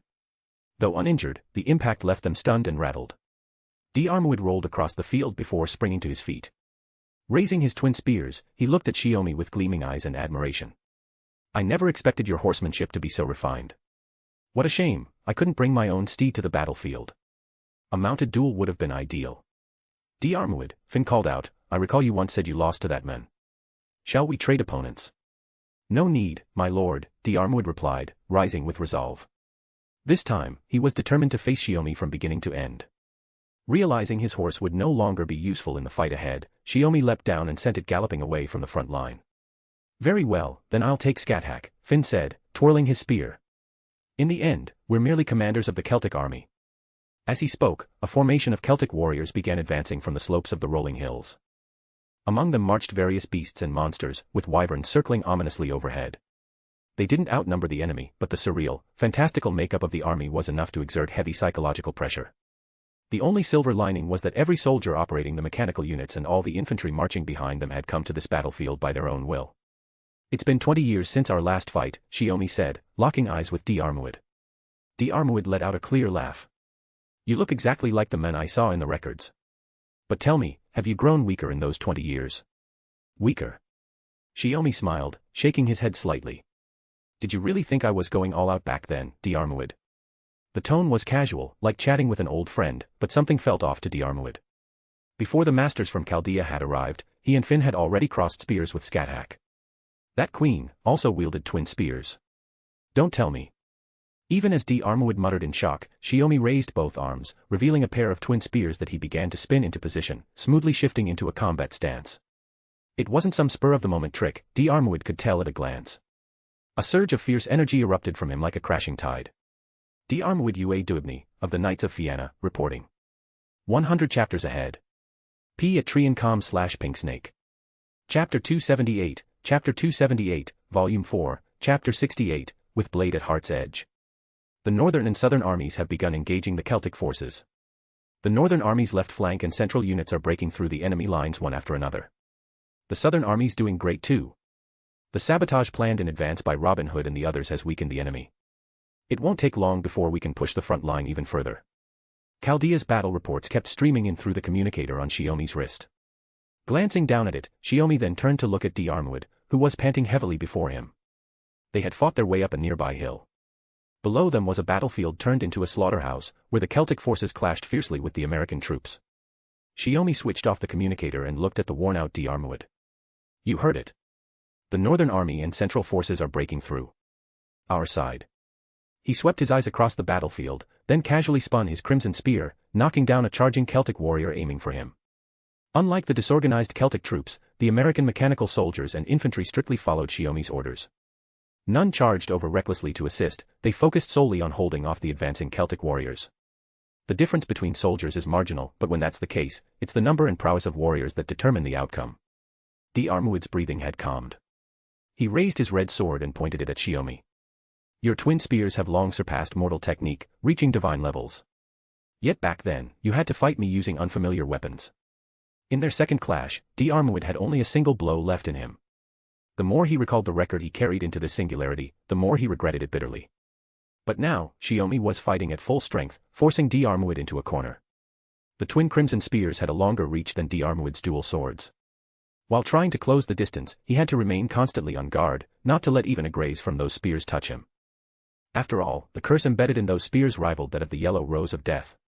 Diarmuid knew this all too well. Worse still, Shiomi's spear techniques were vicious and deceptive, feints turned into real strikes disguised as feints. His intentions flowed seamlessly through his hands, with no pause or break in rhythm. D'Armwood knew better than to keep trying to read his moves. The twin spears and twin swords clashed once more. Why would a heroic spirit like you serve someone like the Mad King or Medb? Shiomi pressed down on D'Armwood's blades with his spears. Fighting for the side that seeks to destroy human history, doesn't that taint your chivalry? Because we lost. Both my lord and I were defeated by His Highness, the Child of Light. After that, we had no choice but to drink Queen Medb's mead. D'Armwood gave a strained smile. I'm already a defeated general, there's no honor in surrendering only to betray again. With those words, he clenched his teeth, pushed Shiomi back, and launched himself into the air, leaping far beyond the normal limits of a materialized servant. Mana burst, jump. Raised by the gods, D'Armwood only gained access to this ability when manifesting as a saber to compensate for the altered attributes of that class. The towering leap gave him incredible acceleration. His twin sword strike came down with overwhelming force, entirely at odds with his refined, handsome appearance. With that mana burst, even Shiomi had to resort to rune magecraft to conjure a shield. Taking that blow head-on was not an option. So you're going to keep fighting for the Mad King and Medb until death, is that it? Realizing D'Armwood couldn't be swayed, Shiomi only confirmed it calmly. Then, from a distance, Finn, caught off guard, was struck by a brutal sweep kick from Scáthach. He was sent flying midair and crash-landed near Shiomi and D'Armwood's battlefield. The impact knocked over more than a dozen Celtic warriors scrambling up the slope. Give it up, my dear disciple. Those two won't change their minds. Knights have their pride. Even if they understand the cause of preserving human history, they won't waver. Scáthach landed beside Shiomi. Amidst the smoke, Finn got back on his feet, looking a bit disheveled. My lord, are you all right? D'Armwood asked, concern in his voice. Finn wiped the blood from his face, gave his spear a firm shake, and stood tall with fierce determination. I can still fight. The real question is, can you keep up with me, boy? Of course. The swordsmanship of D'Armwood Ua Duibni, first spear of the Knights of Finn, hasn't even been fully unleashed yet. D'Armwood replied with renewed fighting spirit. Finn grinned at that. Bubbles began forming around him, then suddenly fired out like cannonballs. I was. As they launched, Shiomi quickly chanted the rune as well. The water projectiles instantly slowed, then stopped altogether before reaching him and Scáthach, vanishing harmlessly. Scáthach didn't praise his timely counter. D'Armwood had already seized the moment to leap again, twin swords raised high for a downward strike. She looked up coolly, blocked it with the crimson spear in her right hand, then immediately thrust with the one in her left. D'Armwood dodged with everything he had, but still took a cut to his left arm. The wound wouldn't heal quickly, but it wasn't debilitating either. Not bad. That last strike should have gone straight through your throat. Scáthach held one spear at her side and pointed the other at the pair. But next, you and your master will be facing us, master and disciple. Be ready. Finn chuckled. The queen of the land of shadows and her dear apprentice. If I were Lord Cuchulainn, I'd be drowning in envy right now. That man would never think something like that, Scáthach replied with a shake of her head, as if she'd just heard a bad joke. But D'Armwood here is also a man who spent his whole life chasing love. His passion's no less than yours. Finn suddenly changed the subject. On a battlefield where life and death hung in the balance, he still found time for banter. This has nothing to do with the fight, my lord. D'Armwood couldn't help but respond, his tone strained, though his reaction made it clear he was well accustomed to Finn's antics. I have to disagree, Lord of the Knights of Finn. The two of you are alone on the battlefield. Where's the space for love in that? Scáthach actually joined in the conversation. Just as Shiomi was about to remind his master not to get distracted, Scáthach suddenly planted her left-hand spear into the ground, grabbed his shoulders, and kissed him, right there in the middle of the battlefield, without warning or hesitation. Ha ha ha ha. Just what I'd expect from the queen of the land of the dead. Delightful. Finn paused, then burst out laughing, only for his smile to shift into something sharp and dangerous. With opponents like you two, even if we stand as enemies of humanity, I can't help but enjoy this fight. Shiomi, having been kissed by his master out of nowhere, felt more embarrassed than anything. The battlefield was crawling with enemies, if he let his guard down, like now. He spun his spear again, taking out a Celtic warrior trying to sneak up from behind. Wiping his lips with his sleeve, he charged straight toward Finn and D'Armwood. 100 chapters ahead. P at Tree&Com/Pinksnake. Chapter 279, Chapter 279, Volume 4, Chapter 69, My NP is full, I'm done playing. Finn Mac Cumhale, loyal knight of the High King of Erin, slayer of evil gods, and protector of the people from invaders and monsters, had long stood as a shield for his homeland. His legendary feats made him worthy of the title Knight Commander, even among the storied Knights of Finn. Though wise and deeply respected by his fellow knights, the radiance of his glory had been dimmed by time. Even the greatest heroes, as the years pass, find themselves burdened with more to protect. Power. Justice. The people. The more one wishes to safeguard, the more clouded the eyes become. And so, men gradually lose their freedom. In the end, Finn never let go of what he sought to protect. No matter how bitter the burden, he remained at his post as Eren's unwavering guardian. Ironically, it was that very persistence that led to the Night Order's collapse. To Diarmuid, Finn would always be the lord he respected and remained loyal to. Even if his own fate ended in tragedy, he never once regretted the path he chose. There was no hatred, so Diarmuid held love for Grain.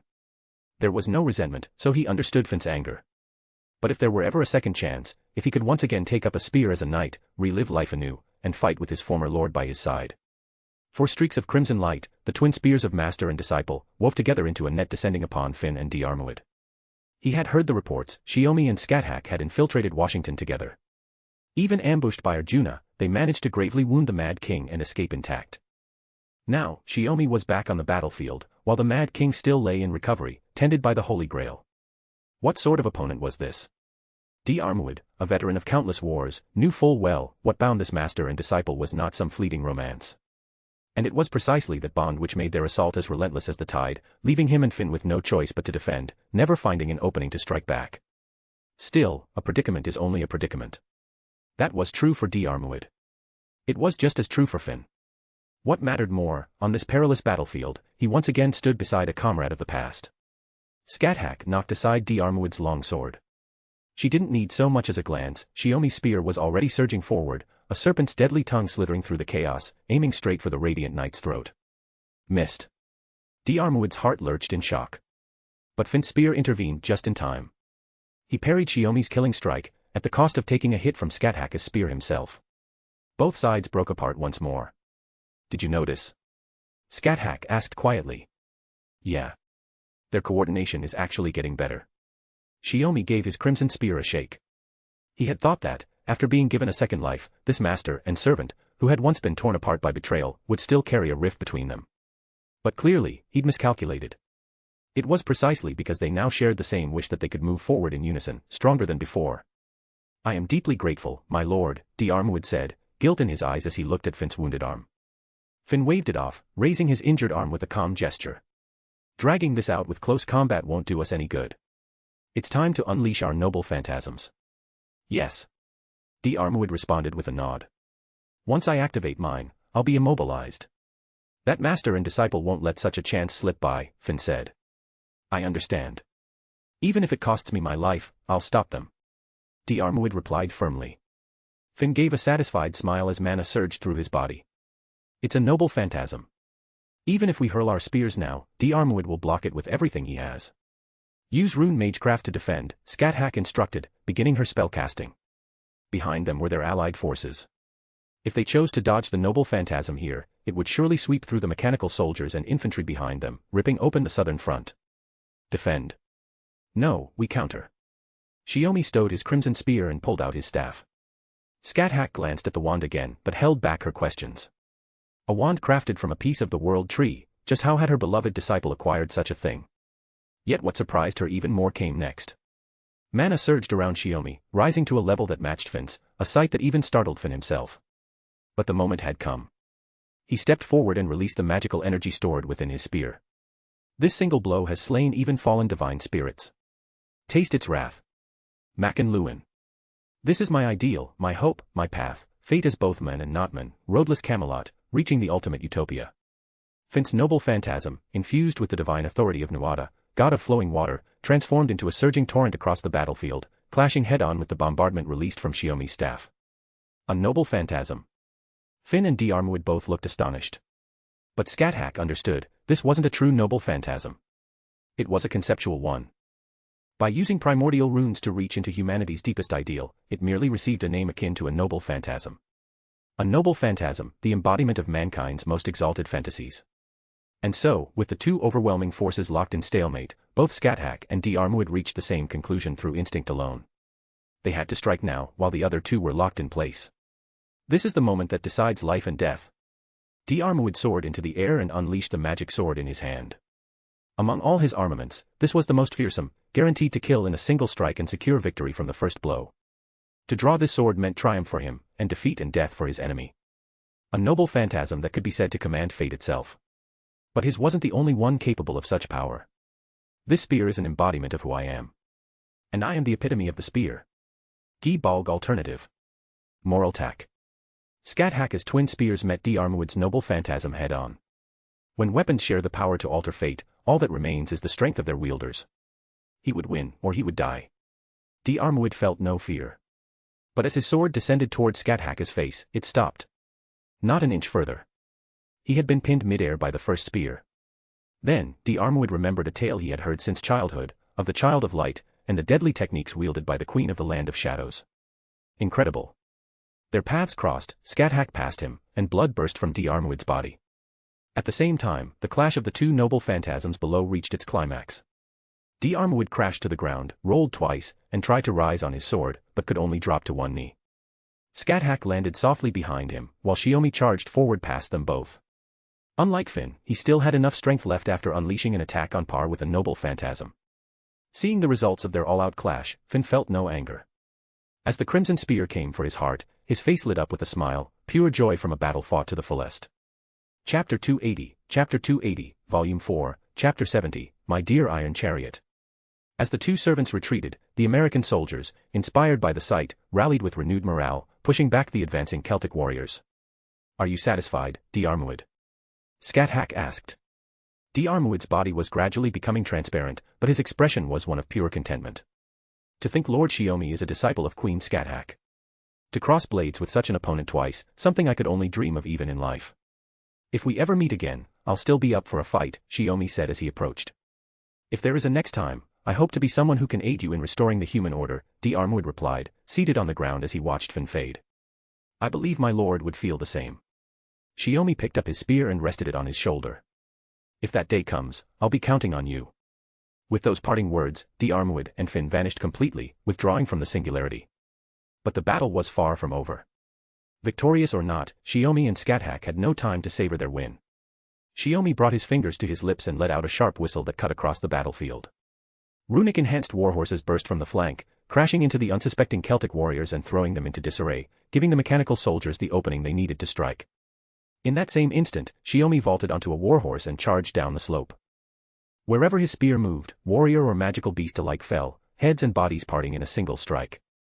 Even the wyverns above were felled with a single, blazing throw of his crimson spear. He carved a path of blood through the dense ranks of the Celtic army. Using that path as the breakthrough, the mechanical soldiers split the enemy formation in two. What valor, it's stirring, even for me, Scáthach murmured from the hillside as she cut down Celtic warriors climbing toward her, her gaze fixed on the charging Shiomi. Soon, Shiomi and his mount were little more than a distant speck on the battlefield. The bloody trail he'd opened slowly began to close, like a wound knitting itself shut, only now filled with American soldiers. Scáthach sprang into the air, using airborne wyverns as stepping stones, slaying one with each landing. She quickly caught up to Shiomi's warhorse, hurling her crimson spear beside him. It landed on his left and exploded, blowing away the warriors who had begun to encircle him. You've gone too deep, she said, landing beside him and killing enemies with effortless grace. Because. Shiomi was about to speak when a violent tremor from the north drew their attention.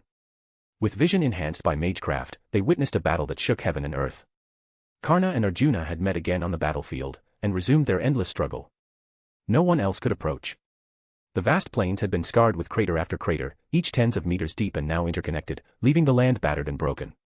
On the eastern plains of the United States, they had carved out a battlefield rivaling the Grand Canyon itself. A reenactment of the Battle of Kurukshetra, only this time, without the Pandavas, without the Kuru family or Indra, Scáthach said with rare praise. But, there's still one person who can intervene. Amid his spear strikes, Shiomi glanced down at the command spell on his hand. He could feel it, Karna had severed his link to Shiomi's mana, drawing power only from himself and the greater source. If that was the case, then this battle wouldn't last much longer. Romani, what's the situation on the battlefield? What about the other Celtic servants? Shiomi contacted Chaldea mid-battle. Romani's voice came through, distorted by interference. Beowulf is engaged with Li Shuwen. Fergus is being held off by Rama, with Nero and Elizabeth assisting from the central forces. They've successfully suppressed Fergus, his defeat is only a matter of time. Before Romani could finish, a burst of multicolored light cut off Shiomi's view of Karna. Fergus had unleashed his noble phantasm, and the land split even further apart. That meant Rama and the others would likely be releasing theirs next. With no more hesitation, Shiomi raised his hand, the command spells etched on the back glowing brightly. By command spell, I urge my comrade, Karna. Fight Arjuna with all your might. Even if the mana supply was severed, as long as the contract remained, Chaldea's command spells could still be invoked. Sensing the surge of support, Karna momentarily paused mid-combat. Then, as mana erupted more fiercely from his body, he silently offered Shiomi his deepest thanks, before diving straight at Arjuna. By the second command spell, I call on my comrades, Rama, Nero, Elizabeth. Defeat Fergus. Shiomi declared again, sending a second command spell's power to his allies. 2 spells released in rapid succession, an immense amount of mana flowed to the battlefield. But just as he was about to use the third, a chariot, radiating massive magical energy, barreled in from the direction of Washington, crashing into the battlefield from behind, charging straight at him. Think you can just toss out command spells one after another? Don't get ahead of yourself. Medb's voice rang out from the chariot. All power is my power. The authority of government, the steel of oppression, the terror of domination, chariot my love. Medb's noble phantasm. A chariot made manifest from her royal authority, capable of both direct charges and area attacks. It was drawn by the same 2 bulls from the Tain Boqueonge. More importantly, it specialized in anti-male combat. For any man, resisting a charging woman like Medb was no simple task. She had one objective, to capture Shiomi and bring him onto her chariot. The interior of the chariot was her own reality marble. A place of pleasure that doubled as a hero's tomb. Any man, even if he could reject her honeyed mead, could not resist the allure of her embrace. Recognizing this as one of the most dangerous and troublesome noble phantasms for any male, Scáthach shouted, "Get out of the way. As if I'd let you." Medb's chariot closed in instantly. She cracked her whip. Shiomi, already surrounded by spears from Celtic warriors and unable to maneuver his horse away, had no choice but to leap off. In that split second, the whip wrapped around his neck and yanked him toward her. With the noble phantasm's true name released, Shiomi, as a man, found himself at a severe disadvantage. Medb seized the moment, dragging him, unable to resist, toward the depths of the battlefield. Just curious. What exactly does this noble phantasm do? Shiomi asked, feeling the powerful force pulling him into the chariot. Medb only responded with a sultry smile. You'll know once you're inside. 100 chapters ahead. @Triancom/Pinksnake. Chapter 281, Chapter 281, Volume 4, Chapter 71, The Unshakable Heart. Even though he was inside the carriage, Shiomi felt like he had entered an entirely different world. The chaos of the battlefield and the jostling of the chariot had vanished completely. It was a small-scale reality marble. Only a lingering, seductive fragrance filled the plush interior. Medb had him pinned beneath her. The pink-haired queen, wearing a look of amused appraisal, stroked Shiomi's cheek. "Oh my, your face is covered in blood, but it doesn't look like yours." Medb extended her slender tongue, aiming to lick his cheek, but Shiomi turned his face away. He couldn't move. His hands were bound tightly by her whip. But Medb wasn't the least bit irritated. On the contrary, her expression grew even more delighted. She used the whip's handle to lift his chin with force. "Not bad. You're wild and untamed. Conquering a man like you, that's what I find most exciting. I thought you said you only had eyes for the Mad King." Shiomi scoffed. "Of course I only love my little Cu," Medb purred near his ear, "but that doesn't mean I can't conquer other men. Finn and Armuid are both dead now, thanks to you. I've nearly run out of servants worth offering you. But if..." Her hands roamed over Shiomi's body, caressing him with deliberate, seductive motions, trying to erode his will bit by bit. But his gaze never wavered. Like forged iron, completely unshaken. And that infuriated her even more, especially since she'd just seen him flustered and thrown off by a single kiss from Scáthach. Irritation flared in Medb's heart once more. She gripped his face tightly. "Tell me, what's so great about that Scáthach? Or do you just have a thing for older women?" Shiomi narrowed his eyes with a mocking grin. "If you have to ask something like that, Queen Medb isn't all she's cracked up to be. You claim to command countless warriors, but in the end, it's all just lust." "What?" Medb's eyes twitched in irritation. "You snap your fingers and men throw themselves at your feet, kiss your toes, but you don't understand what it means to truly love someone. No. I doubt you've ever loved anyone. Not even once. Even when you got brained by a wheel of cheese, I bet there wasn't a single soul you could say you truly loved." Shiomi chuckled to himself as he said it. His laughter was like a razor, slicing straight into Medb's heart and dragging out a resentment she could never bury. Suddenly, she wrapped her hands around his neck. "Don't look down on me, Master of Chaldea. I have loved a man. A man who wouldn't look at me, no matter what I did. A man who scoffed at the wealth she promised. A man who caught her, then released her without laying a hand on her. She could never forgive him. She tried everything to break him, to make him kneel. But that man, even in death, never yielded to her. And that's why she fell for him. The man who wouldn't obey her. The man who looked at her with contempt. The man who stood alone to defend a nation, not to boast, but to smile and quietly bring his story to an end. In the end, you're no different from a brat throwing a tantrum, wanting something only because you could never have it. Even after death, even as a servant, you didn't change. You wished on the king of Magecraft's Holy Grail just to create the Mad King, turning him into the enemy of all humanity. The contempt in Shiomi's eyes deepened. You don't love anyone. You only love yourself. He tore down the one feeling Meb had believed in most, without a hint of mercy. Shut up. Don't think I don't know about you. Meb snapped. A two-timing bastard like you has no right to talk down to me. In the end, you and I, we're just the same. Smack. She slapped him across the face, but Shiomi's expression didn't budge. That's exactly why I said you don't understand a thing. Not when you were alive, and not now as a heroic spirit. You've never known even a shred of real human emotion. Shiomi scoffed, completely unfazed. Med found herself suddenly disgusted by the men beneath her. That sharp tongue of his, it wouldn't taste sweet no matter how she bit it. Kill him. But he healed even faster than little Siyu with the Holy Grail. Could she even manage it? No. She'd have to do what she did best, subdue him the way she knew how. Every man says the time they spend with me is the happiest of their lives. Med bared her pearly teeth, her smile alluring. Let me give you a taste. No thanks, Shiomi replied, yawning. This is my domain, Med hissed. I control the flow of time in here. Even Scáthach won't make it in time to save you, so don't even. A reality marble is just the manifestation of your inner world. If that world wavers, if even a sliver of doubt seeps in, your noble phantasm collapses from the inside. Shiomi's hand shot up and gripped her throat. Only then did Meb realize, the sounds of the battlefield, which should have been completely shut out, were echoing faintly in her ears. No wonder his hands were free. It is a tricky reality marble, Shiomi said coolly. But your curiosity was your downfall. You gave me the chance I needed. Hand over the Holy Grail. Do that, and I'll let you vanish peacefully with the singularity. That thing isn't in my hands anymore, Meb gritted out between clenched teeth. The tables had turned. From an outsider's perspective, the queen who had straddled him now looked like a helpless woman pinned down by a villain's grip.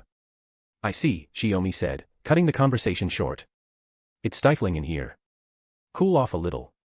Queen Meb. A roaring gale surged through the cramped carriage.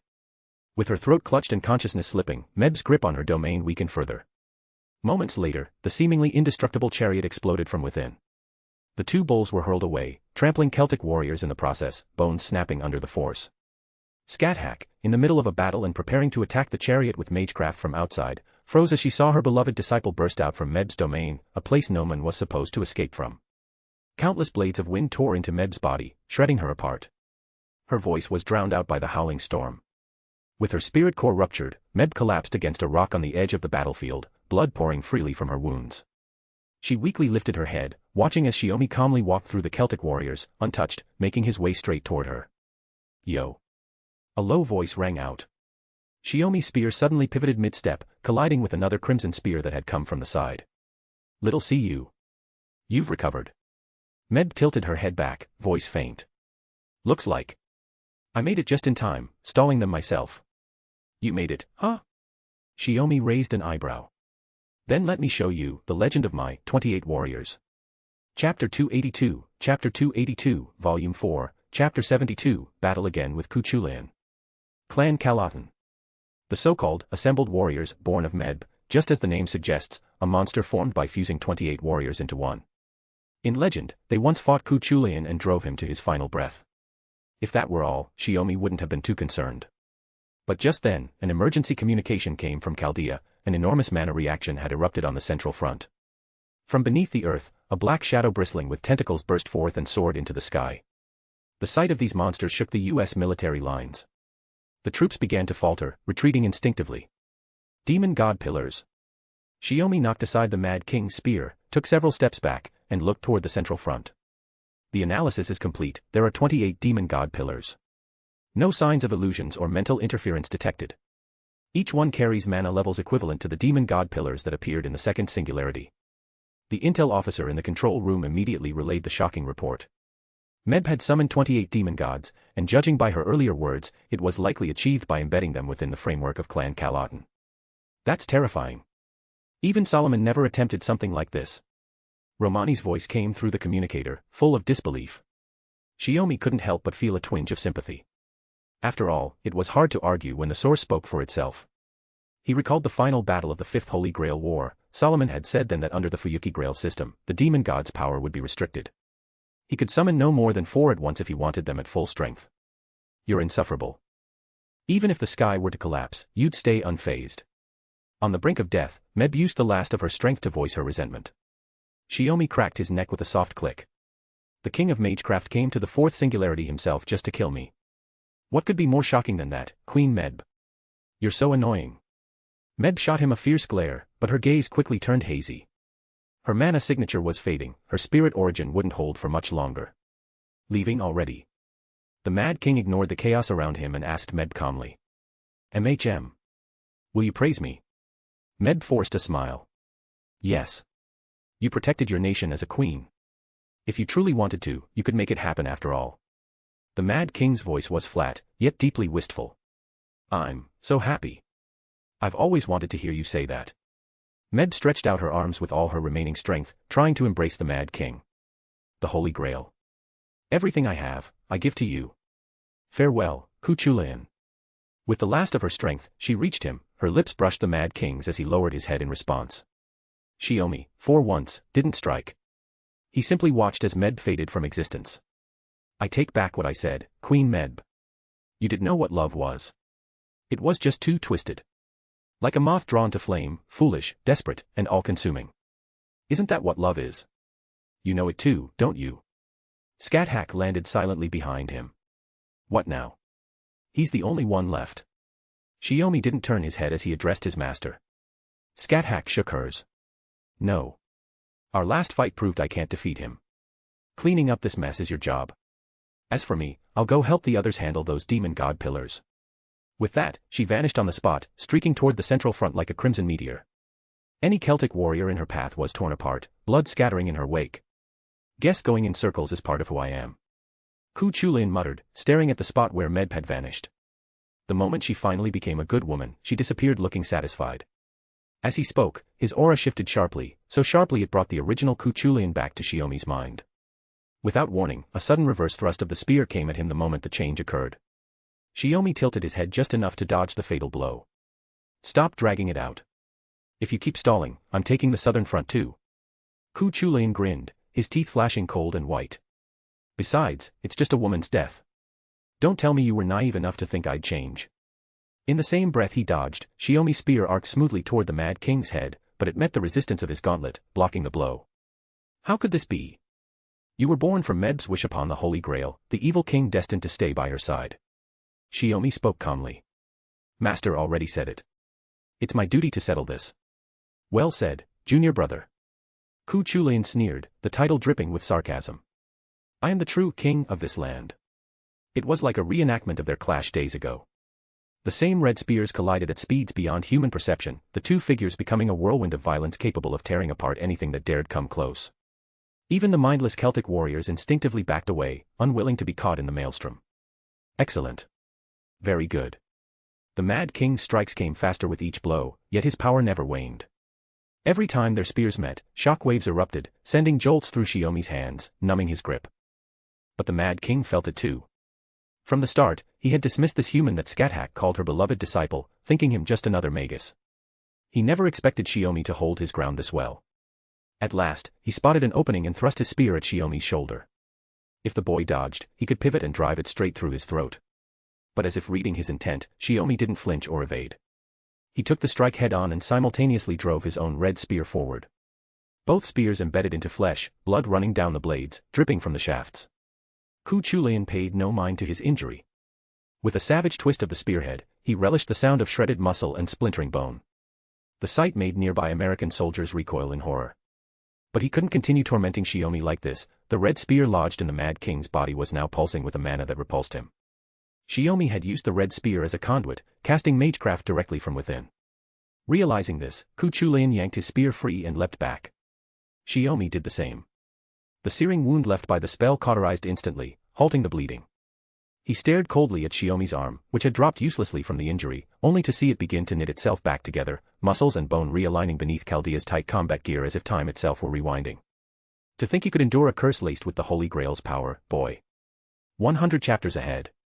@Triancom/Pinksnake. Chapter 283, Chapter 283, Volume 4, Chapter 73, Confronting the Mad King. That might be true, but the Mad King had already taken that into account. He used a replacement spell to take Scáthach's place and endure the noble phantasm, Karuid Koinchin, himself. Whether for a human or a master, it was an utterly reckless act.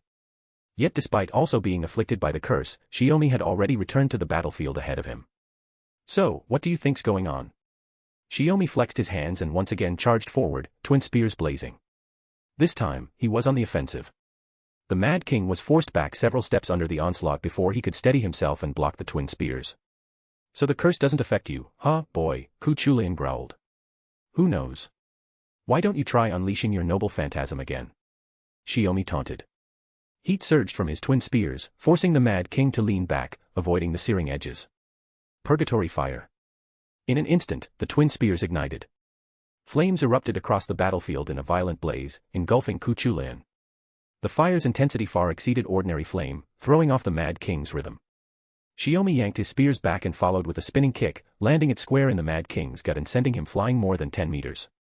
Kuchulain rolled through the flames and came up on his feet, lifting his own red spear, also wreathed in fire. Gibalg. The red spear's original function, as an anti-army noble phantasm, when thrown, triggered a massive explosion. But something felt different. Shiomi instantly realized the spear was locked onto him. Dodging would only give the Mad King another opening to attack. Which meant there was only one response. Gibalg alternative. The two spears shot through the air like missiles, colliding mid-flight with precision. But Kuchulain's spear overwhelmed Shiomi's, slowly forcing it back. Shiomi's gaze snapped to the Mad King, who shook off the last traces of flame. His body bore not just burns but deep fissures, signs of the physical breakdown from hurling the spear at full power. So that's it. It clicked. He'd thrown the spear with everything he had, disregarding the damage to his own body, and used all his rune magecraft to hold himself together. The real agony came from enduring that kind of self-inflicted destruction, pain that no normal person could bear. There's still the second one. And that was the true gap between them. At the start, Kuchulain had only been granted a single red spear. But Shiomi had two. He hurled the second spear, not to clash with the Mad King's noble phantasm, but aimed straight at the unarmed Kuchulain. As expected, the Mad King, caught mid-repair with rune magecraft, let out a fearless, frenzied laugh. Crossing his arms, he braced to take the blow head-on. Twin explosions erupted at once from both sides. Smoke and dust engulfed the battlefield, obscuring everything after the spears struck. The very next instant, two figures burst from the haze. The Mad King grinned, wild with exhilaration. Shiomi gritted his teeth. Their fists collided, slamming into each other's bodies. Same weapons. Same techniques. Same relentless assault. The curse, the red spears, none of it mattered anymore in the clash between them. Smart move, figured out weapons alone won't cut it, huh? Kuchulain growled, glaring at Shiomi. But before he could finish, he was sent flying backward. You've still got time. I'll let you reinforce your body with magecraft. Shiomi raised his fist, rune characters glowing along his knuckles. No need for that. The Mad King twisted midair and landed on his feet, then lunged forward again. He spun and brought his heavy tail crashing down on Shiomi's head, a blow strong enough to crush a human skull. Shiomi merely shifted slightly. Oh yeah. Then brace yourself. Shiomi grabbed the tail without hesitation and hurled the Mad King across the field. Mad King. Kuchulain slammed into a rock wall. Before he could fully open his eyes, Shiomi was already in front of him. A relentless barrage of strikes followed, forcing Kuchulain to cross his arms to block. Ferocious, aren't you? Is all this rage really just for fixing a singularity? The Mad King snarled, staring into Shiomi's black irises that burned like dark fire. Of course I'm angry, because I used to envy you. Envy you, the first disciple of our master. Shiomi smashed his fist down again. But what I envied was Kuchulain, the child of light, the man I once fought against. Not you, who's fallen into this twisted mockery of a king. The sight of Kuchulain reduced to nothing more than a butcher filled Shiomi with nothing but bitter disappointment and fury. A mere human like you thinks he can talk about what makes a king. Ku Chulayan caught Shiomi's fist and drove a knee into his stomach. Shiomi clenched his teeth and grinned through the pain, delivering a sharp uppercut to Ku Chulan's jaw. I've seen many kings, king of knights, king of conquerors, king of heroes, king of magecraft. And of course, the two queens who loved him, and whom he loved in return. Each king is different. Some ruled for ideals, some for ambition, others for pleasure, or duty. Mana swirled around Shiomi's hands as his next spell completed. But every king had something they stood for. Something they fought for. A wave of frost surged forth. In an instant, Ku Chulayan was frozen in solid ice as Shiomi shouted. So what about you? What do you fight for? But the Mad King held no ideals, no ambitions, no dreams. Only destruction. A king who knew nothing but slaughter. One who would destroy everything, leaving behind a barren wasteland, alone and unchallenged, king in name only. If the brother he once envied had fallen this low, then even Shiomi's own past feelings seemed like a joke. It was unforgivable. Not because of the singularity. But because of his own personal resentment. You're right. Even if Med died right in front of me. Even when faced with your accusations. I feel nothing. The voice came from within the ice, slow and emotionless. You talk like that because you've seen those kings etched into human history, huh? Spiritrons began drifting out from Ku Chulan's body, gradually forming a golden double cone in front of his chest. The Holy Grail. Meb had said she entrusted it to the Mad King long ago. Realizing something terrible was about to happen, Shiomi immediately activated Magecraft to seize the Holy Grail from him, but it didn't budge. Had you said this to a different version of me, maybe it would have stirred something. But now. I feel nothing. So yeah, maybe I don't fit your definition of a king. But if you think that's enough to reject me, you're not even close. Chapter 284, Chapter 284, Volume 4, Chapter 74, Demon God, the Beast of Crunching Death Tusk. Hear me, Holy Grail, the ultimate vessel of wish fulfillment. Manifest, be remembered, be transformed. That which descends upon this place, is one of the 72 demon gods. A low chant echoed from beneath the frozen shell encasing Ku Chulayan. The vicious surge of mana radiating from him became nearly tangible, fracturing, melting, and evaporating the thick ice.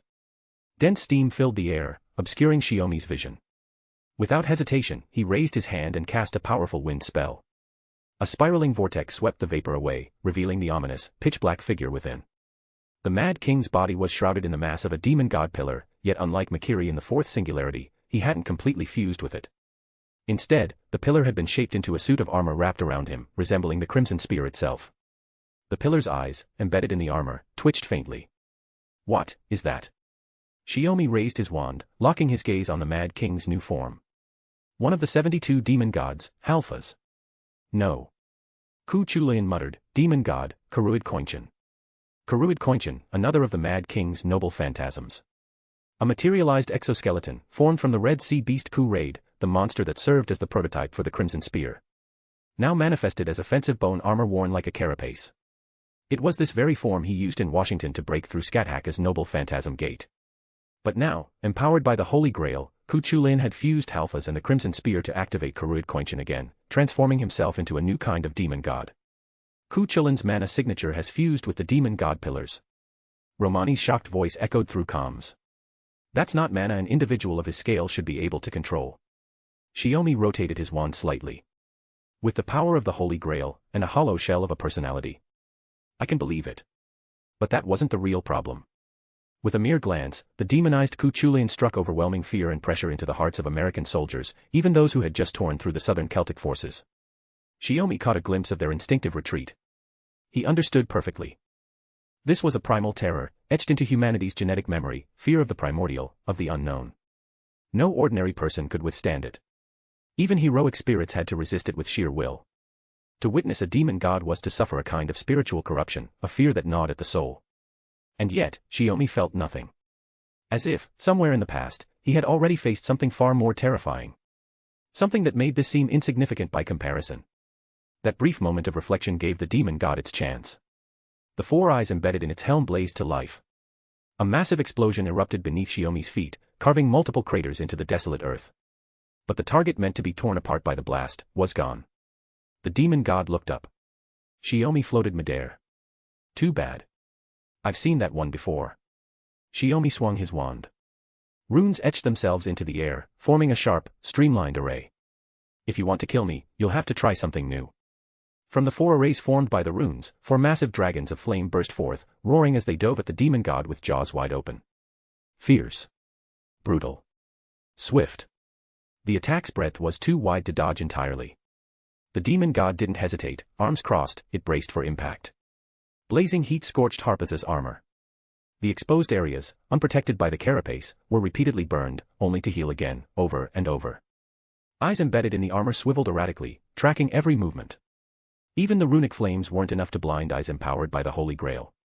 Then, as the firestorm faded, one eye caught a flicker, a shadow in the blind spot. A massive claw lashed out, slamming into Shiomi's wand. A direct hit. The demon god swung its tail, aiming to pierce Shiomi from the flank.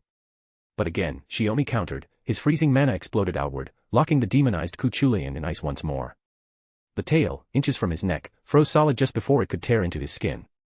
And under the eyes saw something even more dangerous. This was deliberate. Shiomi had closed the distance on purpose, to trap the demon god's movements and trigger the waiting barrage hidden around them. Even with some of its rationality intact, the demon god could guess Shiomi's tactic, bait the enemy into close quarters, then unleash prepared magecraft in a killing strike. There was only one answer: abandon defense, go on the offensive. The demon god's arm shattered through the ice and swung upward. Transform. All curses, be unleashed. I'll show you no mercy.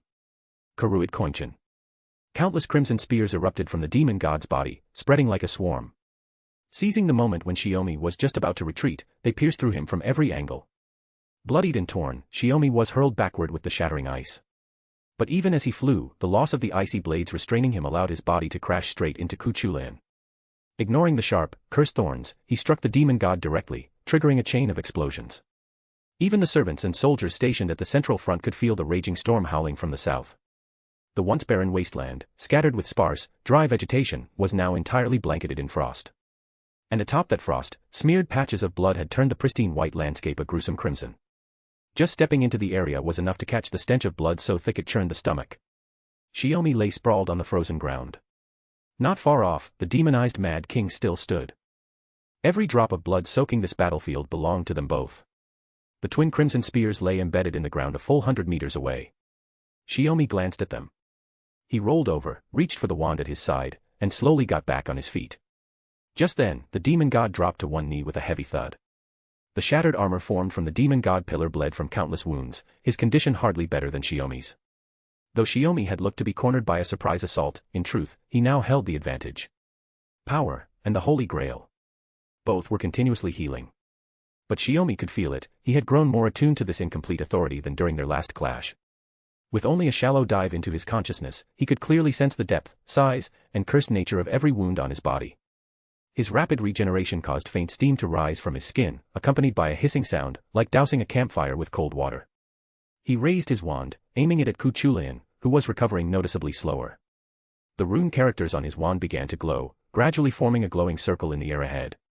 100 chapters ahead. P at Triancom/Pinksnake.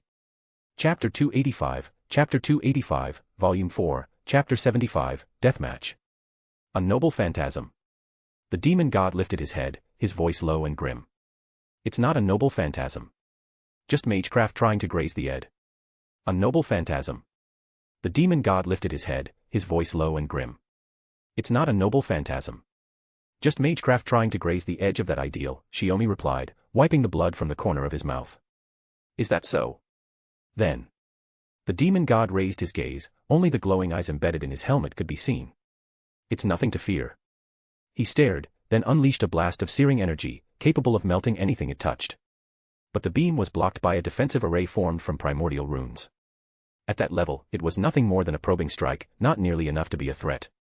From the northern front came the thunder of battle. The 28 demon god pillars summoned by Med were under assault, master and heroic spirits fighting side by side. Even though each pillar held strength on par with a heroic spirit, it still wasn't enough against those with unwavering will. The northern front, half the demon god pillars have been destroyed, came Morgan's voice through Chaldea's communication line. You needn't worry, my husband. Every time I hear your voice, I feel a little more at ease, Shiomi muttered, momentarily distracted. He hadn't even finished speaking when the demon god charged. Roadless Camelot, reaching the ultimate utopia, fired, but the demon god tanked it head-on. After unleashing Kuruit Koinchin, Kuchulayan's endurance had risen to EX. Now, bolstered by both the Holy Grail and Demon God power, he charged through even this magecraft barrage, its force no weaker than a fully released noble phantasm from the King of Knights. But it wasn't without cost. As he forced his way forward, the armor of the Demon God pillar began to peel away, slowly revealing the flesh and muscle beneath. Shiomi wanted to expand the spell even further, but the battle had already stretched him thin. From his duel with Finn and Armwood, to exploiting a crack to shatter Meb's noble phantasm from within. He barely had a moment to breathe before being thrown into this final clash with Cuchulainn, draining his mana with continuous high-level rune magecraft. Even with his massive reserves, he was nearing empty. At last, Cuchulainn reached him, his noble phantasm battered and his armor shredded. His face and chest lay exposed, claws shattered, just as Shiomi's spell faltered and died. Both men stood gasping for air, teetering on the edge of exhaustion. The instant their eyes met, they moved, fists flying almost simultaneously. Cuchulainn's straight punch landed squarely on Shiomi's body. At the same time, Shiomi's hook slammed directly into Cuchulainn's liver. The impact knocked both of them back a half step. From there, it became a brawl, raw, brutal, unrefined. No noble phantasms. No magecraft. Just fists, instinct, and grit. They struck at cheeks, throats, stomachs, any place that might weaken the other. "Damn, you're even more relentless than our master," Cuchulainn said, voice hoarse and uneven, half in awe, half in weariness. This has nothing to do with what master said. Or Chaldea's mission. Shiomi gritted his teeth, ducked under a punch, and drove an uppercut into Cuchulainn's jaw, lifting him off the ground. "I'm going to beat you. Deny you. Mad King." Even running on fumes, Cuchulainn's fists should have crushed a human skull, but Shiomi remained unscathed. Likewise, any punch from Shiomi could have liquefied a human's organs, shattered their bones, even a top-tier servant wouldn't walk away intact. Yet both men, disciples of the same master, still stood. Still fought. Blow after blow. Cuchulainn had once been no more than the embodiment of Meb's wish, summoned to be a king first, and only later seeking a reason for that title. His memories as a hero, his life, sealed. And even if he knew them, they were as distant as someone else's biography. But now, with Meb gone, with the Holy Grail and Demon God power spent, something began to stir. Memories that shouldn't have existed in this version of Cuchulainn came rushing back. Even fragments of what no heroic spirit should carry, memories from when he lived as a servant. And he recognized the men before him. A disciple of their shared master, living in a distant future 2,000 years ahead. The one who had inherited more than anyone else. The one their master cherished most. The thrill of combat. The fire in his veins. The unbreakable will. None of it belonged to the Mad King. But now, it was all coming back. If he retreated now, he could still use the Holy Grail's power to reset the singularity. But there was no need. Here, now, there were only two warriors left. They struck with everything they had. Cuchulainn's fist sank into Shiomi's abdomen. Shiomi's fist punched through Cuchulainn's chest. They stood frozen. Then, Cuchulainn's hand slowly dropped, powerless. "My spirit core's at its limit," he said. Shiomi didn't look up, his eyes were fixed on the blood pooling at his feet. "Your tone's gone back to the way it used to be. I figured, once Meb was gone, you'd start losing control and denying who you've become. Magus really are a pain, always pointing out what they shouldn't." Cuchulainn stood firm, locking eyes with Shiomi. "Heh." Shiomi let out a low chuckle. Cuchulainn grinned, a satisfied expression on his face. Hell of a fight. No king of magecraft showing up to ruin things this time. Shiomi remained silent, watching as Cuchulainn's body began to turn transparent, slowly fading away. Where he vanished, a golden double pyramid hovered in the air, the Holy Grail of this singularity. All right, time to begin Holy Grail recovery. He activated his magic circuits as usual, but a wave of fatigue hit him like a tide. His legs gave out, and he collapsed backward. "You did well. I'm proud to call you my disciple." Scáthach caught him and used her mana to help extract and recover the Grail. "Master." Shiomi wanted to ask about the 28 demon god pillars, but when he looked out across the field, he saw the servants from the northern and central front standing amidst the broken terrain, gazing at him with quiet approval. "Rest up. There's still time before the singularity's human order calculation finishes. Regain your strength, we'll initiate the Spirit Ron transfer once you're ready," Scáthach said.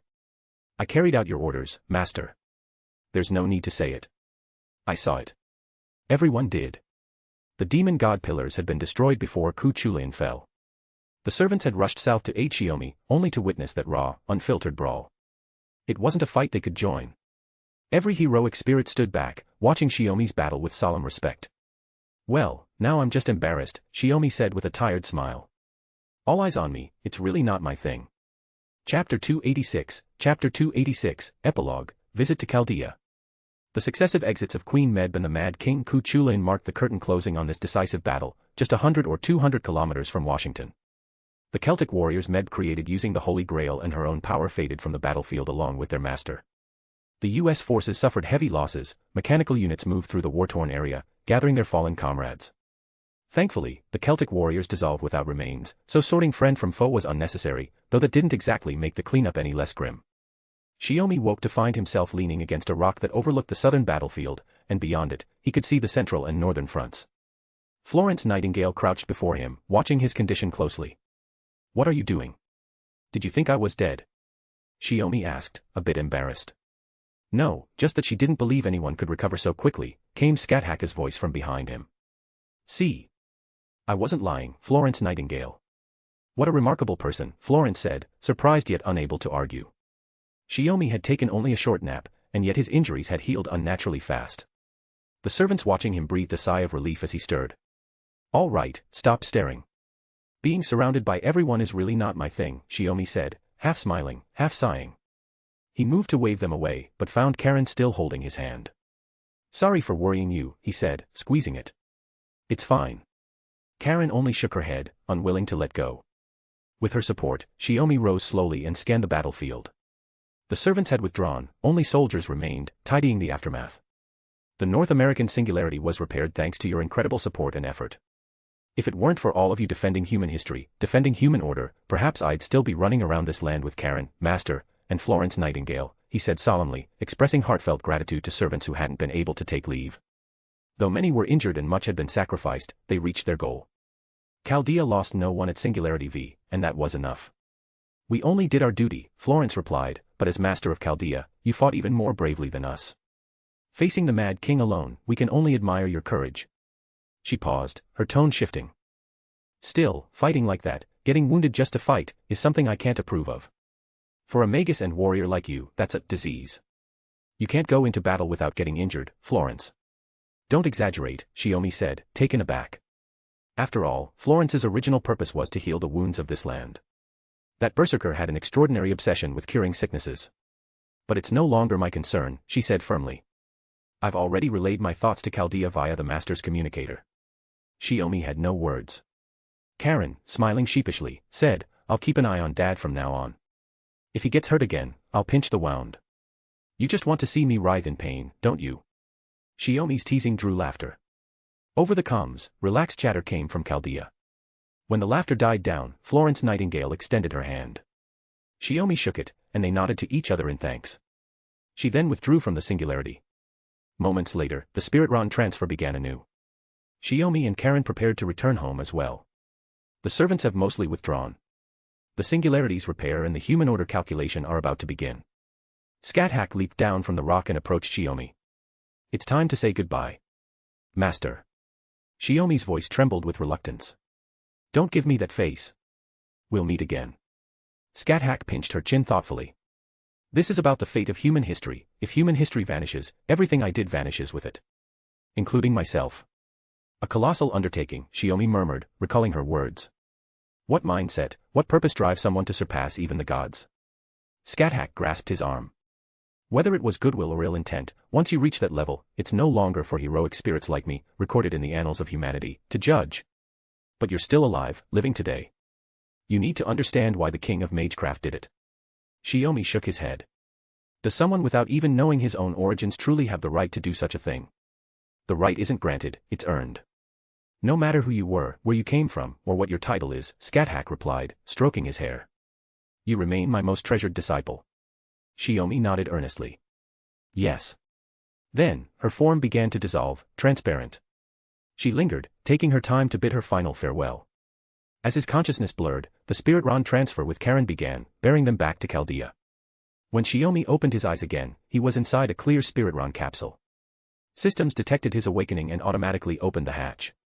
He leaned on the door as he stepped out, directly into Morgan's stern, displeased gaze. "Morgan," he began, knowing words wouldn't suffice. Actions would be the answer. Around them, Romani and other staff stood by. The first step after returning was a full medical exam in the infirmary. About the North American singularity, Shiomi started to speak. I'll be in my quarters. Come alone, Morgan replied flatly, then turned and walked away. Romani scratched his head. Oman, you're in serious trouble. How can this be trouble? Shiomi asked, walking alongside Romani toward the infirmary. I mean it, something happened while you were unconscious, Romani said. Something happened. Shiomi thought it must relate to the singularity. But then a familiar voice echoed from nearby, unexpected yet unmistakable. I arrived just ahead of you, but looks like someone wasn't all that welcoming. Shiomi's eyes widened as he spotted Scáthach lounging by the Spiritron transfer door, her elegance intact as she waved at him. What expression should I be wearing right now? 100 chapters ahead. @Triancom/Pinksnake. Chapter 287, Chapter 287, Prologue, Hanging by a Thread, 1. Now that you have done this, you shall be cursed, more tea, on all beasts and birds. You shall wander, with no place to call home. Suddenly, Tenkei Shiomi woke from his sleep and saw Olga Marie lying on the hospital bed. The battle at the third singularity had been incredibly grueling. Perhaps the king of magecraft had sensed Shiomi's presence, because the singularity the director's team entered showed a level of combat strength far beyond the projected value for human history stabilization. In the end, while everyone made it back alive, both Olga Marie and Ritsuka suffered varying degrees of injury. Olga Marie, in particular, had been hit by the shockwave from Hector's thrown spear while trying to shield Mash. The moment she was removed from the coffin after Spiritron transfer back to Chaldea, she collapsed. It had been a week since the third singularity was repaired. Though Olga Marie regained consciousness the next day, Romani and the entire medical team insisted she remain in the infirmary for rest. Shiomi had come to visit her today. After chatting for a bit, she had fallen asleep again. That unfamiliar body of hers must have been under too much strain from such an intense battle, Shiomi thought. Thankfully, her vitals were stable, so there was no need to worry too much. He pinched the bridge of his nose. He had dozed off himself, having a vague dream filled with cryptic words. Maybe it was time for him to rest too. With that thought, Shiomi reached out to gently smooth Olga Marie's bangs, then prepared to contact the control room to see if someone could take over his shift. He'd heard Ritsuka had mostly recovered in the past couple of days. Though she still had some bandages on, she'd been eager to visit the director. Maybe he should let Ritsuka come today. Shiomi mused. SSSHH. The infirmary's automatic door slid open, and someone walked in. Doing that to a little girl, not exactly something I can condone, came Scáthach's voice. Shiomi pulled his hand back. Don't make it sound like I'm doing something weird. I've heard she really looks up to you, sees you as a father figure, Scáthach said with a teasing smile, resting her hand on Shiomi's shoulder. Even if you did adopt and raise two girls, you can't afford to be careless, my dear disciple. Careless? Shiomi blinked. For humans, when someone of the opposite sex who isn't related by blood fills the role of a parent, it's easy for those feelings to shift without either side noticing, Scáthach said, her hand still on his shoulder. I didn't think you were so well versed in human psychology. I figured you'd left all that behind in the land of shadows, Shiomi replied. Scáthach let out a self-satisfied hum. I was the reference sample. The conclusion was easy. Ah. Shiomi was left speechless. Even though she hadn't actually raised him during their time in the land of shadows, to someone with no memory of his past or place in the world, a mature woman like her could easily end up triggering something like an Oedipus complex. Oh. Is that really what you think? Scáthach looked genuinely surprised. So in your eyes, besides being your master, your lover, and your most trusted comrade, I've also become something like a mother to you. No. Shiomi weakly denied it. While there were similar emotions involved, it had never reached that point, and never would.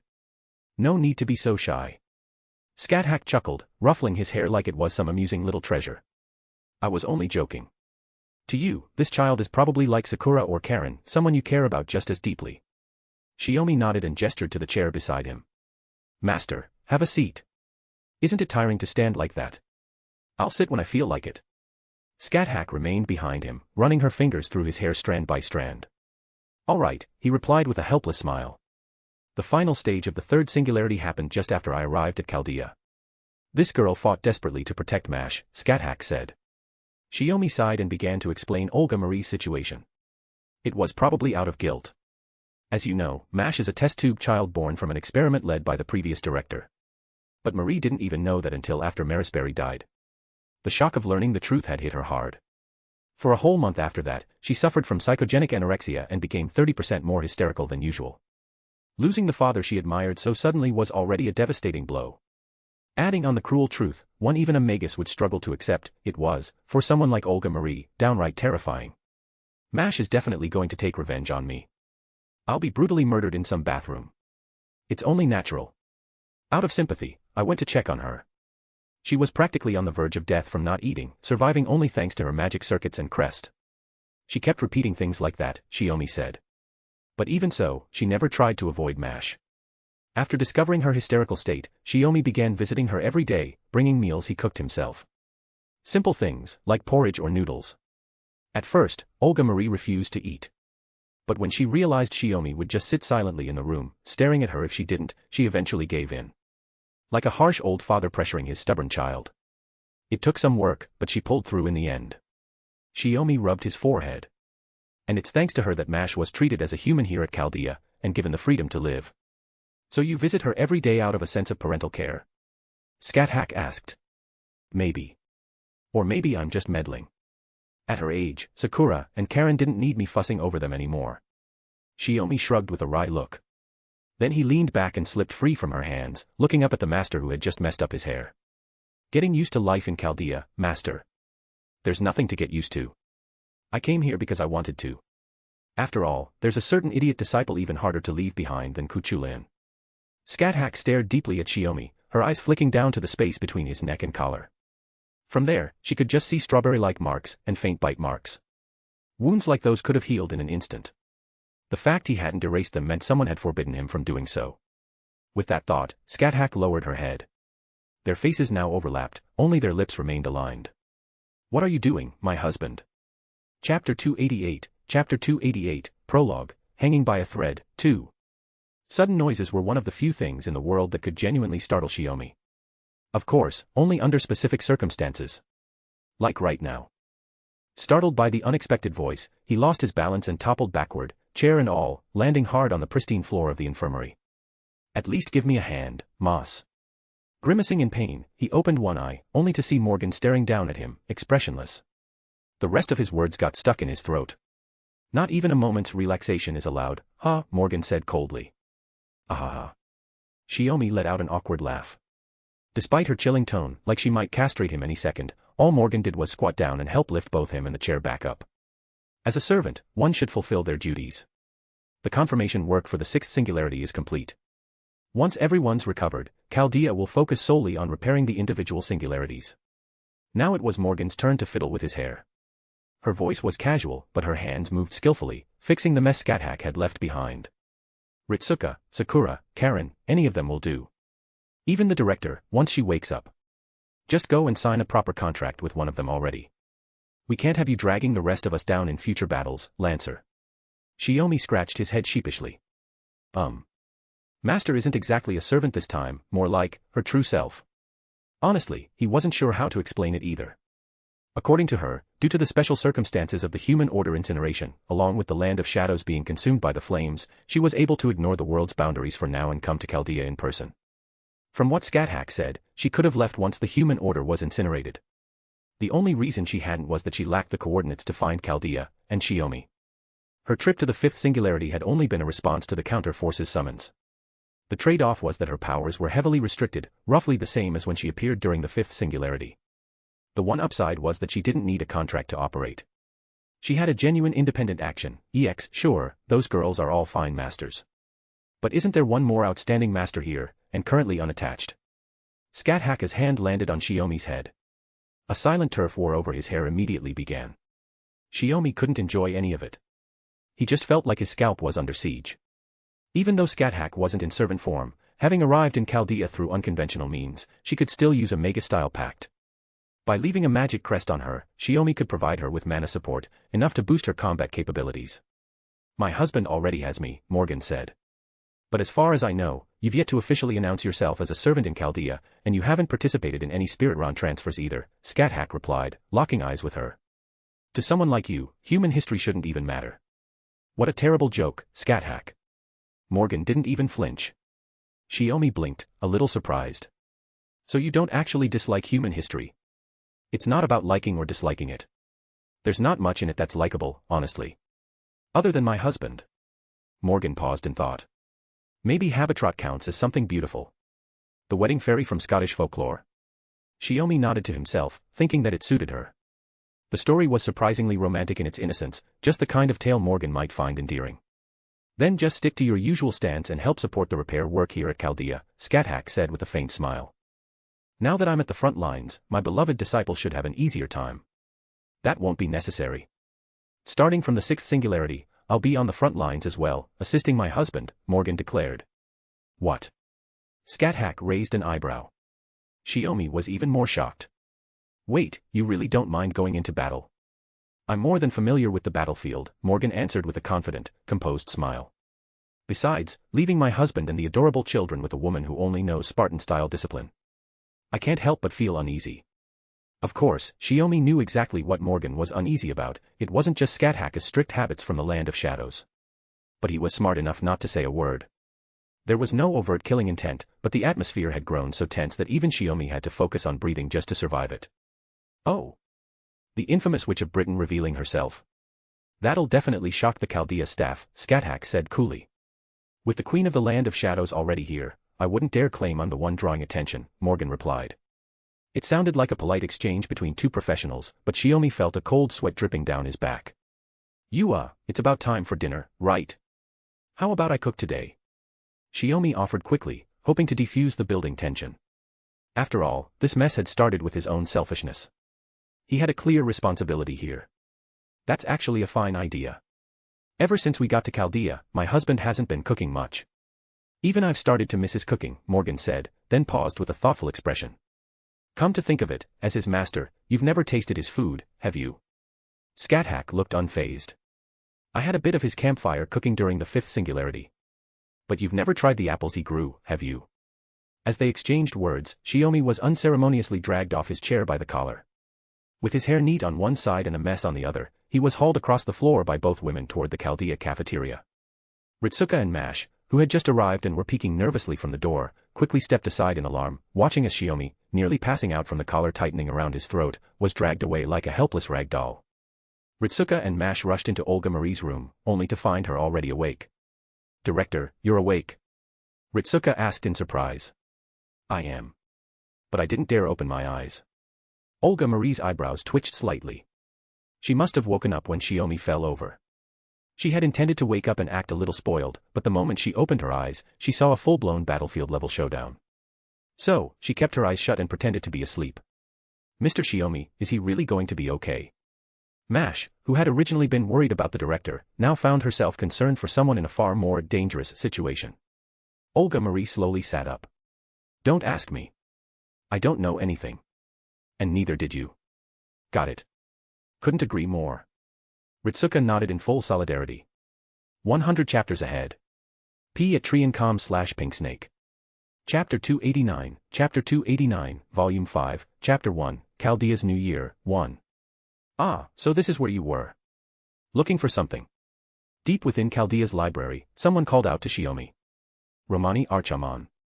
Isn't the sixth singularity already confirmed to be Jerusalem? Shiomi slid the Bible back onto the shelf. I just figured I'd make a bit more preparation before departure, while there's still time. You've never been to Jerusalem? Romani asked. Shiomi shrugged. I have, but in this era. The sixth singularity is set in the year 1273, right at the tail end of the Crusades. Exactly. That's what's so odd. The Crusades are famous, sure, but what could possibly justify this singularity's foundation value being ranked EX, completely immeasurable? Romani muttered. Shiomi chuckled. If the singularity's timeline lined up with the period when the king of Magecraft was still alive, I'd get it. Like, say, if King Saul actually managed to kill King David and triggered a massive upheaval in history. Hey. Romani groaned, sounding slightly exasperated. At the third singularity, Okeanos, King David, father of the king of Magecraft, had indeed appeared as a servant and lent his aid to Chaldea. But Romani hadn't revealed his identity. There was neither a proper moment nor any pressing reason to do so. Still, the director and the others, driven by their investigation into the king of Magecraft's motive behind incinerating human history, had questioned King David about it. In response, David claimed he had no idea, only that it might be something as unlikely as juggling relationships with 10 women and getting dumped by all of them at once. It was a far-fetched answer, but one born from David's own way of thinking. And frankly, it had been a bit of a gut punch to Romani. With that in mind, Shiomi grew more curious. So, as father and son, what kind of relationship did King David and the King of Magecraft really have? Romani scratched at his neck thoughtfully, as if trying to put it into words. If I had to describe it, David and Solomon basically had nothing between them except blood. No concern, no care, no interest. If your relationship with your adopted daughters is a perfect 100, then theirs would be, around -50. That's awful. Shiomi had expected 0, not a negative. Romani shook his head. Just like everyone saw, when Solomon declared the incineration of humanity, David simply acknowledged it was possible. That was it. He hadn't even questioned whether that Solomon was the real one. I see, so David's words hit you hard. But what about the King of Magecraft? Shiomi arched a brow. He consciously made a distinction between Romani and Solomon. Not as two people, but as one being with free will and one without. More or less the same. Even if David had called Solomon a failure as a human being, Solomon would probably just calmly agree. But the more Romani spoke, the more his mood sank. It was clear he cared deeply about whether David truly thought that way. Seriously, who talks themselves into a depression? Shiomi sighed, exasperated. He patted Romani on the shoulder and turned to leave the library. So, what did you come looking for me for? Oh. Romani's energy perked up again. What are you talking about? It's New Year's Day. Everyone's getting ready to celebrate. You forgot. It's 2016 already, huh? Shiomi paused and murmured. His own time had long since stopped, he could barely sense the flow of years anymore. Ever since the human order was incinerated, he rarely thought about things like dates. But Chaldea's atomic clock still kept ticking. And thanks to the split-task restoration strategy over the past half-year, Chaldea had already resolved the crises of 5 singularities before 2016 even began. Shiomi might have been relatively fine, but everyone else had been under constant tension. Which was exactly why Olga Marie, acting as director, had issued an order for everyone to take a short break to celebrate the new year. As humanity's last stronghold, they would offer a wish for the successful completion of the long, arduous task of restoring the human order. New Year, huh? Shiomi murmured, a trace of sentiment in his voice. Then, as he recalled the origins of the calendar in the Common Era, he suddenly said, "Come to think of it, the god who granted the King of Magecraft his miracles and the god worshipped by the Holy Church might actually be the same being." You could say that, Romani replied, though his tone suggested he was being intentionally vague. If Magi and the Holy Church share the same foundation of belief, then doesn't it make the 2,000 years of conflict between them seem kind of pointless? Shiomi said with a wry smile. Romani thought about it for a moment. You're not wrong. But personally, I don't hold much faith anymore. Oh. Shiomi raised an eyebrow in surprise. Because I believe that fate should be in the hands of humanity, not guided or dictated by a god. Romani spoke openly.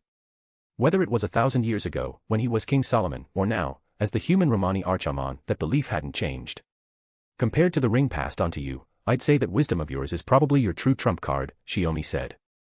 The two of them left the library and began walking down the hallway toward the cafeteria, where the New Year celebration was set to take place. Haha. If you're calling that wisdom, I'm kind of embarrassed, Romani replied modestly, waving off the compliment. Then he recalled the book Shiomi had returned to the shelf earlier. You suddenly got pretty talkative about religion today, was it because you were reading the Bible? I just didn't expect to find holy church texts in a Magus stronghold, Shiomi said, waving his hand dismissively. I figured they'd be edited or altered, but I finished Genesis and it wasn't that interesting. Honestly, kind of a waste of time. Well, the library was personally curated by the former director. She made sure the collection was as unaltered as possible, Romani explained, a bit impressed by Shiomi's perspective. Still, just a heads up, don't bring any of that up during the singularity in Jerusalem. You'll cause problems. Relax, relax. By the time that singularity takes place, the region's already long out of the church's hands, Shiomi laughed, brushing it off and picking up the pace. Romani followed behind, but a strange thought struck him. Shiomi probably hadn't been entirely honest earlier. But the one thing that was definitely true was his complete disregard for the divine. How very Magus of him. Chapter 290, Volume 5, Chapter 2, Chaldea's New Year, 2. Chaldea, as an organization officially approved by the United Nations, brought together Magi from across the world. Everyone had pitched in to decorate the halls and cafeteria with ornaments reflecting their own country styles, each within their means. Everyone did a great job. Shiomi looked around at the bustling scene in the cafeteria, hands on his hips. The lively, warm atmosphere was infectious, and he couldn't help but smile. The banquet's about to start, but the director couldn't find you. Sakura said she saw you head to the library this afternoon, so she sent me to fetch you. Romani explained. At that moment, Olga Marie, who was overseeing everything, spotted Romani and immediately barked a new order. Romani. Go check if Ritsuka and Mash are ready. Stop slacking off. I just finished an errand. Romani said, hanging his head and pointing at himself. Shiomi also pointed at himself. Then what about me? What should I do? Teacher, just find a spot and relax, Olga Marie said smugly, arms folded, clearly pleased with herself. The difference in treatment is unreal. Romani muttered, shooting a resentful glance at Shiomi before trudging off to find Ritsuka and Mash. Shiomi was curious about what those two were preparing, but he decided to let it be a surprise. He scanned the room, looking for an open seat. That's when he saw his master waving him over. Next to her sat Morgan. And right between them, perfectly centered, was one empty seat. No matter how he looked at it, that seat was obviously meant for him. He would have preferred not to be sandwiched between the two of them, but since the situation had come to him, he had no choice but to accept it. He walked over and sat between Morgan and Scáthach. I'm not drinking tonight, Shiomi said, eyeing the cups in their hands. We're not drinking either, Scáthach replied, pouring grape juice into her glass. Morgan sipped on her orange juice. The wine Chaldea keeps in storage isn't worth mentioning. Oh. Then what would you consider a proper wine? Scáthach leaned against the table and asked. If I had to name one, probably something like the bottle my husband kept in his collection, Morgan said with a subtle smile. Too bad it's long gone, only the golden wine vessel remains. That was just a war trophy. Actually, even calling it that doesn't quite fit, Shiomi said, lips twitching. That wine had been something Gilgamesh left behind during the Fourth Holy Grail War. The vessel and the wine itself had been top tier. Shiomi hadn't let it go to waste, he shared it with Morgan after the war. Now, only the solid gold wine cup remained back home in Japan. But the taste really was excellent, Shiomi admitted. Gilgamesh definitely had good taste in alcohol. Morgan gave Scáthach a smug look. It's such a shame you never got to share that wine with my husband, Scáthach. Shiomi slapped a hand over his face. So that's why she brought up the wine. It is a bit of a shame, Scáthach replied, unbothered. But it's because regrets exist that they hold value. Under the table, she pinched Shiomi's lower back, hard. Shiomi just silently endured it. Are you two seriously going to keep bickering here? He asked, trying to sound casual. Of course not. Everyone at Chaldea put in a lot of effort for tonight's celebration, Morgan said, shaking her head. Even I know when to be polite. You don't have to make it sound so serious. Shiomi chuckled. I just want everyone to relax a bit. Scáthach offered a gentle smile. Then there's nothing to worry about. Chaldea may feel a bit too relaxed at times, but it's comforting. After all, this may be a Magus stronghold, but your presence alone makes it enough. Master. Shiomi was just starting to feel touched when Morgan pinched his back again. Good thing his healing was quick, otherwise, his lower back would be black and blue by now. He glanced toward Sakura and the others chatting with Olga Marie. A soft smile spread across his face, and his eyes finally settled on Gray. By the way, Master, you've been spending a lot of time training Gray and Mash in combat lately, haven't you? Shiomi asked with a grin. I've seen it. You're a lot gentler than when I was in the Land of Shadows. Scáthach smiled faintly, but there was a dangerous glint in her eyes. Those two are just seeking my guidance. They're not my disciples, so I have no reason to train them the way I did before. But if my beloved disciple wants to train again, I wouldn't mind helping you relive your days in the Land of Shadows. I'll pass. Shiomi politely but firmly declined. There's a saying among humans, being too strict drives people away, Morgan said with a light chuckle. Scáthach raised an eyebrow. Oh. Are you saying my disciple wants to distance himself from me? That's not it, Shiomi said with a sigh, glancing over at Morgan, who was clearly enjoying this, eyes full of amusement. The three of them had barely exchanged a few more words when the already lively cafeteria grew even more spirited. Looking up, they saw Ritsuka and Mash walking through the main doors. Both girls were dressed in kimonos.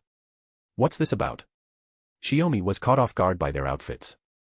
Ritsuka wearing one made sense, she was Japanese after all. But Mash had changed into one too. Da Vinci's idea. She even made the kimonos herself for the two of them, Scáthach explained. Still, it's the clothing of your homeland, so it's an interesting sight. Now that you mention it, my husband had several sets of kimonos custom-made for everyone in the family, Morgan said, a hint of nostalgia in her voice. It's a shame we didn't think to bring them when we came to Chaldea. The blue one was my favorite, but it's gone now, lost with the Human Order's incineration. Truly unforgivable, king of magecraft. All right. If it means that much, I'll talk to Da Vinci and have her make you a new one, Shiomi said quickly, trying to calm her. Scáthach nudged his shoulder with a look that suggested she had something to say. Oh, of course, Master will get one too, Shiomi immediately added. He suddenly felt drained. Maybe going toe-to-toe with the king of magecraft right now would have been the easier option. But the moment he felt the two of them subtly scoot their chairs closer, leaning gently against him, all those thoughts vanished into thin air. At the temporary stage set up in the center of the cafeteria, Olga Marie, flanked by Ritsuka and Mash, officially announced the start of the New Year celebration. And for the first time in a long while, Shiomi turned to the two beside him and said, Happy New Year. 100 chapters ahead. P at Triancom/Pinksnake. Chapter 291, Chapter 291, Volume 5, Chapter 3, Gray's Further Transformation. 3 months later, the exploration and restoration of the sixth singularity officially began. This singularity held an unprecedented foundation value for human history, and the seventh stood apart as the only one located in the distant dawn of the Age of Gods. With the restoration of singularities I through V completed, the plan for isolated restoration missions came to an end. From here on, the remaining masters and servants of Chaldea would work together to conquer the final two singularities. The year was 1273 AD, the year the Ninth Crusade failed and the Catholic Church lost its influence over Jerusalem. A time when the Mamluk Sultanate, the Mongol Empire, and the Christian states were locked in struggle. According to Romani speculation, the ones who obtained the Holy Grail might very well be the Crusaders. Only by letting history's defeated side claim the Grail could this particular distortion make sense. With this prediction in mind, the team completed their Spiritron transfer, landing in the middle of a vast desert. That alone wouldn't have been a problem, deserts were common in the Middle East. But a sudden, violent sandstorm had kicked up, making it nearly impossible for the newly transferred group to open their eyes. Master. Director. Over here. If you stay there, you'll get blown away. Mash shouted through the storm, reaching out to Ritsuka and Olga Marie. Fo cried out frantically, clinging to Ritsuka's shoulder. My eyes, my eyes. Ritsuka cried in pain. Shiomi, already steady on his feet, quickly activated the primordial runes. In the heart of the sandstorm, he formed a calm zone that suppressed the storm and shielded the group. Ha! Ritsuka blinked as the howling winds around her abruptly vanished, only the sand clinging to her skin remained. The wind stopped. Olga Marie said, blinking in surprise. Scáthach helped Sakura and Caren up, then gave Shiomi an approving nod. Good reaction. Is everyone accounted for? Shiomi brushed sand off his clothes and turned to check. Sakura, Caren, Olga Marie, Ritsuka, Gray. Morgan, Scáthach, Mash. A sizable team assembled for the restoration of a singularity. Everyone's here, Sakura confirmed after scanning the area. Caren looked up. The sandstorm now swirled around them, avoiding a radius of roughly a kilometer. An invisible dome seemed to cover the group, shielding them from the chaos. Is this really Jerusalem? She asked. According to Chaldea's calculations, they should have arrived near the city. But all around them was nothing but swirling sand, no trace of civilization. Chaldea's communications are currently down. We'll have to rely on our own eyes for now, said Scáthach. Shiomi shrugged. If the coordinates for Jerusalem are this off, it might be another part of the singularity's distortion. Before he could finish, Morgan called out sharply, supporting Gray as she sat down. Husband, over here. Something's wrong with Gray.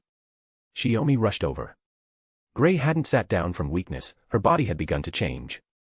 Her silver-gray hair was slowly transforming before everyone's eyes. A few strands had turned golden, as if something had dyed them midair. What is that? Olga Marie exclaimed in shock. Her knowledge of Gray was limited to the girl's time in Chaldea. All she knew was that Gray came from a mountain village in Britain, served as a gravekeeper, and, due to special circumstances, possessed abilities far beyond modern humans. My body, it's changing again. Gray murmured, tugging up her hood to hide her hair. Since she was a teen, her body had stopped growing entirely, remaining in the form of a 15-year-old girl. In the Magus world, such a fixed state wasn't unusual, others had simply assumed she froze her development a little earlier than most. Still, even without a mirror, Gray could feel it clearly. Just like 20 years ago. Back then, her features had gradually shifted, until she looked exactly like Artoria, the King of Knights. Now, even the color of hair she had always thought was her own, was beginning to change. Is this also caused by the singularity? Ritsuka asked, worry in her voice. Shiomi stood up, eyes fixed on the dunes ahead. I don't think it's the singularity's influence. It's this singularity itself. The King of Knights, Artoria, has manifested again. Huh. But isn't this the year the Ninth Crusade failed? Sakura looked just as confused. Exactly. That's the problem. Why would a time period unrelated to the King of Knights trigger changes in this child's body? Scáthach turned and headed up the sand dune, going to scout the sandstorm beyond. With magic, even the low visibility wasn't a barrier for her. Fortunately, Grey's transformation had stopped at a few strands of hair turning gold.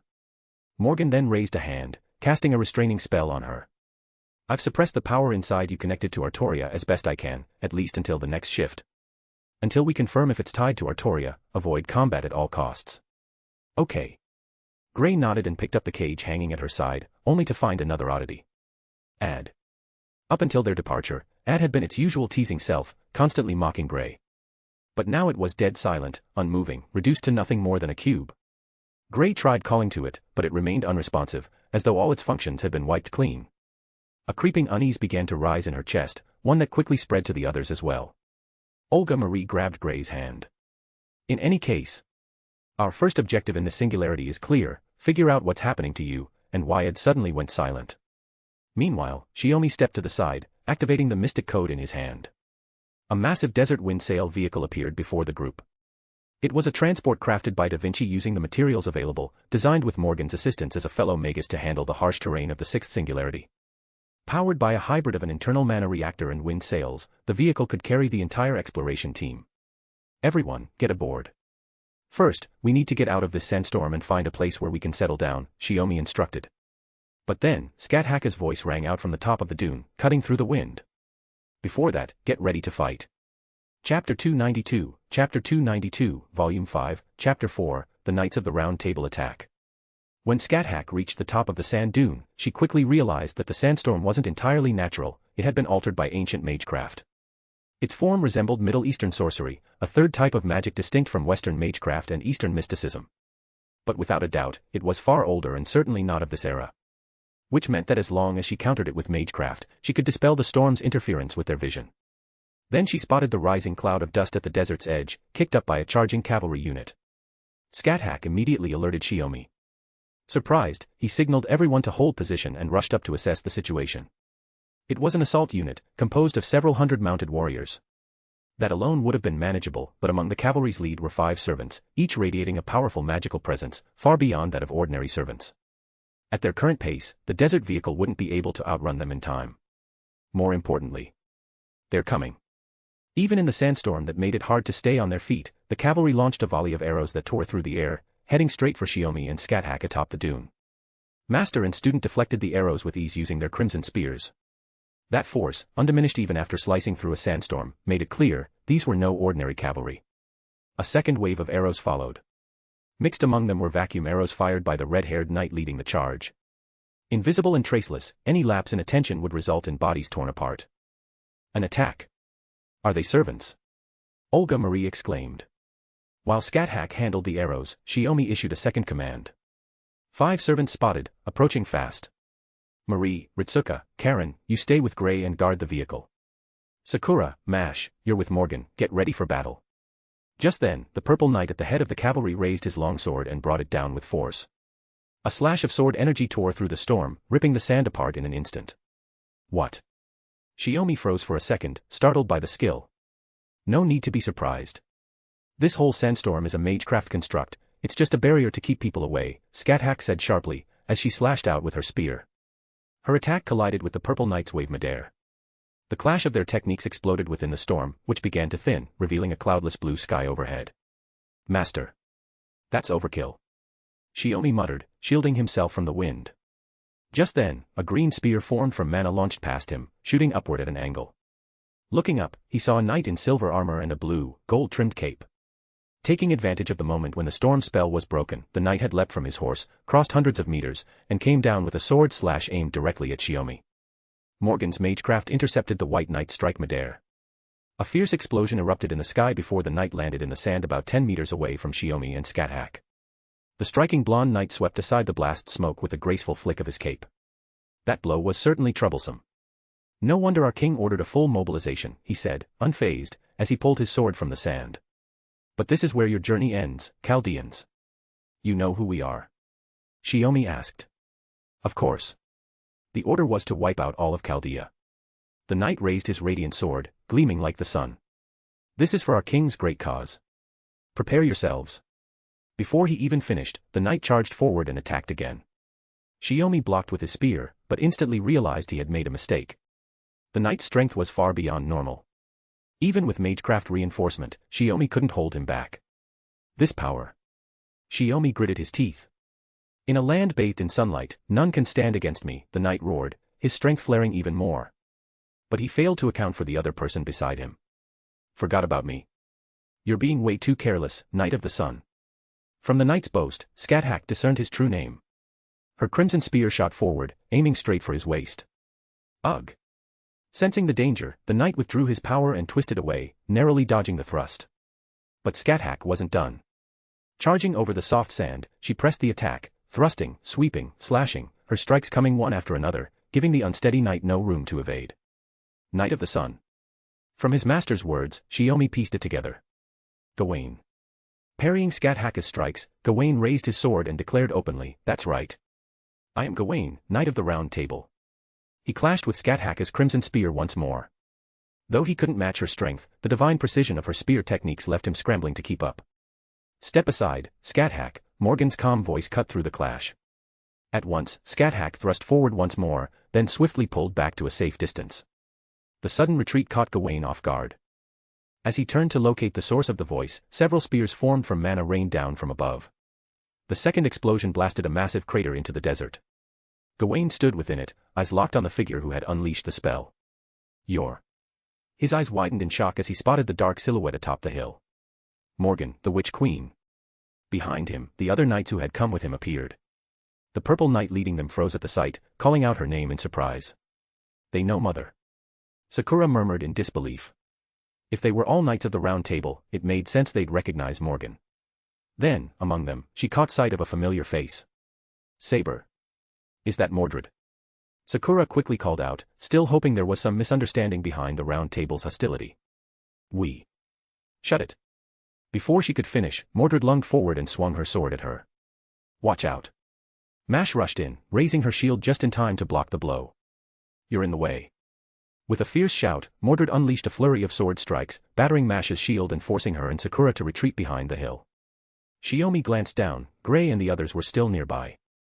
He was confident Mordred alone wouldn't pose a threat to Sakura, so he turned his attention to the approaching army.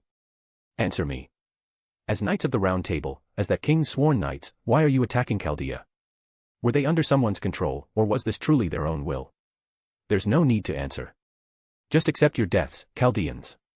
The Black Knight beside Mordred drew his sword and pointed it forward, signaling the cavalry behind him to charge. 100 chapters ahead. @Triancom/Pinksnake.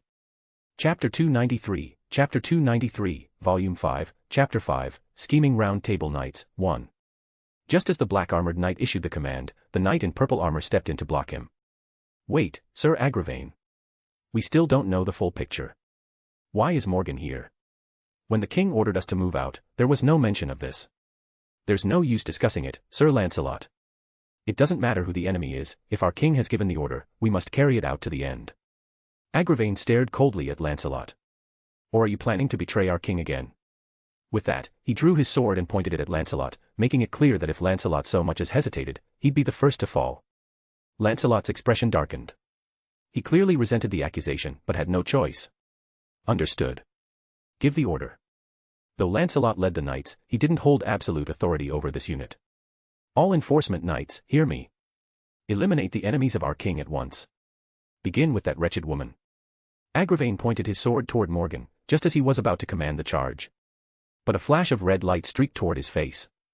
He barely dodged in time, the spear grazing his cheek and cutting it open. Behind him, several knights were pierced clean through, blood spraying as they fell from their mounts. It was Shiomi's crimson spear. Morgan watched the scene unfold without concern, calmly tucking a lock of hair behind her ear, showing no urgency to strike first. "Watch your tongue, Knight of the Round Table," Shiomi said, lowering his hand. "If I hear you insult Morgan again, the next spear will pierce your heart." Beside him, the red-haired knight closed his eyes, plucking his bow-shaped weapon that sang like a harp, sending a clear, melodic note into the air. So, Chaldea's observatory has allied with the witch Morgan. The last bastion of humanity reduced to such desperate measures. Ah, how very tragic. Whether his sorrow was for Morgan's reversal of roles with the king, or for now having a solid reason to cut them down, no one could say. Gawain, Lancelot, Mordred, Agravain. Scáthach named the knights she had identified. Then you, playing the strings, you must be Tristan. I am, Tristan answered, making no attempt to hide his identity, just like the rest. Agravain rode forward, staring down at those on the sand dune. Behind it, Mordred had already pushed deep into enemy lines and was locked in combat with the shield-bearing servants. Then he recognized the shield. One of the two knights who defied the king's summons, now appearing at this singularity, her shield was in the hands of that girl.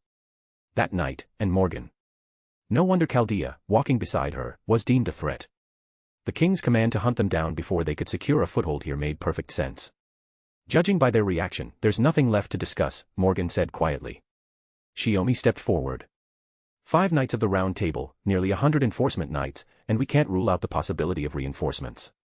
A quick battle? Hardly. Morgan's eyes swept across the enemy knights. They've all been granted powers they didn't originally possess. Negotiations had failed. But then, there was never a chance of peace to begin with. Agravain pointed his sword at Morgan's brow. Kill her. The enforcement knight surged forward again, charging behind Agravain, Lancelot, and Tristan. Gawain, too, retreated, leaping onto his steed. Though not his beloved Gringolet, the horse was swift and strong, and more than satisfactory for battle. To think the day would come when he would be sent to slay his own mother, Morgan. Though she now seemed to favor someone new, showing not a hint of sentiment for the children she had once sent to King Arthur. He cast away that last shred of emotion and charged forward alongside his comrades. You shall not pass, Morgan said coolly. As the charge began, she drew a line in the sand with her magical spear. True to their title, the Knights of the Round Table immediately recognized the danger. They reined in and leapt their horses over the line, narrowly dodging the explosion of magic that erupted from beneath the desert. The less experienced knights weren't so lucky. Caught in the blast, they were thrown from their mounts and trampled by the cavalry behind, unable to stop in time. The sand turned dark with their blood. Using the momentum of their leap, Gawain and Lancelot raised their swords in unison, without so much as a glance exchanged, and struck at Scáthach, now directly in front of them. Everyone had seen the earlier exchange. This woman wasn't someone they could afford to leave standing. Scáthach spun elegantly between the two charging horses. 2 crimson arcs sliced through the air, opening fatal wounds in the bellies of both warhorses. Anticipating the counter, Gawain and Lancelot leapt from their mounts without hesitation and attacked Scáthach on foot. Apologies, my lady, Lancelot said as his sword met Scáthach's spear. 2 against 1 goes against the code of chivalry, especially against a woman. But we have a duty we must fulfill. Gawain came up from behind and swung his sword at Scáthach's lower back. Scáthach simply let out a carefree laugh. With ease, she deflected Lancelot's strike and redirected its force straight toward Gawain's blade. A rondite clashed against Excalibur Gallatin, kicking up a violent gust of sand and dust. No matter. Show me your strength, Knights of the Round Table.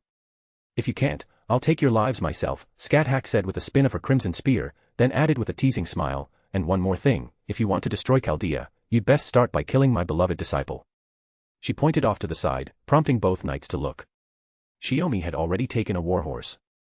With rune magecraft guiding it, he rode freely through the enforcement knights, weaving in and out of the ranks as if in a no man's land.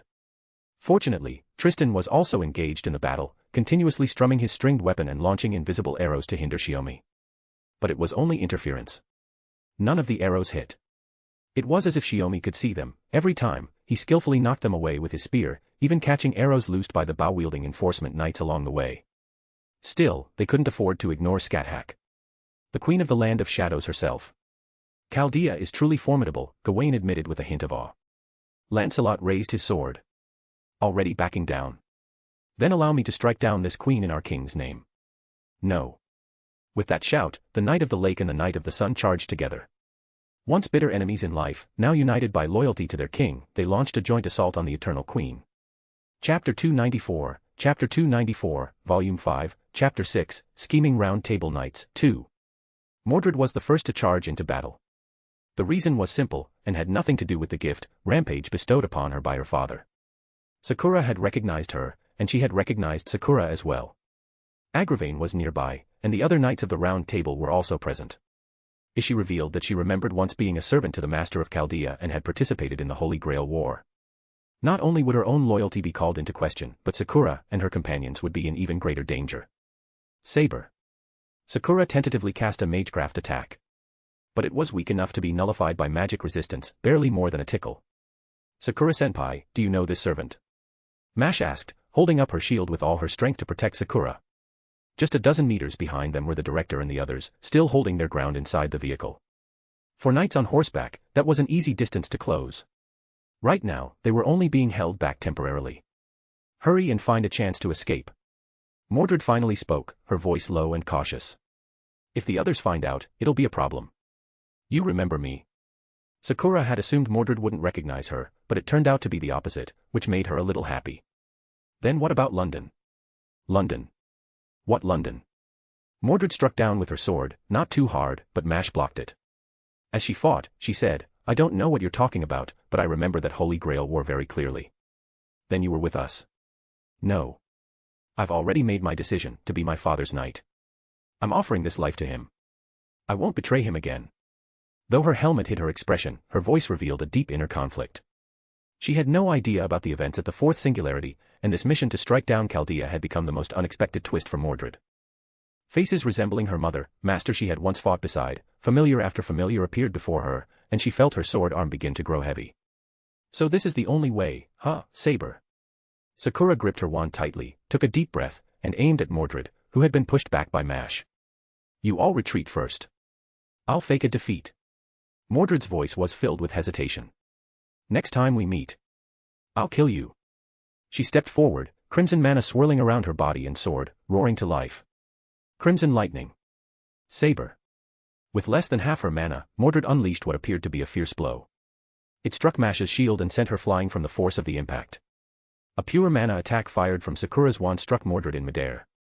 She blocked it with her sword as she twisted and rolled through the air, landing in the middle of the sand dunes, creating some distance between them. If she could just continue fighting the girl with the shield for a little longer, until Sakura and the others had time to escape, then she could let her guard down and take a hit. After all, the others wouldn't be so easy to catch anyway. Mordred was well aware of the difference in combat strength between the two sides. But just then, two squads of enforcement knights, each made up of 5 or 6 men, took advantage of the fact that Shiomi, Scáthach, and Morgan were tied up fighting the Knights of the Round Table. They flanked from both sides, circling around to strike at the girls holding position at the rear, near the sand vehicle. Damn it, Mordred had underestimated the mobility of these soldiers. But the girls on that sand cruiser weren't ones to sit and wait to die. Led by Olga Marie, with Caren and Ritsuka supporting using their respective mystic codes, they began sniping the approaching enforcement knights from a distance. Watching the enforcement knights get knocked off their horses one after another, Mordred quietly breathed a sigh of relief. She was just about to get up when another rider leapt over the heads of the 3 nearby, using the distraction on the flanks to break straight for the heart of their camp. But Mordred's heart, which had just begun to ease, dropped again. Gray jumped off the vehicle, sprinted 7 or 8 meters across the sand, dodged the spear thrust of the incoming enforcement knight, kicked him off his horse, and snatched the weapon from his hands, engaging in a head-on clash as the knight scrambled back to his feet. During the fight, her hood fell back, revealing silver-gray hair laced with gold, and her face. F.A. there. Mordred froze. She's not King Arthur. Her name is Gray, Sakura said, shaking her head. She's the Black Madonna, Morgan Le Fay's secret creation, passed down through the ages. She carries the fate of being the vessel for the resurrected King of Knights, and now she's trying to break free from that destiny. Mordred stood frozen. She slowly rose and charged forward without a word, but this time, her sword swing was noticeably weaker than before, even Mash found it unusually easy to block. The knight before them was clearly caught in deep inner turmoil. From the sand dunes, Agravain caught sight of the scene and clicked his tongue in displeasure. He couldn't hear what they were saying, but it was clear that Mordred's fighting spirit had dulled. Such indolence must be reported to the king and met with holy punishment. Still have time to look around, Sir Agravain. A magic spear shot straight for his throat, stopping just inches away. Crimson chains burst from the sand, coiling around Morgan's arms, body, and spear. Of course I do. I know all your tricks, Morgan, Agravain said coldly, eyes locked on her. From the start of the battle, he had charged toward Morgan without hesitation. This time, he would eliminate this potential threat. Anything that could obstruct the king, even if it was his own mother, he would show no mercy. Agravain would strike her down without hesitation. How bold of you, Sir Agravain. Morgan gently raised her spear and knocked his weapon aside. The chains that had bound her vanished in an instant. TCH. Agravain clicked his tongue again. It was a spell Morgan had taught him herself, naturally, it had no effect on the one who originated it. As though mocking his power, Morgan stepped forward, casually holding the front end of her spear, easily deflecting his next blow. When did you? Agravain could barely finish the question. He had no idea how Morgan had become so adept at close-quarters combat. And, what was that strange sense of wrongness about her? Her demeanor, her words, her expressions, they were all just as he remembered and despised. And yet, she felt like a different person entirely. I'm not obligated to answer you. At last, Morgan swung her spear, knocking the weapon from Agravain's hands, then placed a finger against his forehead. Disappear. Don't stand in the way of my husband. Her voice was calm and graceful. Light flared from her fingertip. The Knights of the Round Table turned at the flash, just in time to see Agravain hurled through the air like a cannonball, tracing a pale arc before crashing into the distant desert, kicking up a small cloud of sand. 100 chapters ahead. p@triancom/pink snake. Chapter 295, Chapter 295, Volume 5, Chapter 7, The Holy Land Sets Anchor, 1. All the remaining Knights of the Round Table had received the king's gift, except for one. Agravain. Even so, he was still a Knight of the Round Table, and his strength was undeniable. Yet Morgan had sent him flying with ease. The others, witnessing this, were all visibly shocked to varying degrees.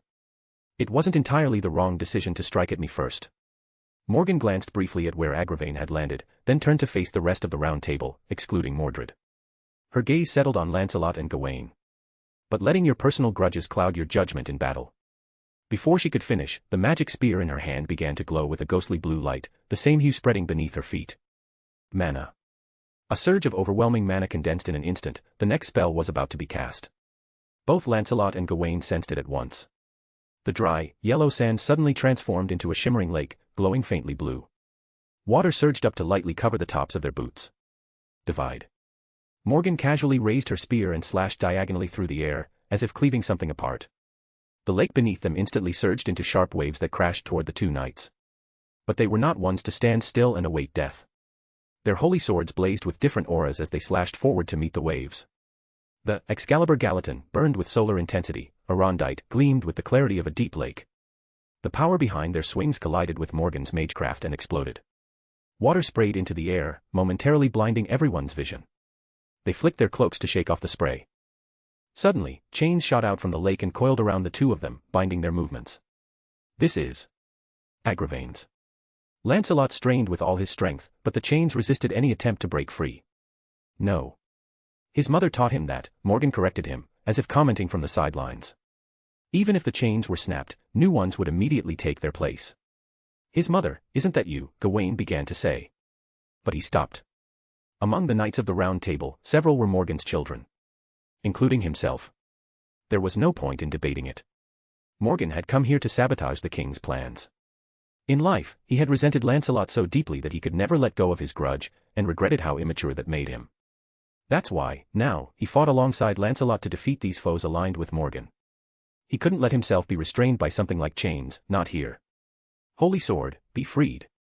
It was mid-afternoon, Gawain's time. The special constitution of the Knight of the Sun allowed him to triple his strength. Because of that, Morgan had cast more chains on him than on Lancelot. So Gawain unleashed a portion of his Holy Sword's power. He didn't invoke its true name, but poured the sun's power into it, extending the blade and incinerating the chains woven from mana. The instant they melted, he swung the now lengthened, flame-wreathed sword. The Holy Sword's blaze instantly drove away the lake at his feet. The dry desert re-emerged, and Lancelot, too, was freed from his bonds. Much appreciated, Gawain. Now freed, Lancelot gripped his holy sword tightly as mana burst from his body. Blessing of the Lady of the Lake. Raised by the Lady of the Lake in his youth, Lancelot had long benefited from her blessing. Once invoked, it substantially doubled all attributes except for luck. Morgan having so effortlessly taken Agravain out of the fight meant that this battle was even fiercer than anticipated, though it had already been intense to begin with. Oh. Living up to your name, I see you've received a proper blessing too. Scáthach's voice came from the side. But it's not good to forget about this side just because Morgan distracted you. She tapped her crimson spear against the sand. The desert winds, which had just calmed, whipped up once more, but this time it wasn't a sandstorm. Dark clouds suddenly appeared in the clear blue sky, thickening and spreading in an instant until the entire sky was covered, blocking out the sun and plunging the area into gloom. This is weather-altering magecraft. Lancelot was no longer surprised.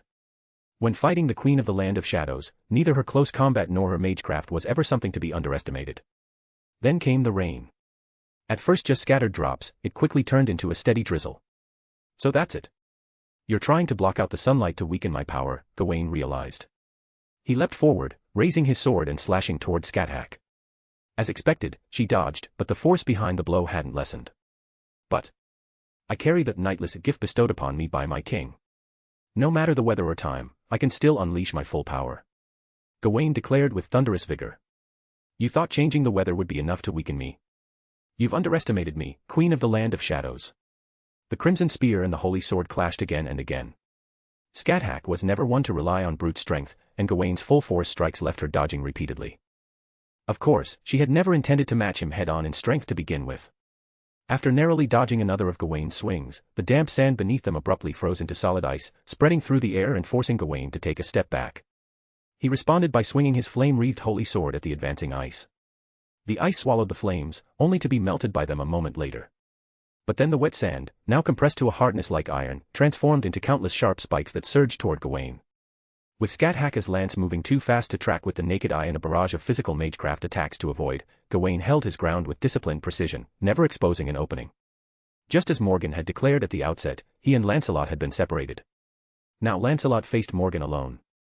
He had never imagined Morgan would be Southwest adept at close combat. She seemed entirely uninterested in continuing her magecraft assault.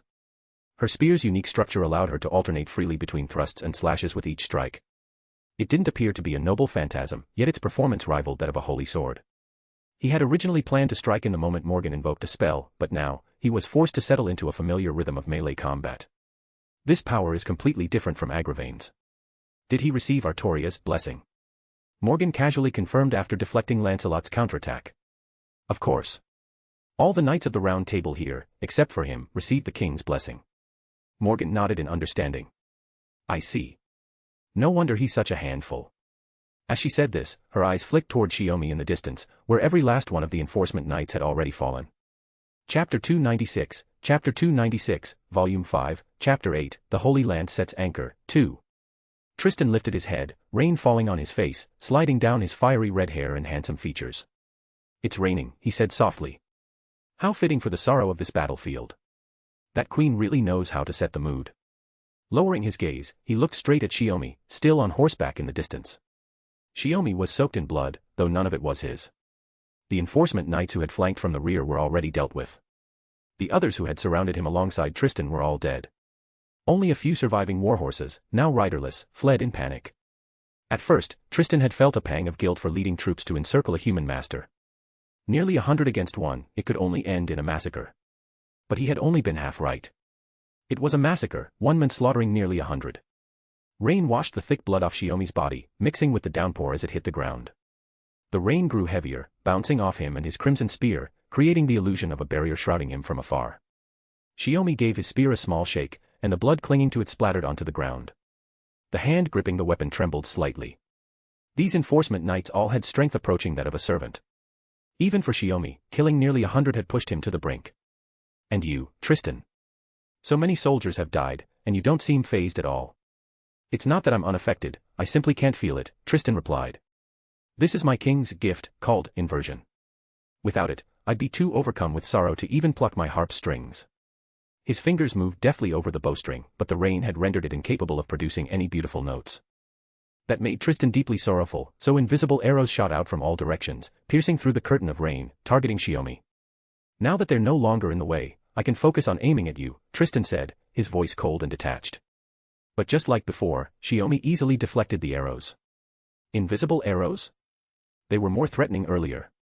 Now that my masters made it rain, I can clearly see their paths cutting through the rain. He tugged the reins, preparing to charge.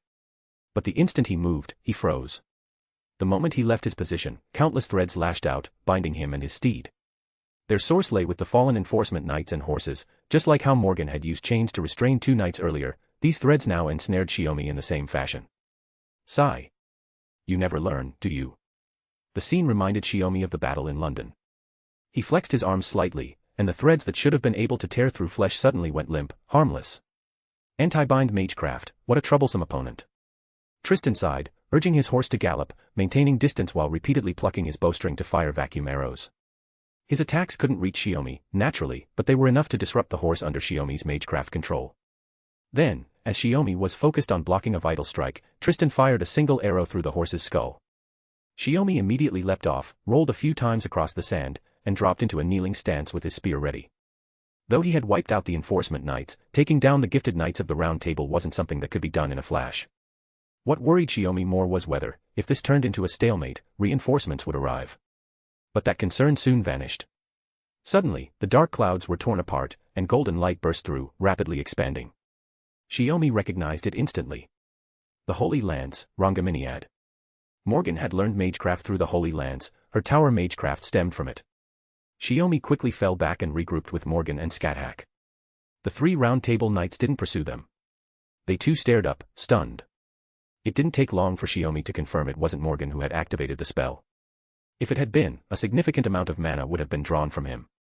In mere seconds, the Holy Lance pierced through the clouds like a pillar from the heavens, plunging toward the battlefield.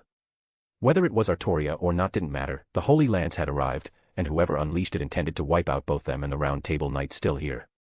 The Holy Lance amounts to nothing more than this. My husband, use your mana. Morgan raised her hand, preparing to activate her tower magecraft. Shiomi held her back. If 2 Holy Lances clash, will anyone else around here survive? Morgan hesitated for a moment. They weren't alone. The others who had come to the singularity with them were still nearby. But the Holy Lance was already upon them. Even with the water mirror, there wouldn't be time. I'll hold it off. Shiomi clenched his fist. Runes lit up across the sky above, forming interconnected arrays of various sizes. These spell formations wove together into a massive grand magecraft barrier, just enough to stop the Holy Lance's advance. And stop it they did, barely. The moment the barrier met the lance's power, cracks began to spread, slow but unstoppable. Scáthach quickly layered her own spell work onto Shiomi's. Even so, all they could manage was to further slow the fracturing. This power. Divine level. Just who is this? Scáthach muttered, clearly strained. The Knights of the Round Table, including Mordred, seized the brief moment the lance was held back to spirit form and retreat from the battlefield, distancing themselves from its range. None of them believed they could withstand the Holy Lance, that was a certainty deep in their hearts. Hurry, Morgan. Take everyone and get out of here. Shiomi urged. Master too. You're planning to die alone. Morgan couldn't accept it. But if they all stayed to block divine power, even together, the toll would be too great. It would give the Knights of the Round Table the opening they needed. That's only if I die, Shiomi said, freeing one hand and giving Scáthach a shove. Their shoulders bumped slightly. With Scáthach pulled away, the cracks in the barrier began to spread at a speed visible to the naked eye. I'm counting on you, Morgan. Master. Without looking back, Shiomi poured everything into holding the barrier, his voice a desperate plea. I'll come back for you. Clutching her magic spear, Morgan gave one last promise before retreating with Scáthach to the sand cruiser. The water mirror spell flared to life. And just as Shiomi's barrier reached its limit and shattered, the water mirror whisked the Chaldea group away from the desert. The Holy Lance pierced through the barrier and crashed into the sands. A surge of golden light erupted, swallowing Tenkei Shiomi. The desert, under the sheer force of the impact, was carved into a massive crater. The sand wasn't scattered, it was sublimated by the light, transformed into air that filled the area. Amid the rising smoke, the bottom of the crater sank so deep its center was invisible from the rim. At the heart of it all, a lone figure lay sprawled in a pool of blood. 100 chapters ahead. @Triancom/Pinksnake. Chapter 297, Chapter 297, Volume 5, Chapter 9, The Lion King. Despite using Grand Magecraft to erect a barrier against the Holy Lance, the sheer force of the blow still far exceeded Shiomi's expectations. Had Morgan actually activated the Tower Magecraft earlier, never mind the devastating collision of the Holy Lances, there was no guarantee that, in her current state, she could have overwhelmed the oncoming spear. His judgment had been correct. Very few could survive an attack from the Holy Lance. Letting her retreat with the others had been the right decision. Shiomi lay in the sand, head half buried in the golden dust, and weakly turned it to the side. His limbs and internal organs were nearly ruined. One eye wouldn't open, his skull was fractured, and he'd lost more blood than a human should be able to live through. And yet, he wasn't dead. Not even unconscious. He could feel his body mending, noticeably so. How long would it take? 10 minutes? An hour? Half a day? The air burned in his lungs. The scent of sublimated sand mixed with steam clung to the heat, strange and unfamiliar. Eventually, he regained control over his right fingers. They twitched. Then came his toes, ankles, and calves. His body was still weak, but he could at least push himself upright and crawl from the crater. Above him, the clouds pierced by the Holy Lance were slowly dispersing. The rain had stopped long ago. He looked up at the round opening torn in the sky and saw the bands of light belonging to the King of Magecraft. It was the same vision that appeared in every singularity, a declaration that the world had already been incinerated, and the king was beginning the next stage of his plan. He needed to recover quickly. Rejoin Morgan and Master. That was the thought, until he looked around and gave up on it. Long swords pointed at him from 3 directions. 3 knights of the Round Table had surrounded him in a semicircle. Tristan stood silently, bow in hand, his expression solemn. To survive the holy lance of our king. I now understand why she commanded us to intercept you, Tristan said. You are truly a warrior unmatched in history. But we act under orders. Prepare yourself. He declared Shiomi's death in a voice slow and heavy. At those words, Mordred's grip on her sword tightened. A flicker of hesitation crossed her mind. If she struck now, she couldn't defeat all 3, but she might be able to retreat with Shiomi. Without a steed, she could accelerate using mana, outpacing the others. But that would mean a complete betrayal of her father. And it would be her second time. Her inner turmoil barely lasted 2 seconds before Agravain's exhausted voice came from the slope of the crater. Wait. Our king issued another secret order. If the leader of Chaldea is captured, he must be brought back to the holy capital.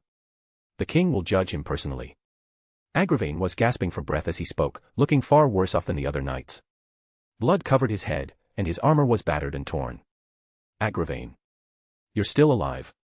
Lancelot exclaimed, startled. Everyone had assumed Morgan had finished him off. But he had survived. His injuries were from being caught in the Holy Lance's blast radius. He'd been hit by the shockwave before he could fully retreat. I barely made it, only thanks to the king's protection, Agravain said coldly. Though he'd refused the king's gift, the king had given the Round Table Knights an additional blessing before they departed. It was clear the king had expected them to fail against Chaldea, and had already prepared to unleash the Holy Lance. The purpose of the blessing was to ensure they could survive it, and continue to serve. So what you're saying is, we're taking this man back to father for judgment. Mordred was the first to sheath her sword, slinging it over her shoulder as she asked. That's right, Agravain replied, raising his hand. Chains of magecraft wrapped tightly around Shiomi's body, for caution's sake, even his neck was looped several times. I wouldn't be able to run even if you didn't, Shiomi said with a chuckle. At that moment, Gawain crouched down, hoisted Shiomi over his shoulder, and took charge of transporting the prisoner their king had designated. By the way, I'm not the lead master. The director and the others already escaped, Shiomi added. No. You are the core of Chaldea's team at this singularity. There's no mistaking that, Tristan said, turning away. The Knights of the Round Table began their march on foot, carrying the captured Chaldean master as they returned to their holy city, Camelot. From his perch on Gawain's shoulder, Shiomi could see it clearly in the distance, the white city rising at the edge of the desert, where sand met sky. Though traveling on foot, the Knights of the Round Table remained disciplined and treated him with restraint. There was no abuse, not unless you counted the nausea from being jostled during Gawain's run, his armor digging into Shiomi with each step. Then again, he was the one who wiped out all the enforcement knights. This rough handling was to be expected. Shiomi's recovery couldn't keep up with the pace of the knights. By the time he could move his limbs again, they had already reached Camelot's main gate. Passing through the city, which looked utterly out of place in the desert, Shiomi couldn't help but feel a twinge of disbelief. Could buildings like these really have existed in the 4th or 5th century? Was this truly the fabled ideal city? All around him were pristine white streets and buildings, while heavily armed enforcement knights patrolled in perfect formation. But besides them, Shiomi sensed the presence of ordinary people. They didn't seem capable of movement, as though they were asleep here. Led along the long, straight road to the palace gates, the group climbed the steps. Shiomi, nearly lulled to sleep by the jolting ride, suddenly felt himself being placed down on an immaculate floor. When he opened his eyes again, he saw the grand hall paved in black and white tiles. On your feet. You're before the king, Agravain said coldly. There's no need. Before Shiomi could react, a familiar, emotionless voice cut him off and turned to commend the Knights of the Round Table. Though you failed to destroy Chaldea, capturing this man is still a significant accomplishment. You honor us, Lancelot responded with solemn gratitude. Shiomi rolled onto his side and sat upright on the floor. The grand hall was empty save for the 5 Knights of the Round Table and the king seated high on the throne. The armor was familiar in design, the cloak lined with white fur, and the face identical to Morgan's, but with a completely different presence. Artoria Pendragon. But her eyes were neither the original deep blue nor the golden hue of her altered form. They shone with a sacred glow, like chrysoberyl. She slowly raised her hand, and the chains binding Shiomi vanished. Chapter 298, Volume 5, Chapter 10, written as Master, read as Prisoner. Agravain's chains vanished, replaced by new restraints, gleaming handcuffs, shackles, and a collar around Shiomi's neck. Each piece radiated golden light, with faint chains of the same hue extending from them before fading into nothing. Shiomi flexed his limbs slightly. These bindings were light, yet far more effective than Agravain's magecraft chains. This is a fragment of the Holy Lance. I know you're no ordinary men, conventional magecraft can't hold you, said Artoria, golden light bathing Shiomi. A soul untouched by filth, undisturbed by the world's evil, a soul that has never lost its purity since birth. As I thought, you are most fitting. What? Shiomi frowned, confused. Therefore, I will grant you additional freedom. So long as you remain within the holy capital, you may go wherever you please, Artoria said. But the moment you take a single step beyond its borders, the Holy Lance will bind you, you will have nowhere to run. Shiomi raised an eyebrow in surprise and touched the collar around his neck. He hadn't expected Artoria to resort to something like this. He wondered what Morgan would think of it. At the very least, he couldn't dispel it with primordial runes.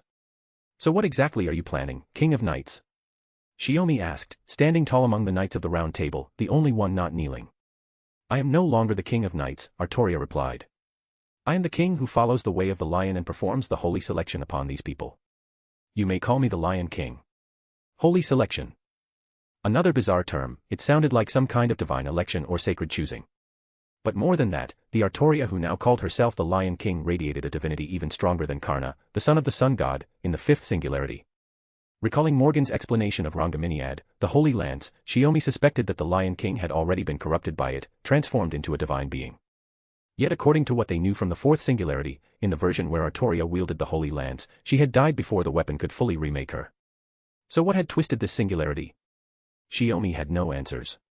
Maybe it was better to remain here, as Artoria's prisoner, and uncover the truth from within Camelot. Then tell me, Lion King, why capture me alive? You had every chance to kill me in the desert. Don't think Morgan and the others will hold back just because I'm a hostage, Shiomi said. You cannot be killed, the Lion King said flatly. And for the sake of my plan, I require someone like you. Require? For what, exactly? Shiomi pressed. When the time comes, you'll understand. Artoria rose and stepped down from her throne, approaching him. Though she was slightly shorter, standing 2 steps above, she now loomed over Shiomi. She reached out her hand, and Shiomi's right hand moved involuntarily toward hers, the command spell on his skin beginning to glow. Abandon your role as Chaldea's master. From this moment on, you are my captive, my master. You shall offer me your power, your authority. Shiomi felt her begin to take the command spell from him. He activated his magic circuits to resist, but his body was still too weak. He couldn't stand against the power of a divine being. The command spell flared on his hand, and then vanished. In its place, the same markings appeared on the back of the Lion King's hand, glowing through the metal of her gauntlet.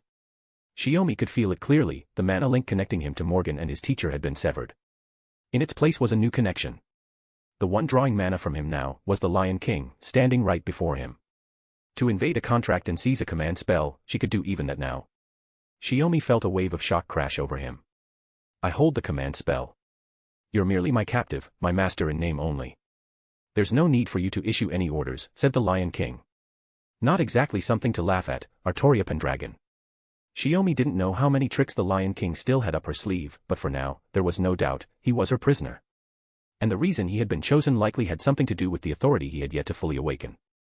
He never thought he'd become someone walking through a city with gold in hand, naive and exposed. You must not speak our king's name so lightly, Agravain snapped. It's fine. This man has earned that right. With that, the Lion King turned and walked back toward the throne, but she didn't sit. With the urgent matters concluded, next. Her gaze shifted to Mordred. Mordred, raise your head, but do not stand. There's no need to stand. The unexpected words sent a jolt through Mordred. In the battle against Chaldea, you were swayed by personal ties and failed to give your all. For that, you must be punished. She raised her hand and aimed it at Mordred. Mordred had only enough time to take a sharp breath before golden light shot from the Lion King's palm. It struck her chest plate directly. She spat blood and was blasted from the hall, crashing onto the distant streets of Camelot. Shiomi instinctively turned toward the sound, only to see Mordred lying there, barely conscious. Whether her spirit core had withstood the attack remained uncertain. With a quiet sigh, he turned and walked out. Behind him, Agravain's voice rang out in protest. My king, this man is far too insolent. It matters not, the Lion King replied curtly. Shiomi dragged his still heavy body down the seemingly endless stairs and found Mordred collapsed in the middle of the main road. The enforcement knights passing by didn't even glance her way, as if she didn't exist. You bastard. Mordred struggled to lift her eyes and saw Shiomi crouching beside her. Don't talk. Shiomi placed a hand on her head. Your spirit core's intact. I'm surprised you survived. That blast had been a controlled release of the Holy Lance's power, enough to kill an ordinary servant. Even a strong one could fall if caught off guard. My father's punishment. I deserved it. Mordred gave a bitter laugh. Why'd you come out here, eh? As if waking from a dream, Mordred suddenly felt her near-fatal wounds healing rapidly. Half a minute later, she sat up, stunned, staring down at herself. My wounds, they're gone. You probably didn't know, healing magecraft is my specialty, Shiomi said, offering a harmless lie. Mordred blinked, confused. Why? You're still seriously injured yourself. I don't have a choice. I've got a lot of questions, and among the Knights of the Round Table, you're probably the only one who'll answer them. TCH, so that's what this is about. She grumbled in annoyance, but a grin still spread across her face. 100 chapters ahead. p@trioncom/pinksnake. Chapter 299, Chapter 299, Volume 5, Chapter 11, Oasis. At the same time, in another part of the desert far from the battlefield.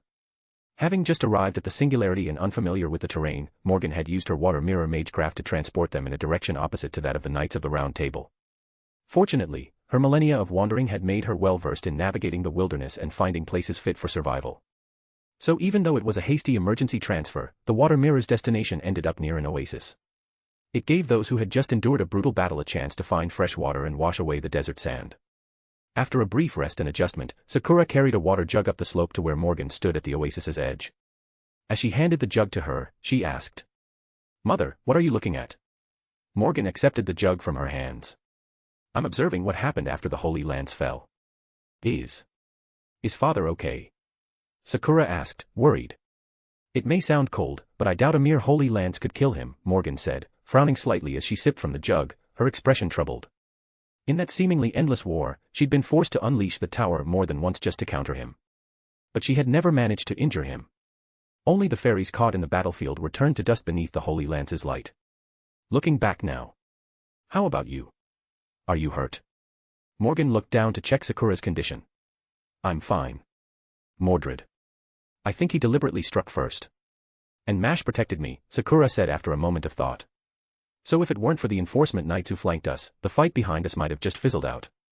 As she spoke, her gaze drifted to Gray. The Gravekeeper looked in decent shape and was quietly holding Ad in his arms, staring at his silent companion with a somber expression. But this at least confirms that the one who ordered the Knights of the Round Table to attack us was King Arthur, the wielder of the Holy Lance. Morgan and Sakura descended from the dunes and returned to the woods near the oasis. Leaning against a tree, Scáthach spoke to them.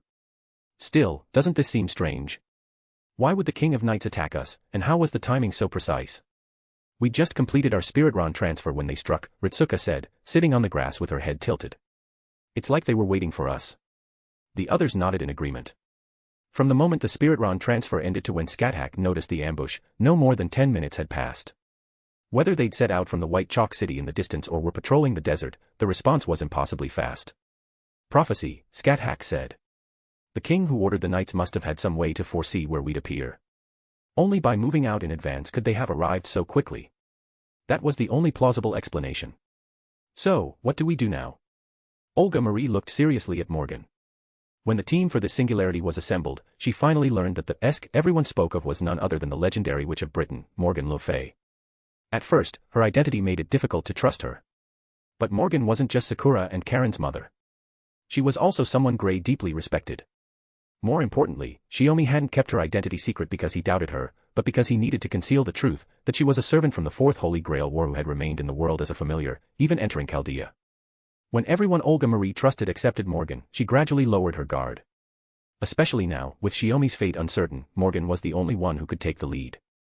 First, we need to go retrieve my unlucky apprentice, Scáthach said, shaking her head. He took a direct hit from the Holy Lance. Even I would have needed to retreat to the Land of Shadows after that. Of course, Scáthach was here too, Olga Marie silently added in her heart. Caren nodded. I remember, when the Holy Lance was blocked by Dad's magecraft, all the Knights of the Round Table withdrew into spirit form. Which means... Mash suddenly realized, he was probably taken prisoner. She voiced the conclusion they'd all been thinking. When they arrived at the oasis, both Morgan and Scáthach had checked and confirmed that the mana connection with Shiomi was still intact, which meant he was alive. Though frankly, Morgan couldn't imagine what kind of existence would be capable of killing him. But that means my dear disciple was likely taken back by the Knights of the Round Table, Scáthach said. Morgan's expression turned complex. To think the day would come when I'd have to launch an assault on Camelot myself. Fate really is full of irony. But with just us, isn't that a bit too risky? Olga Marie asked.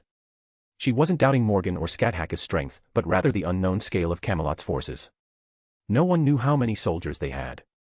Given the disparity in numbers, the Knights of the Round Table could simply pin down Morgan and Scáthach while the rest of their forces overwhelmed the others. Especially with King Arthur watching them like a hawk. No need to rush. We should investigate this singularity first, Morgan replied. She was deeply uneasy, but she had to stay calm, for everyone's sake, and to reunite with him safely. My husband mentioned there are 3 major branches within the Mages Association. The Atlas Institute should be. Before she could finish, a sudden jolt of dread struck her heart. Her legs gave out, and she nearly collapsed. Mother. Sakura quickly rushed to support her. Scáthach, still leaning against a tree, wasn't affected physically, but she raised her hand in surprise. The mana link. Morgan's face, usually composed, now showed rare shock. It's been severed, Scáthach confirmed, equally shaken. Everyone froze. Don't tell me. Shiomi-sensei, Ritsuka's voice trembled with worry. No. That's not it, Morgan said, clenching her fist and closing her eyes to focus. The contract's been forcibly overwritten. Someone interfered with the contract I made with him. They've taken my place. The contract itself hadn't been broken. But the flow of mana that had sustained Morgan's presence in the world was no longer coming to her. To put it simply, it was like water that once flowed to a lake had been redirected to another. The river still existed, but the original lake would gradually dry up. In other words, Morgan had lost her mana source and wouldn't be able to remain in the world for much longer. Shiomi had clearly tried to resist, but it hadn't worked. And yet, in that moment, Morgan caught a fleeting glimpse of something. So you've really done it, Artoria. The ever-composed and regal Morgan now stood trembling, fists clenched, fury barely held in check. At that moment, the sound of synchronized footsteps echoed from the desert outside the oasis. Chapter 300, Volume 5, Chapter 12, The Dignified Nitocris.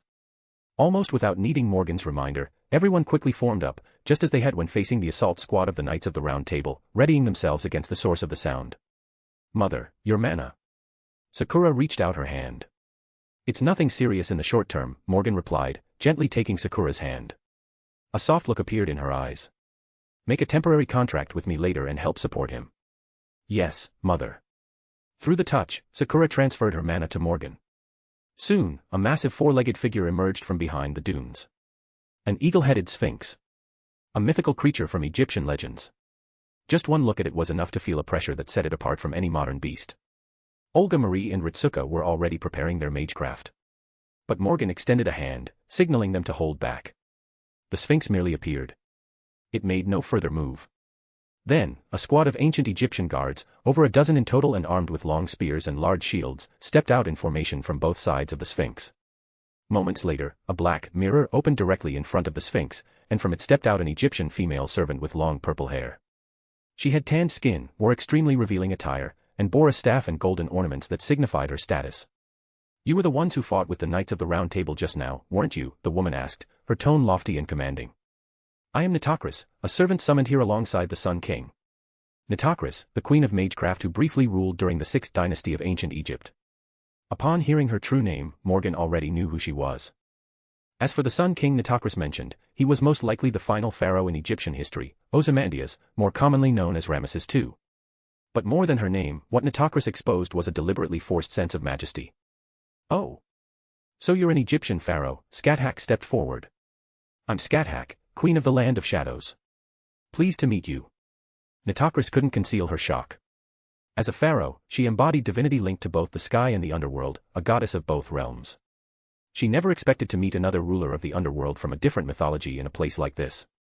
The sheer pressure of their exchange left her at a disadvantage, her own lack of confidence costing her the upper hand. I see. Nitocris regained her composure and smiled gracefully. No wonder you were able to face the Knights of the Round Table and escape that light. Morgan gave a small smile. I wouldn't call it an escape. We lost a key captain because of it. Wait, is it really okay to say something that sounds like admitting defeat? Ritsuka whispered. They brought an entire force but showed no hostility. That likely means this servant and her side are enemies of the Knights of the Round Table, Olga Marie whispered back. The enemy of my enemy is my friend, at least, that was worth testing. Pharaoh Nitocris, what brings you here with your divine beast and your army? Morgan asked. The Sun King believes that since you are enemies of the Knights of the Round Table, you can be our friends, Nitocris replied. So, by his command, I've come to invite you into the Sun King's temple, accessible only to those who solve the riddle of the Sphinx. It is also the most prosperous utopia in this desert, the Ramesseum Tentiris. The sudden invitation caused a stir among Olga Marie and the others. But with the situation in the singularity still unclear, it made sense to first ally with those open to cooperation. It would certainly make exploring what came next easier. Then we'll respectfully accept the invitation, Morgan replied with a smile. Nitocris frowned. What a condescending attitude. You're the one being condescending, Pharaoh Nitocris, Morgan said. After all, you're the one standing on higher ground. Pointed out so plainly, Nitocris's face flushed slightly. She quickly straightened her expression. It seems I was being careless. She descended the sand dune alone, stepping onto the narrow oasis and standing before Morgan. Because she was slightly shorter, she had to look up at Morgan, making her seem even less imposing. You look just like the queen here, Scáthach. Are you a queen from somewhere too? She glanced over the Chaldeans. I haven't asked your names yet. Hurry up and report them. Morgan Le Fay, servant of Chaldea. Class, Berserker, Morgan introduced herself coolly. Morgan. Nitocris was visibly more surprised now. After becoming a servant, she had naturally gained knowledge she hadn't possessed in life, legends from faraway lands and eras that came after her time. No wonder you're enemies with the Knights of the White City. That explains a lot. Nitocris scrutinized Morgan seriously. The Great Witch of Britain, Morgan, and a servant of Chaldea, no less. There's nothing so strange about it. This is a crisis of human order. As a heroic spirit engraved in human history, lending my strength is only natural. Morgan's tone remained flat. Under normal circumstances, Shiomi would have jumped in to mock her for such hollow lines. But now, with him gone, Morgan's little moment of showmanship went unnoticed. The lack of reaction made her feel a twinge of loneliness. That man would always have something to say back, no matter what she said. You look a little lonely, Nitocris suddenly remarked. Morgan blinked in surprise. What? It's the expression of someone who's missing someone dear, Nitocris continued. She was all too familiar with that look. It's nothing. As I mentioned earlier, the one captured by the Knights of the Round Table is my husband. I see.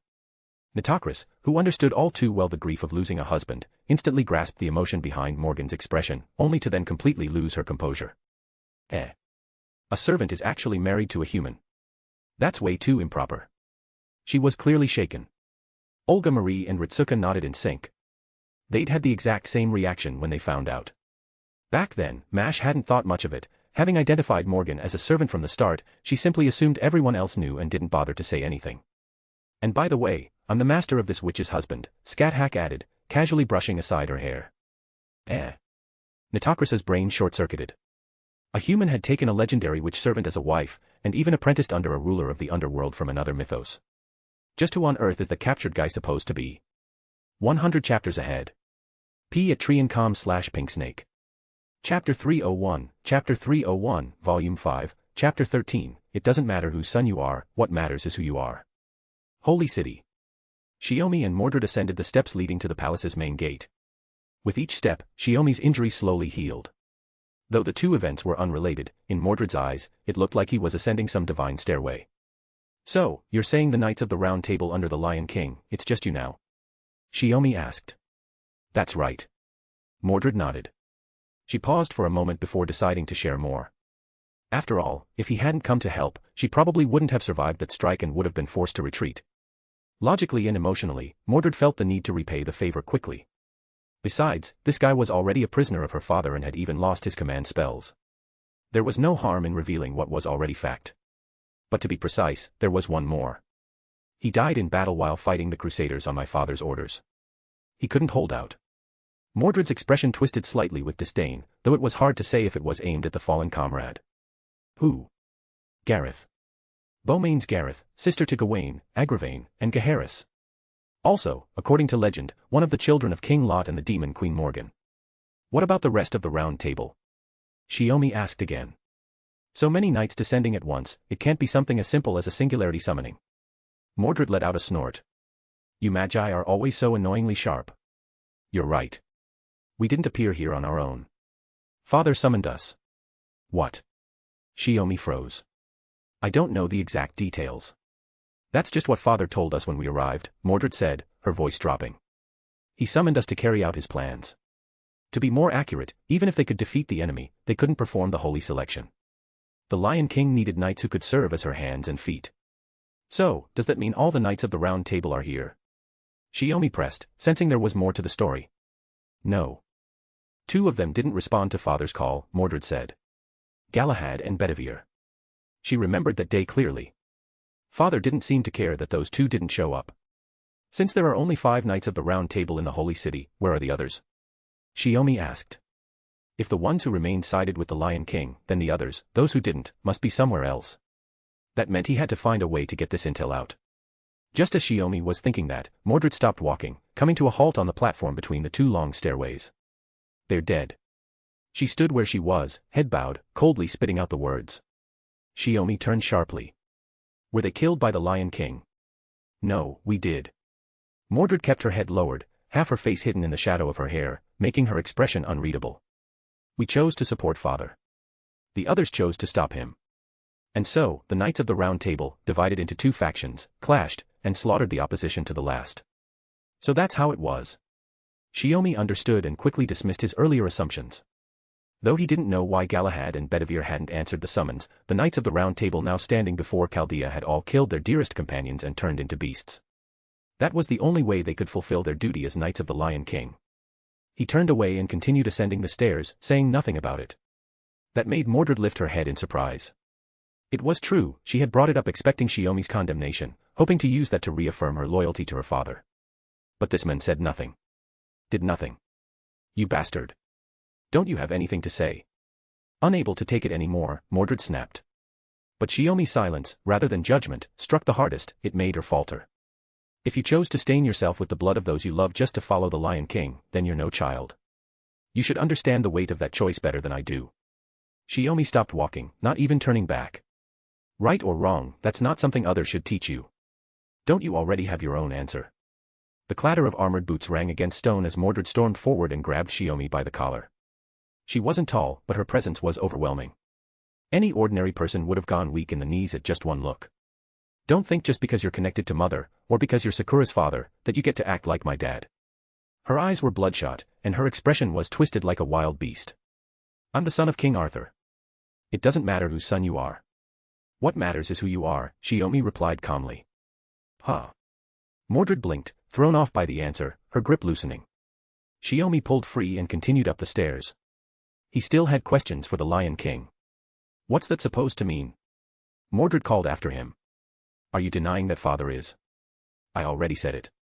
You make your own choices. Right or wrong, you decide. You don't just throw the facts out there, wait for someone to judge, and then reject their judgment. Shiomi kept walking. Whether you choose to bear the sins of your path, or choose your path based on the sins you bear. That's up to you.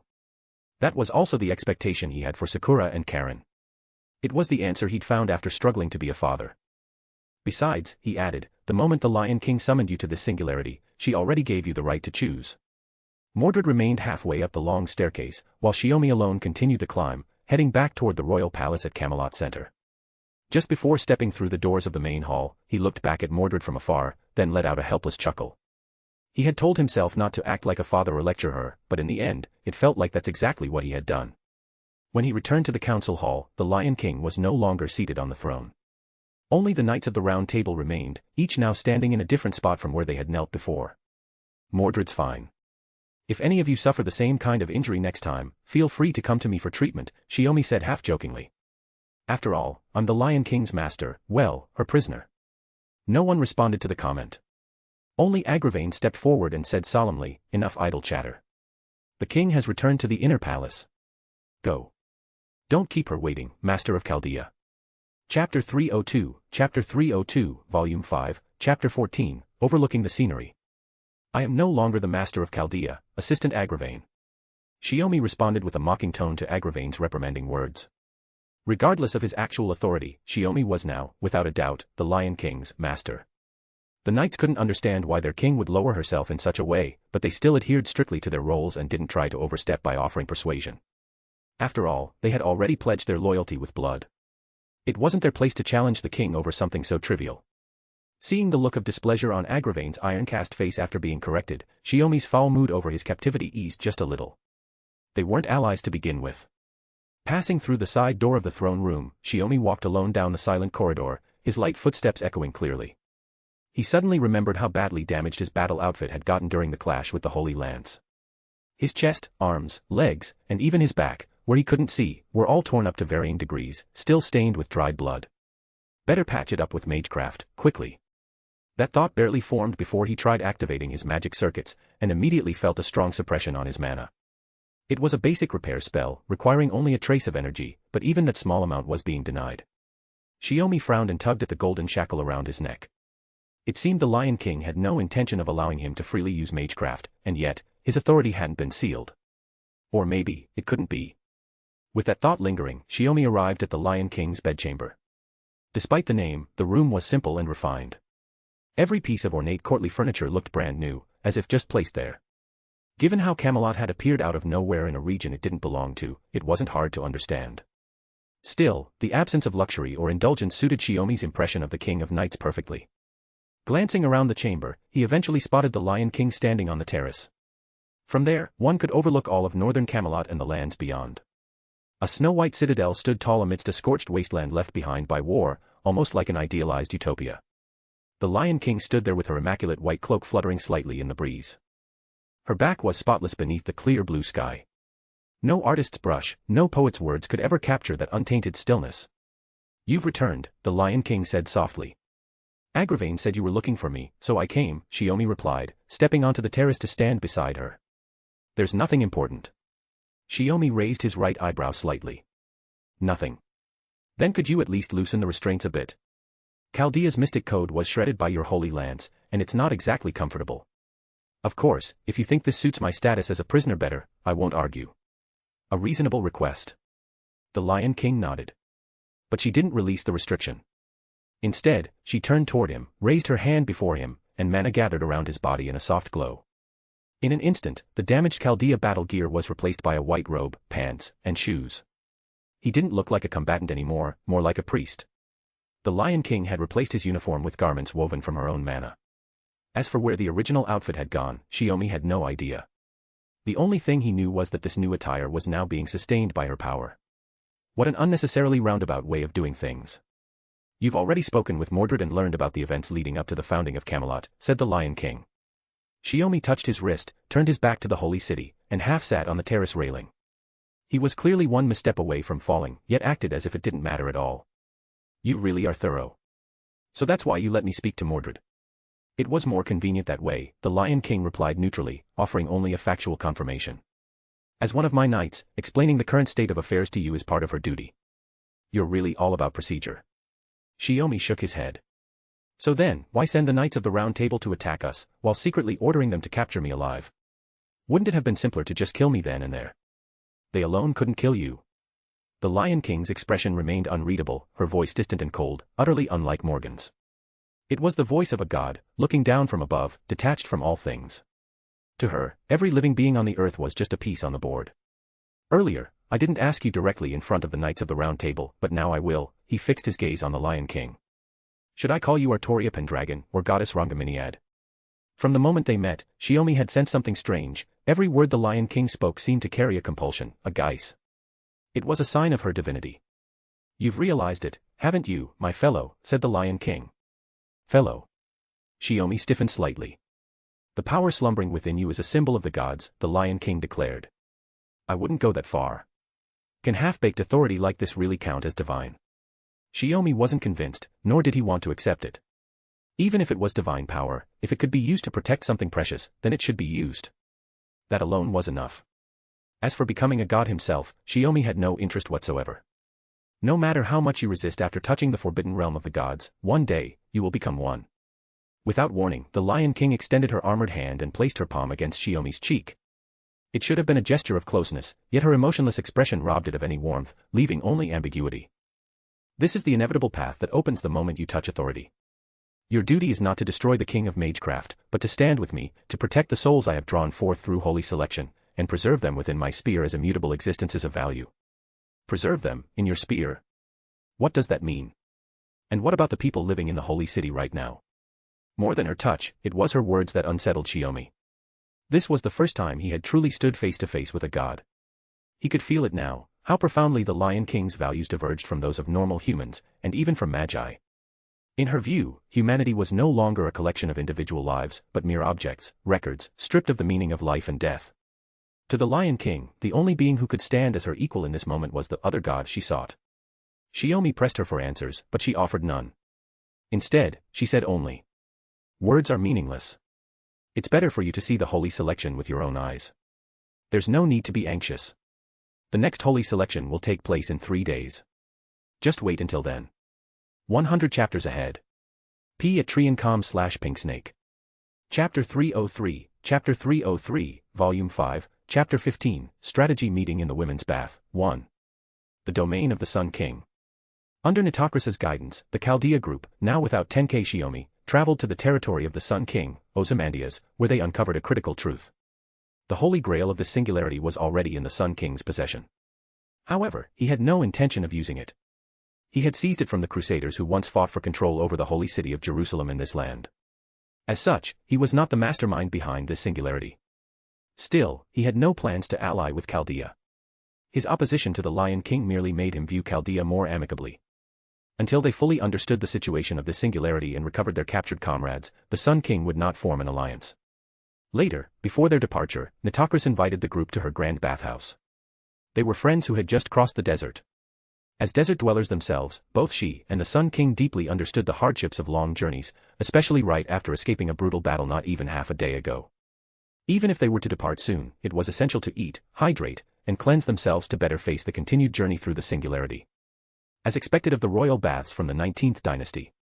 "Feels wonderful," Scáthach said contentedly, soaking in the hot water.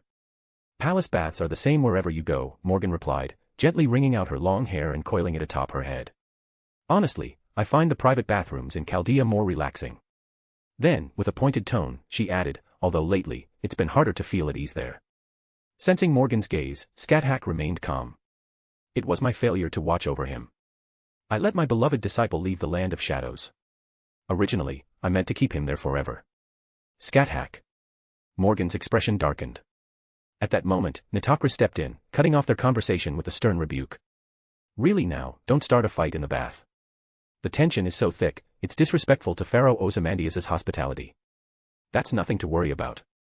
Since we're being treated so generously, it's only right to be grateful," Morgan said as she looked over to the far side of the spacious bath, where the girls were playing. Since it was just girls, there was a sense of open camaraderie as they bathed together. At first, they were simply chatting and laughing, but thanks to Caren stirring things up, Ritsuka and the director started a water fight that soon pulled everyone in. "Thank you for allowing us to use magic here," said Scáthach. "No, that was our oversight," Nitocris replied, shaking her head. "When I invited you, I forgot about the difference between the age of gods and the modern era. When Ozymandias was summoned to this land, he brought along the entirety of his prosperous Egyptian territory. In other words, the closer one got to the Sun King's domain, the more it resembled the era of the age of gods. Within his territory, it was completely the age of gods. For those like Morgan, Scáthach, and Mash, who in a sense possessed servant-like traits, they could naturally adapt to the divine atmosphere. But the others, including Grey, were entirely different. They couldn't withstand the intense concentration of true ether native to the age of gods. That's why, the moment they entered the Sun King's domain, Morgan and Scáthach recognized the issue and used runes to apply magical protection to everyone. "I didn't expect you to be using runes," Scáthach said, eyeing Morgan with amusement. "My husband and I are both top-class magus." "Of course, we'd be curious about other magical systems," Morgan replied with a hint of pride. "Come to think of it, you've seen my husband's clone magic, haven't you?" "Of course. I had hoped to make use of it on a few occasions, but my disciple is far too stingy. He won't even share his clones," Scáthach replied coolly. "To come up with something like that, the queen of the land of shadows is pretty shameless herself," Morgan raised a brow. Nitocris quickly realized she shouldn't have joined them. She'd only come over to avoid getting caught in the water fight. Compared to the tension over here, the carefree joy among the girls felt far more refreshing. Besides, wasn't the Morgan in human history even more shameless? "So, what's the plan now?" With the bickering over, Scáthach got straight to the point. Her voice echoed clearly through the bathhouse, making sure everyone heard her. "What else?" Naturally, after we finish resting here, we'll head to the Holy City to welcome my husband, Morgan began confidently, but quickly shook her head. Well, that was half a joke. After all, he was captured and had his contract forcibly taken. My husband is now completely in the Lion King's grasp. But scouting out the Holy City is still necessary. Even if we can't approach it directly, observing it from a distance or a vantage point might yield useful information. The girls gathered closer. Sakura was the first to speak. In that case, I suggest you finish resting today and depart early tomorrow morning, Nitocris offered.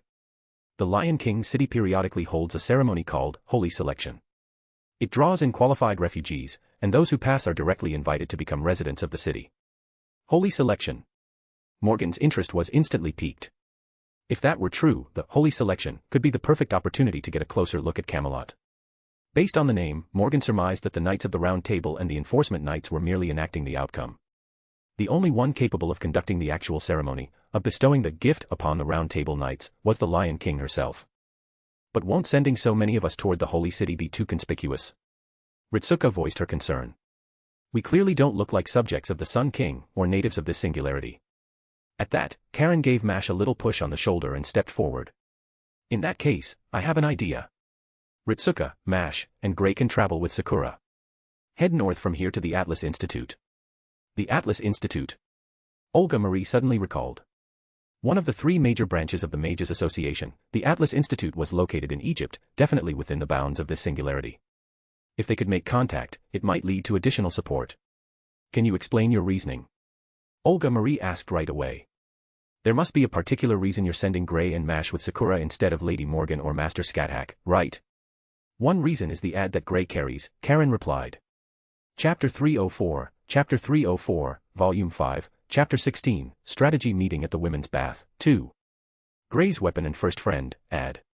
It's actually a seal placed on the shadow of the Holy Lance, and its name is derived from the final syllables of Rangaminiad. At its core lies a replica of Logos React, one of the 7 great weapons of the Atlas Institute. However, the one who actually completed ad's construction was the witch Morgan Le Fay.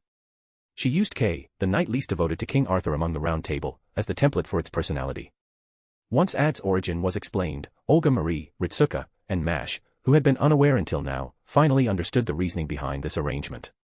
In truth, if that detail had been revealed from the start, everyone would have likely insisted Morgan accompany the mission. But only Morgan herself understood, someone not of proper human history like her risked exposure the moment she interacted with the Atlas Institute. Worse, due to her ties to the fundamentals of human order, she could even end up classified as a threat. It was better not to stir trouble. Sometimes, staying behind was the wiser choice. As for the second reason, Caren said, turning to Mash, to this day, Mash still doesn't know the true name of the servant who lends her power. If we can access the Atlas Institute's supercomputers and comb through all boundary record belts in human history, we might find the answer. Because she didn't know the true name, she couldn't unleash her full potential. At that moment, Morgan felt Scáthach's gaze land on her. Unlike earlier, when their looks had been sharp and confrontational, this time the Queen of the Land of Shadows looked genuinely surprised. As if to say, why haven't you told her? Morgan, rarely caught off guard, felt awkward under Scáthach's silent question and turned her gaze aside. The truth was simple. Like Da Vinci, Morgan had always disapproved of the experiments Chaldea had conducted. Mash had been born in a test tube, created purely for combat. So pure, in fact, that she couldn't even leave Chaldea or withstand the outside air. Morgan had always felt a deep sympathy for her. Forced to carry a mission from the moment of her birth, Morgan understood that burden well. The only difference was, she had thousands of years to process and accept hers. Mash, on the other hand, might have only 2 more years to live at most. So even if Mash was willing to fight, Morgan had no intention of telling her the heroic spirit's true name. If it kept her from the front lines, or let her stay in the rear, then so be it. Yes. That's also what I want, Mash said with resolve. Fighting through those singularities made me realize how lacking I am. If I knew the true name, I could work harder, with Senpai, with the director, and with everyone else. Mash. Olga Marie looked at her with mixed emotions. Once, she'd feared Mash because of Chaldea's inhumane methods. But Mash had never resented it. And now, she could calmly express her desire to keep fighting alongside them. Those are solid reasons. Even if I racked my brain, I couldn't think of a better counterargument, Scáthach said warmly. In that case, Morgan and I will take Caren and Marie and head for the Holy City. She paused and looked toward Nitocris. The pharaoh, understanding instantly, grabbed the scepter by the edge of the bath and projected a map of the singularity before them. The Atlas Institute lay to the north of the Sun King's territory, while the Holy City was located to the west. But how are we supposed to regroup? Morgan asked, staring at the two marked locations on the map. Once they split up, the distance between the two teams would only grow, making a direct rendezvous incredibly difficult. There was no telling what could happen along the way. She pointed to the vast area between the Atlas Institute and the Holy City. Do you know what's in this region, Nitocris? Most likely the native inhabitants of this singularity, Nitocris replied. After the Crusaders were wiped out, many of the locals who fought against them were also slain by the Lion King's forces. Now, aside from scattered refugees, only the mountain people remain, those who've taken to living in seclusion in the hills. The Sun King had said that if Chaldea needed intelligence on the current state of the singularity, he would provide as much as he could. The mountain people. Scáthach murmured thoughtfully. That place is worth investigating. Indeed. So far, the only servants we've encountered, apart from the Knights of the Round Table, are the Sun King and Lady Nitocris, Sakura said as she sat upright in the bath. If we go by the patterns from the previous 5 singularities, there should be other summoned, masterless servants here as well. There should be, Nitocris agreed. For example, the Crusaders were originally chosen by the King of Magecraft to take control of the Holy Grail. But they summoned the Sun King in an offensive manner, and so he wiped them out. In truth, before Jerusalem became Camelot, there was also a so-called pseudo-crusader army led by someone claiming to be Richard the Lionheart. They clashed with the Lion King's forces over territorial claims, but in the end, the Lion King prevailed. In other words, besides the destroyed pseudo-crusaders, there were likely other servants still active in this singularity, hidden from view. So the reason the Sun King looks so exhausted, is it because he's been defending the throne from outside threats ever since wiping out the Crusaders? Ritsuka asked. On their way to the audience, they had seen the Sun King's head shift unnaturally twice, as if it had been severed and now hung by the neck, yet he remained alive, barely holding on. That's highly inappropriate. That's not something for you to question. Nitocris chided sharply. Ritsuka scratched her head and laughed, unaware that Nitocris was deflecting the topic entirely. It's a bit risky, Morgan admitted, but before we're reunited with my husband, our mission in this 6th singularity should focus on exploration, not direct combat. So, following Caren's suggestion, we'll split into 2 teams. She looked at Scáthach. If I go with you and we make ourselves visible, it should be enough to draw Camelot's attention. Just then, Olga Marie raised her own proposal. I want to stay here. Huh. Her unexpected statement puzzled the group. Some assumed she was hesitating due to the harsh circumstances. I'm not trying to run away, she said quickly, her cheeks flushing. This land belongs to the Age of Gods. During our downtime at Chaldea, I discussed a theory of astromancy with Professor Shiomi and the Grand Master. It might actually be possible to realize it here, thanks to this unique environment. Back then, Morgan had yet to reveal her true identity. Then, Olga Marie bowed her head sincerely toward Nitocris. Please, Lady Nitocris. Could you ask the Sun King if I may borrow this land to prepare a grand magecraft? Before I do that, you'll need to explain the nature of the spell to me, Nitocris replied cautiously. Only then will I decide whether it's appropriate to submit your request to the Sun King. 100 chapters ahead. p@tree.com/pinksnake. Chapter 305, Chapter 305, Volume 5, Chapter 17, Advance toward the Holy City. The next day, aside from Olga Marie, who stayed behind under Nitocris's care to prepare her magecraft using the Divine Era territory granted by the Sun King, the rest of the group split into 2 teams and set off in different directions, just as they had discussed the night before in the bathhouse. The vehicle originally used for traversing the desert was left to the team heading for the Atlas Institute. Additionally, Scáthach handed Gray a spear. Since there was no guarantee they could awaken at the Atlas Institute, Gray, who possessed combat ability on par with servants, naturally needed a weapon more fitting for her. After all, the pike she had seized from an enforcement knight was just a standard weapon. It wouldn't last against the noble phantasms of the Round Table Knights. With the preparations complete, Morgan, Scáthach, and Caren mounted the 3 camels arranged by Nitocris and began their journey toward the Holy City. By midday, they arrived at the battlefield that had previously been ambushed by the Knights of the Round Table. The corpses of the fallen enforcement knights and warhorses were gone, not cleared away, but utterly erased. All that remained was a massive crater, as if a meteor had struck. So this is the mark left by the Holy Lance. Caren covered her mouth in shock. Under such a devastating noble phantasm strike, the enforcement knights and their steeds had vanished completely, their blood soaked into the sand now gone without a trace. Almost simultaneously, Scáthach and Morgan raised their hands, each summoning small familiars with magecraft and sending them into the crater to investigate. Already used to her mother and master sparring like this, Caren simply stayed silent, fine-tuning the connection to Chaldea. They were still within range of the Sun King's territory, so the communication line with Chaldea remained disrupted. the bloodstains in the center of the crater. Judging from the lingering magical energy, Morgan said, clenching her fist, they're my husband's. Scáthach's expression also turned grim. There's residual magical energy here, definitely from the Knights of the Round Table. She snapped her fingers, and a thread-like beam of light extended outward, pointing far into the distance, in the direction of Camelot. At this point, there's no need to confirm it again, Morgan said, tugging the reins to lead her camel around the crater's edge toward the holy city. The Lion King is Artoria Pendragon. As for why she took my husband prisoner instead of killing him on the spot, we'll have to ask her ourselves. Don't rush in. We still don't know the full situation, Scáthach called from behind. Are you seriously planning to take on the entire round table alone? She and Caren urged their camels forward to catch up with Morgan. The scorching desert wind whipped at their cloaks. For someone like Caren, unaccustomed to desert travel, this environment would have been brutal, potentially fatal, without heat-resistant magecraft and a proper mystic code.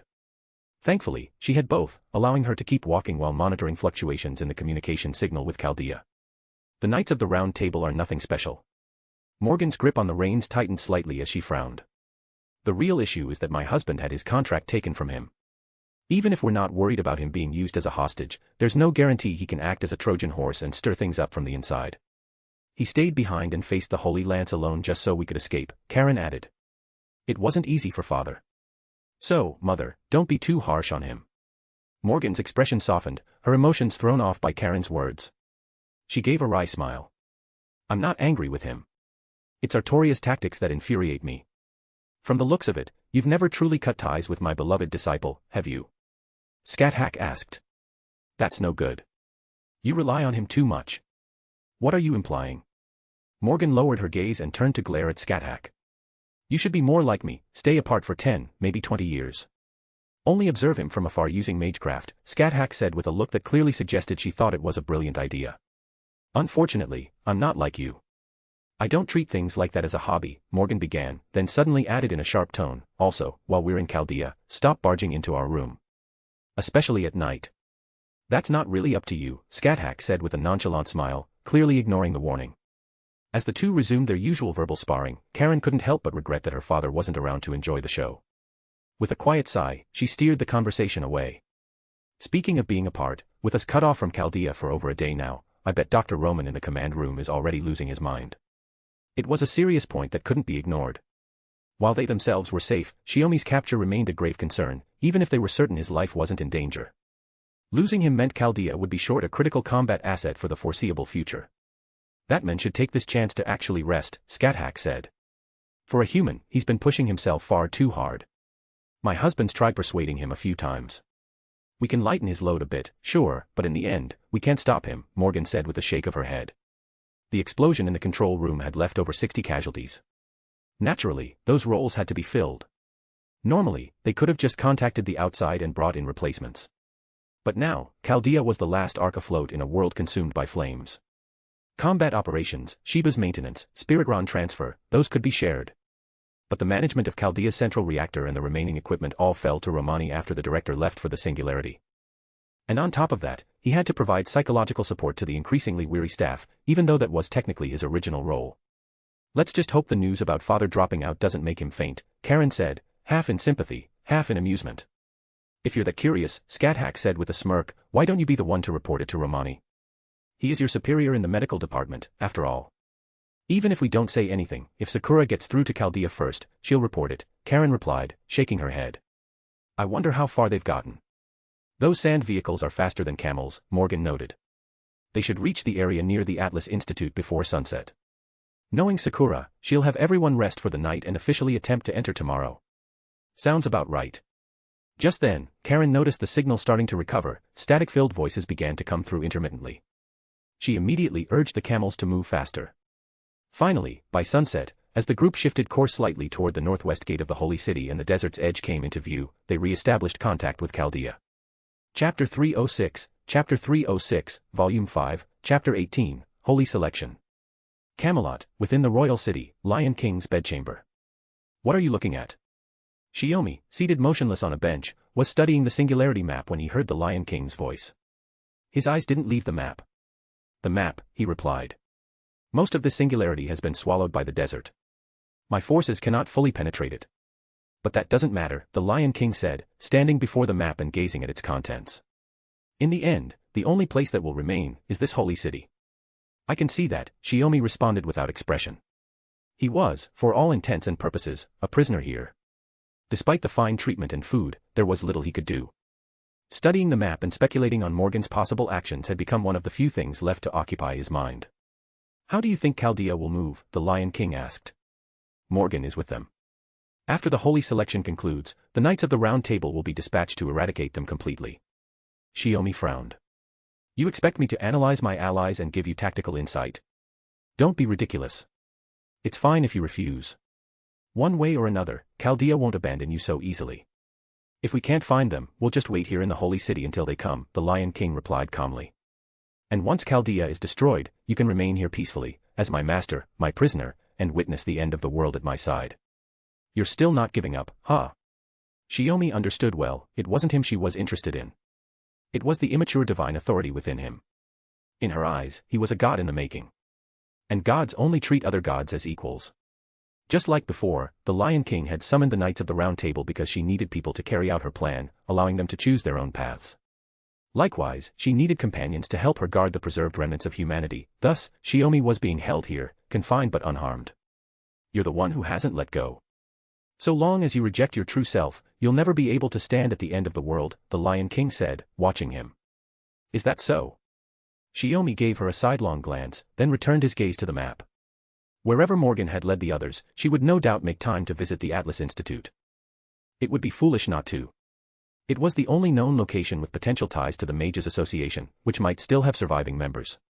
Information, weapons, whatever they could get, it would be worth the effort. Then, another thought struck him.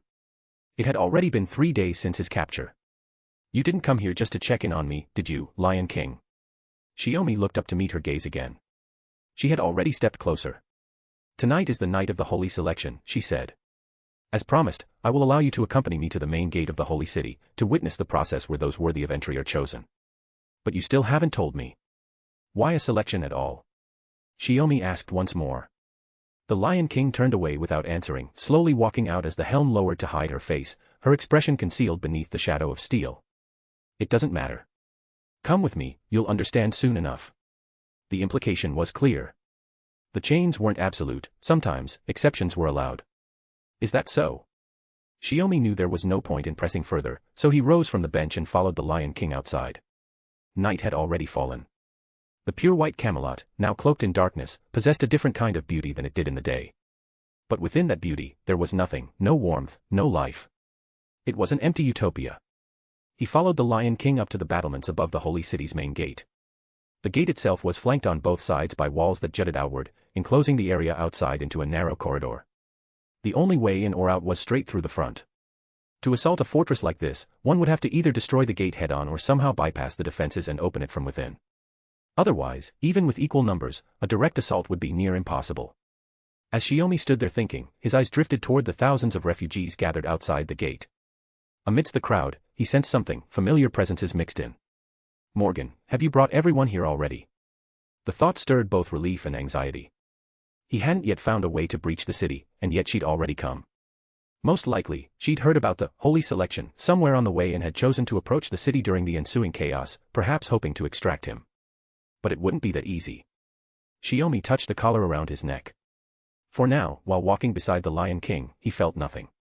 But if he were to leap from the battlements and try to blend in with the refugees below, the restraints would surely activate. Below, Gawain's voice rang out. Everyone, I sincerely thank you for coming to the holy city. The age of mankind has already ended, and this small world stands on the brink of collapse. The Lord has passed judgment. Beyond Camelot, there is no longer any land fit for humanity. This holy city shall be a perfect, flawless millennial kingdom. Beyond these gates lies your ideal world. A millennial kingdom. The phrase made Shiomi physically uneasy. But the refugees didn't care. When survival itself was uncertain, who had the strength to question Gawain's words? The only response was wave after wave of cheering and joy, a sound that filled Shiomi with growing dread. My king welcomes all people, regardless of race or faith, but first, you must be granted her permission. With those words, the Lion King stepped forward from behind Shiomi. Unlike Gawain, partially hidden behind the protruding wall, the Lion King stood fully in view, gazing through a gap down at the people below. The number of those who can be guided to the end is limited. The essence of humanity is corruption and ugliness. Therefore, I will conduct a selection.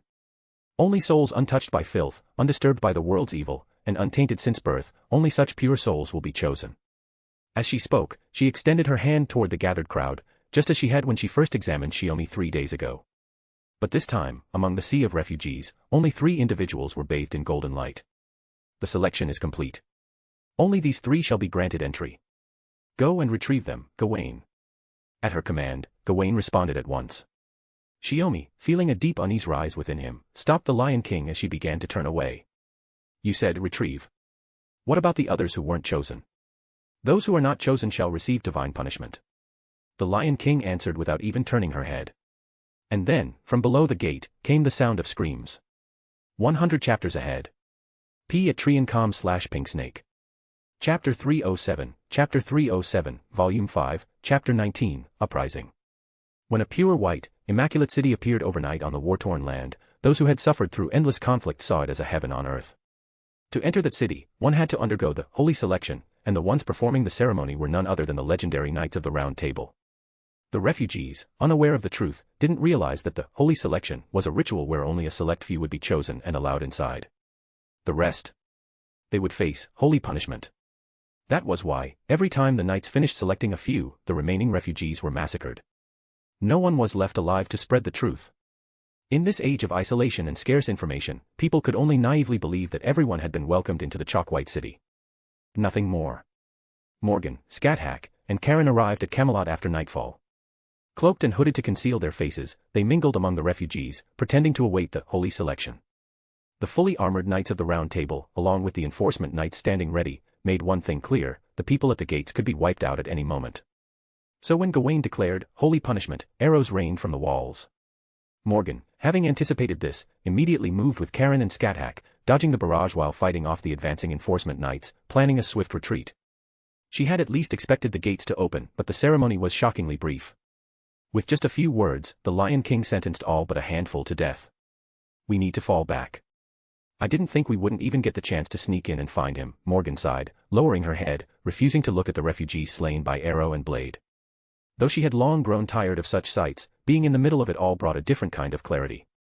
Beneath her hood, she saw one of the chosen, a mother named Salia holding her child, trying to escape the arrows, only to be knocked down by an enforcement knight. The knight grabbed her without hesitation. You have been chosen. Come into the city. Rushed. Salia, lifted to her feet, showed no joy, only panic as she looked back at the boy lying on the ground. That child was not chosen. Your life no longer belongs to you. I've obeyed everything Her Majesty the Lion King has said. Please, let my son come with me. Rushed. She reached out, trying to lift the unconscious child.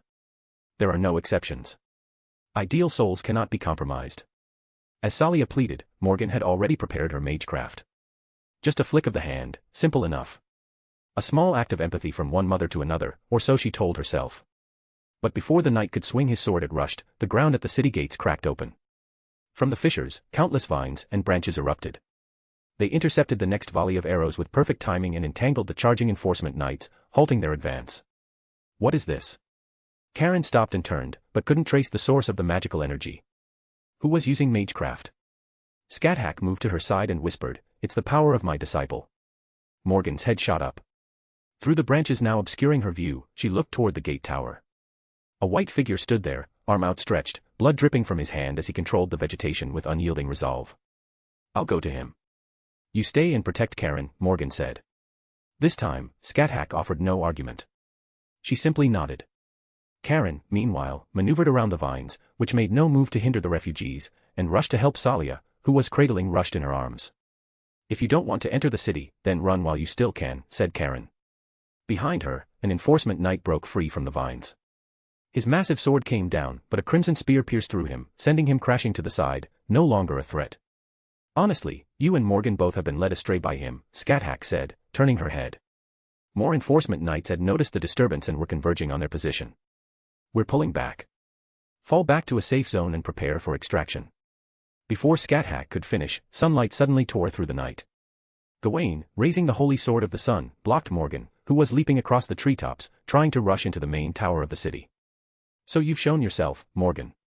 With a thunderous shout, Gawain swung the blazing sword down. Morgan dodged swiftly, and the surrounding vines and trees erupted in flames. But in the next instant, more vegetation sprouted from the ground and rapidly climbed upward, blocking the path of Gawain and the enforcement knights. I don't have time to play with children. Stand down, Sir Gawain. With a sharp rebuke, Morgan unleashed her mana, shaping it into countless spears that surged toward Gawain from all directions. Camelot is my king's ideal city, a millennial kingdom. You will not take a single step inside. Spinning to deflect the magical onslaught, Gawain's flaming sword clashed with the spears. A fierce explosion shattered the thick tree branches under his feet, and he dropped back to the ground. Morgan let out a cold laugh as she stepped lightly across the treetops, quickly closing in on the gate of the holy city. This sword is a replica of the sun. Its flame shall cleanse all the impurity of this world. Gawain immediately invoked his noble phantasm. The enforcement knights, summoned by the Lion King, were tools of divine judgment. Slaying them along with the condemned refugees posed no issue. Take my soul and go forth. Switch on. From the refugees, a slender knight in silver armor burst forth. His right arm shimmered with golden light as he lunged directly at Gawain. Agataram. You're. Gawain recognized him. He was one of the two knights who had refused the Lion King's summons, Bedivere. He hadn't expected to find him hidden among the refugees. But this wasn't the time for reminiscing. Though surprised by the sudden ally, Scáthach didn't stop to ask questions. She immediately joined the fray, fighting alongside Bedivere to pin down the Sun Knight and buy Morgan time to retrieve Shiomi. If it's the gift from Knightless, then I'll use the same trick again. Seizing the opening created by Bedivere's charge, Scáthach activated her magecraft. Dark clouds gathered, eclipsing the sun. She thrust her spear forward, forcing the now weakened Gawain to retreat. It was just like the battle in the desert 3 days ago. Gawain might have claimed he suffered no losses, but Scáthach had seen it, her magic could indeed disrupt the Lion King's gift. From above, Morgan seized the moment. She dodged the arrows fired by enforcement knights on the battlements, annihilated them with magecraft, and in the blink of an eye landed atop the front tower. Shiomi, his mana sealed and forced to draw on his blood to grow trees and vines, had just noticed the sun shrouded in cloud when another figure landed beside him. Chapter 308, Chapter 308, Volume 5, Chapter 20, An Alternative Use of Command Seals. The clouds drifted as the light of the nightless sun spilled across the sky. Shiomi looked up, surprised to see Morgan's face softened by a gentle smile. I came to pick you up, just as promised, my husband. She reached out her hand. Shiomi instinctively moved to take it, but the next moment, his wrist, bound in golden shackles, was seized by a hand clad in silver armor. I told you, there's no need for you to go back. The Lion King hadn't left. Her merciless voice rang out through her helmet. After completing the ritual, the Lion King had left Shiomi behind. But the moment he heard screams, he cut his palm and let his blood flow.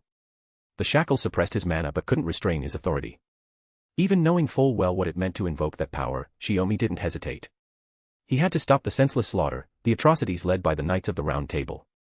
As the blood hit the ground, it responded to Shiomi's will, transforming into seeds that took root and grew into trees and vines, shielding the refugees and obstructing the enforcement knights. Using your authority without my permission to obstruct the holy punishment.